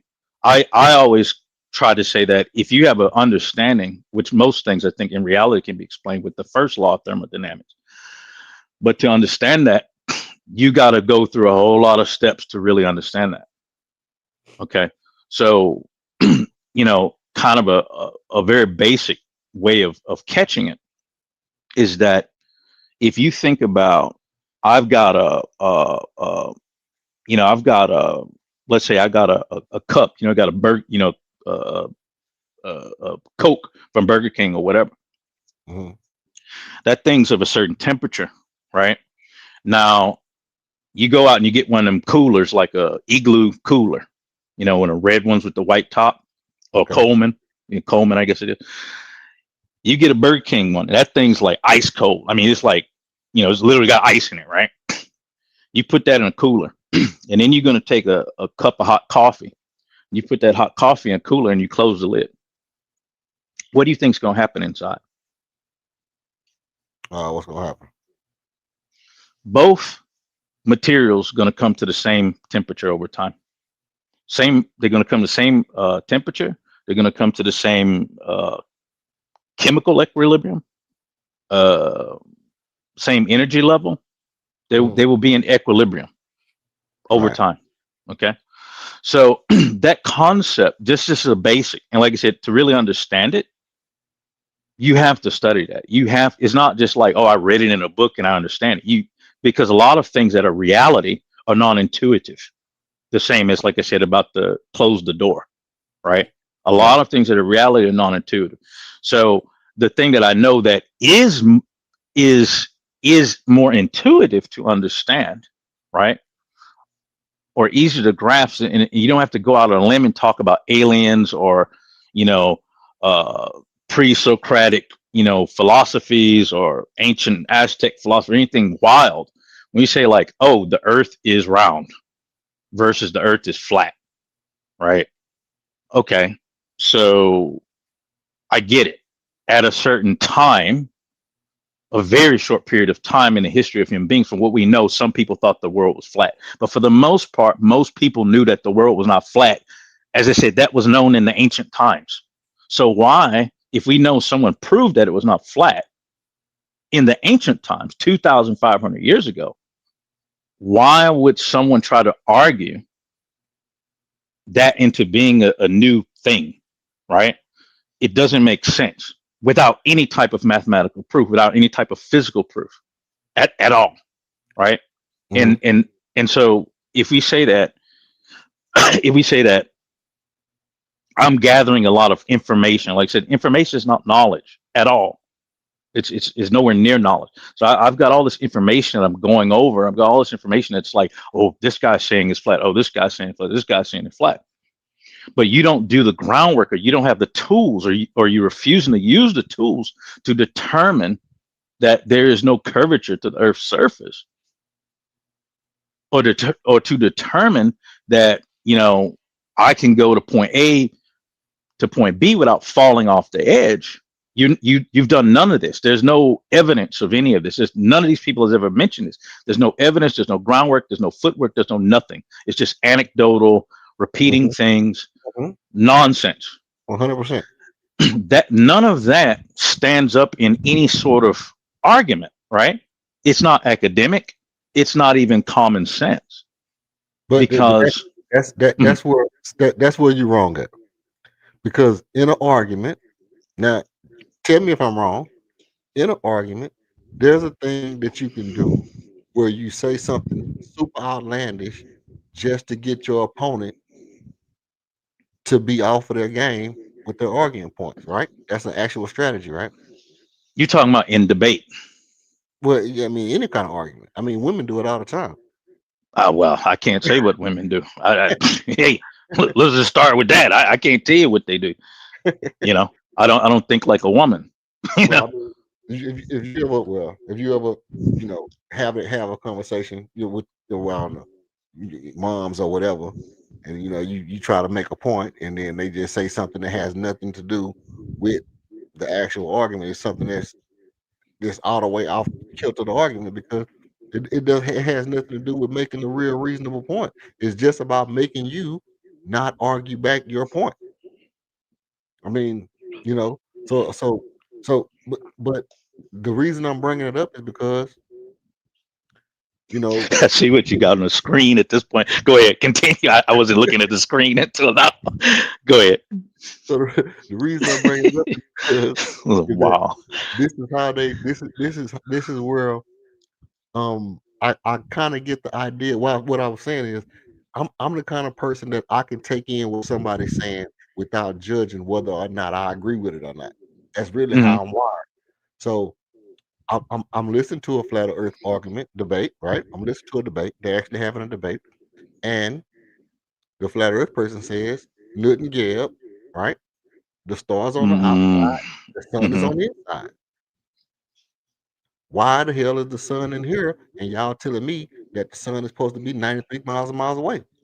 Why would they draw the sun in here inside of the stars with the firmament is covering or whatever, and the sun is in here with us, and the stars is on the outside of the sun? So I say to myself, I say, you know what? That's a good point. Not that I don't understand that if you look at the sun, it looks closer than the stars look in real life. Right? Right. If you ever laid outside at nighttime and watched the sun go down, then watch the stars, you would think that the stars are further than the sun just by looking at it. Right.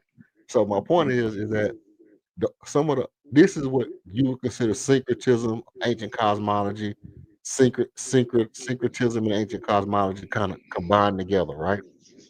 You know, and they would say that, you know, this light over your head is really, you know, a projection or something that's coming that show is basically some kind of symbol about the higher self, and that the stars are really, each individual star is really a soul that's going to be coming to earth, and our ancestors believe. And then you would say, but yeah, that's not what's really out there. But then, yo, see, I don't believe the stars is there in real life. I believe that those stars that we see are just lights that's illuminating. But see, this is what I'm saying. You're talking about every. It's not an argument. None of that's an argument, because everything that's being said is talking about a belief system, right? I'm talking about what I believe, and so go ahead. No, the only reason I'm cutting you off because it's Saturday, and you know, beat and teach start about 2 hours ago, so I kind of got to cut you off. It's part of the Saturday thing. But Yeah, no worry. no, but it's my exact point. It's my exact point. So when we have things about the Big Bang or the Big Crunch or the Crunch and Bang, Crunch and Munch, and all that stuff, it's all belief systems. They can say that they've seen a crunch in the future, but they can't say they can say that they've seen a bang in the past, but they can't say that the world started from absolutely nowhere. The only thing that they can say is that they have no idea what's going on other than the stuff that they can observe. So, Well, so if I come along and I say, well, there is a thing called a Bible. There is a thing called consciousness. Can we put the two together and say that there was consciousness before time and there'll be consciousness after time? And can I worship that consciousness as God? They no. will See, say, you made a big jump right there. You made a lot of jumps. they would say they would go into this thing to where they would talk around the fact that there's a God. Who would do that? Most scientists will say, I well, don't. I don't. I don't. I if don't you want think to so. believe in God, if you want to believe in God, you can believe in God. I don't have a problem with it. hmm They would go down that path, and I would say, hey, if you want to believe that the Earth is round, I don't have a problem with it. But they're not related. It's not really related. You see my point? It's like again. You're talking about a belief system, and then you have something that for the most part can be proven, right? You have something that's not really tangible. Like consciousness. Yeah, I'm not going to argue consciousness. I mean, that's philosophy. Cogito ergo sum. I mean, come on. That's something else. It's not has nothing to do with science per se. I mean, have there been attempts to simplify human existence in a certain, like in a materialistic way, to say that, oh well, consciousness is just a collection of a bunch of cells that have actualized into some type of singular being. That doesn't, even in Right. science, that doesn't make sense. Right. Okay, no serious scientist. That's mainly more of a biological argument that you may hear from a doctor or something like that, but from a scientist, you're not going to hear anything like that. So if you're talking about what is consciousness and those things, again, no serious scientist is going to be involved with that. I mean, physics in itself is about measuring that which can be measured. It's not about measuring the immeasurable, right? It's measure what can be measured. If something is not measured, is there a way to measure it? So when you go to the edge of something like I said, the Stephen Hawking things and all of the I mean, I actually study astrophysics, right? It's not my specialty, but I did, go pretty deep into that. Again, in order to understand that, you have to have studied many, many, many other disciplines to even come close to that. And already knowing that when you're going into that world, that's very far away from reality. Everything in that world is literally about theory, theoretical mathematics, constructions of things that do not exist in reality. I'll tell you what one of my professors said, one of the first lessons I had in astrophysics. He says, well, what is a black hole? And then, you got a couple of guys who are like, oh yeah, black hole's this and blah, blah, blah, blah, blah, blah, blah, and they rattle off for like 30 minutes. He says, black holes don't exist. And then you just hear this big silence. I was like, what the hell are you talking about? They exist. I've seen them. I've seen a black hole. He said, wait a minute, let me ask you something. You've seen the black hole? Yes. Well, what does a black hole do? Oh, it sucks up all the light. It sucks up everything, blah, blah, it sucks all the light, right? Yeah. So if it sucks up all the light, how can you see it? He said, everything that you see of what a black hole looks like or what it's shaped like, that's movies. That's artist rendition, right? Black hole is literally a mathematical, theoretical concept. Okay, so if we're talking about any of that type of stuff to can you kind of equate that? Like like you said, okay, let me deal with Anubis and blah, blah, blah. And, all these type of things, that big scale talking about black holes in the universe. That's like on an edge of, is damn near not science, because it's so far away from reality, and it's very difficult to study, right? The best way that it can be studied is through some form of observation, and even then it's very speculative, because a key point in science and in philosophy is, if you don't know your point of origin, how do you know what you are looking at or measuring? So that's one of those key factors that you never hear from some of these fancy cosmological things about, oh, this is the way the universe is shaped and blah, blah, blah, blah. But none of them can tell you, like, well, where are we in the universe? Right. You can't do that. Then everything that you're talking about is just nonsense, right? So that, my point is not to argue that some quote unquote knowledge or information in that space, which I'm clearly stating is not really science in many ways, Right. is something that, validates the equally non-scientific flat earth theory. Because to talk about the shape of the earth, which is something that's more tangible, it's difficult to prove, but it's more tangible. It's immediately here. Or anything on this earth, on this planet, anything here that we can observe, we can touch, we can taste, blah, blah, those things we can deal with. There's no there's no theory, there's no speculation to that. It's very cut and dried, right? But is it safe to say that if I feel like you're gonna lie to me, then I can say whatever the hell I want to say? I mean, just straight down the brass tacks. If I feel like you're gonna lie to me about some shit, then I should just be able to I should be able to claim whatever the hell I want to claim. Well, see, that's illogical to me. I mean, like, I'm very strict on this type of, I don't, like I said, maybe that's something that some, cackling, handsome old women do when they get together. I don't know. But for me, when you talk about a serious discussion of things, maybe that's why I don't have serious discussion. But when you talk about serious discussion of things, it's not about right and wrong, number one, right? And it's not necessarily about who won. If you're talking about a serious discussion of some particular thing, it should be approached in all earnest, seriously, right? I agree. So, for me to say, like, in an argument, and not saying a debate, but just like a argument, of that fashion, I have never employed the tactics that you talk about, right? That's just me. I've never employed such thing. I don't find a need to be. If it's like that, then you don't have an argument. Well, If you know that your thinking is so weak that you're gonna go with the frivolous out the bat, then why are we talking, right?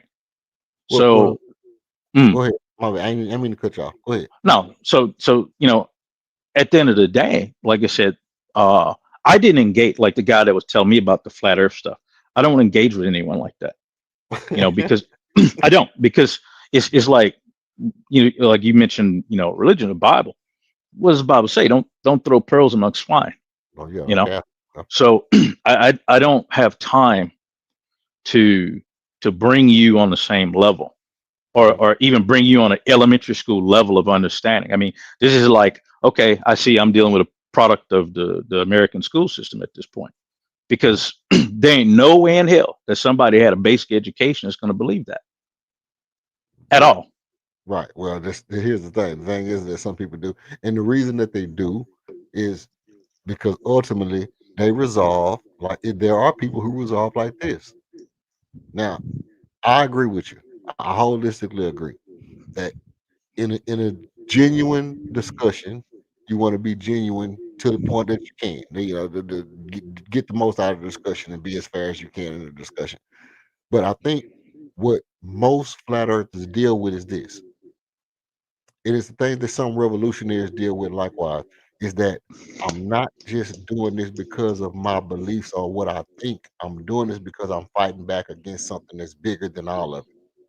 So, so if there is an element that will lie to us about certain things, and they would hold information, gatekeep information to a degree, then the gloves off, and I'm gonna muddy the water, and I'm gonna do what I have to do to murky up the water because I feel like they're being disingenuous and they're being intellectually dishonest when they have all the cards in their hand. Where I'm a Okay. little person, I'm a little person from the street, I'm a little person with a little small platform, and here they are 700 billion dollars they spend in a year on NASA shit to tell us that some shit is this or it's not that, and it is that, or it's not aliens and it is aliens, or it is aliens and it's not aliens. They have found them and they haven't found them, or they haven't found them and they have found them. We don't know, and they're keeping information from us. So if you're gonna be that dishonest, hey, I'm gonna muddy the water. I'm gonna come out here and I'm gonna say that the earth is flat, and I'm gonna keep saying it until it annoys the hell out of you, until you say no, the earth is not flat because aliens came here and we know it's not. So it's kind of a thing to where it's like I'm not just saying random shit. I really have an end goal of trying to fight the system, and I've gotten so in depth, overwhelmed in trying to fight this system that I've wrapped myself up in this cocoon that I would say, keep it frankly, a cocoon of bullshit in my mind's eye. And then the people who have listened to me fight this system and that are now starting to want to fight the system back have also started to wrap themselves in the cocoon of bullshit because they want to fight the system too. Now it's not just about this one little small pile of bullshit that we wrapped ourselves in. It's really about fighting this system that's bigger than all of us, that really got us in the palm of their hand and could crush us at any time. So what's bigger? What's the bigger deal? The fact that I wrap myself in the bullshit, or that this system has the whole entire humanity in the palm of their hands and they're willing to crush us to keep their secrets secret? Which one is the bigger issue?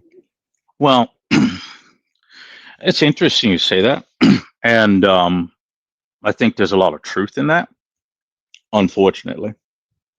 But I think that uh, the problem that I have with that is that going back to the basics, uh, when you talk about learning, right? Learning, when we talk about how do you, if you ask a basic philosophical question, how do you know the things that you know? Okay. There's, like I said, it hasn't always been that way, but here there was a public education system. Now that system's is not that old, right? And so inside of that institution, who determines what's to be taught, right? And we can, not to go super deep into the weeds, but we can see that what was taught has changed over time. The overall outcomes or desired outcomes have changed over time. The people teaching, the quality of the people teaching has changed over time. A lot of paradigms have shifted over time. So, of course, a child, say somebody that's like 11 years old, 12 years old, doesn't necessarily have, I'll use this word, consciousness, to be able to say that, oh, I don't trust what the teacher is saying at that time. Okay, I'm talking about in a pre-internet world, right? Because when you're a certain age, your trusted source of information, all knowing, all knowledge, all reality, is going to be your parents. Fact. From the age of 2 to damn near, like I said, around about 11, something like that. The end all be all authority is going to be your parents. So the reality is the amount of time that one spends as a child inside of the institution being taught by these people, sooner or later you start to shift and get exposed to ideas and information that your parents don't possess, right? History lessons, English lessons, whatever it is, right? And so your kind of bag is a little bit expanding, you still don't have the capability to say, is this true or not? So you have a whole group of people that said, okay, this is the trusted source. I know this because I learned it in school. Okay. Period. You know, the teacher taught me that. I learned it. That's it. Okay. Well, see, the problem is, and like I said, not to go down the rabbit hole of that, but it is something to think about. But when you get to a point where a lot of these people, they didn't even really learn in school, you know, what they were doing in school, what the priority was in school wasn't really school, wasn't the lesson, wasn't really doing so much. So they learned about, you know, out of all those man hours that they spent in school, which is thousands, they got what, 5% of the damn lesson, you know, maybe 10% of the lesson. So you get out of that, and then you're expected to work as an adult. Okay, well, yeah, our society is brutal. Most societies are brutal. You know, you have to, there's a hierarchy. You have to work within that hierarchy. You have to deal with these different institutions. And for me, like I said, being an observer of this for many years, you get into the irrational about even understanding who has effect on your everyday life. I remember I came back here one time. It was before Obama was elected. Obama was got basically elected, but he wasn't the president. And you got people like, oh yeah, okay, everything gonna change, yeah, you know, oh, we're gonna get free weed, we're gonna get out, you know. You're always like irrational shit, right? And so basically, the fact of the matter is, if I ask the average Joe Schmuckatelli, you know, really what is the the structure of the government of this country, they couldn't tell you, right? So thinking that the president is going to be able to have some sort of effect on your everyday life doesn't make a lot of sense. And especially in that time, it didn't make a lot of sense. So you know, you go from one place of ignorance, and then you just didn't, you know, you wanted to, you get around in those echo chambers, like you want to bitch about taxes, you want to bitch about crime, you want to bitch about this, you want to bitch about that, but you didn't take any effort to understand the who, what, when, where's, or why's. Even when you talk about, you said about the hidden things, most things are not hidden, right? So if you're talking about how the government operates or whatever, it's not really hidden. The budget has been available in the public library since I've been alive, but I'll be damned if I've ever seen anybody go to the library and read it. You remember Iran-Contra scandal. They got the documents right there in the library. Been in the library since 1990. I ain't never seen nobody check it out, ever, right? Hey, so the dude who with the NSA dude, what's his name with the glasses? The one that leaked all the information, and he had to flee the country. What's his name? Well, who you? There's been a couple of people. Who you talking about? You talking about Manning, or you talking about damn? You talking about these recent people? There was the guy. Let me find it. Go ahead, talk. I'm gonna look for him. I'll look it up. Well, you know, you had Bradley Manning. He was in the Air Force, or so he leaked some information.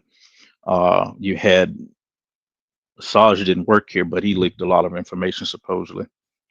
There's a couple of others.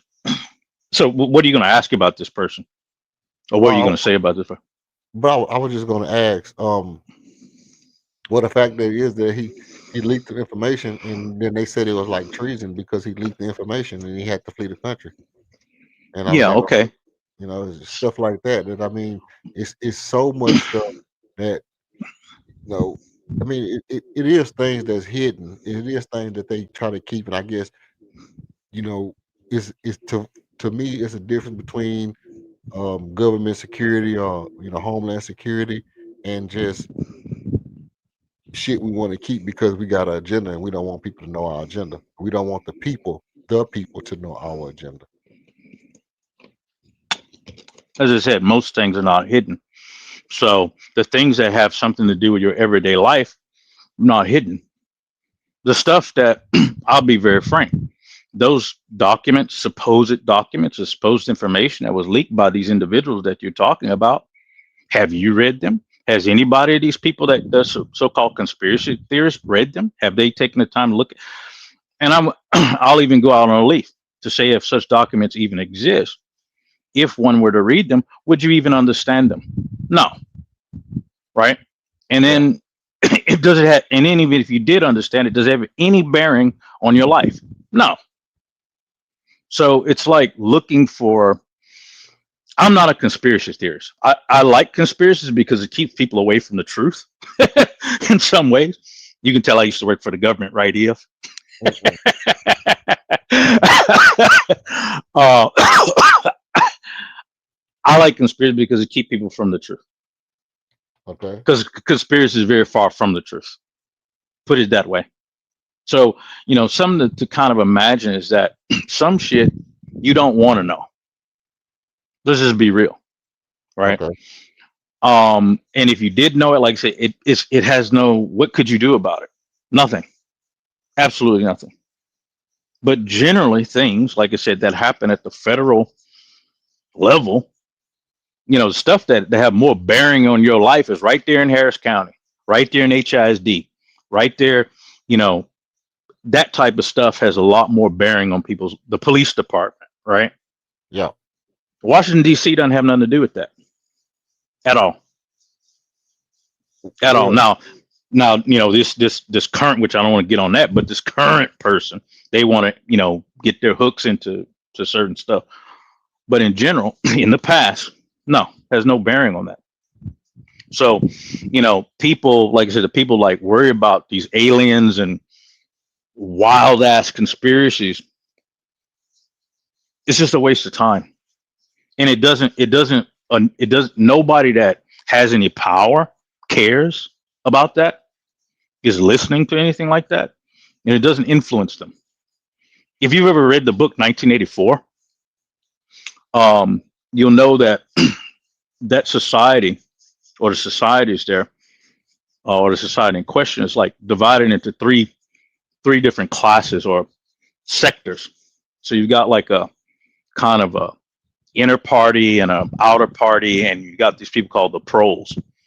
The proles, they got music, they've got goods and services, they got all kind of shit. They kind of do what they want to do, but for the most part, lived in a depraved state. But the outer party, is the people that we can see what they're doing. They live controlled lives. They're being monitored. They have jobs, blah, blah, blah, blah, blah, have a lot of rules. And then you have the inner party. The inner party does not care. The people that have actual power do not care what the proles are doing at all. It's immaterial. We can have you doing whatever the hell you want to do. And really think about this, EF. In our society, I can have a whole group of people, a whole class of people, a whole demographic of people do whatever you want to do. Smoke dope all day, fine. Commit crimes, fine. Do whatever you want to do. Have, conspiracy theories, fine. Do whatever you want to do. As long as you do engage in some type of activity that I can extract from, and you're under relative control, fine. And then if I've got, like I said, our core group is controlled and aware of what is closer to reality, I'm secure. But as far as trying to manipulate the mass, there was 330 million people in this country. Is it feasible to try to manipulate and control actively every person? No. Nor would it be profitable. Mm-hmm. Yeah. So, yeah, the dude Eric Snowden. Yeah. That's his name. The dude Eric Snowden. And here's my point in that is that there are situations like like this, for example, global surveillance thing where he leaked the information that they was doing the global surveillance, right? Mm-hmm. And it was like now all of a sudden he's the biggest criminal in the world. Why is it so important that y'all hide the fact that y'all are spying on human beings, that y'all watching human beings? Okay, now So how do you think? I'm gonna ask you this question. go ahead. So let's say that I'll put it this way. Um, the people that ran the airplanes into the towers and into the Pentagon, Okay. right? One way that became feasible Mm-hmm. is that we have what's called it's called an open system. Damn Mm-hmm. near anybody can come here, right? Okay. Right? Okay. You can come here, you can set up shop, get a social security card, blah blah blah. Okay. So you can't do that in North Korea. Put it Okay. that way. That's a closed system. Right. So in an open system, there's an emphasis on personal freedoms. Okay. So by law, this is what a lot of people fail to understand. By law, to be able to collect information on American citizens inside the United States Mm-hmm. on the part of a intelligence agency Mm-hmm. is illegal, and it's been illegal, right, for a very long time. Okay. I'm not going to give you the exact law. I'm not going to give you the exact time period, but it's I been a got long time, I got right? it. So now, when September 11 happened, certain orders were all this can be read in the September 11 Commission, if you Right. want to understand that. Okay, again, they don't read that. So certain stuff allowed for the surveillance of persons of interest that Mm-hmm. may or may not have been American citizens on U.S. soil or outside of U.S. soil Mm-hmm. to be monitored. Now, the Mm-hmm. monitoring of individuals outside of this country, yeah, that's part and parcel. That's what those agencies do, right? Mm-hmm. But inside, like I said, that's normally illegal. Mm-hmm. But just as you would deal with like an FBI case, which FBI is technically not intelligence, it's law enforcement. You have to have a warrant, Mm-hmm. Justification in order to watch this person. Okay. All right. So is anything nefarious about that? Oh, I know this dude got like some trap house. He's selling this many pounds. It looks like that. Okay, I'm gonna get a warrant. I'm going to watch this house. Okay. If I don't have a warrant to watch the house, then how am I going to gather evidence in order to make the arrest and then make the prosecution? I cannot. So the same thing, if you're talking about certain individuals operating in this country, if you did not have, which they didn't have in place at first, certain controls, and you don't have those controls after the fact, then how can you prevent those type of activities? You can't. Now, what does that have to do? Those type of activities, those monitoring type of activities, what do they have to do with Joe Blow in South Park? Let me tell you. Absolutely nothing. Well, let me tell you what it has to do with Joe Blow and South Park. Let's say, Sharon. Let's just call a person Sharon, for instance. Let's say Sharon is dating Joe Blow in South Park. Hmm. Now Sharon happens to be friends with Karen. Okay. Karen happens to be the ex-girlfriend of some fat schmuck that went to the fucking army for 2 years and got out and went to the FBI. And Sharon gets into it with Joe Smo in the trailer park. Hmm. She tells Karen. Karen says, "Oh, I know a fat schmuck." She calls Mr. Fat Schmuck. Now Fat Schmuck decides he wants to target Joe Blow in the trailer park. Not happening, yes. Well, let me tell Eh, you. Hold on. Let me tell you. mhm. 100% is happening. 100% is happening. 100%. Number one, you're talking about. You said FBI, Well, FBI. anybody agency that can use any one of these things, and I just named a random letter group, you know, but I'm not putting on them specifically. I'm saying anybody agency that could be anybody. It could be No anybody. federal agency is going to be involved with that. Well, maybe not. It's not. It's not happening. Maybe state. Maybe. I mean, it could be. It could be federal agency. It could be city. Could be state. It could be anybody. It could Well, be see, anybody. that's we have to differentiate because, as I said, the things like what Snowden is talking about and what those things are talking about, that's federal stuff. Those are totally separate from what you talk about, the power, which it proves my point, the power that can be exerted at the state level and more importantly at the municipal level, county municipal level, have nothing to do with federal law. This is the United States. We have separate laws, state law, city law, totally separate from federal law. And right. And what I'm saying is that out of all the people that I've heard mention some situation, some random situation with a Joe Blow and a Fat Smoke, right? Between the Fat Smoke and the Joe Blow, there's something going on there that definitely is weird as it pertains to this ability to surveil Joe Blow in the trailer park that only a Fat Smoke or somebody aligned with a Fat Smoke be able to do, right?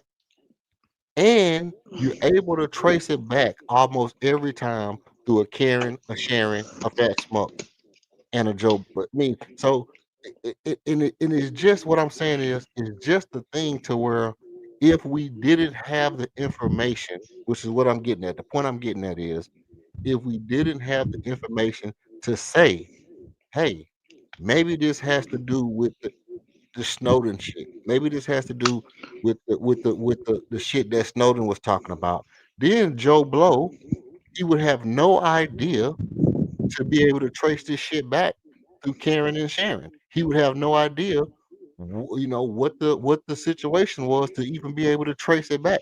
But since now that we know that okay, there is a thing that's going on that Eric Snowden has leaked some information about. Now he kind of can say, "Oh, I remember Karen. I remember Sharon said she had a friend named Karen, and Karen knew the Fat Smoke from high school." And now I kind of can put two and two together. So it's kind of a thing where if you're hiding information like this from the people, and this, all in all, it gets to the grassroots of the problem is that if you're hiding certain information from people, you really want to hide this information from people. Why do you if all you want to do is get a warrant and do your job legally, why do you have to hide that from the people? The point is Okay. that you don't want the people to know that you're doing this thing. Why do you not want the American people to know you're doing something right? Okay. So let's roll back for a second.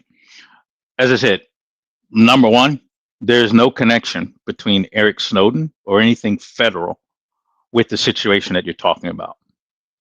There is no connection. There's never been a connection. It's almost physically impossible because it's physically impossible in a lot of ways, and it's not reasonable because the type of assets that you're talking about at a federal level are not going to be used for Joe Schmuckatelli in those cases. It's just not happening. So now, as I said, the thing that's more plausible and that I know has happened, that happened right here in Houston, Texas, from my recent memory. If it was not like it had to have been about, I guess it was 5 years ago. I have to think about the case, but it was something very similar to what you're saying, where they were monitoring the wrong for whatever reason. They were like, "Oh, we're gonna monitor this house," and this is like local police. It's not obviously, like I said, it's not FBI. That's federal. This local police, they decided to monitor this house, and then they claimed that was a drug. It was an apartment, and they claimed that was like a drug thing. And then they went over there with the whole SWAT team. You probably know the case when I get to it. They went over there with the whole SWAT team, and then they busted in the house, and then the guy, he pulled a gun, didn't know who was at the door, and then they killed him. And then the girl was still alive, right? Mhm. And that was all based on faulty premise, and a lot of actually falsified documents on the part of some of the police that were involved, right? It was a woman and a dude, and that's what that was. Now, again, that has nothing to do with Eric Snowden. There's nothing to do with anything federal. That's local stuff. Now, to be fair, if you want to say, you know, are the police really hiding? Have the police hidden any of their techniques, tactics, and procedures as far as monitoring criminal activity? For the most part, no. Right? I mean, the concept of classified information doesn't really exist at the local level. It's a federal designation. So again, like I said, that has nothing to do with any documents that have been leaked. But to give you an example of why it's not necessarily a good idea, even on a local level, to talk about what you're doing, your techniques, tactics, and procedure. For instance, if we're talking about, okay, there's some type of criminal enterprise going on here in Houston. That may be drugs, could be human trafficking, a mixture of things, human trafficking, drugs, prostitution. In order for us to break this, you know, we're not going to be able to get into the inner circle of this with just a common, okay, I'm posing as a John, or, you know, whatever. You're gonna have to use some other techniques. Those techniques of monitoring and gathering information, if you tell the public, hey, which the police generally tell you, like I said, most of the stuff that they do is already known. Oh, we're going to use these drones. Oh, we're going to use these cameras. Oh, we're using this. Oh, they're telling you what they do. There's nothing hidden about it. It's in the damn plain daylight. But if they did, which generally the police don't have access to anything interesting like that, because it's, like I said, again, it's local shit. It's not federal stuff. But even if they did have access to something like that, like, oh, we're tapping in the phones, we're breaking into computers, and, you know, busting encryption and doing all kind of weird shit. If they told you that, yeah, we are regularly monitoring bank accounts of interest for these type of irrational transactions, and that's public knowledge, then guess what? That stream of information and potential intelligence will disappear overnight, because the people that are criminals will no longer employ those methods. And then it becomes even harder to detect and catch them. Well, let me ask you this. Okay, let me ask you this. Okay, so you say you say, hey, look, we're monitoring bank accounts. If you deposit X amount of dollars, we monitoring bank accounts or whatever it is, right? We're doing something, whatever, right? And then the people stop doing whatever they're doing, right? So whatever the crime that they was doing, they stopped doing it. No, they found a different way of, and I'm gonna give you a perfect example of that. It's not on the local level. This is big level shit, very big level. In particular, you probably have observed this, but there's a thing called Hawala, okay, and well, there was at a time. I mean, it still exists, but not at the scale that it used to. So the way Hawala works is that, okay, I'm from Pakistan, all right, and then I have a cousin that has a DVD shop here in Houston, or a restaurant here in Houston. Okay. And then what I need to do, because I'm funding some type of, whatever, terrorist, extremist activity, whatever it is. What I need to, yeah. So what I'm going to do is I need to send money to him to distribute to my cell, right? I'm not going to send that money through normal bank wire, right? The reason why is because, yeah, this is at the federal level. It's already known that any type of transactions that happen within a bank account, American owned, that's exceed 10 at the time $10,000, it's reportable. It will be reported. Okay, so I need to send a lot of money. I need to send it fast, and that means I can't use Western Union. I can't use any bank. I can't use anything like that. So I'm not going to get into the details of the mechanism, but the thing is that we're both business owners in our respective places, and we're able to send funds or clear funds damn near instantaneously between ourselves because of the cash flow that we have with our respective businesses.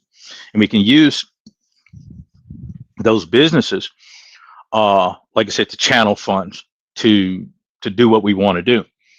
And Hawala, what it translates, it translates into trust. The system is called trust in English, trust system.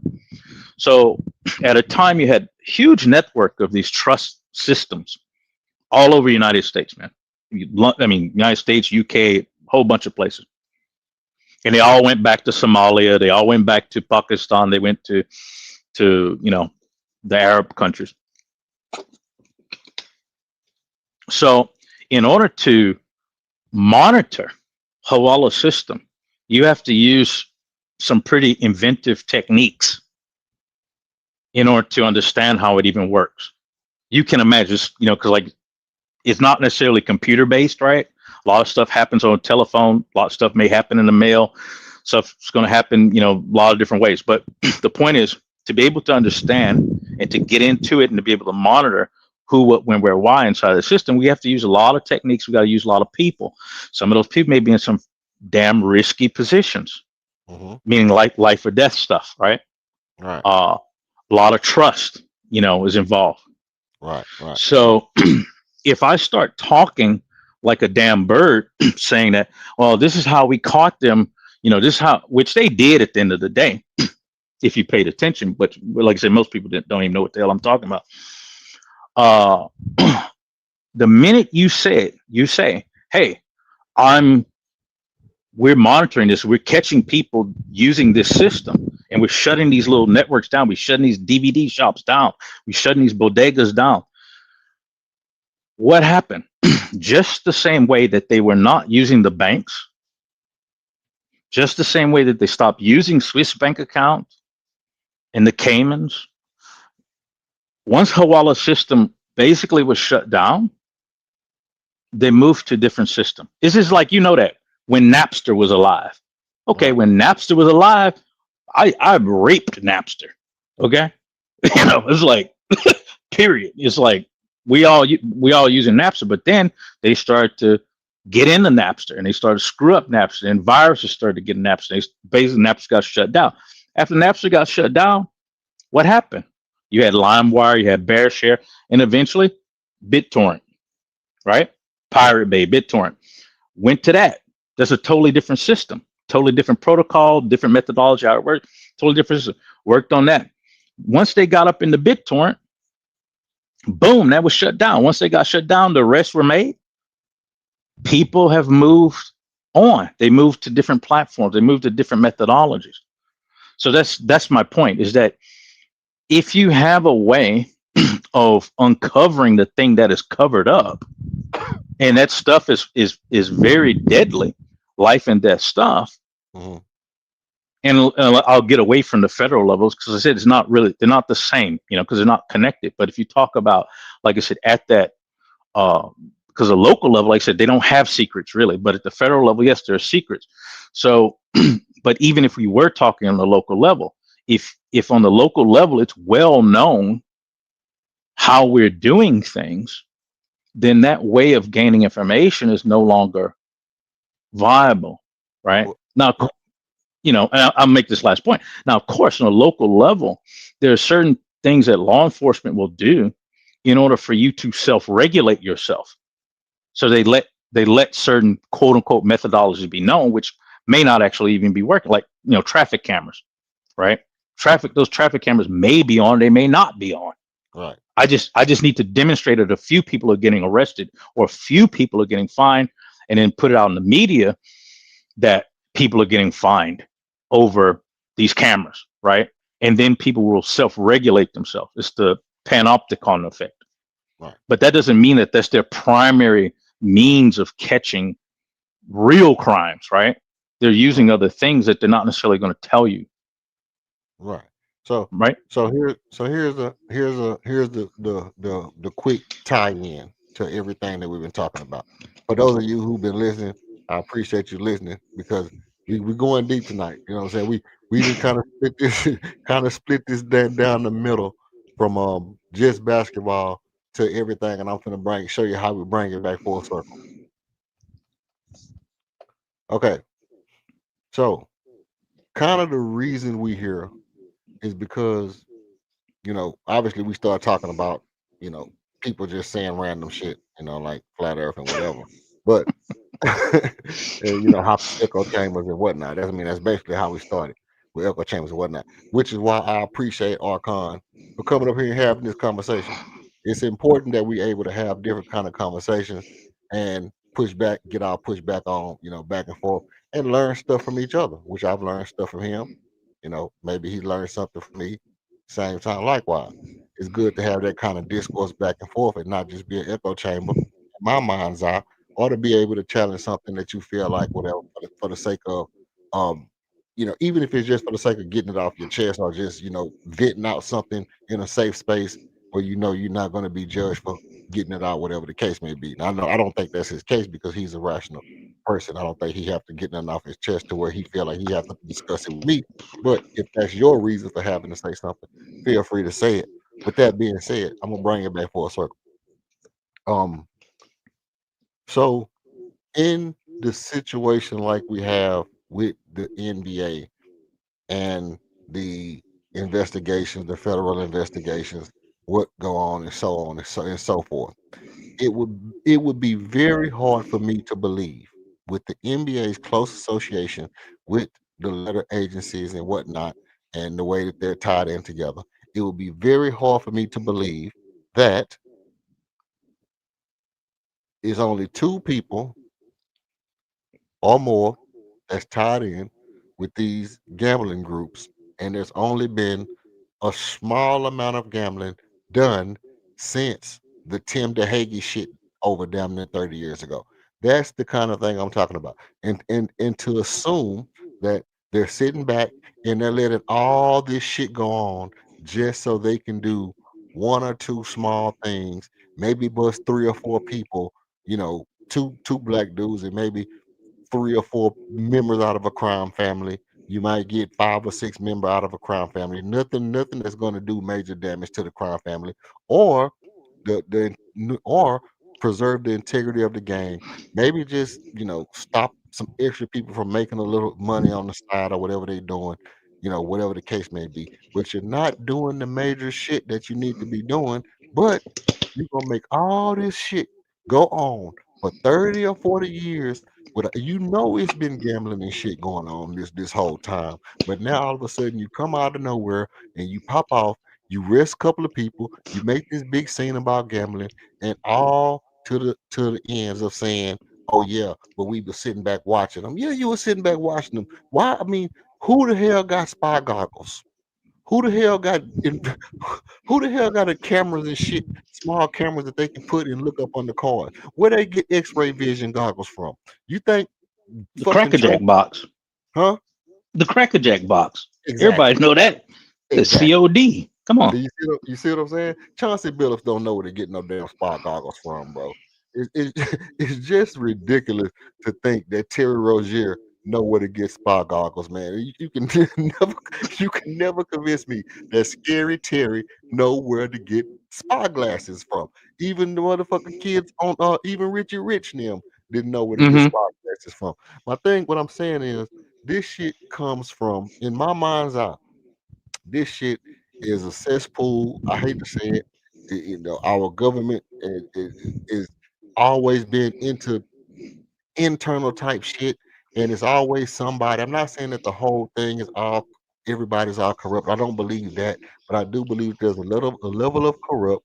that goes behind closed doors, and instead of just flushing it all out, they always just kind of swipe it or swoop it under the rug, and then they let the rest of the shit just play out however they want to play out. And it's usually about, you know, letting this big money cash flow fluctuate wherever it's going to and fro, and then just scooping off a couple of curds off the top and making it look like it's some big ordeal when really the influx of drugs is going in and out of the fucking country, and millions of dollars coming in and out of the country on drugs and whatever else. You know, you know, all this shit. Well, I mean, let me keep you away from drugs. Let's stay on NBA real quick. Let's stay on well, that. yeah, let me tie it all in. Mhm. The point I'm making is this. The point I'm making is that it's one thing to be said that, okay, you know, some things, you know, go unsaid for national security reasons. It's a total another thing to say that it takes so much secrecy to do little things when all you really have to do is just say, hey, look, there are things that is wrong with the system. And then we get back to the point that oftentimes what happens is when somebody says, hey, look, it's something wrong with the system, but we're not gonna admit that there's a flaw on our behalf. We're just gonna say that you all are stupid. Then people throw up their hands and say, oh yeah, well, I'm stupid, flat earth.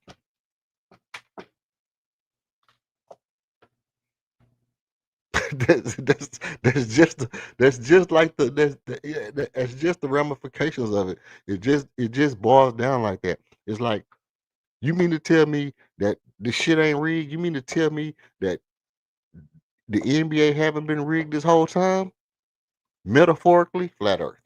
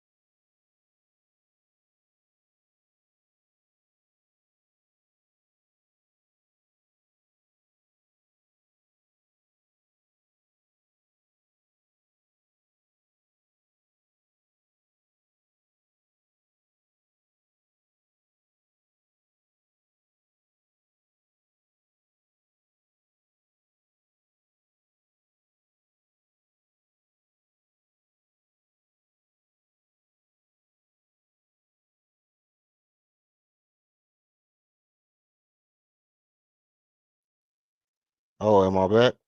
Okay. Yeah, no, I'm sorry about that as well. My everything shut down. Like I don't know. Kicked me out of my phone and the internet. Everything just all my whole entire system of every kind of communication, anything just went offline. I don't know how my internet on my phone went out and my internet on my computers went out all at the same time.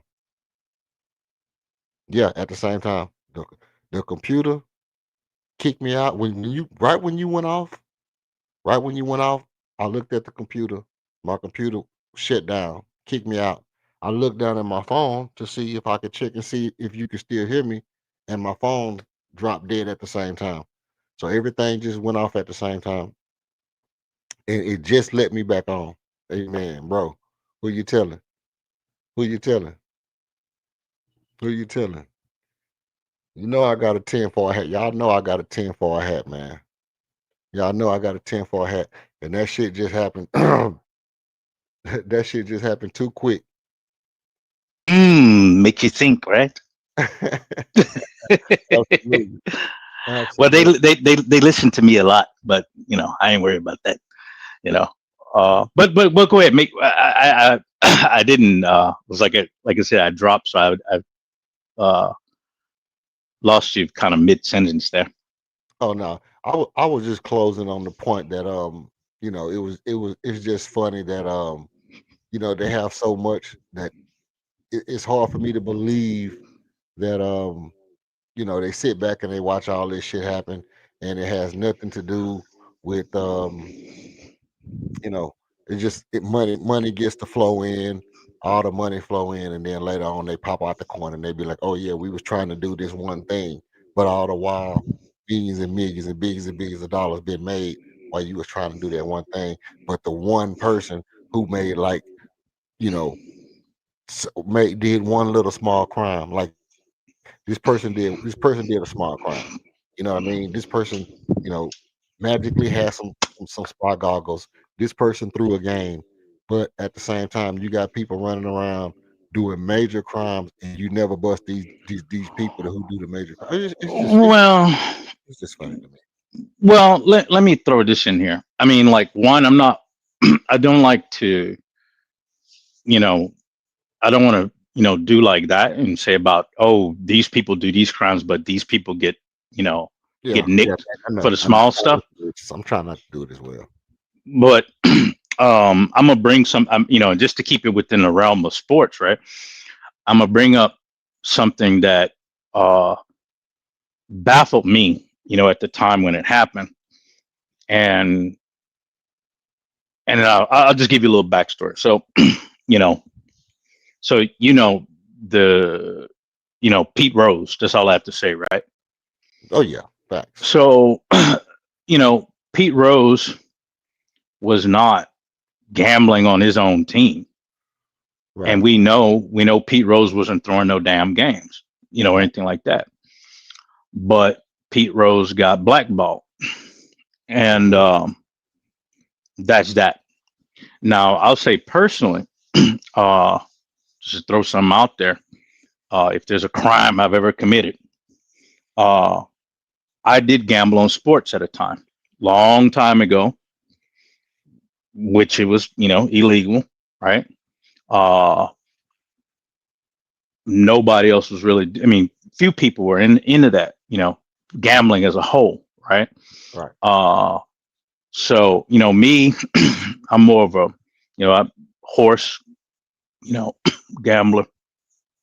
Uh, casino. I understand that. I don't fool with that so much, but you know, I made a lot of money on football, Okay. uh, college football, and NFL, and that was back in the '90s, right, early '90s. Uh, I bet on NBA game maybe 4 times in my life. I ain't including that shit with ticket. So Jalen screwed me on that, but anyway, uh, you know, I would say that in those days, like I said, the average person, most people. was definitely not involved with that. You know, like I had to go through a book in the Caymans, right? And it wasn't no nickel and dime shit. You know, it's basically $1,000 bet every bet, and made money. Like I said, on I did it for about a year and a half. Okay. Made money on the NCAA and football and the NFL football. And it wasn't, it's like, that's like a full-time job. You got to really understand, sports, the players, the team, you got to go kind of balls deep to make money on it. And you can't bet every game. You got to know when to bet. That's gambling is just like that. You got to know when to see a sure thing, right? Right. I observed in my time dealing with it, two funny games. I observed a funny game in NFL once, and I observed a funny game in basketball once. And Bulls were playing actually, and Who would have thought? yeah, who would have thunk it? Yeah. And I learned very fast on NBA. It's like, do not bet on NBA. It's a fool's bet. It doesn't make a lot of sense. And there's just too much that can go wrong. And lost money on that Bulls game. And it was another game. It was another basketball. I forgot who was playing. Another basketball game. Lost money on that. I was like, just something not right about it. It just doesn't conform to the math. Something just not right. I don't like it. I'm not saying it's rigged. I'm not saying that, but something's just kind of not right. And then, like I said, there was one football game. It was Pittsburgh Steelers and Indianapolis Colts. It was Colts definitely, and that was a fishy ass game. Mm-hmm. And I remember I had a guy. What I used to do, had a guy that you pay him a little bit of money, he can make some picks for you, right? And then you share some of the winnings as well. So I had like two guys like this, and then I do my own analysis for football, not basketball. And I remember that game. It was that Colts game, and he was like, "Dude, what do you got to put down?" I said, "Oh, I'm thinking about putting down." He said, "No, put everything down. Put everything. Do like this. Put everything down. Sure thing. Just everything." And he was very confident.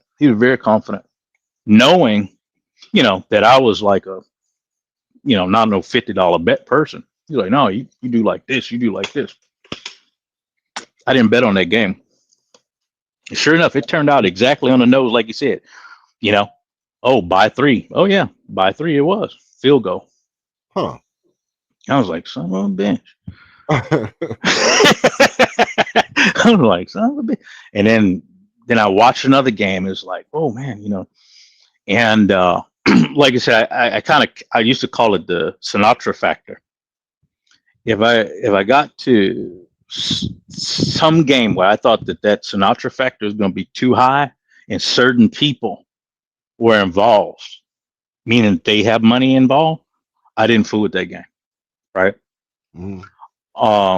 So in my short sports betting career, I got out of it, and because I don't like those variables like that. And the reason I bring that up is like the key is that at that time, the people that would have had money in it is not like a large amount of population. It's not, these are like kind of big fish, right? Fooling around with this. And for the most part, it's controlled. It's not like a pariah on society. Right. What I don't understand, because, like I said, I kind of hadn't been here, but so I don't know when they start to allow this DraftKings and all these type of cats in. I guess it's been the past, I don't know, 4 or 5 years. When they got in the bed with those people, now, uh, everybody's got access to it, right? And so the amount of money is huge, very huge. Uh, Not a lot of oversight, right? Mm-hmm. And the temptation, especially something like NBA, where the rules are kind of funny. They dick around with a lot of the rules and the calls, and it's fast paced. It's not like football or baseball per se, right? Mm-hmm. It's kind of fast paced. A lot of it's based on individual performance. I'm not saying it's rigged. I'm just saying that there's a lot of potential for that Sinatra factor to happen. Oh yeah. Case in point, like I'm not saying here or there, but that crap with the Warriors and the Rockets, man. What was that, 2017 or 2018? Yeah, where That everybody missed all the shots. the missing the shots, but it was a lot of, like I said, the calls. There's a lot of weird calls happening. A lot of Chris Paul got hurt randomly, just hamstring. yeah.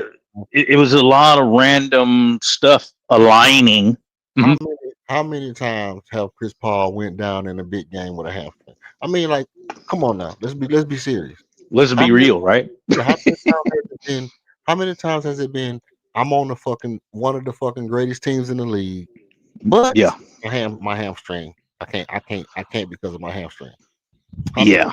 You know what I mean? Like some of this stuff just don't. I mean, and you have to say at some point, you have to say, hey, the movie Casino. You know the movie Casino? Yeah. One of my favorite lines. One of my most quoted lines in all movies. Either you stupid or you in on it. Either way, Yeah. get the fuck out of here. This was one of my, it's just one of my favorite lines. Either you stupid or you in on it. It just gotta be. Yeah. It just gotta be. So I mean, like, I think that I'm gonna wrap up my point is that I think that let's be real. I mean, I don't want to be insulting, but a lot of the players, they ain't the smartest tools in the shed, right? So we talking about, like somebody like Chauncey Billups. I'm not saying he did it, but how damn stupid do you have to be, or deep in the hole with certain characters to be involved with some rigged poker game? Because none of that makes sense. None of that makes sense. Now, if you talk about, the bust, and like we're like putting some the government, because now like you said, it's not local, this is federal, right? We're looking at gambling and whatnot at this level. We're looking at NBA in particular, and we're gonna hit certain people. Well, I'm gonna say it like this. They don't have a problem, right, with the general populace gambling. Right. It's like I said, it's a huge revenue stream. It's open. Once you open that door, you're not going to close it. Okay. But we have to understand how do I say it in English? The drama. Okay. So in some places, a lot of what happens when you talk about in politics is a total drama. You see something on stage, it plays out, and then when there's a curtain, you can never like look behind that curtain. You just have to accept what's in front of it, right? Okay. And so what happens in front of the curtain may look legitimate, may look semi-reasonable to the uninitiated, the ignorant. Exactly. The people that just don't know, right? There's a lot of prestige and all that type of shit going on. But the thing behind the scenes, I can give you many real examples of this, and it's not a conspiracy, it's just a damn fact. It's a well-known fact. There, like I said, there's certain governments that run like this. The U.S. doesn't run like this, which is what I'm saying. I mean, I know this because, like I said, I have lived outside this country for a very long time, and I'm very well aware of what other systems are doing, right? So it's not as bad as some people think it is here. Would certain people like that, do like that? Perhaps they would. But as I said before earlier, this is a large, we're dealing with a large populace. It's hard to control it like that. But what I do think is that because the gambling is legal, and that people are going to have a narrative of, like, some being rigged, or the refs, or you're going to have that guy that dropped half his that home equity loan on a damn game, right? You're going to have that type of stuff. The social boo-boos, right? We need to present a drama, and a drama that appears as if everything is on the up and up. And that drama is going to have some casualties. There's going to be some people's going to get stabbed in the back. Somebody's going to get murdered. Right? So I don't care if it's some old ass star. I don't care if it's, Humpty France or whoever. Right? Now, technically, it's going to be a home run if me knocking it, and I don't want to go too deep down that road, but you probably piece the dots together here. I'm walking with you already. Is that if I can get a dude that fits this type, he's this type of dude, and I can get him caught up in this stuff, and I hammer his ass. It serves multiple purposes. The primary purpose is that, yeah, it appears as if we have it under control. Everything's still clean. Everything's on the up and up. Keep betting, keep confidence in the betting, because we're getting revenue off of this, right? Keep the betting up, keep doing it. It's clean, it's regulated, nothing for you to worry about, right? All the bad apples, right? Which is, like the steroid shit, right? There's only a couple bad apples. Let's get those bad apples out. Everybody talk about it. There'll be a big buzz about it, a lot of drama about it. Get them out of there, right? And then we're going to have our, like some clean cut dudes like LeBron. He's clean cut, right? Right. Now we know the real clean cut dudes like Curry. Curry ain't gonna ever be involved with nothing like that, right? Right. So he never had no knowledge of nobody, flopping or anything. No, okay, fine. No, so not in high school, not in college, no, none of that shit. So we got, and I'm not shitting on Curry, but I'm shitting on LeBron. So, we got clean cut dudes like LeBron. We've got our little icons there. They're not going to be touched because they were never involved with that. But all these other, these other dudes, yeah, hammer them. And we'll round up about 5 of them, maximum 10. And that will secure the betting revenue for the next 10, 15 years, right? So that's all that is to me. Because like you said, when Scott Foster and all them people was, implicated, or their names came up with certain stuff. Oh no, we didn't have any serious investigations into anything, right? There wasn't, like you said, the spy glasses and all that stuff wasn't coming out. There were no deep FBI investigations or anything. Well, look, I read a book. I want to ask you about this thing. I don't know if you can see the screen. I want to ask you what you think about this before we get off of here. It's just something totally unrelated. But I read a book when I was I know what you're talking about. Remote viewing? No. This is walking through walls training system to pull your body out of dimension using hyperspace energy so you can walk the walls. Yeah, that's the. Mm-hmm. Yeah, the remote viewing is another one. I got that one. I got that one too in my little research. But I read a book, and I guess I might have been like 13 or 14 years old, and the book was called Summer something. I don't remember exactly what the name of the book was. It might have been Summertime or Summer League or something like that. and it was about a white kid who um got baited into throwing games. I think it was like in late high school and early college, right? Hmm. And the book was hella interesting. I had never thought of basketball like that at all. I had never even imagined it at all. But what I'm saying is that was, you know, I mean, that was late 80s, early 90s Hmm. that I started reading about this shit.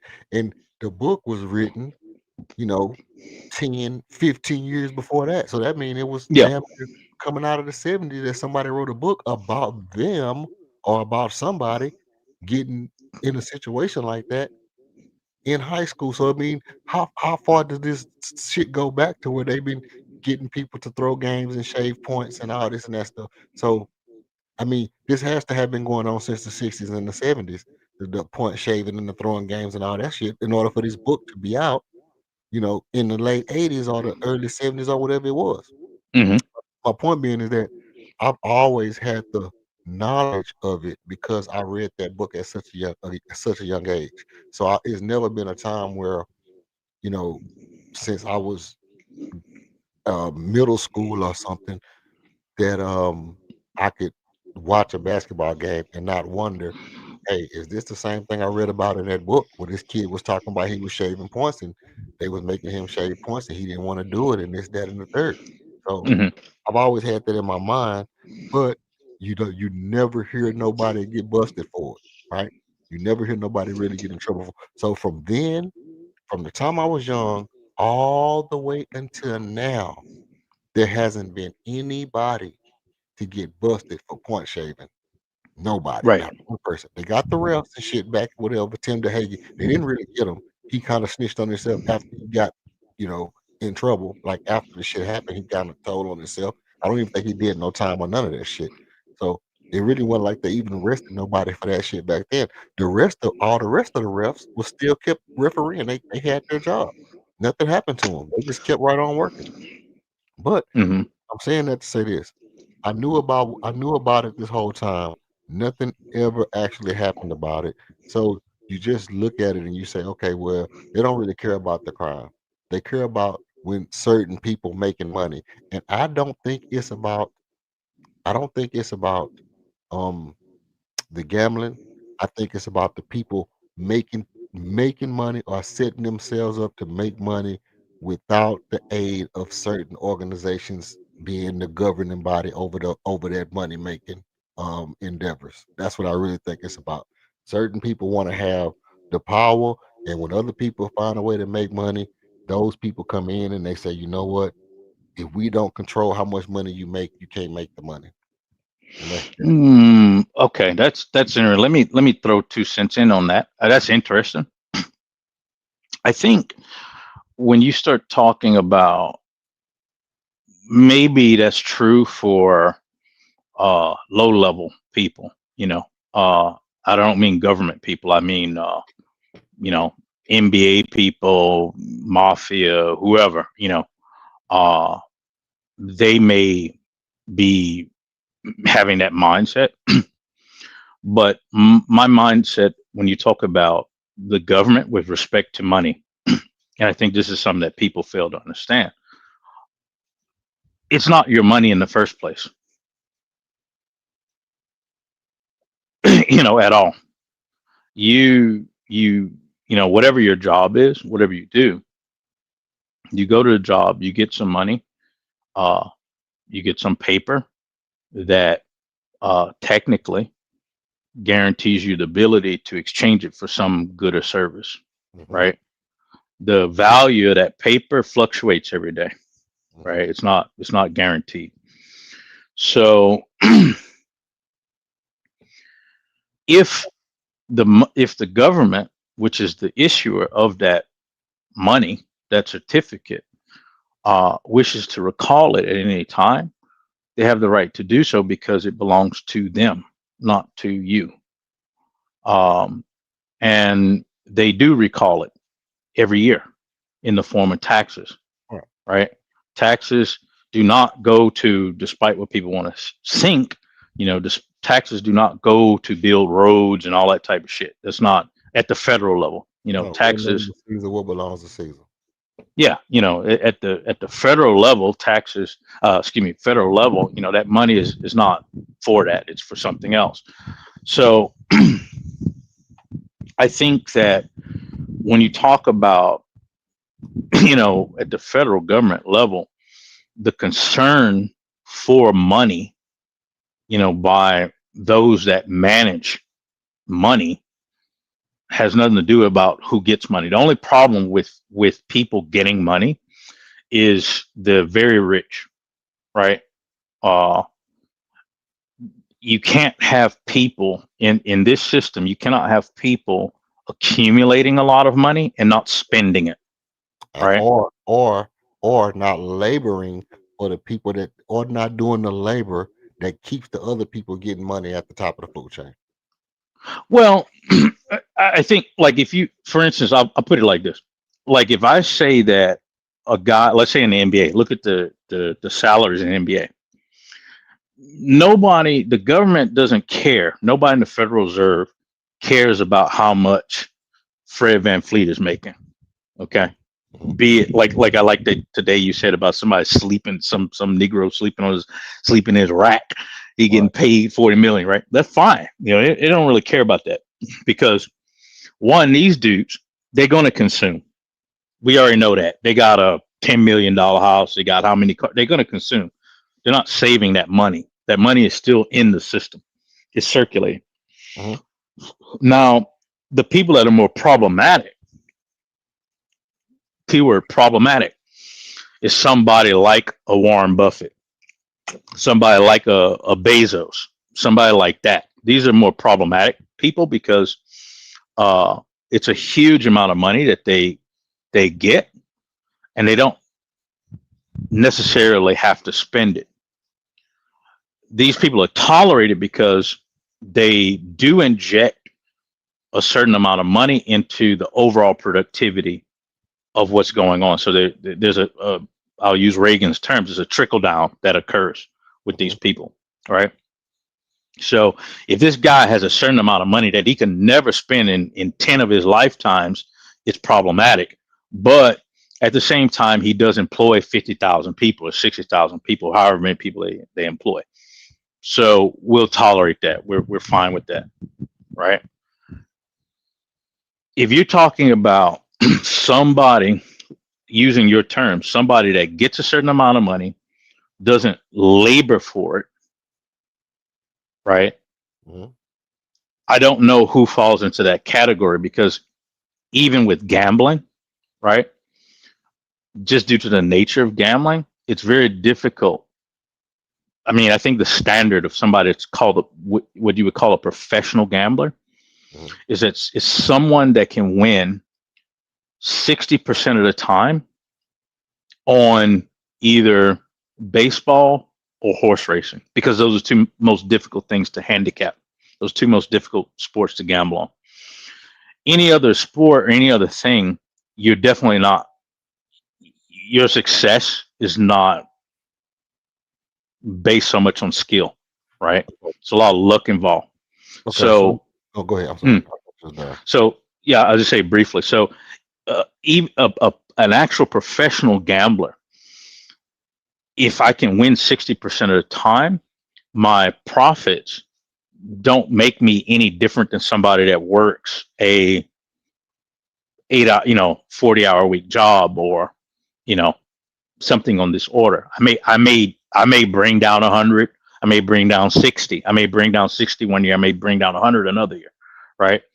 But no gambler is going to be bringing down millions and millions and millions of dollars consistently and storing millions and millions of dollars consistently. Right. No, I agree with that. But I think, okay, let's say, for example, that there's a farmer, some white farmer in the backwoods of somewhere in Texas, let's say Sweetwater, Texas, or some shit.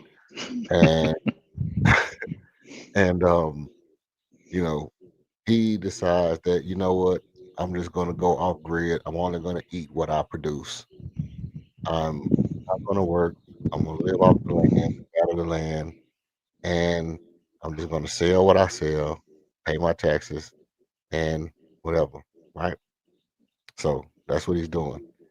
But for some reason, one of his fruit becomes very popular. He just has a small form. But have you seen those new apples that they say like red or something on the inside, and they supposed to have a different kind of flavor? Have you heard of those? No, I hadn't heard that. Okay, so it's some kind of apple. I don't know if it's real or not, but I seen somebody talking. They was like, "Oh, this apple tastes like a strawberry lemonade. It's red on the inside, and some kind of new apple." So let's just say it's something like that. Well, this guy has, you know, some kind of zucchini or something on his farm or cabbage, and it becomes very popular, and people start to buy this cabbage, for absorbent amount of profit or absorbent amount of money or whatever. Just some outlandish amount of money. Price. Yeah. And he starts to make very good on his product. He's paying his taxes. He's paying his taxes. Why is he paying taxes on shit that he's producing? Who knows? Who knows? This is just coming off of his land. He's paying land taxes on his land. He's paying taxes on the stuff that he's selling. We have no idea why he's paying taxes to begin with. But okay, well he's paying them. But yet and still, he still continues to make more and more and more and more and more and more and more money because this fruit is so good and so rare that when people come to get it, they're paying him, you know, big amounts of money that he can live off of. Let's say that this like some rare fruit. I'm just being hypothetical. Like I So said, the red pink apple, we never seen it. right, It's super right, rare. Ruby red. right, some shit Screw like it. that. So so my belief and my understanding is at some point there's a hidden power that will either sabotage him, try to strong arm him, or find some way to arrest him because he's doing too good without laboring for somebody else. And that's what I mean. I mean it not that it's not the labor, it's the laboring for somebody else. And that if you can find a way to get ahead, too far ahead, and nobody is contributing but you from you getting ahead, somebody will always come in and sabotage it. Something's gonna happen. And it's just been that way throughout American history. So It's that's just what happened to them turkey leg hut people. probably so. Probably so.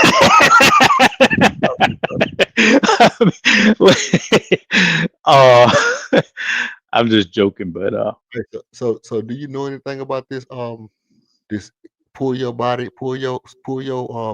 out of dimension and using hyperspace energy so you can walk through doors? Do you know anything about that? bro, you shifted the. I was about to make a point, but on that thing, like this going through walls and all that sort of stuff, Uh, uh, it is connected.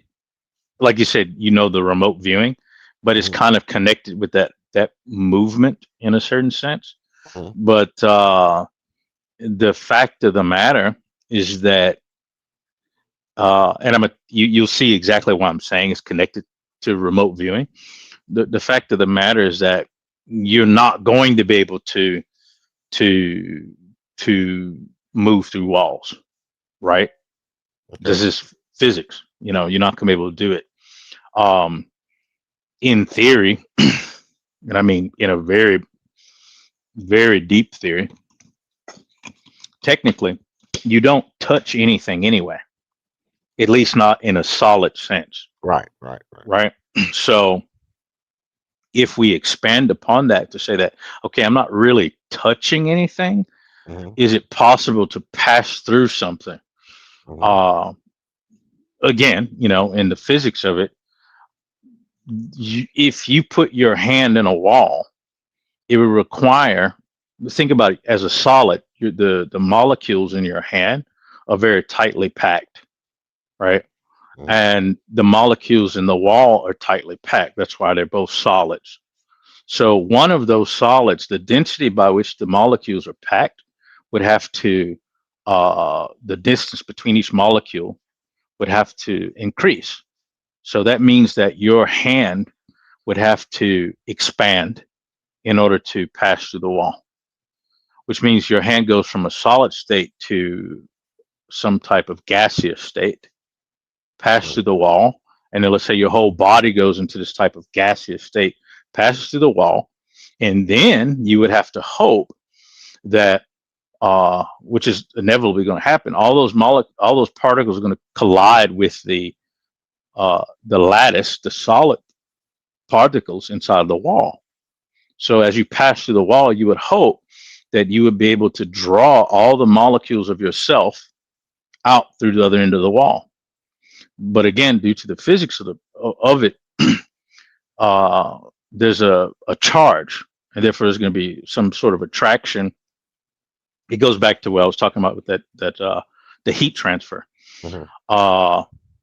The risk with that is that you're going, as you pass through the wall, is you becoming in equilibrium with the wall before you could fully pass through it, right? Okay. So the concept of being able to pass through the wall without being stuck in the wall, I mean, because like I said, one is recalculous to think that you can change yourself into a gaseous state to pass through the wall in the first place to penetrate it. But let's say you could, your problem is going to be passing through it, and then passing through without being getting into equilibrium state, and then going through the other side, and then coming back and reorganizing into a solid state. So at the basic level, that will require an increase in energy in your body, because the increase of energy would lead to a speed up in the particles, which would lead into the distance between each particle. And then you pass through, and then you have to decrease the energy state to come back to being a solid. So you would have to have a device to do that. Okay. Hey, let me do this right quick. Mm. Real quick. What up with you, KRD, man? Appreciate you popping up early morning with us, man. We're riding up with the sun this morning, man. What you got going? Man, I'm glad I missed however this conversation started. Oh, that's King. Oh no, this is the continuation. What's up, Arcus? No, Hey, man. This continuation to the flat earth shit. We just never stop. Yeah, I missed that too. I got busy at the gig, and goddamn me came out here to feed my face, man, and seeing you was still out. I'm like, damn, these niggas still up popping it. And y'all talking about particles and floating through doors and shit. I said, man, I'm glad I wasn't listening to this shit. Ridiculous. Nah, man.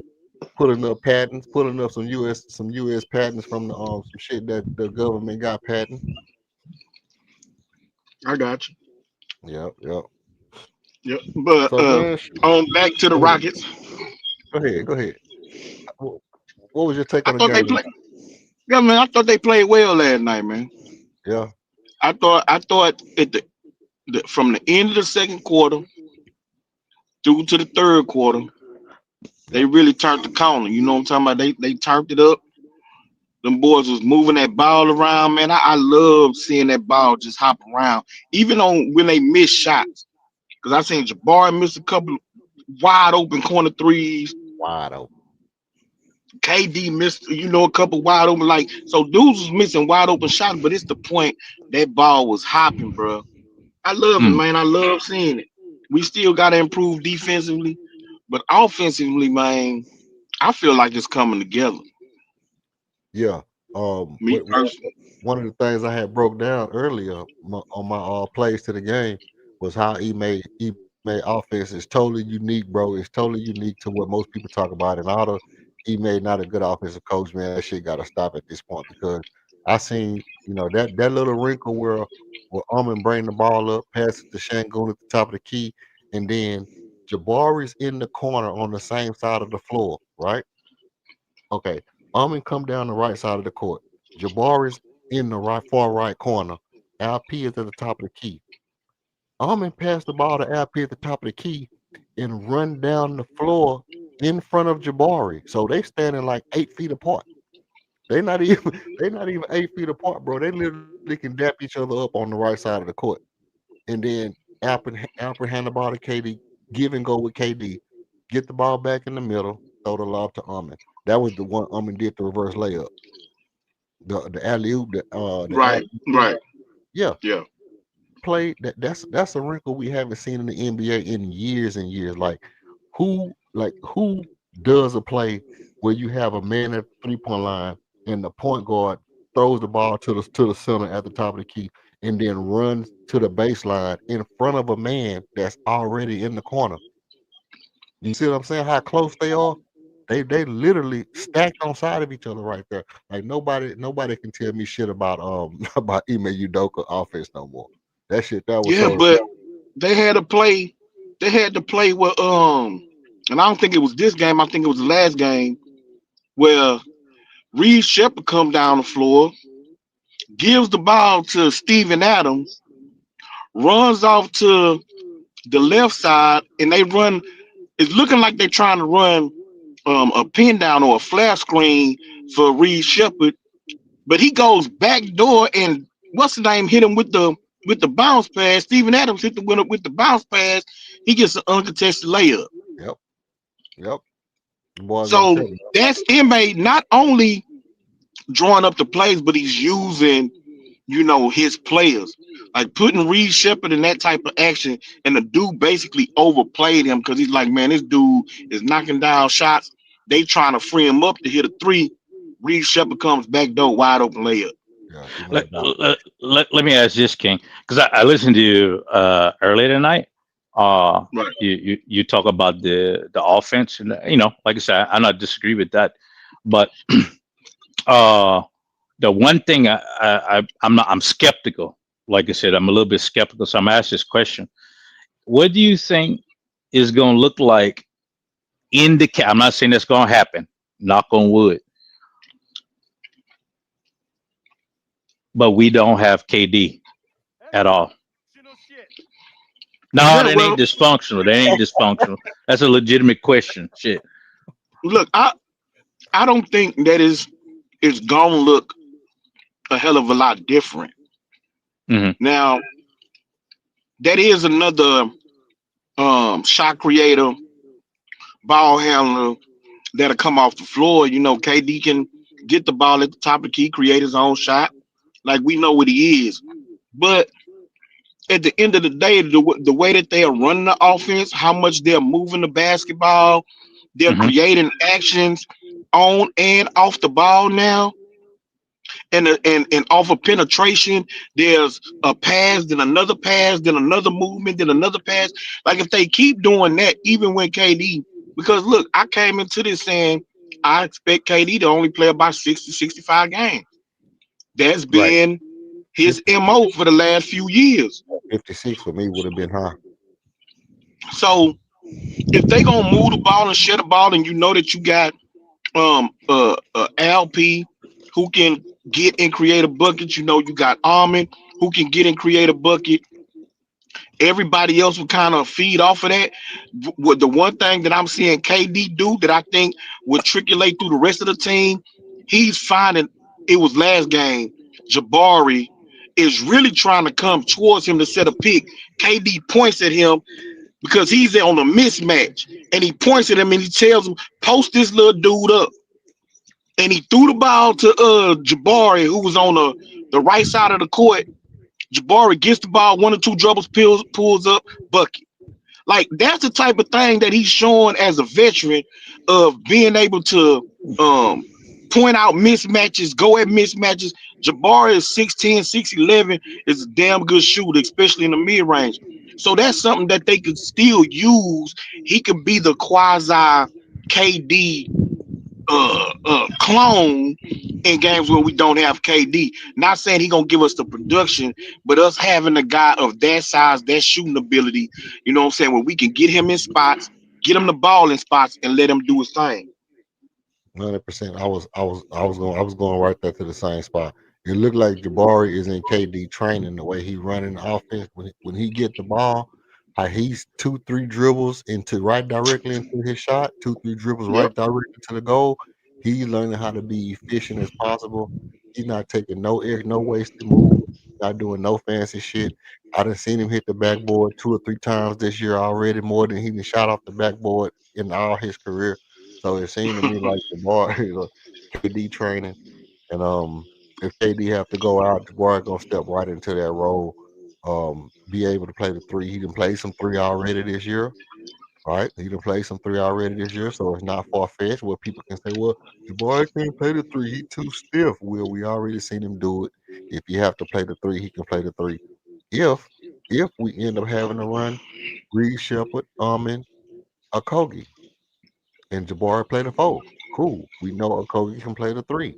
We know Ahmed can play the three. So Ahmed and Okogie on the floor together with Jabari instead of KD, I expect that our defense will be better without KD than it is with KD. To be honest, KD been Hmm. playing damn good defense this year though. he have, but you know what I'm saying. You got Ahmed and Okogie and Jabari, already there, 1, 2, 3. But then all you doing is moving them down, and you putting Reed Shepard in there, who also been playing great D. So Yep. you see what I'm saying. So now your defense just gets a little bit faster. Your defense gets a little bit, well, not faster, but a little bit smaller, a little bit more scrappier. You know, you reduce I the mean, size. Yeah, I and so understand Archon's point. It will be more difficult because the one thing that I will give KD credit for it fell over 50. is his gravity. Yeah, that too. The type of attention that he gets when he's on the court, it has opened up the court for other guys. It has created open shots for other guys. And if you want to look at the difference between last year's team and this year's team, is that most of our guys are getting far better looks Shots. at Hmm. threes Hmm. than when we had Jalen and Fred dominating the ball. Hmm. Wow. Like that's just the fact. Like they're getting far better looks at the 3-point line this year than they got last year. And then you look at Fred and Jalen led our team on pull up threes, so they wasn't even like getting shots as catch and shoot threes. Majority of their shots, a lot of that was just pull up threes, and they shot a horrible percentage, which then sunk our 3-point shoot percentage as a team. This year, the difference is it's far less guys just you doing pull up threes. Most of the Hmm. threes this year have been off of passes, off of ball movement, and these dudes is catching and shooting. That's why I think our 3-point percentage then went up this year as opposed to the previous years. Facts. Yeah, yeah. That's fact. I mean, like, I think, like I said, the thing about, I'm not trying to, get on Fred, but Fred is predictable and stagnant to me. And then Jalen, well, yeah, he took a lot of bad shots. I mean, whatever. I ain't gonna talk about Jalen. Uh, so yeah, like you said, removing those two changed the offense exponentially. But It did. that key, and I'm not saying like you're not right about Jabari, but see, this is the thing about Jabari for me. Like tonight, yeah, he put up what 20 points, something like this. Yeah, I was 22. expecting, I was expecting him to put up 20 the other game, the last game we had, and so I need to see Jabari kind of like. I'm not saying he can't do it. I want to see him do it. I want to see him be able to get into that role, But obviously, he's not going to draw the gravity of KD. No, So no. I think some adjustment. I don't know if I'm not trying to shit on Adoka. I'm just saying that I don't know if that what adjustment that need to happen is going to happen when we don't have KD. Because I know damn well we're not scoring. It's just the math tell me that we're not scoring no 130, 140 points without KD on the floor, right? No, You know, no, no. But that's where your defense has to kick up a notch. Your offensive rebounding has to kick up a notch. And who's gonna dominate the ball more is gonna be Almond and LP, and they're gonna have to create that gravity and that attention to open it up for other guys. They're gonna almost have to be more unselfish in their approach while picking their spots to just dominate and score the basketball. Mm-hmm. And I think that's what, if you look at KD, I've seen several times this year Michael Jordan fans. him talk to Jabari when he passed up a shot, talk to Reed Shepard when he passed up a shot. He's really encouraging these guys to look for their own shot, to be aggressive and stuff like that, to play within their game. And I think that that's going to benefit them if or when, however you want to slice it, he does miss a game or two. You know what I'm Mm-hmm. saying?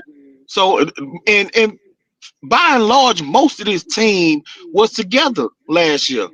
A lot of these guys played with each other, Right. so it's not gonna really be foreign to them playing without KD. I mean, they played without KD last year, True. so but we are gonna miss his scoring and his gravity, no doubt. Even his defense. He's been playing damn good defense, and people don't really even talk about it. They just talk about his scoring and his efficiency. But KD's been playing pretty damn good defense this year.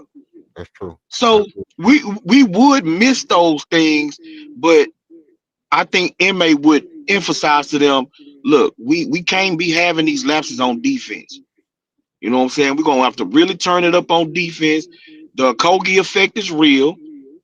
We're gonna have to pressure the basketball. Kobe Force effect. turnovers, force turnovers. You know what I'm saying? Get out there and run. And I think we could hold it down without K. I don't think the team would just fall off a cliff, Hey, when Dorian he Finney missed a is game. supposed to be back on the 24th, right? I don't know. I still ain't seen no return date for him. I seen one. Let me look for it right here. I think I seen it the other day. It said on the 24th. I'm finna get back on this clock, man. All right, all right. I appreciate you pulling up on me, King. I'm finna Yeah, get salute ready. to you boys, late night cooking. I'm gonna have to go back and hear this flat earth nonsense y'all talking about. Shit. Yeah, absolutely. I came up to give my take on the game last night. Yeah. See it. Hey, Arcon, stay away from that flat earth shit, man. Go No, listen to Professor Dave, man. Professor Dave be cooking them flat earthers. Man, Professor Dave be running from some flat earth too. Nah, I ain't seen that. I done seen them dog walk several flat earthers. Hey, Dog walk them. I'm gonna tell you like this right here. What's his Well, name? I'm gonna listen down in the chat, man. I gotta get back on it. Lord Salute to y'all, Jamal. man. Lord Jamal. Is an idiot. Lord Go Jamal ahead. he basically said, "Hey, well, if you bring Professor Dave back on Vlad, I'm gonna bring my boy with me." Now, the same dude that Lord Jamal said that he gonna bring with him on Vlad, that Lord Jamal cool with, I'm cool with them too. Nigga been Okay. trying to challenge Professor Dave for years. Professor Dave will not debate him. Will not debate him. He didn't call Professor Dave out so many times. Professor Dave will not debate him. Salutes to you, SSB 2828. Shout outs to you. Shout outs to you. Where you from? You watched the game tonight? Did you watch the game tonight, brother? Tell me what you think about the game. Appreciate you pulling up. And I appreciate your like and subscribe too, man. I appreciate that. Appreciate that. Thumbs up. Thumbs up you, man. Thumbs up you for liking and subscribing to the channel. You definitely caught. Hey, you came right at the perfect time, man. You came right at the perfect time because you joined the channel right at the perfect time. Because this week, if your subscription is pressed when this one-on-one debate go down between me and King on deck, it's gonna be fire. You don't want to miss that. So make sure that your subscription is down if you want to catch this one-on-one debate. You see that? is gonna be fire. Um, obviously he popped up and he didn't mention it. I know why he didn't mention it. You know, it's safe. It's safe. It's safe. It's safe to say, you know, we know why he didn't mention it, but you know, all's well that ends well. You know what I mean? Um, what you think about the debate, Archon? Yeah. Go ahead and give me your take on the debate. Well, I don't know. You fishing for idea? No, um, I mean, I'm well prepared. I think that because the debate is about T Mac and Harden, who's the most overrated Rocket, right? Basically, what it's going to be. So, kind of like what I was saying, I can't. Well, I'll say like this. I don't want to use the word can't, but you're going to argue that Harden is the most overrated, right? I'm going to argue. This is my exact what I got up here. James Harden is the most overrated Rocket player, not T Mac. So that's what I'm pushing. Yeah, yeah. That's the government position there. So, I mean, um, I, I'm not getting into the actual arguments, but from the Harden, from your approach, uh, I can kind of come up with a few things. I can, see that, I guess.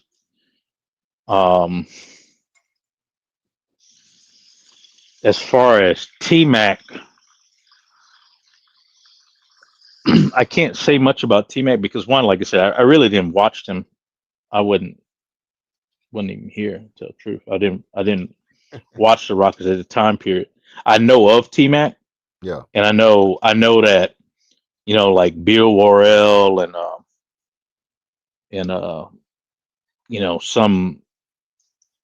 some people like really had high praise for T Mac. I Right. think T Mac he the one that he dropped like I don't know, was it 12 points in 35 4 minutes? Was it 12 points in 35 seconds? Yeah, something like that, something crazy. Um, I know he did that, Yeah. but outside of that, because that team, I guess it was T Mac first, or was it Katino Mobley first? But it was T Mac. It was Tino Mobley and Steve Francis that they traded to get T Mac. All right, okay, that's it. So I was trying to think about those mediocre. um, but like that time period, I think it was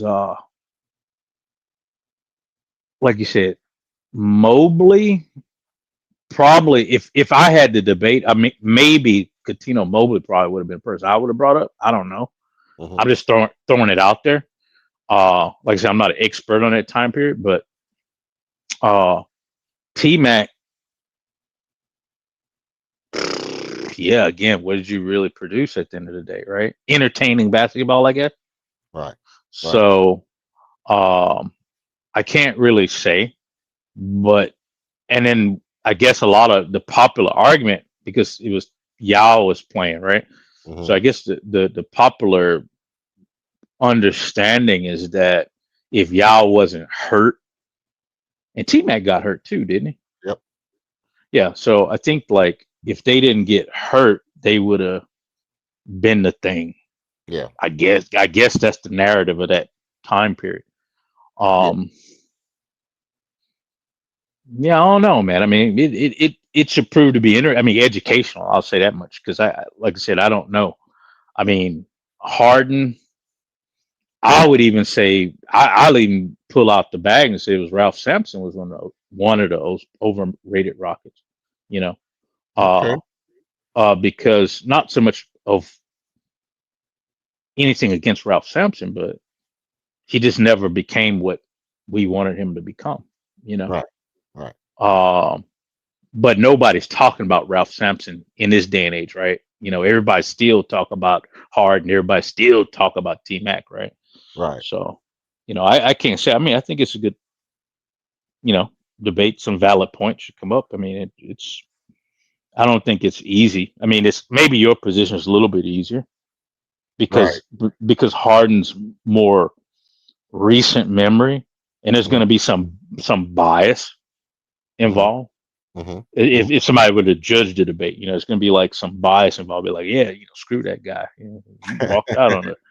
Yeah. But Well, I'll but probably do something like ones in the chat, for Harden, twos for Tracy McGrady. It'll be something like that. Or, ones if you think I won and twos if you think he won. And I'll let the chat decide, what they think. Really, it don't really matter who yeah, wins. see, I see your style. Yeah. Because like you probably had what we call the Oxford Union style of debate, where the audience decide, right? Yeah. When Yeah. you in school, yeah. See, I didn't do that. We had the parliamentary British Parliament style, so Mm-hmm. it's like pretty strict as far as how you Okay. So yeah, I score, had right? yeah, yeah, yeah. Yeah, Okay. but I mean, no, I mean either way is having merit has its merits. Mhm. But I think the Harden, uh, the I just throw this out here. One thing where you kind of can't touch Harden is that as far as success, Mhm. general franchise success, Mhm. uh, you wouldn't have got that if Harden wasn't here. Okay. That's It's a good just point. Harden produce, Harden and the D'Antoni system Mhm. produce the closest the Rockets have gotten to championship contention since, was it 93, 94, 95, right? Okay. Yeah. Yeah. True. That's true. Right. So, That's true. but that's what I think about it. Nothing more, nothing less, really. I Yeah. can't really say I can't say, I don't have any opinion on it, to Right. put it Right. that way. Right. No, it's gonna be fun. It's gonna be fun. I think much like last time. Um. Well, I was like, you know what? I'm gonna go ahead and just because I was gonna choose a different player and take a different approach, right? But since he said he wanted me to tell him who I was choosing before the match, you know, I say, well, I'm gonna go this player and this approach, right? Yeah. Yeah. And so, you know, No, it's fine. Like you said, you framed it and it's clean cut, whatever. Because like the one, I don't know, that other one you had about Rudy T, mhm. I don't think that's a good debate topic, honestly. That one is kind of not debatable. Why you say it's not? I don't, I mean, because like, what was the topic again directly? It was, is, It was is let me see, let me get to it right here. I had it here. Oh, did I move it? Oh, it was Rudy T's success, did Rudy Tom Jonovich success hinge on circumstances or was it generational genius or something like that? yeah, okay. So, yeah, that was it. Like, that particular, like the individual genius or circumstance. So, like, I'm gonna tell you something I heard that I'm not gonna say who said it because a couple people were saying some shit today. I just was like, what are you talking about? Um, fun, like I said, fun facts. When you talk about 3-point shooting, right? Hmm. In that time period, nobody was jacking up no threes, Right. right? Yep. But the Tom Janovich system Mhm. It was. and how the team was constructed under the Tom Janovich system, Hmm. they were shooting more threes than anybody. That's right. And wanted to shoot more. And Yeah, he actually said he wanted Vernon to shoot 8 to 11 threes. like you said that tonight, right? So I Hmm. didn't miss that, right? Right. So the point is that when you look at the numbers, is that because I think they were asking, it was somehow, oh, have we ever seen a 3-point shooting team as good as this one currently, right? Wow. And immediately, I was like, well, yeah, 93, 94 Rockets, right? Easy. Easy. Because if you look at the numbers, it was, like I said, Rockets was 400 some odd made threes.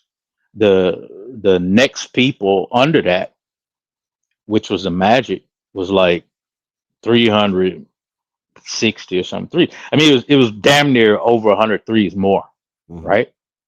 As far as made threes. So everybody on that team could shoot. Right. Kenny Smith could shoot. Mhm. Like I said, Maxwell could shoot. Everybody on that team could shoot. Scott Brooks, Matt Bullard, Mario Ellis. Matt Bullard, Mario, who I don't was Pete Chilcutt on that team. Everybody was on that team could Yeah. shoot, Chris right? Jensen. Yeah. So the so-called no names, everybody could shoot on that team, and it was set up like that. So this team is not like that. Let's be real. We got some non-shooters that are performing very well under a good, setup, but they're not like that, right? Playing So above their heads. perhaps, perhaps I'm not one of these guys that say, oh, they're going to come back down to earth per se. I don't think so much like that, because I think the key to 3-point shooting is not jacking them. It's about shooting good threes.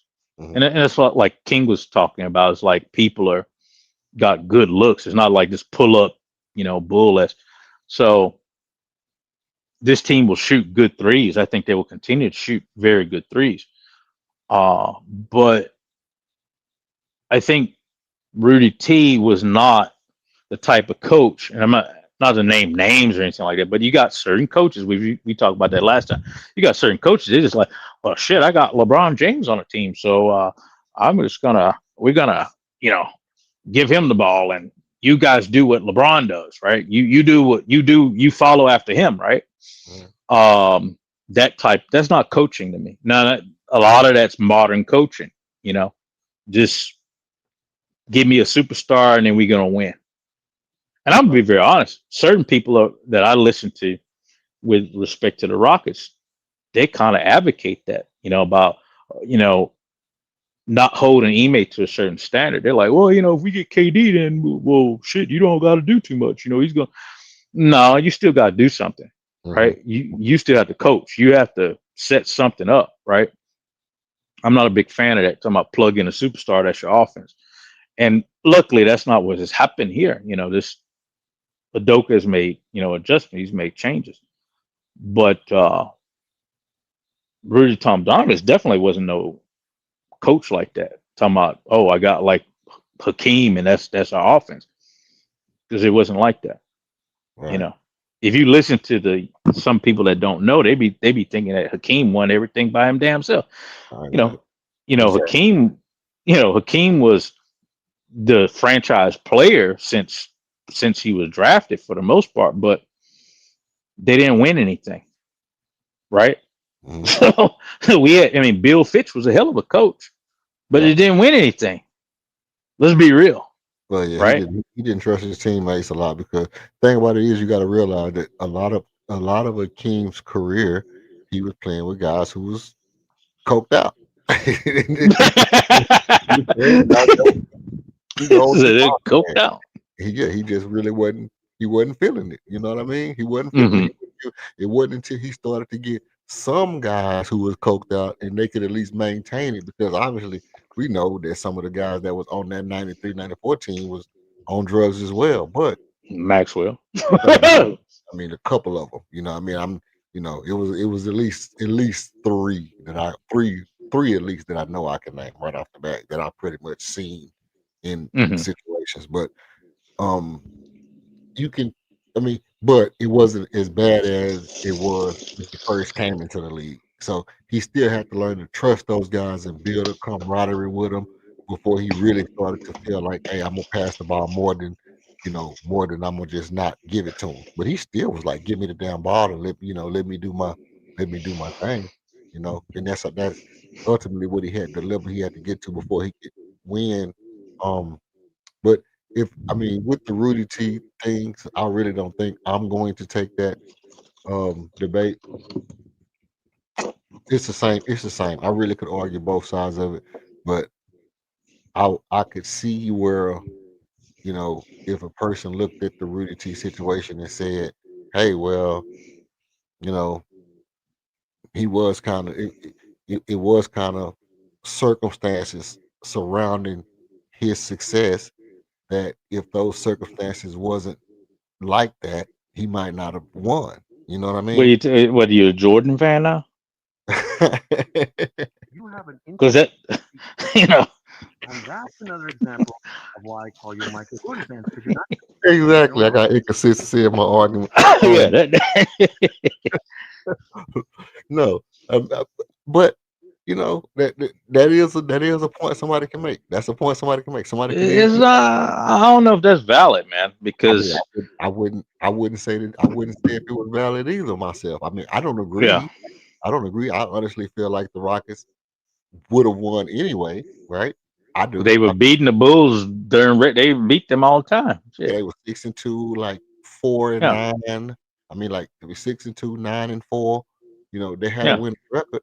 But if a person wanted to say, "Hey, look, his success hinged on the fact that he won, in the regular season and in the playoffs.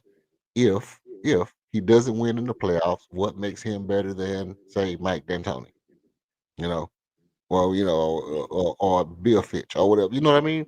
So if he doesn't win, if he doesn't beat Jordan, you know, is he better than Bill Fitch or whatever the case may be? So it could be some arguments made about his success that I think could still make that a legitimate argument.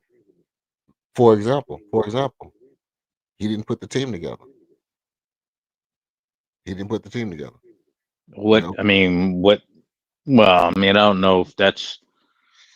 I Well, I mean, mean, it's a circumstance. He came into a circumstance that was already the way that it was before he got there. It's kind of like Steve Kerr getting the Warriors. You could ask the same question about Steve Kerr. You could ask the same question about well, I think Steve Kerr's situation is not analogous because the Warriors had specifically, I mean, before Kerr was there, they were specifically kind of from the front office level engineering a team. They were trying to engineer uh, a system, kind of Moneyball thing, right? And who was that was there? Was it Mike Brown or whatever? Mark Jackson. Mark Jackson, thank you. I've heard people say, "Oh, well, Mark Jackson's the one that set that up, and then Kerr came in."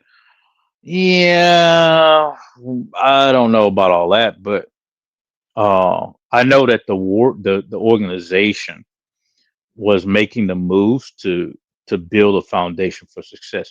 I don't think the Rockets were building a foundation for success. Hakeem could have been traded. I think it was it 92 or 91? I think it was 90. I think you're right. I think it was 92, 91 on 91, 92 season. Maybe it might have been that Yeah. rookie. I think the Rockets was kind of like on the edge of saying like, well, we damn near thinking about a rebuild. Honestly, um, I don't. They weren't.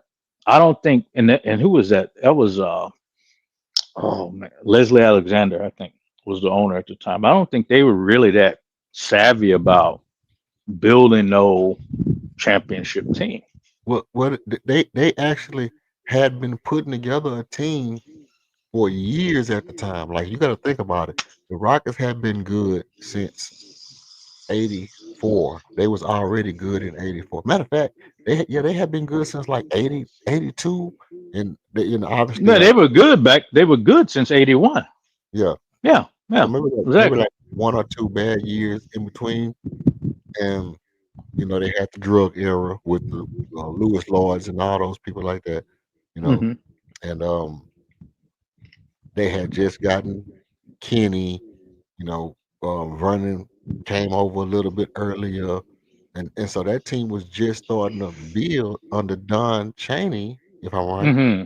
Under Mm-hmm. Don Chaney, that team was just starting to build when Rudy was brought in because Don Chaney was fired because of Kenny Smith, right? So Kenny had a problem with Don Chaney, if I'm right, that got Don Chaney fired. I That's don't remember that. I don't remember the story on that one. yeah, that's what I'm kind of remembering what I was told at that point. So Mm-hmm. um and so Rudy was a assistant coach that came in and took over the team, and he already kind of had familiarity with the team. Now, obviously, the people liked him already. You know, the team already liked him as assistant coach, and he took over as the head coach, and the rest is Mm. history. So Mm.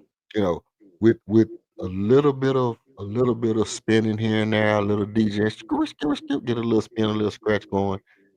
I really could argue either way. I could argue, hey, look, um, you know, the system had a lot to do with it, and then I'll pull out my dilly dally and I'll do my thing.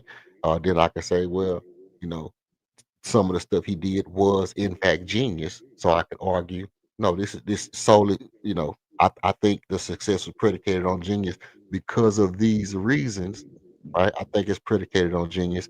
Not only do I think it's predicated on genius because of these reasons, I think that it's more predicated on genius than it is the circumstances because of XYZ, XYZ, XYZ.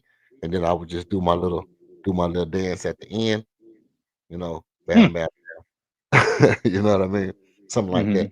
And if I was gonna say it is because of the circumstances. Hold on, let me see. I think King over here talking shit. I'm pretty sure that's King talking shit. Oh, Carol, CD Carroll was supposed to coach. CD Carroll was supposed to coach and got sick. Okay. The boy Buckmo in there with the information. CD Carroll was supposed to coach. Um, if I was going to say, hey, I think I think if I was gonna say I think it's the circumstances why, then I would just go like, hey, look, I think, you know, the Jordan situation and the the team being built and, you know, some other things circulating around the team, the circumstances lined up perfectly. And because of this, and this, I think without this and that, these circumstances wouldn't allow for him to be successful and I would run it that way. So either way it go, I think it's a good debate, and I think anybody can pretty much take either side if they make strong arguments. If they make strong arguments, if they feel a certain way about it, I think it'll be a good debate for anybody to take.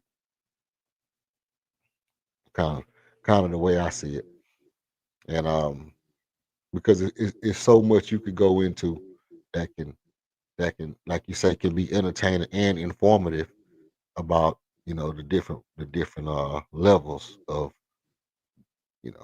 of that era. Shine a little light on Rudy T, both sides. Which I'm a big Rudy T fan. I'm a big Rudy T fan. Yeah, I don't know. I mean, it's still one of those things where, I, I mean, I'm not disagreeing. It's just kind of, I have to think about it. It's a question that we could, like you said, we can. I'm not saying it's a truism, but it's one of those things where I could throw Steve Kerr. I could throw the same question on Steve Kerr. I could throw the same question on Phil Jackson. Joe I could Mazzulla. throw. Oh, I wasn't even gonna go that low. Uh, Joe Mazzulla. I wasn't gonna go that low. I was thinking more about what you call him from the Lakers. Damn, J- Pat Riley. I said Pat. you could even, you know, Who was it? Was it Frank Vogel that got LeBron and got the championship with the Lakers? Frank Vogel got a free championship is that that a right? team that was already built. I didn't know that. Yeah. Yeah, I didn't know that. Uh, it's you could circumstance. I mean, it's kind of, I don't know. Maybe I'm being nitpicky, but um, It is kind of generic. I mean, kind of general. I mean, I get it. I mean, it could be argued. I can't argue it personally. I can't argue it It because is. I just can't. I can't say in good faith that his situation was any different than the situation of any NBA coach. I think that Oh, uh, I think that he, maybe it was fortuitous to have the quality that he had and to have support that he had. But I think, look at this. I'll even throw this out here just to just kind of, throw a wrench in it. The coach have to have the support of the organization and the players, right? mhm. So, so if you've got certain tools, you meaning the players, and you've got certain support, and that aligns with what's going on with the rest of the surroundings, your probability to win is quite high, That's your circumstance. right? That's circumstance. So, you look at like Ty Lue, right? Mhm. Or Doc Rivers. In any other situation, a person like, you know, uh, Doc Rivers, and I'm not trying to say like Doc Rivers is a bad coach or anything like that, but Doc Rivers have a huge body of work. Mhm. Okay. So in order for Doc Rivers to win, I think it's easier to say that he needed certain circumstances, Mhm. which I think is the reverse of Rudy T. I think for Rudy T to win, he didn't necessarily have to have things aligned in a certain way. So if I say like, oh, Tyronn Lue won because of X, Y, and Z, well, there's certain circumstances. Then he's dealing with. He's got a certain tool set, and he's dealing with these circumstances. And okay, he won. Or like I said, the East Coast stuff, right? Oh, Joe Mazzulla. Well, boom, Ime and these guys, they kind of build up the team. They got these excellent tools, and oh, it's the East on top of that. Then Joe Mazzulla came up in there on the back of controversy, etc., and boom, they won or whatever. So Get the fuck out of here, what King. we Not oh, talking about uh, what are you talking about? talking about I'm over here with my notepad. No, I see. I read it. He's scribbling away. Ridiculous. I'm out here giving away jewels, hoping somebody else take. See, somebody else could have wrote all this down and went on ahead and argued the debate. I was gonna tell you, King, that I think it was Lero that said he would have bet however much money on that debate, on that Rudy T debate. I think it was Lero that said, Yeah. I bet however much money. Anybody want to bet some money? I'll bet any kind of money on that debate. And I was like, I don't think nobody really want to bet no money, man. Well, too much. I don't know about all that. Yeah, I I don't mean, know about all I had to go ahead and say it because I was like, for one, I didn't want to take his money. I wouldn't have felt right taking his money. that. Okay. You know, because I mean, it's me. And then for two, I was like, you know, I don't want to have it like, oh, they gambling over there on the site, and then Mm. all of a sudden they pull up on me and be like, oh yeah, you gambling, you gambling on your site. So I was like, "No, we ain't doing no gambling over here, man. Now, if you want to tip somebody some money, and then you want to tip me some money, and then I just happen to tip somebody else, I just happen to get him you give me a tip, and then I get him a tip for for doing a debate. I'll do that, but I'm not gonna. We're not gonna do the I bet you any kind of money on not on the platform like that because I can't afford to get my little stream taken down or have the hot boy pull up on me or none of that. I don't want none of that. Hmm. Yeah. But we can do some tips, you know what I mean? And I do got some prizes. Like I said, I do got some prizes that we put together a couple of debates. Um some working to get some more some more gear on. My site, my website, acting funny. I don't even know what happened to it. My website was acting funny. I had got some new merch on the site. How Nerks, how Nerks merch. Um, the the coasters, some Rockets, Houston Rockets coasters, Houston Rockets dominoes, stuff like that. You know, probably gonna be getting some of that stuff in like that. So we put together a couple of good debates. Then I'll either give those to the person whoever win the most, or the person who something like that, something like that. Whoever win the most, or we'll do a tournament. Once we get a couple of people in, we'll do like a tournament, and I'll do like first, second, third place, and everybody will get something. Or I'll just but when I reach a certain number of subscriptions, I might just give everybody something. I don't know. I'm working on some shit. I'm working on some shit to where Well, um you got to have an entertaining debate. I mean, it has to be controlled, but you got to have an entertaining debate. And yeah, so, that's going to bring other yahoos in there. right. So you got to, like I said, you start off. I mean, King. I don't think King is going to be no scrub, but you got to bring a couple scrubs in, right? So I'm thinking, you know, bring Laro up in there. That might be entertaining. I don't know. Um, I don't know what you would debate though, but you get some in, get Laro in there. That should be interesting. He might surprise you. We don't know. Yeah. Uh, I have to. I just need to get some more people in that I can pass off some of these debates to, because I don't want to be just smacking people around.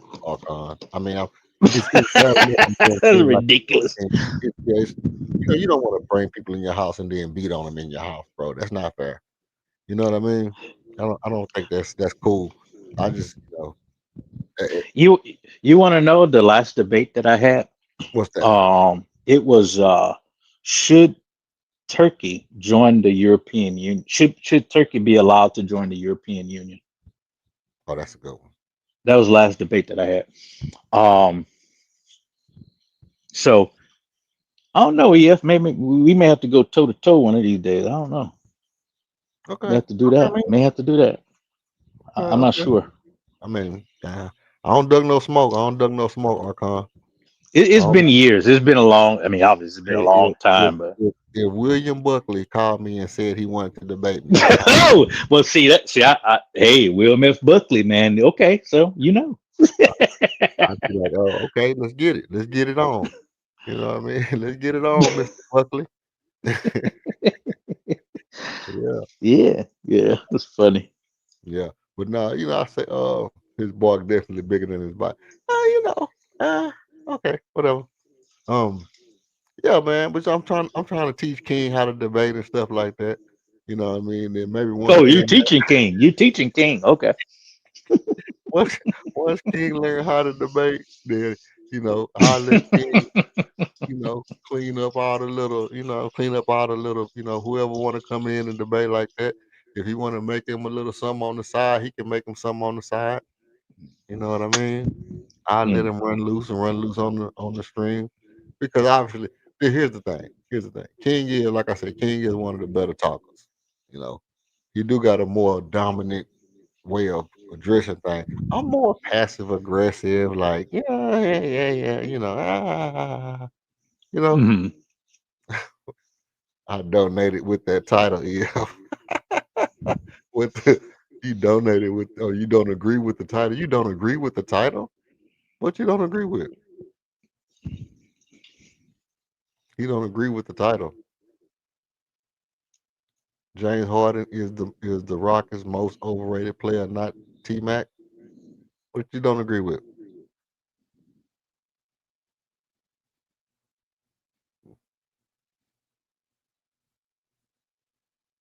This technicality would only apply to saying, well, the title should be James Harden is not the most overrated Rocket. Point blank. I could see that, but I don't think that's his gripe.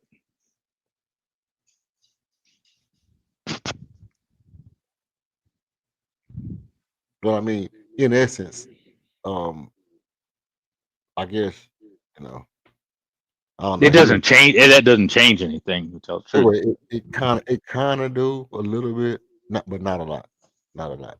I mean, not yeah, you're right. It really don't change nothing. But I already know what he getting at. He know that. Well, basically, well. He might see it. He might not. He might see it. He might not.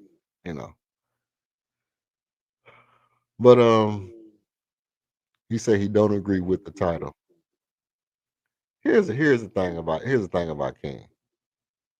He pretty much know that he gonna lose. It's gonna be hard to win, and I don't mind. I mean, like I said, I'm gonna take it easy. I'm gonna take it easy on it, and I stack the deck in his favor. I stack the deck in his favor. You know, and so it is. It is what it is. Um, I wonder, how long because I have had people come on and say they was gonna take the base. Buckmo said he was gonna take a debate. I think he was the one that said he was gonna take the Yamin Ralph Sampson debate, and then I think Smooth said he was gonna take. I don't know if Smooth said he was gonna take the most underrated player, and then Laro said he was gonna take the Rudy Tomjanovich debate. So really, all the debates could have been off the board, and you know, I could have started filling in different ones, which I still got some more. Your title allows you to only argue against Harden, not to have to actually make a case for T-Mac. No, it says no. That's not true. It says I have to make the. It says I stacked it in your favor, so I have to make two arguments. I have to make two arguments. I have to make the case for that Harden is the most overrated and not T-Mac. That's what it says. Not T-Mac. T-Mac is not. Harden is. So I have to make both cases. I stacked it in your favor. Yeah, I can take the T-Mac off and just have to argue for Harden. Or you want me to just say the most overrated player and just leave it? If you prefer just the most overrated player like that, it's gonna get dirty. I'm gonna tell you right now. If that's what you want, it's gonna get real dirty.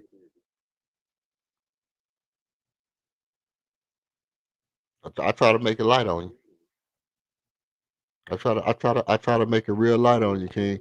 If you wanted to just be the most overrated player, it's gonna get real dirty. I'm telling you right now. I'm telling you right now. If you take off all them words and you only have to argue that Harden by saying not T Mac, it allows you to avoid T Mac completely. No, you just you reaching. You reaching.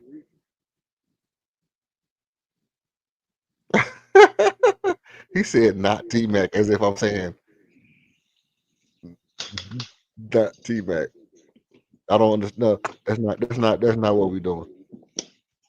No, yeah, like I said before, you have to still address T Mac because if you say that okay, James Harden is most overrated because of X, Y, Z, Yeah, and or if you say because you don't have to even if the title says the proposition is that is James Harden and not T Mac, right.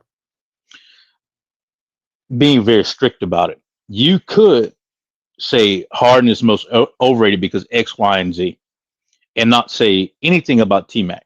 Hmm. Would it be technically a demerit or a deficit overall? Yes,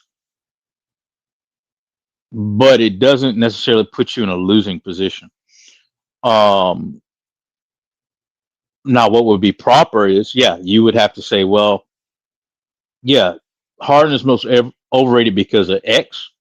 Harden is most overrated because of B, and it's not T Mac because of Z, and then that covers the whole proposition. Blah blah blah.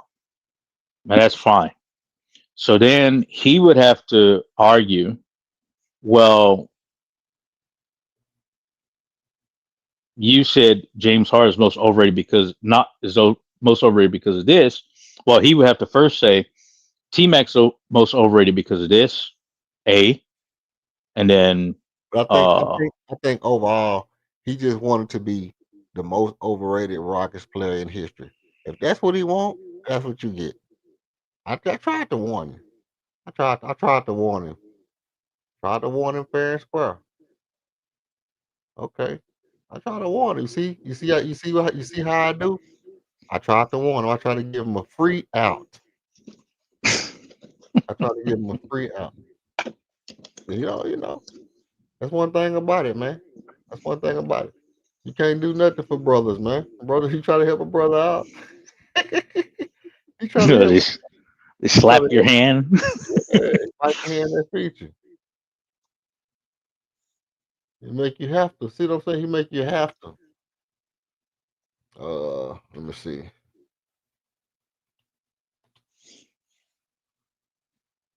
The most overrated Rocket player. Period. Boom. The most overrated Houston Rockets player. Okay. Overrated. Real quick.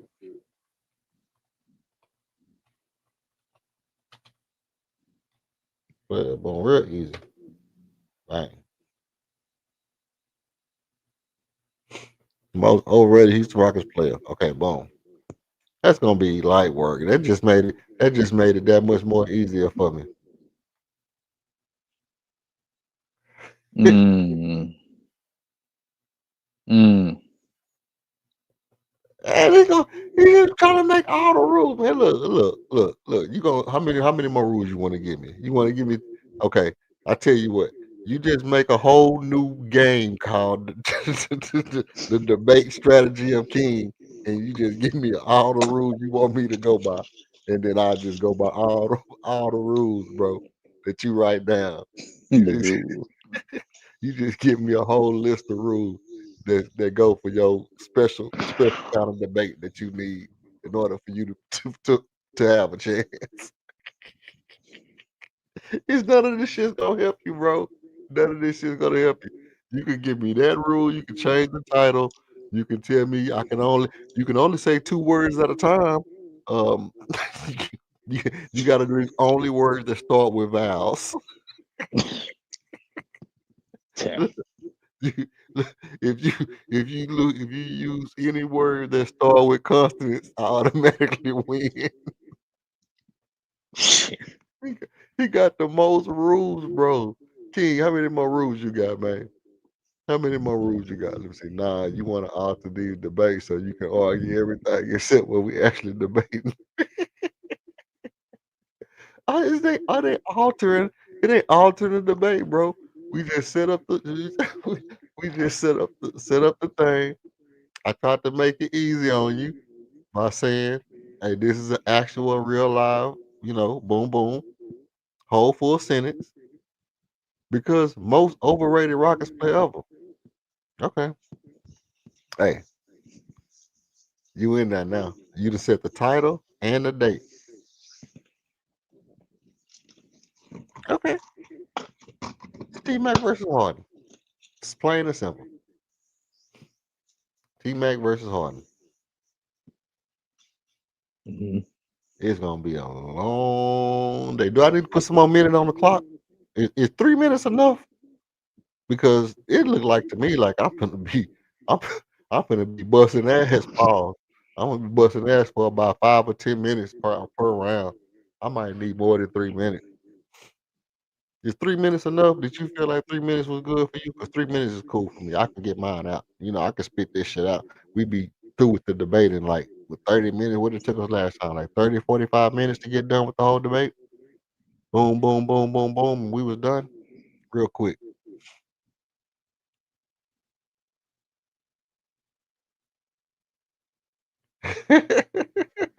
Yes, it's Harden versus T Mac. Not Harden, not T Mac. You know what I'm saying? That boy trying to figure out something. He trying to Look, I'm gonna tell you what's going on in his mind because I know what's going on in his head. His head is like, damn, what is this nigga gonna do to try to win this debate? I gotta try to figure out what he gonna do. What is he trying to do? Why did he take James Harden? I can't fathom it. My mind, I can't take it because we know he's a Harden fan. So you know in his mind is collapsing in on itself, trying to figure Mm. out why I would pick James Harden over every other Houston Rocket. Why would I pick James Harden? And the man's mind is collapsing on itself. It won't be until like maybe tomorrow he'll wake up and he'll be like, "Oh shit, I kind of see what he gonna do." So then when he wake up and then he be like, "Okay, I think I got a point." He gonna probably come up with maybe one of my strategies that I'll use, maybe one idea that I'll use to make my argument. And then he'll come in here, he'll throw that out there. He'll either save it for last as he know that I'm strategic. So he might try to save it for his last round or something like that. But if you don't use it out the gate, if you don't come out and Eminem me with my own shit and just say, okay, this is his point that he gonna try to make, then he gonna let me make the point clear, and I'm gonna make the point clear. Either way it go, either way it go. I mean, he beat. He beat. I mean, either way it go, he beat. Because I know all your moves. I know everything you can do. And even if you try to play my hand first, boom, I'm just gonna step on it. If you don't and you let me play it, well, I'm gonna smack it out the park. So either way it go, by the time he wake up in a couple of days or tomorrow or the day after that, and he be like, "Oh, I know what he gonna do." And he come up with one idea. He come up with one idea, and then he's going to try to use that one idea to try to galvanize the people behind him, and that's not gonna work. Mm. See, Mm. it's just it's gonna be fun. That's all I can say. That's all I can say. Wish you could have been here for the weigh-in, but it's gonna be a fun debate. It's gonna actually be fun. It's not gonna go well for you. Listen, listen. I have so much fun debating, bro. I have so much fun debating. You have no idea. You have no idea. He know. He really in real life true story. If you was somewhere quiet where I wasn't at and you said King, that dude good at debate night, he'll be like, man, that dude awesome. That dude Ridiculous. Awesome. he'll tell you if I wasn't around. But I know how it is, man. I know how it is. After this one day, you know what I'm saying? We'll sit on here. I might give me a cold tasted beverage of choice. You know how we do. We'll chop it up after the match. I'm gonna probably stop it. Now I'm gonna let it run. I'll let it run and then I'll just cut it up afterwards like I did. Cause I kind of like that. Um, yeah, just kind of cut it up. Give me a cold tasty beverage of choice after the match, and 'cause I don't want to drink during the match. I want to be nice and sober, so my shit come out articulate. I like to, I like to be articulate when I Okay. so that everything will come out fluidly, and then when I get through, then I can start popping brewskis on you, so we can talk shit. Um, yeah, it's gonna be fun. It's gonna be nice. It's gonna be exciting. I really hope we get at least, I hope we have a decent audience. Well, I know. The thing is that do we play on Wednesday? Let me look and see. I think so. Cleveland, We play I Cleveland on believe. Wednesday. I don't know. Don't quote me on it, but I think.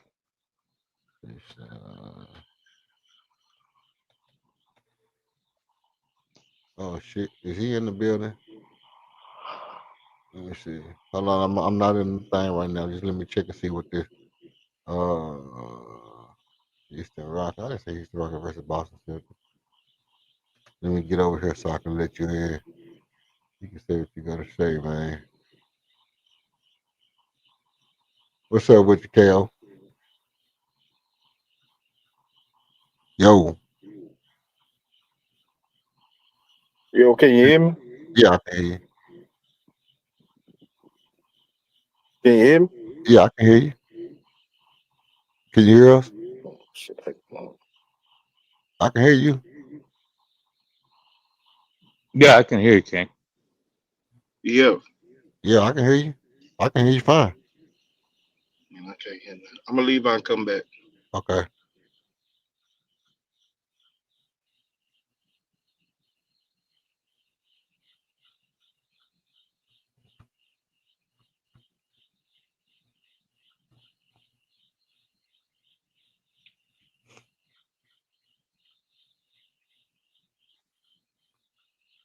Oh shit, the game on there. What's it called? Okay. Okay. Can you hear us now? Yeah, yeah, yeah. Okay. Now you say be there for the weigh-in. Here I go. Nah, hey, look, I'm I'm I'm glad you took the debate, bro. I'm glad you took the debate. But I noticed you put it on Wednesday on the game day. It seemed to me like you trying to cut the Nah, time. listen. That's my only off day.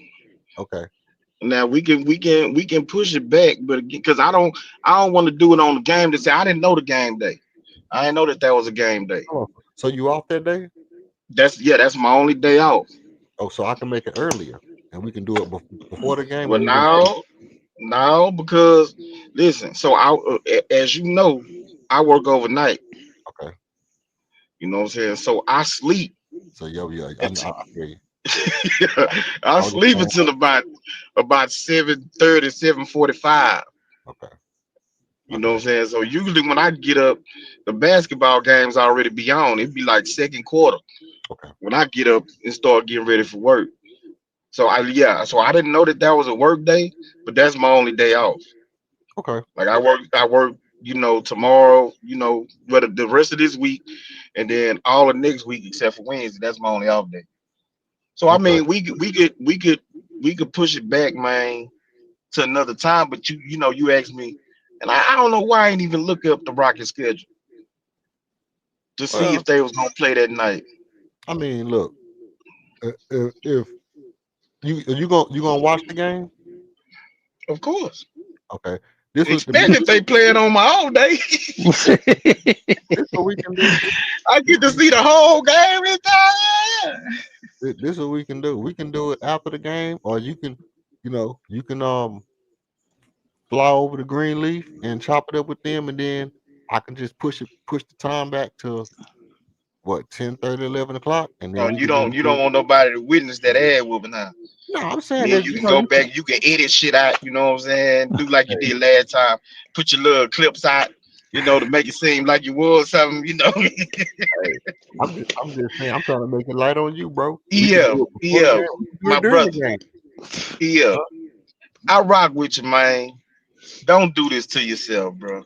Listen, Mm. Don't do this to yourself, man. You want to tap into people's emotions, about James, or it's a lot of raw feelings about James.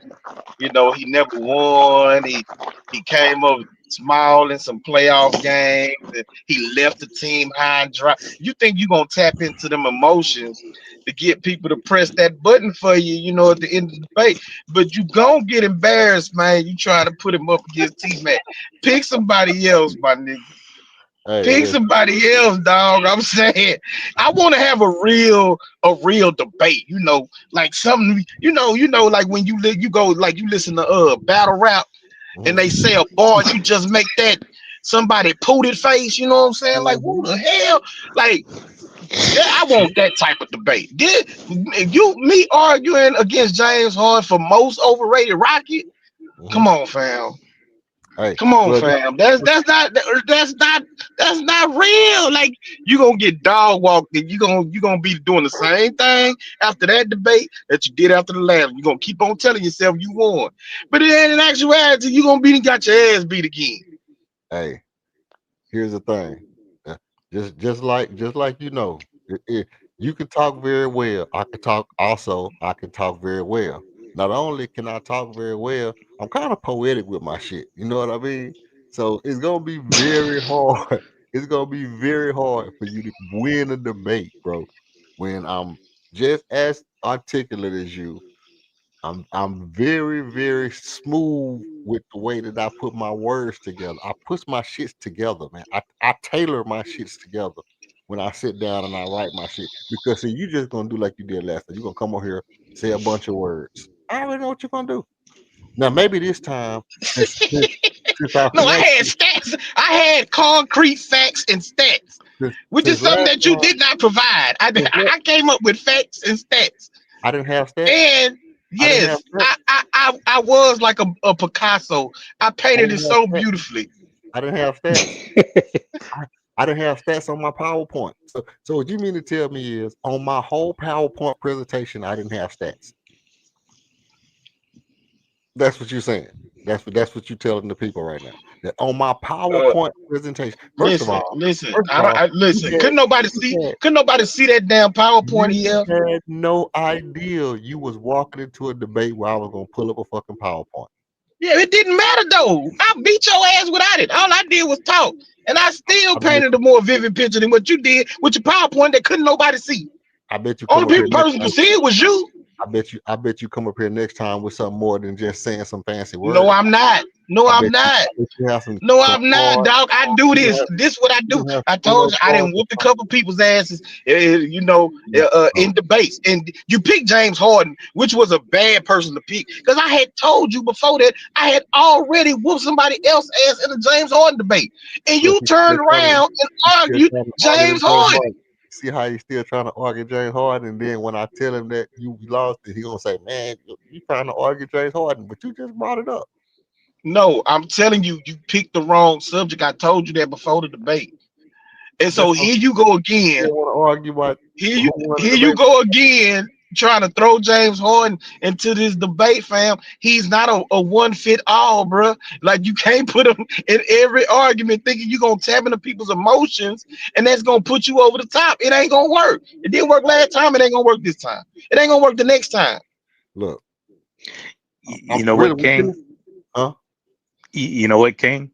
the thing that I knew that lost a lot of debates that I've witnessed in our format was emotional appeal. So emotional appeal scores 0 points.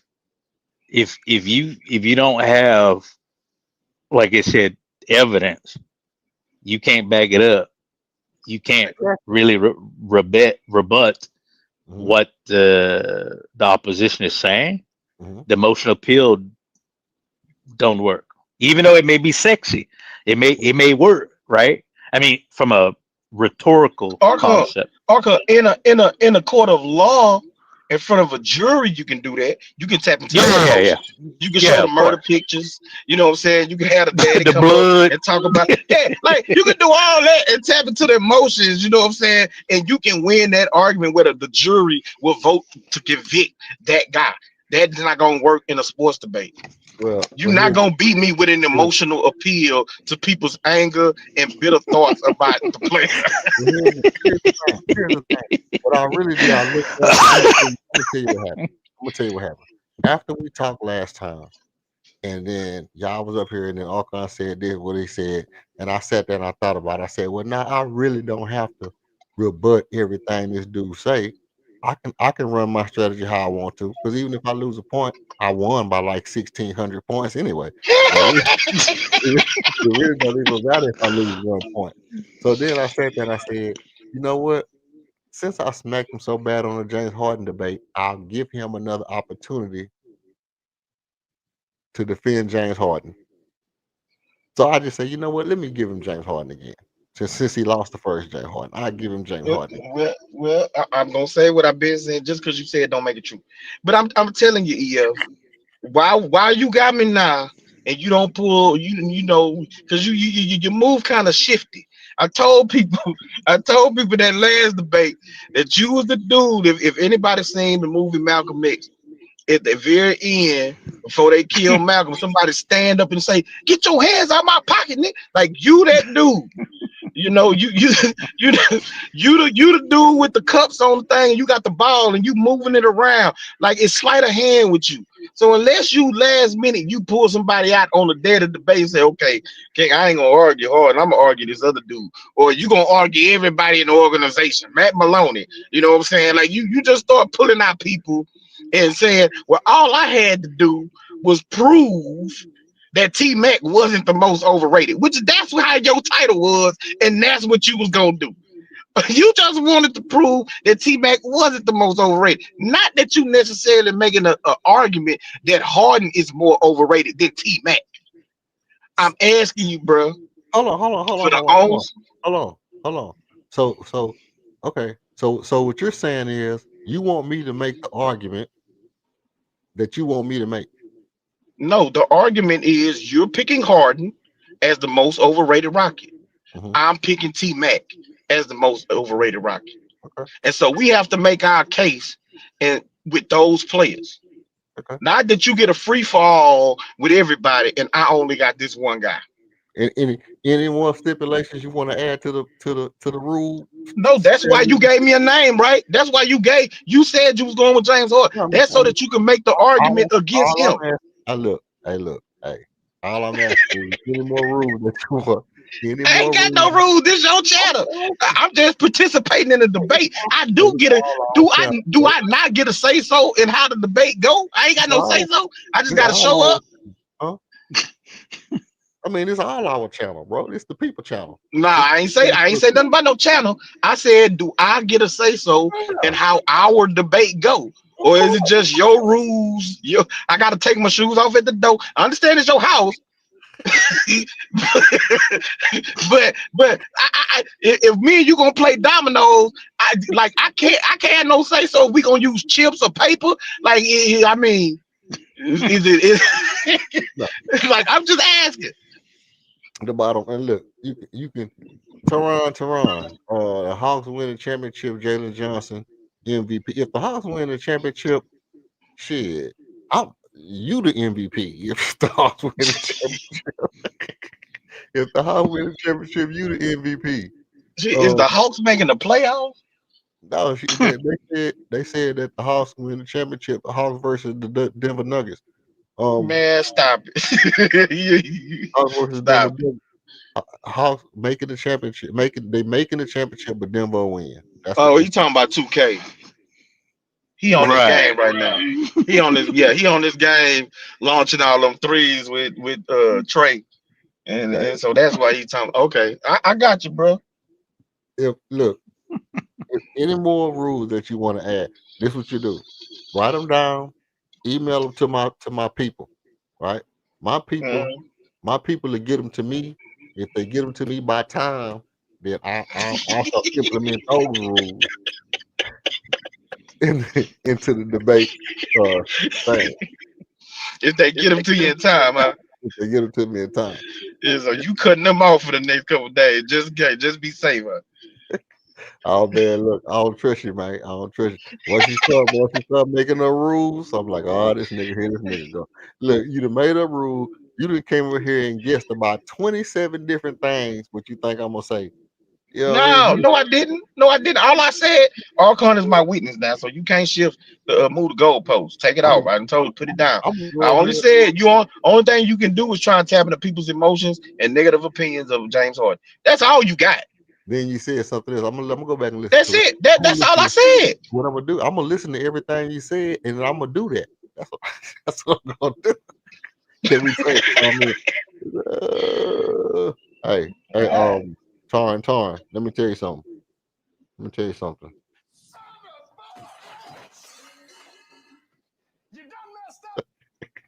No, you cannot trade for Amin Thompson, bro. What you gonna give us for Amin Thompson? The franchise? No, your firstborn child. No, I mean, no. This is what we need for Amin Thompson. We'll give y'all Amin Thompson, and we want the whole Atlanta Hawks, the stadium, the parking lot. We want to put that whole shit in field one.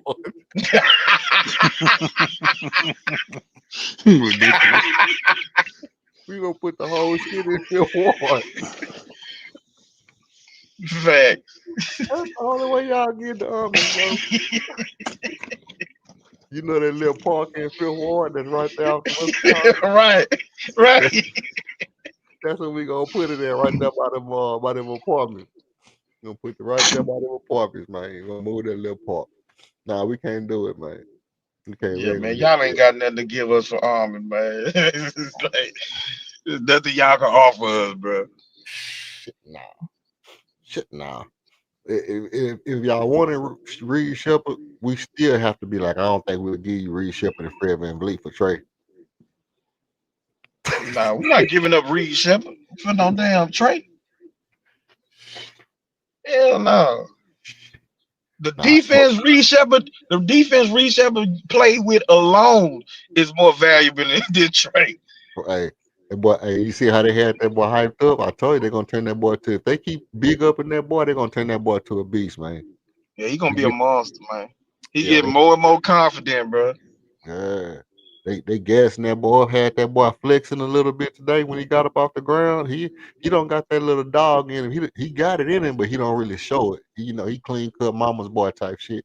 But when he get that Well, flexing, get yeah, so if you talking about he don't got that that raw black raw. boy swagger. He got that raw you raw. know we gotta goddamn me pump our chest out for every play.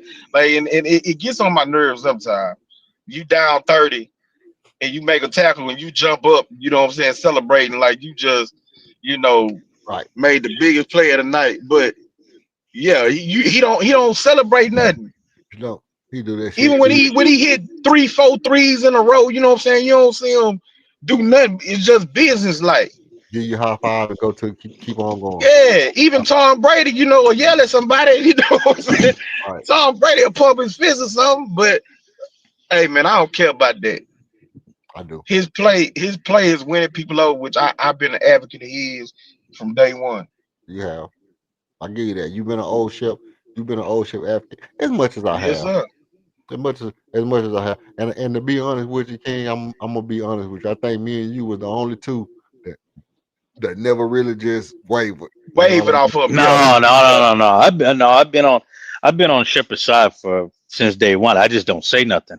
mean? Yeah. Yeah, a lot of, Okay. lot of, Okay. I hear a lot of shit, but I don't respond to everything. But That's Okay. Arkansas really don't be saying nothing about nothing. So no, because like, But you know what, to be honest, what's the name wavered a little bit, EF? who that? You. Uh-uh. You when you because So you- I remember you was kind of trashing old Shep because he ain't have no flair to his game. Okay. Remember that? Yeah. What Man, he dribbled the ball. He dribbled the ball like Bob Cousy. I said no, not like Bob Cruz. I said what I said. I said Matt Maloney. I said what I said was I need him to get some flair in his game. I need him to do some. I need him to do a no look pass, a dribble, in and out dribble or something. And I kept saying that little shimmy dribble that he did in the summer league. I need him to bring that shit back out, and I need him to shoot the ball with confidence. That's all. That's my whole thing. I need him not to turn his back when he cross over. Little shit like that pisses me off. Do a no look pass, scare somebody with your game, make somebody scared to hold you. That's gonna make you better. That's all I was saying.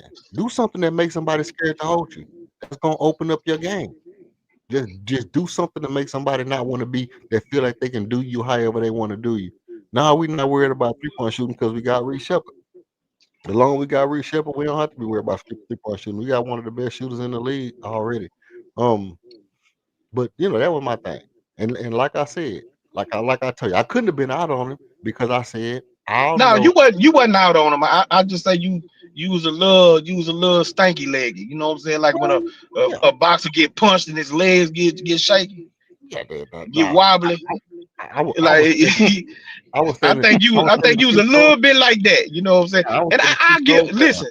Huh? One thing I will say, because I said this in the offseason, I say I want to see if Reed Shepard could come into the game and be efficient and have a positive impact on the game in his limited minutes, because it was seeming to me like he was a volume shooter. Volume shooter. That was Like it. That was in order for him to get his points or whatever, he needed to shoot the ball a lot, and he wasn't gonna have that opportunity on the team, with everybody on the team. So what he's done is he's turned it around, and so I can say he's shown that he can be efficient on a limited amount of shots, and he's making his impact felt. I always felt he could be a plus defensively, even if he's undersized. People do get by him, these guards, they are fast and quicker than him, but he never quits on the play. And so he makes up for it by deflecting the ball, blocking, getting blocks on shot attempts. So even if they get by him, they can't feel safe when he's around. Hmm.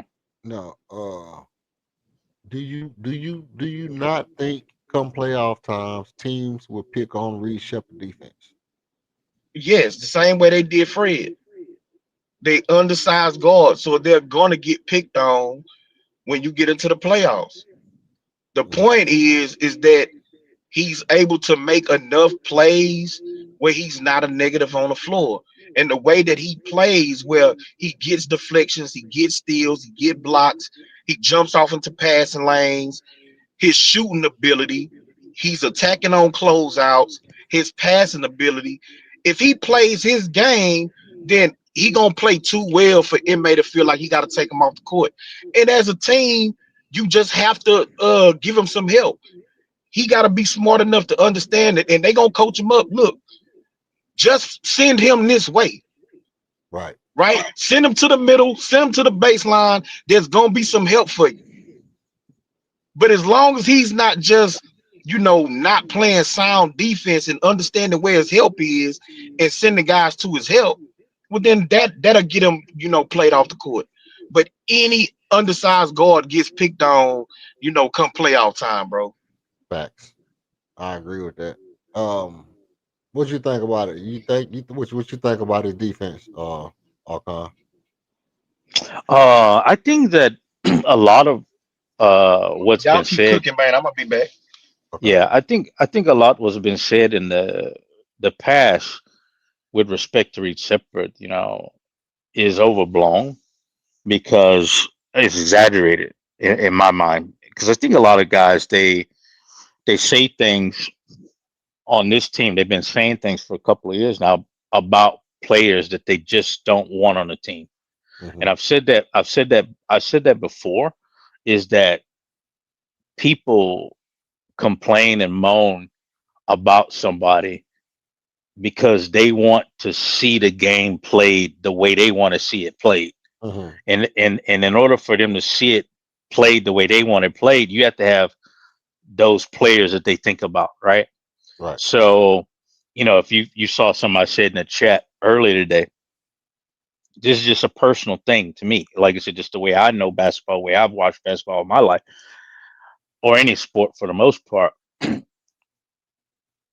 The flash and all of that stuff, that's entertainment. That's fine.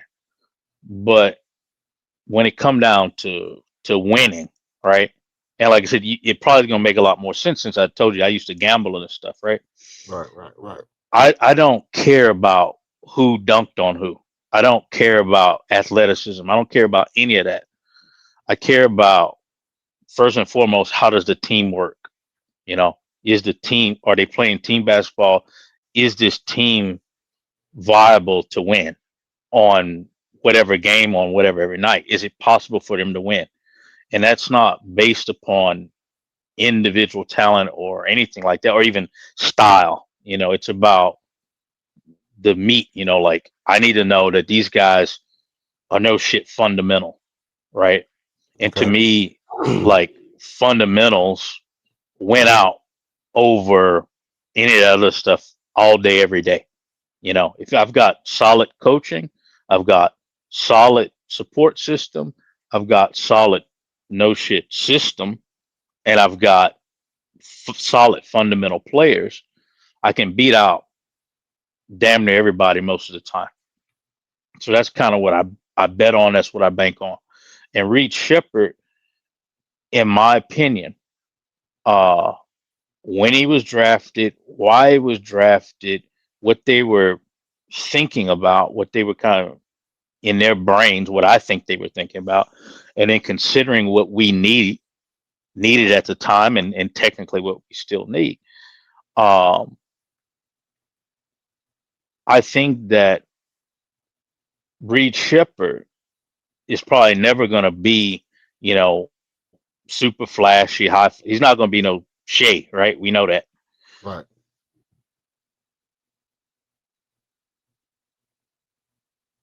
Yeah, you still there? You still there? Yeah, I'm still here. Sorry about that. Oh. So I'm talking about, you know, what we need on this team to make this thing fundamentally sound for the win. So as far as Reed Shepherd defense, you got a lot of people, like I said, media heads, a lot of other people talking about, oh, you know, he's undersized. He's on, you know, and it seemed like he gets shorter every time somebody be talking. Oh, he's only 6'1". Oh, he's like super short and blah blah blah. And oh, the arms are short. And you know, you've heard the same thing about Shingun, right? Same stuff. So, you know, all these guys are undersized, blah blah blah, Humpty France. The point is, Reed Shepherd defense is producing stops, turnovers, disruption. Okay. Um, I don't expect him to be this great one-on-one defender like a la, you know, Amen Thompson or something like that. I'm not expecting that. And technically, I'm not really expecting Amen Thompson to do that every day. Right. You know, so because the thing that people tend to forget, and it's the same people that made these arguments. And I'm not shitting on the guy, but let's just be real. When with Fred and Jalen, when they were on the court, backcourt was horrible. The defense from the backcourt on this team has been pure ASSS since the Silas years. We go back to that drop coverage BS that Silas was running. A lot of people, you know, you had the narrative, oh, LP is like a horrible defender. That's a horrible defender. You getting cooked, you getting burned. You know, bro, do you understand how a basketball game works? Do you understand the defensive scheme? Do you know? You know? No, obviously you don't. So the way that Silas had the team set up on defense was not set up for no damn success.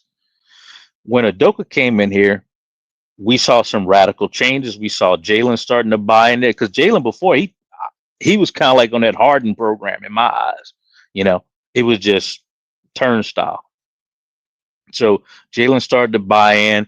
You know, different people started to buy in. But let's be real, it was not.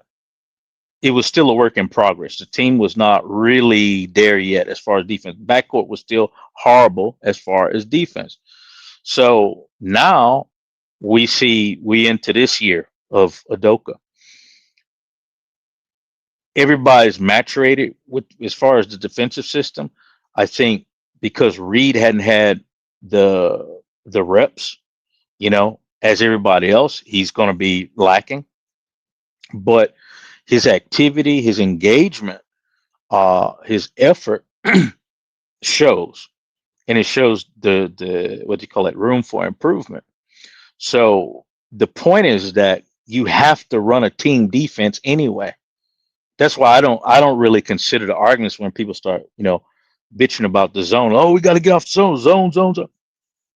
Bro, you got to play a team defense at the end of the day. You have to play some semblance of some type of hybrid zone. You got to play some type of modified defense anyway with how this squad is constructed. That's just facts.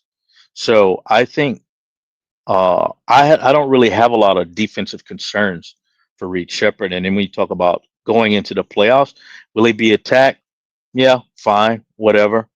Um, you know, but I think that what he's going to contribute as far as his defense, be it disruption, turnover, pressure, as you said, you know, or I think King said, you know, whoever even goes by, they're not comfortable, uh, is going to be enough to hold the fort. And then it's going to be offset with his offense, right? So, you know, you've got other teams that literally got people that just don't defend. You know, Jokic doesn't defend. Luca, those people don't defend anything. They get by just fine, right? The key to this team is everybody have to one work very hard on defense, and then you have to have multiple people scoring, and we'd be fine. So I don't really have any concerns about Reed Shepherd defense. My only concern about Reed Shepherd is, you know, getting the reps, settling in, and getting a more concrete game in a certain sense. Because to me, it's still kind of like, what are you? Are you off ball two guard? What are you? Right? What are you really going to be? So I want to see what Reed Shepherd is really going to develop into being. Is he going to be a point guard? Is he going to be an off ball two guard? What is he really going to be? That's my only concern. I tell you right off bat, as it pertains to his defense in particular, I agree with everything you said. And everything King said too. Reed Shepherd's defense. So first of all, let me say this: I did push the time back since the game will be on at 8. Um, I guess I should make it like 10:30. I'm pretty sure I'll move it back to like 10:30. That way, King can have opportunity to go over there, get warmed up on the other platforms before he come. Walking to the lines then. Um, and it's beating Teach Saturday. Well, no, it'll be beating Teach Wednesday that day. It's beating Teach Saturday today, so I might be back on later on today. But with that being said, I agree with everything King said. I could just really just stay on. I could just flip this thing on, boom, boom, shoot up here, come right back, boom, boom, and keep rolling and stay on all day today.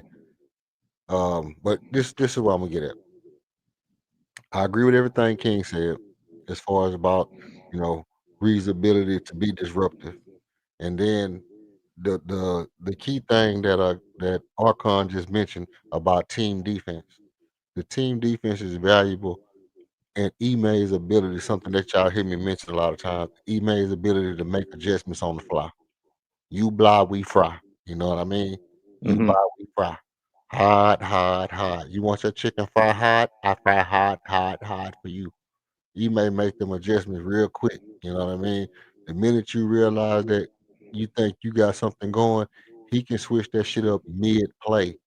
How Ema is, he don't have to, you know, tell you when you pass the half court what he doing. He can wait till you get all the way in position, wait till the guard get down there and start setting up the offense, and then make that little signal in the defense automatically know that we going into a zone. So that allows Reed to be in position right here.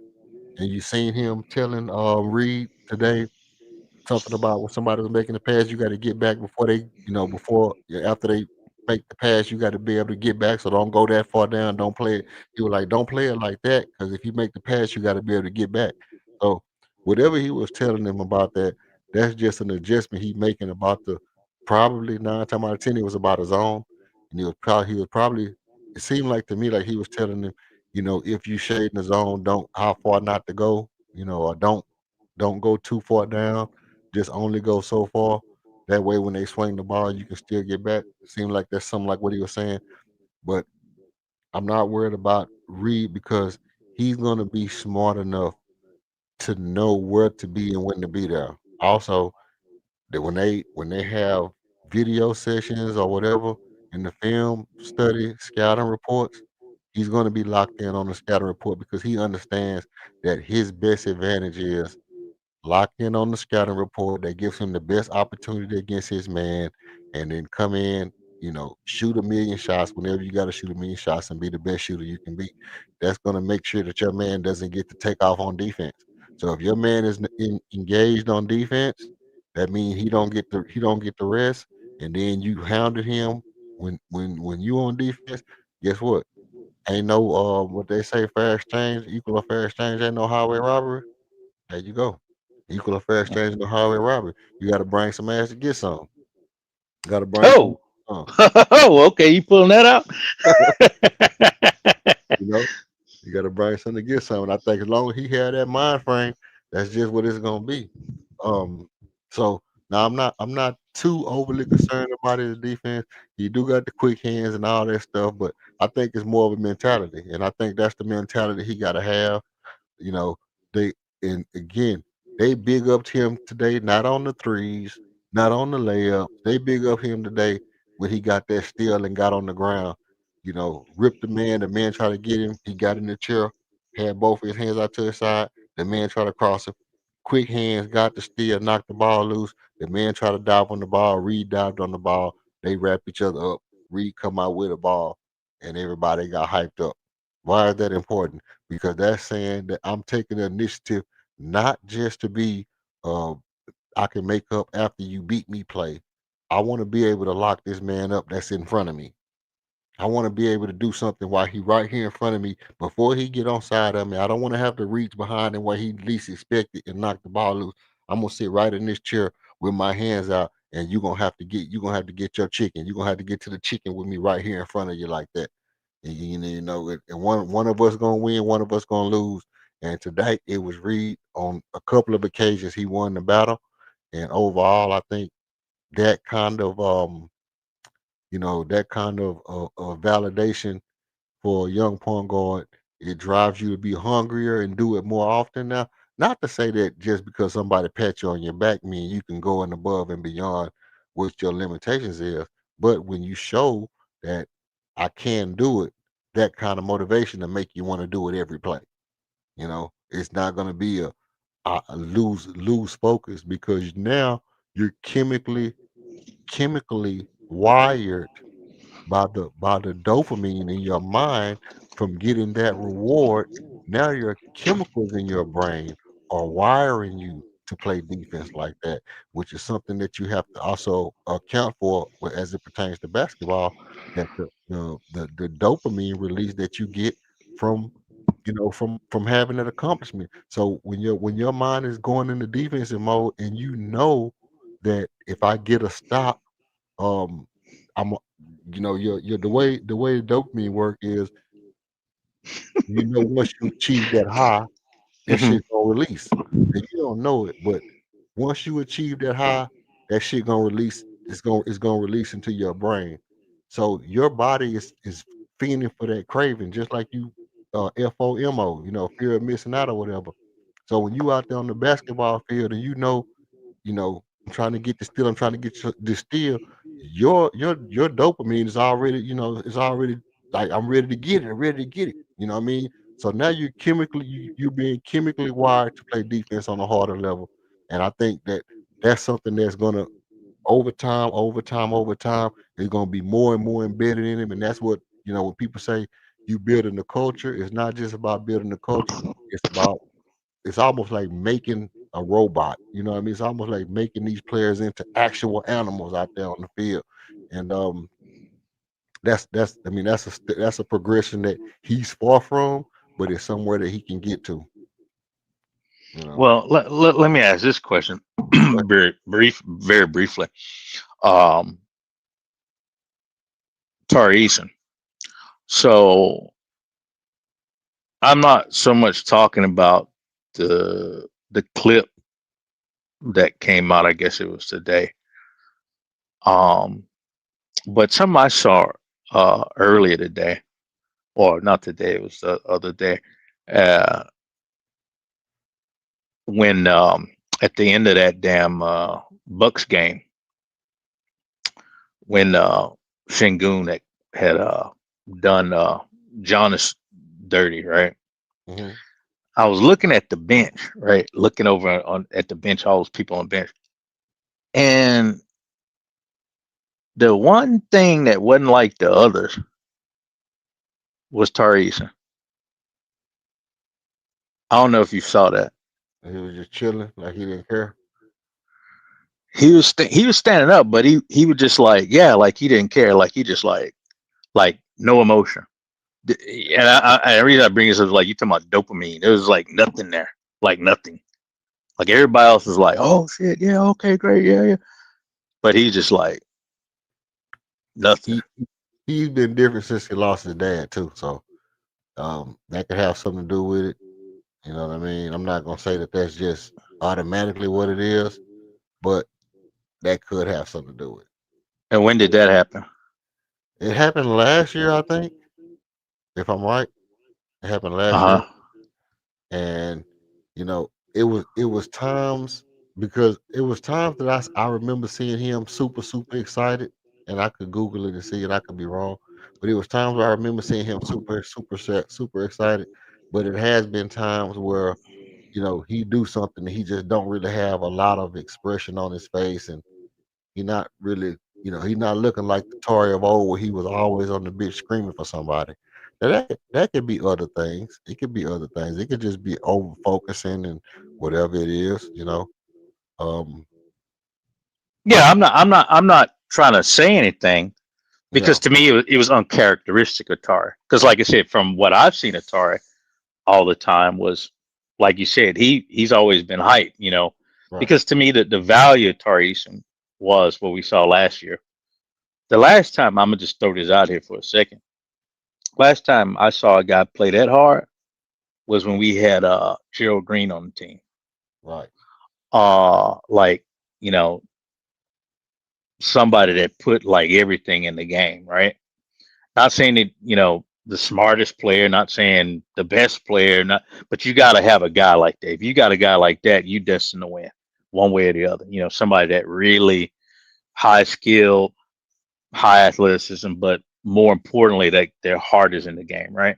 Exactly. And so like uh what worries me about Tari was like when I noticed that, like at first I was kind of like, well, I mean, yeah, I was one of the ones that said, oh, we gotta get rid of this motherfucker. After them two games, I was like, I don't like that. I don't like that, and I still don't like that that because yeah, okay, it was a bad game, but some of that behavior to me is like you better than that.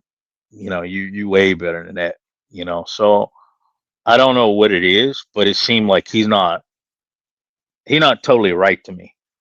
Yeah. Or I'll say that what I saw that game was concerning. And then I saw, what is it, like after Wizards, some conference, like he was talking. Still, it just kind of, what's going on? What's happening here? Right. So is he in that? Is there no reward system? Like, because what you talking about some type of psychological reward with respect to activity? Yeah. Is there no reward system happening? Is there no rush? Is there no passion? Is it That's just a we going through the motions? that's a great question. That's a very great question. To be totally honest, I have seen times this year where it looked like he was doing well. Like it looked like he was doing okay.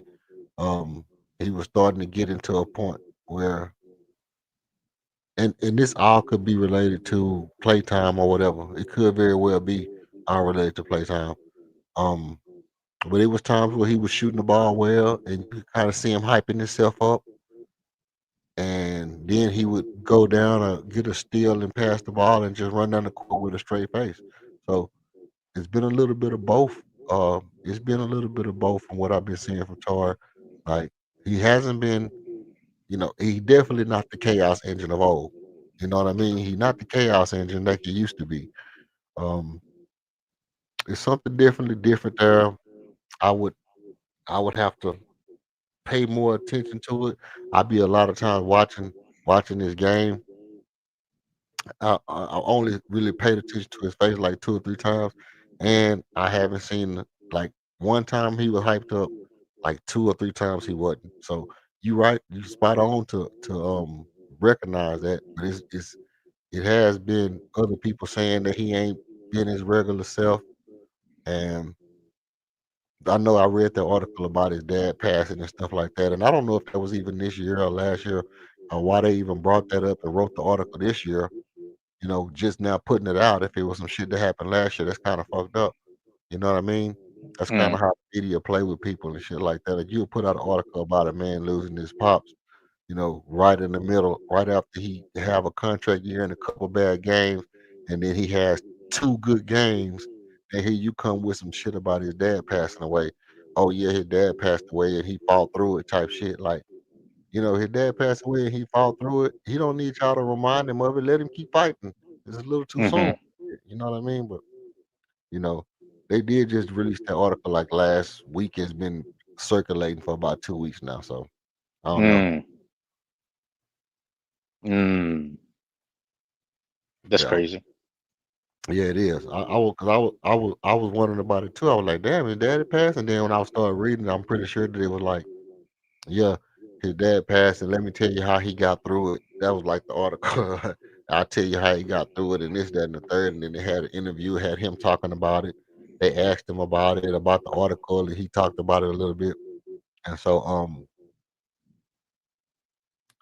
yeah, I thought about it. I was like, it's kind of crazy that they bringing that shit up right now as he start to have a good game. It's almost like you trying to tank him again, like you trying to, like you trying to pull I him under. think some of these guys, I mean, this is opinion of mine because I've been, like I said, I observed it kind of closely for the past, I guess it's been, what is this, 2025? Yeah, 3 years. So, and not just on the Rockets, I noticed this on Astros as well. I kind of, because it first came to my attention with the Astros, I kind of think some of these people, well, one of them, they're not from here. I know some of them, they're not even from here. And then so, but they do Rocket, the Houston sports coverage. That's true. But then I'm like, are these cats like, they don't even like this team? Some of them don't. I'm like, they don't like this team. They like come up with all kind of crazy stuff. Hmm.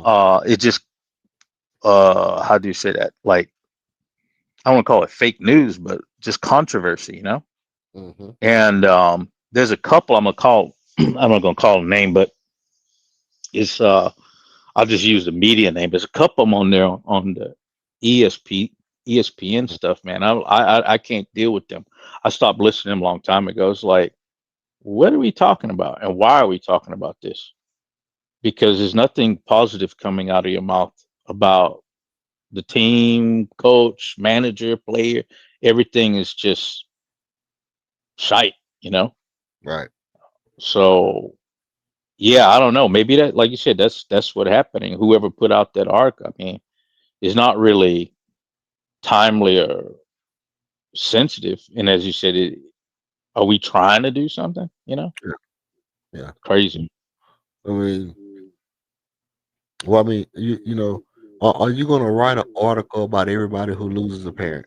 You know what I mean? Like, is that your thing, or is it that or is it that Tori did something amazing that you felt like you wanted to bring light to? Or was it just like, okay, oh, Tori had a loss in his family.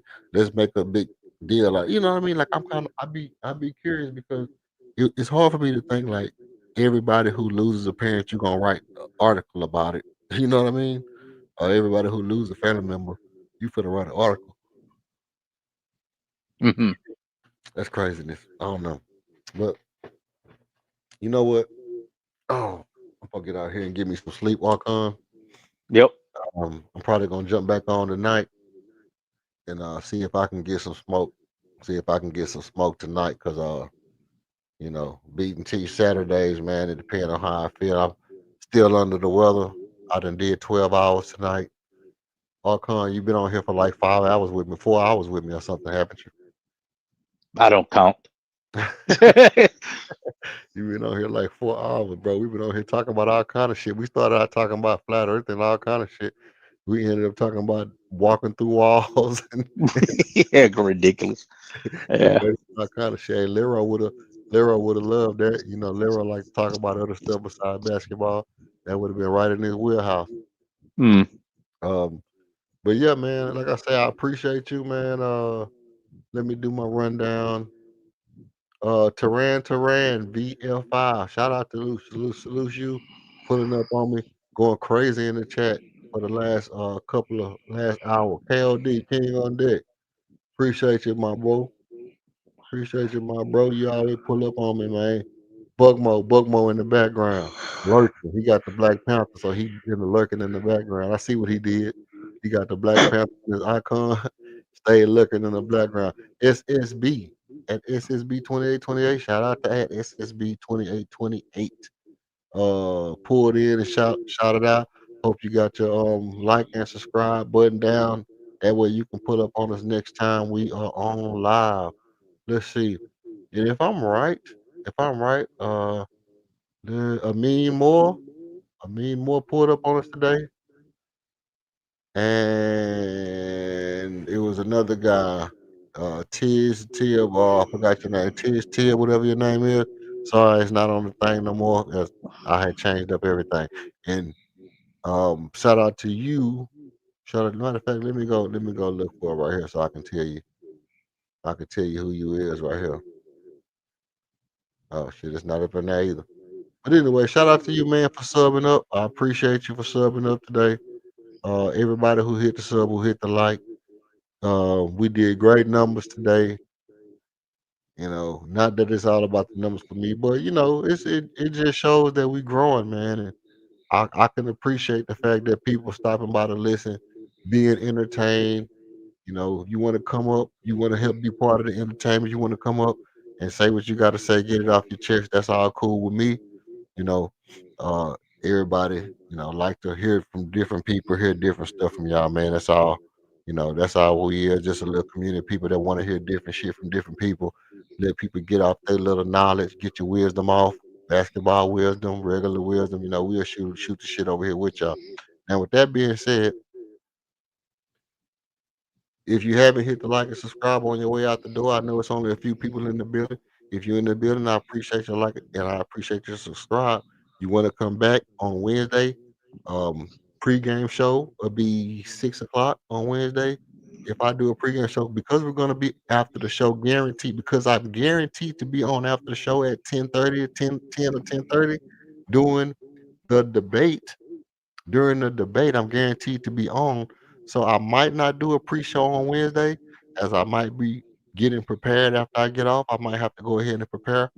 So, but you do want to be locked in for the debate. So hit the like and subscribe. That way, when we go live for the debate, you will be notified.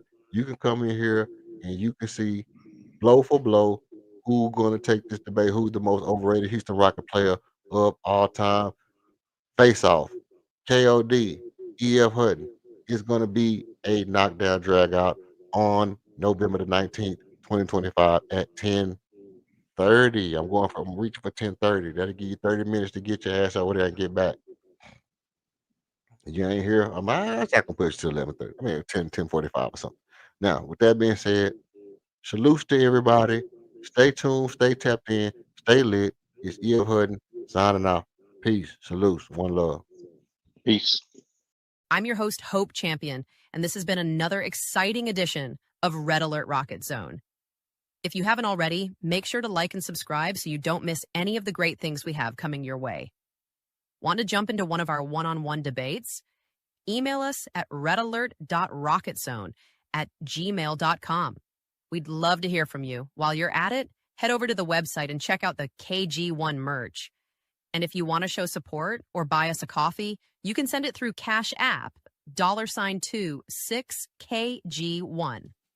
We truly appreciate your support because every show needs a spark. And for us, you are it. So come back again and blast off with Red Alert Rocket Zone. Another night, another stat I can't defend. Another hope, our hope never ends. Every loss feel like deja vu, but every win reminds me why I do. The lights fade, but the passion don't. The city fans got pushed back for the smoke. Even when the shots don't fall, I'm still here to talk that talk. You can't believe I'm still tuned to this tone. Still taking off in the rocket zone. All the heat, all the pride, you know what we own. Yeah, welcome home to the Red Alert Zone. We're gonna break it down like how to break down the zone. He is an alien man, Mike calling on the phone. Every fan's a debater at heart. Every stance to take is part of the art. Oh, they say the data never lies, but numbers can't feel what's on the heart inside. So we clutch city till we die, even if we unit is torn. Taking off in the rocket zone. All the hate, all the pride, you know what we are. Yeah, welcome home to the red alert zone. No alien man, he is an alien man. He's an alien, that's a man, and he is a Rockies fan. Oh, alien man, call in and talk about the Rockies. Oh, alien man, he's an alien man. Oh man, he just an alien.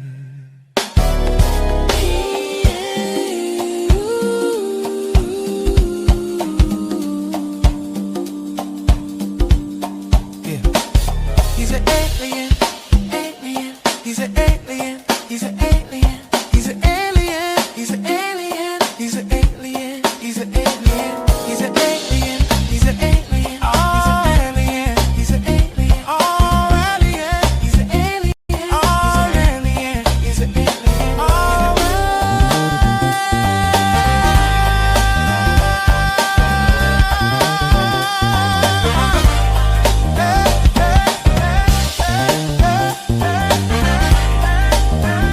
yeah, Welsh wouldn't know more about Rockets, man. He's an alien, he's a Rockets man.